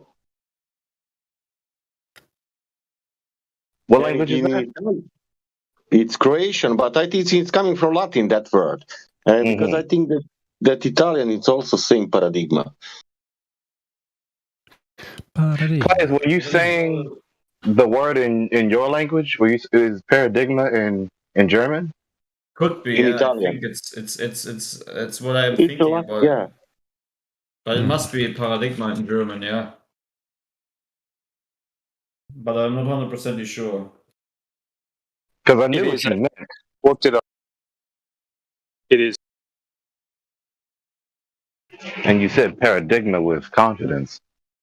You said that deliberately.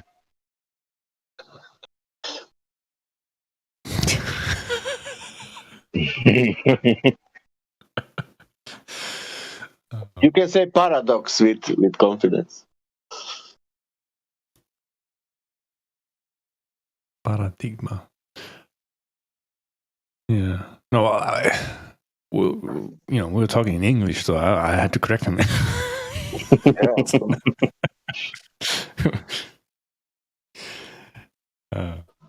Right. At least I learned something new. I mean, yeah, really. Well, y'all bless y'all. Stay flat. Hey, Clay, can I talk to you one-on-one? You available? What? Can I call you one-on-one? Are you available? Yeah, sure. Okay. Bye, y'all. Y'all bless you. All right, see you. See you guys. Yep, see you.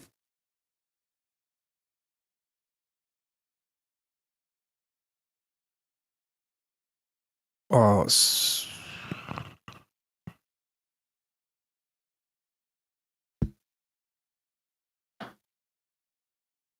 paradigm.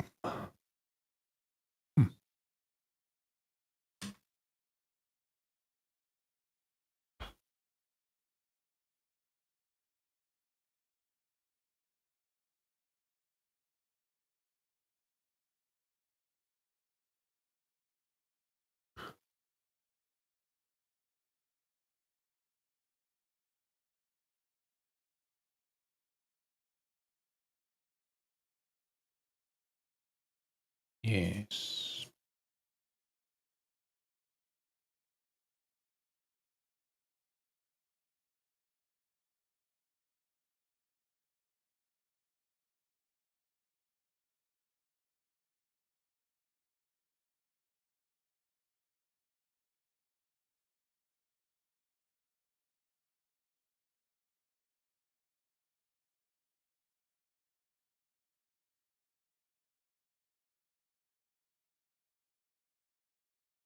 Yeah, you're right. You're right. Etymology. Late Latin paradigma from ancient Greek. Pattern. As a loan word in both languages. Paradigma typically maintains the Greek plural form in both Latin and English.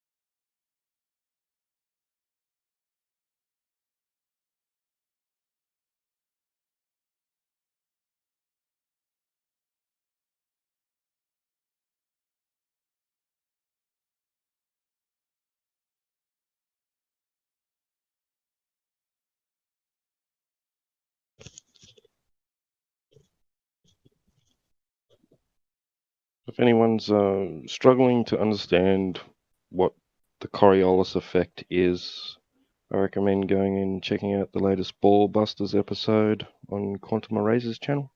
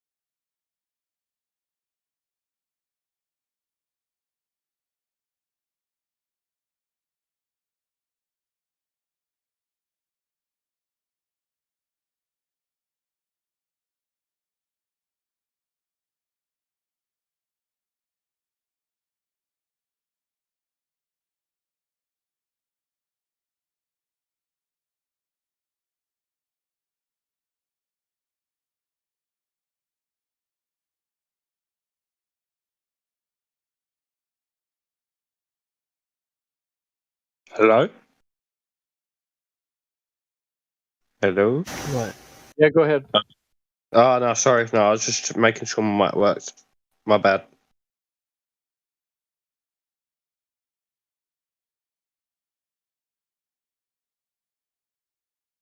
Well, we weren't talking about anything, so go ahead if you want to talk about something. No, I was just saying hello while I was listening. Getting my education up. Getting my knowledge up. Education, rather? Fuck, what am I talking about? Knowledge up, rather? Yeah. I'm in favor of education. Yep, I like education. Yeah, you like that, yeah? Alright, cool. Yeah, Proper I'm good, bro. Thank you.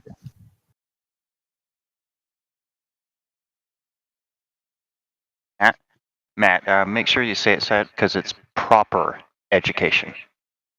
Yes, sir. There he is. Just, to be Yeah, you have got an English sentence Nazi. an English lad, a UK lad in here anyway. You've had me for a while. Communication is key. Yes, sir. I'm not very good at it, mind you, but I'm learning.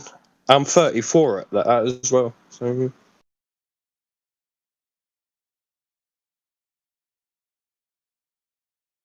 Oh, there we Not go. for indoctrination, are you, Matthew? No, I'm for education, not indoctrination. This is a That's why I stupid added question. the proper education. The word proper, because you can just put education, but what education is that? Indoctrination? Because how can you know if it's indoctrination, Matthew? Well, indoctrination usually is telling people what to believe and not giving them any choice or educating them about how to come to conclusions. Whereas education is teaching people how to think well. But the proper education is not to teach how to think. It's to show them how to think, right? Yeah, exactly. You want people to think for themselves and learn how to you evaluate. would think want to do it critically. first, right? Yeah, you help them think critically. Great. So to cover all our bases and make sure that we're not indoctrinating anyone in any of these schools, wouldn't it make more sense to teach flat Earth and globe Earth instead of just one or the other? You have to use their own decide critical what thinking. rises to the level of credibility in determining what goes in a curriculum. But credibility for the globe? Curriculum, he said. Yeah, Can you if you're please designing an imply education that? system. Then there is no option.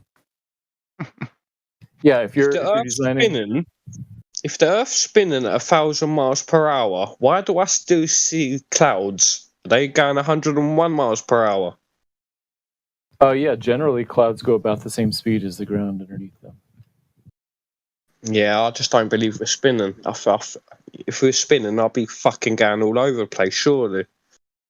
Which speed? Orbital or the axial? Like clouds are moving at the same speed as the ground. Generally, if they're not, it's called wind.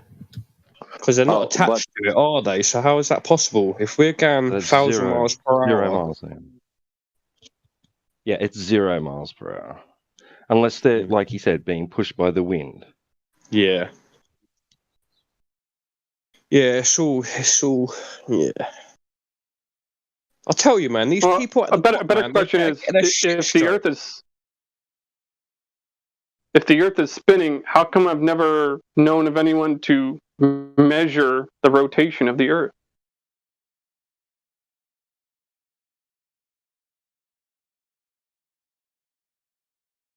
You know, like from a non-inertial reference frame, or perhaps some other method. Like a ring laser gyroscope?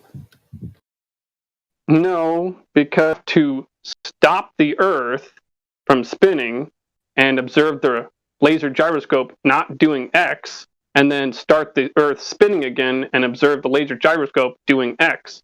But nobody's done that, have they?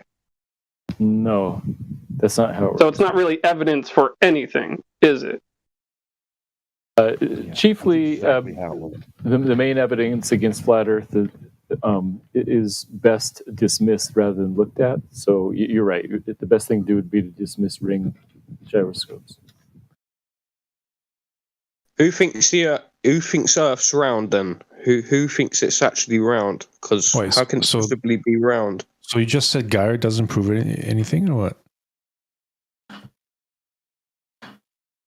I was saying that it's a good strategy to ignore the ring laser gyroscopes and claim that they don't show anything. Yeah, and it's also great for the Globers to ignore the fact that you haven't measured axial rotation, but just saying that it's rotating is good enough, right? Yeah, we don't actually ignore the optical gyroscopes. Matthew, you're claiming that the optical gyroscope shows that the Earth is moving. Draw that conclusion. Is Drace quiet for other people too? Drace, can you turn yourself up?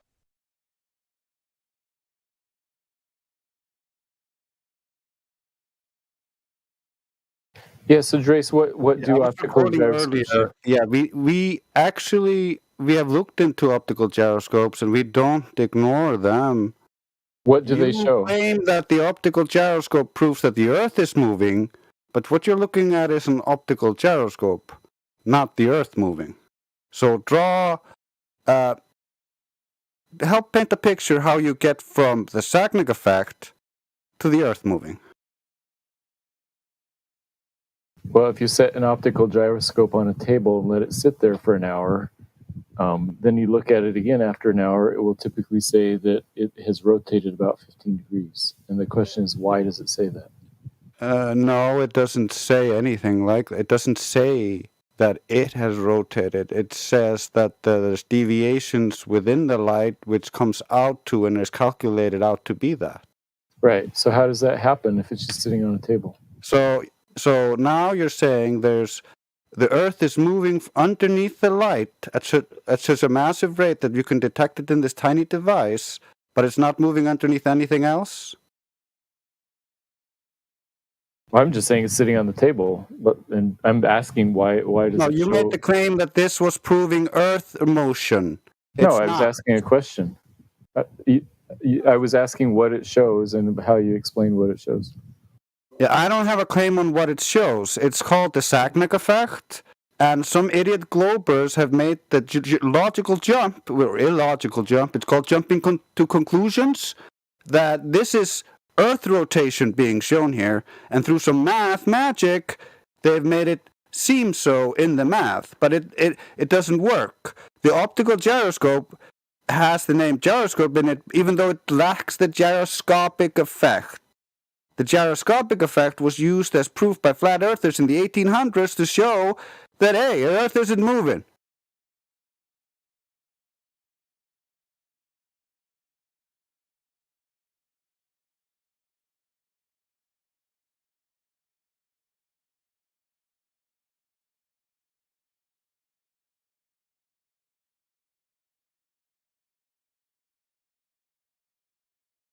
Levelist, what did Nathan do today?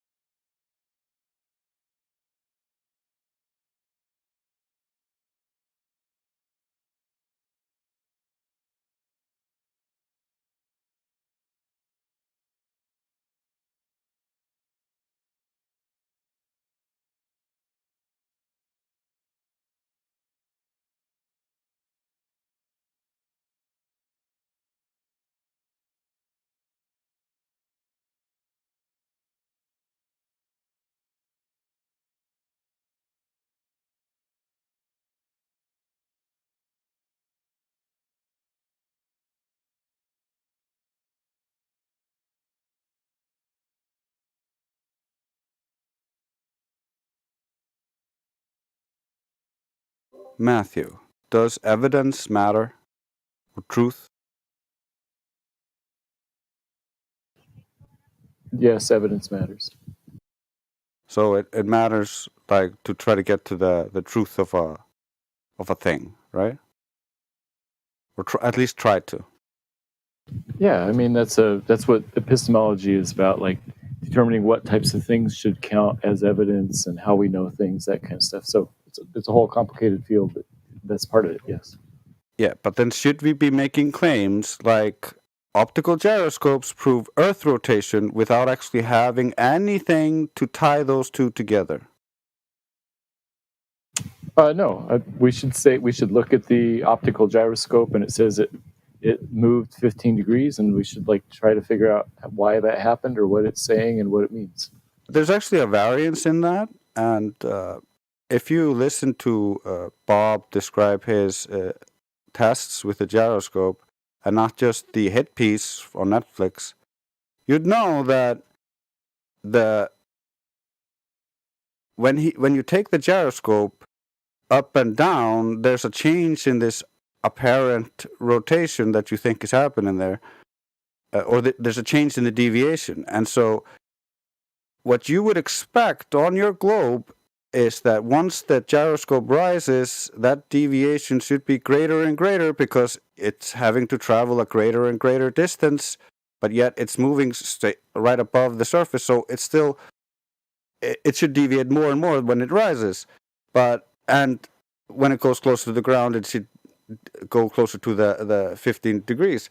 But what we see is it's actually deviating much more than you would expect if it were a globe, and it deviates in the opposite direction of what you would want.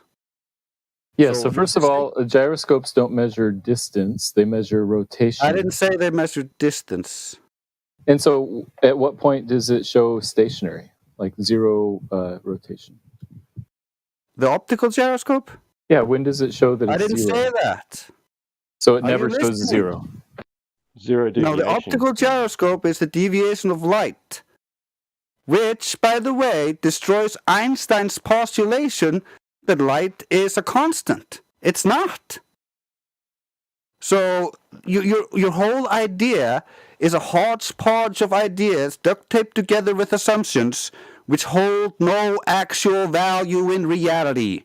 I dispute that characterization, but Please that's fine. present some value then. Sure, the gyroscope shows something other than zero. You know, it's not anything to do with your globe. You haven't shown that it is. So what we have seen is there's deviation within light. It has nothing to do with your globe, so there's no value in your idea. So the Earth is stationary, and I set my stationary gyroscope on the stationary table and wait an hour, and it should show zero, right? Yeah, if it's actually a gyroscope, you're not talking about a gyroscope. You forgot to qualify it. An actual gyroscope would show no deviation because it's not sitting on a rotating body. Because that's why this was actually used to try to prove and why it's actually equated to Earth rotation. You just don't know this. It's because it's called a gyroscope. And because back in the day, the gyroscopes were used by flat earthers to prove, hey, it doesn't move.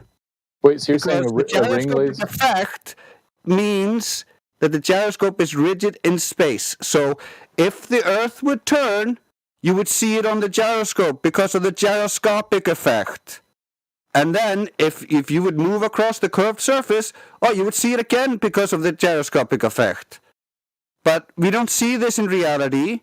We use mechanical gyroscopes as artificial horizons, and this was so obvious that the globe just didn't exist, so we had to find some way to hide this.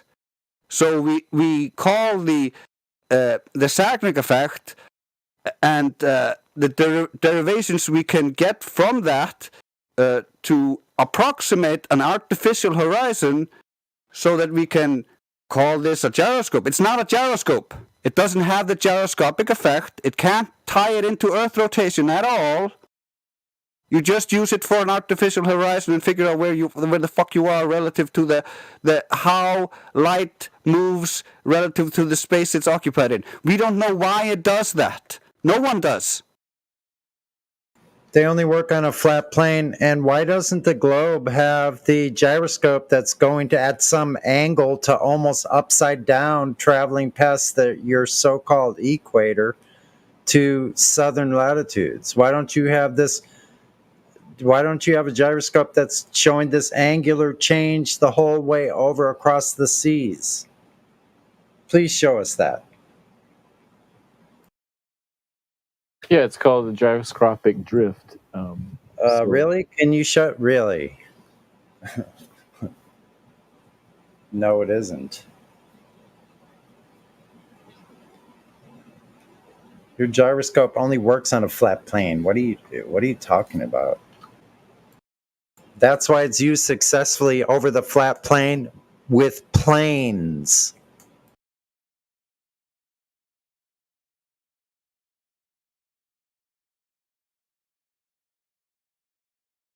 Shout out to the artificial horizon.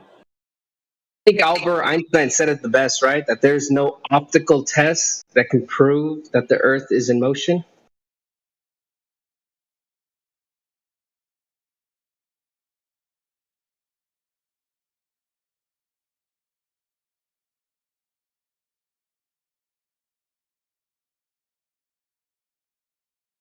Yeah, I think he's correct. I think there's no way to prove that the Earth is in motion unless there's an earthquake happening.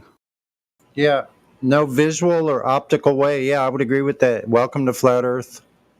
Wait a second. Hold on. Wouldn't it be more accurate to say that no optical test proves the Earth to be moving? Because I mean, if the Earth were a spinning ball, wouldn't we be able to just simply send a drone up in the air 1,000 or 2,000 feet and then observe the Earth moving underneath it from a non-inertial reference frame? Yeah, well, that would be optical as well.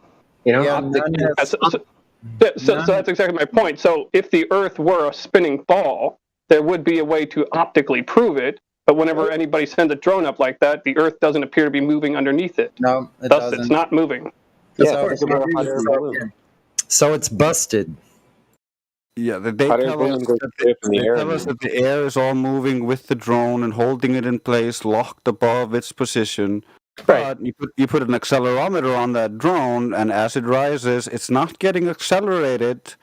Their whole postulation is just wrong, because the drone would have to cover larger and larger ground to hold that position above that location. It's not that much larger. It's literally drift due to it.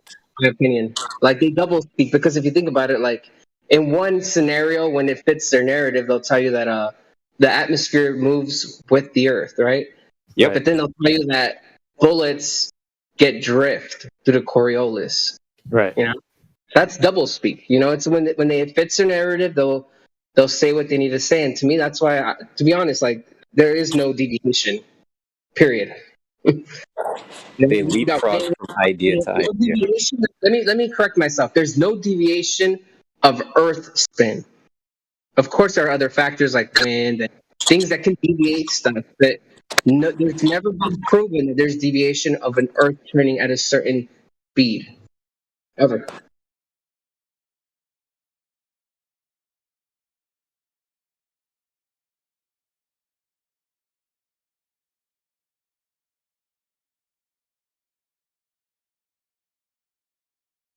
Anyways, good to hear all you guys, man. You guys are doing great.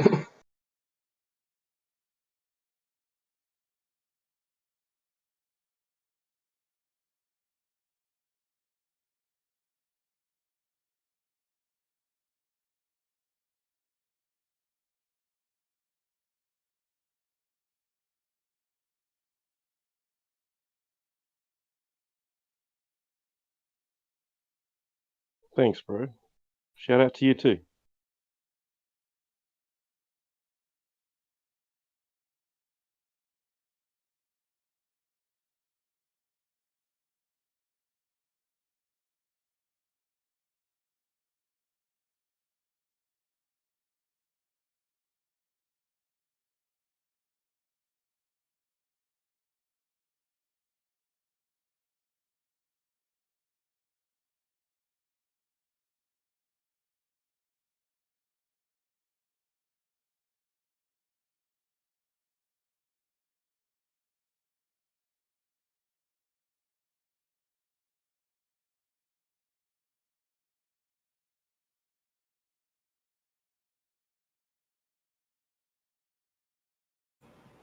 So now, my new project is I make fresh vapor distilled, pure distilled water at home right at my stovetop. I just put it together, finished cleaning it, and I put 4 gallons. I already got 4 gallons of pure, fresh, distilled water. Nothing like it. Put a little Himalayan sea salt in it. And I'll keep that thing going all day long if I have to. So it's not distilled anymore if you put salt in it. Yeah, because I want to add some trace minerals in my water. Yep, it's distilled. I can drink it pure distilled, but actually, if you drink pure vapor distilled water, you won't be used to it. It'll make your stomach upset first. So it's good to put some minerals in it. A little bit of that salt, you don't even notice it. And it doesn't go bad like tap water or even just filtered water. Feels great to get all that crap they put in there without our permission out of the water and clear your system out of all that junk. Who knows what they're putting in there?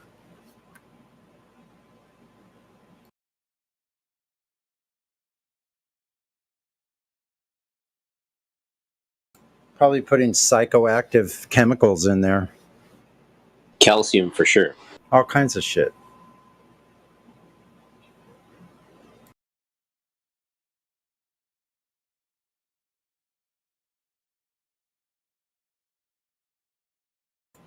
What a valuable thing. And what I have going through the cooling, I've already saved 10 gallons of that. So I have 10 gallons sitting to the side. Water is the most valuable thing we have. And you know what? All the water that's here has always been here. Always. Since the beginning. While I was here, it's been going through that vapor. Well, as far as we know, it's been going through that vapor cycle. So all the water we have, even in our body, is just recycled water. Just keeps going through the same cycle.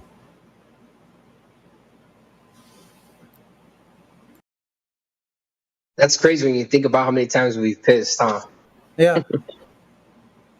It doesn't disappear. There's no shortage of water. Are you fucking crazy?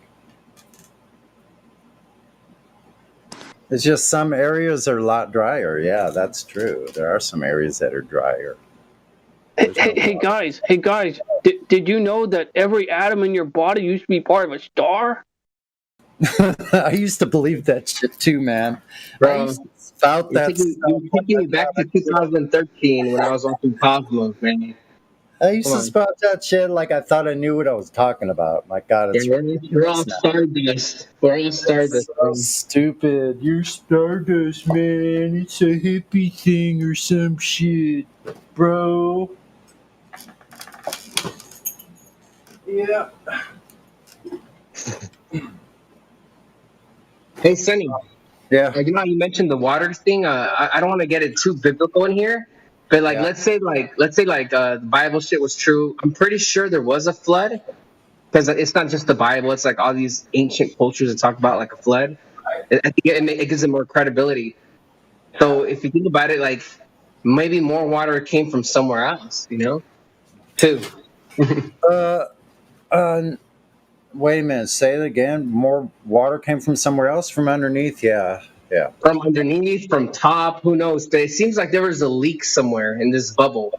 Yeah. Well, apparently it opened up at some time and spilled out a bunch of water. People have speculation about then was there only a vapor canopy before that? I've heard lots of speculation about that. It's very interesting. I mean, I don't know, but So Sonny, when did you start believing that it took millions of years for the lithosphere to start releasing gases and producing an atmosphere, water? wait a minute. Like, when did I learn the mainstream archaeology nonsense stuff? or geology, or like the whole thing about? Restate the question, would you?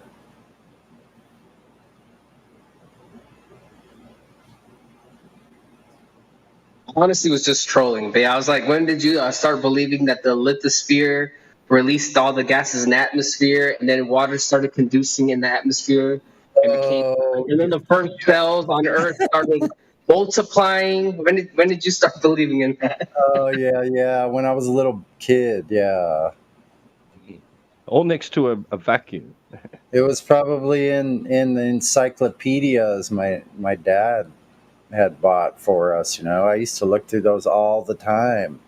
Bro, it amazes me now that now that I'm a flat earther and I looked into all this shit. It just amazes me Mm-hmm. how interlinked evolution, Big Bang, Mm-hmm. and I know there's a third one. Space is linked. Those three Space, things. evolution, and the Big Bang. Yep. Well, to be fair, space would fall under Big Bang. Space, Big Bang. Hold on, let's Yeah. see. Yeah. There's Well, a third one though. There's a third one. I just can't think of it right now. But I know there's like there's a trinity of ideas right there. The gravity one. Gravity. Mm-hmm. Gravity, space. No, I don't know. I could be off. That's still Big Bang. Gravity is Big Bang.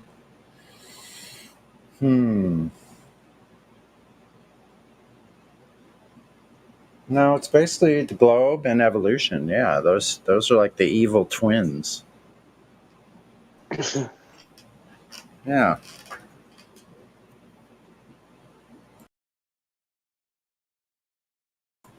There's a Fender amp called the Evil Twin.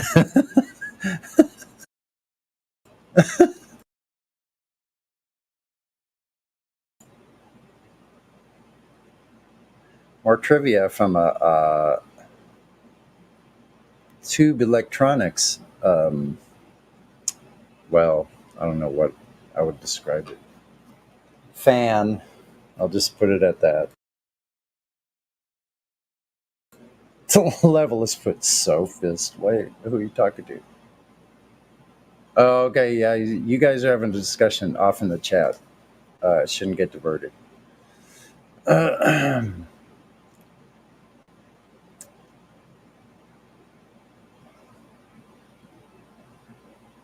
So I feel like I'm a water engineer, and that suits me really well because I'm a water sign. That's funny shit, huh?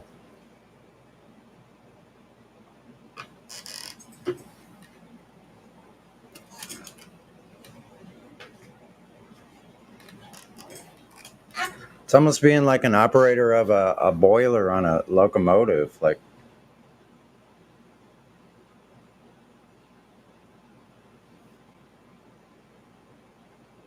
chugga chugga chugga.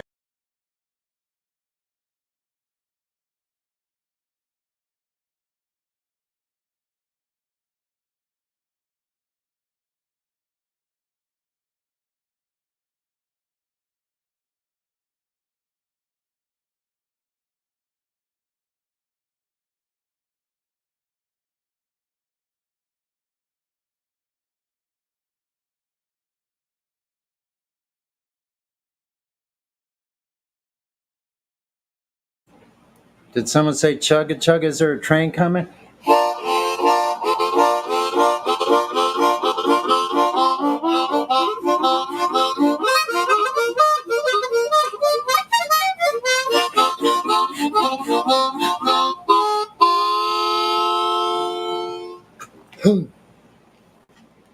Lovely.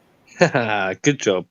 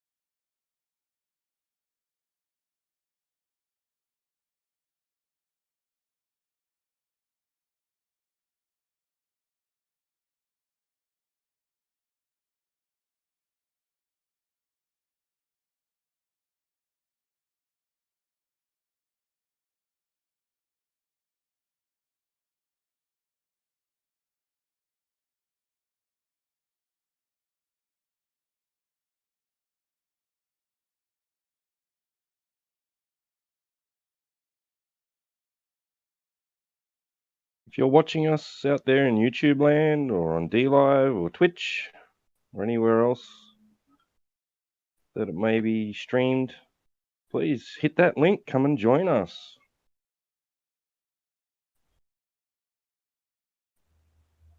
Come and tell us about your beliefs or your direct personal experience of Earth.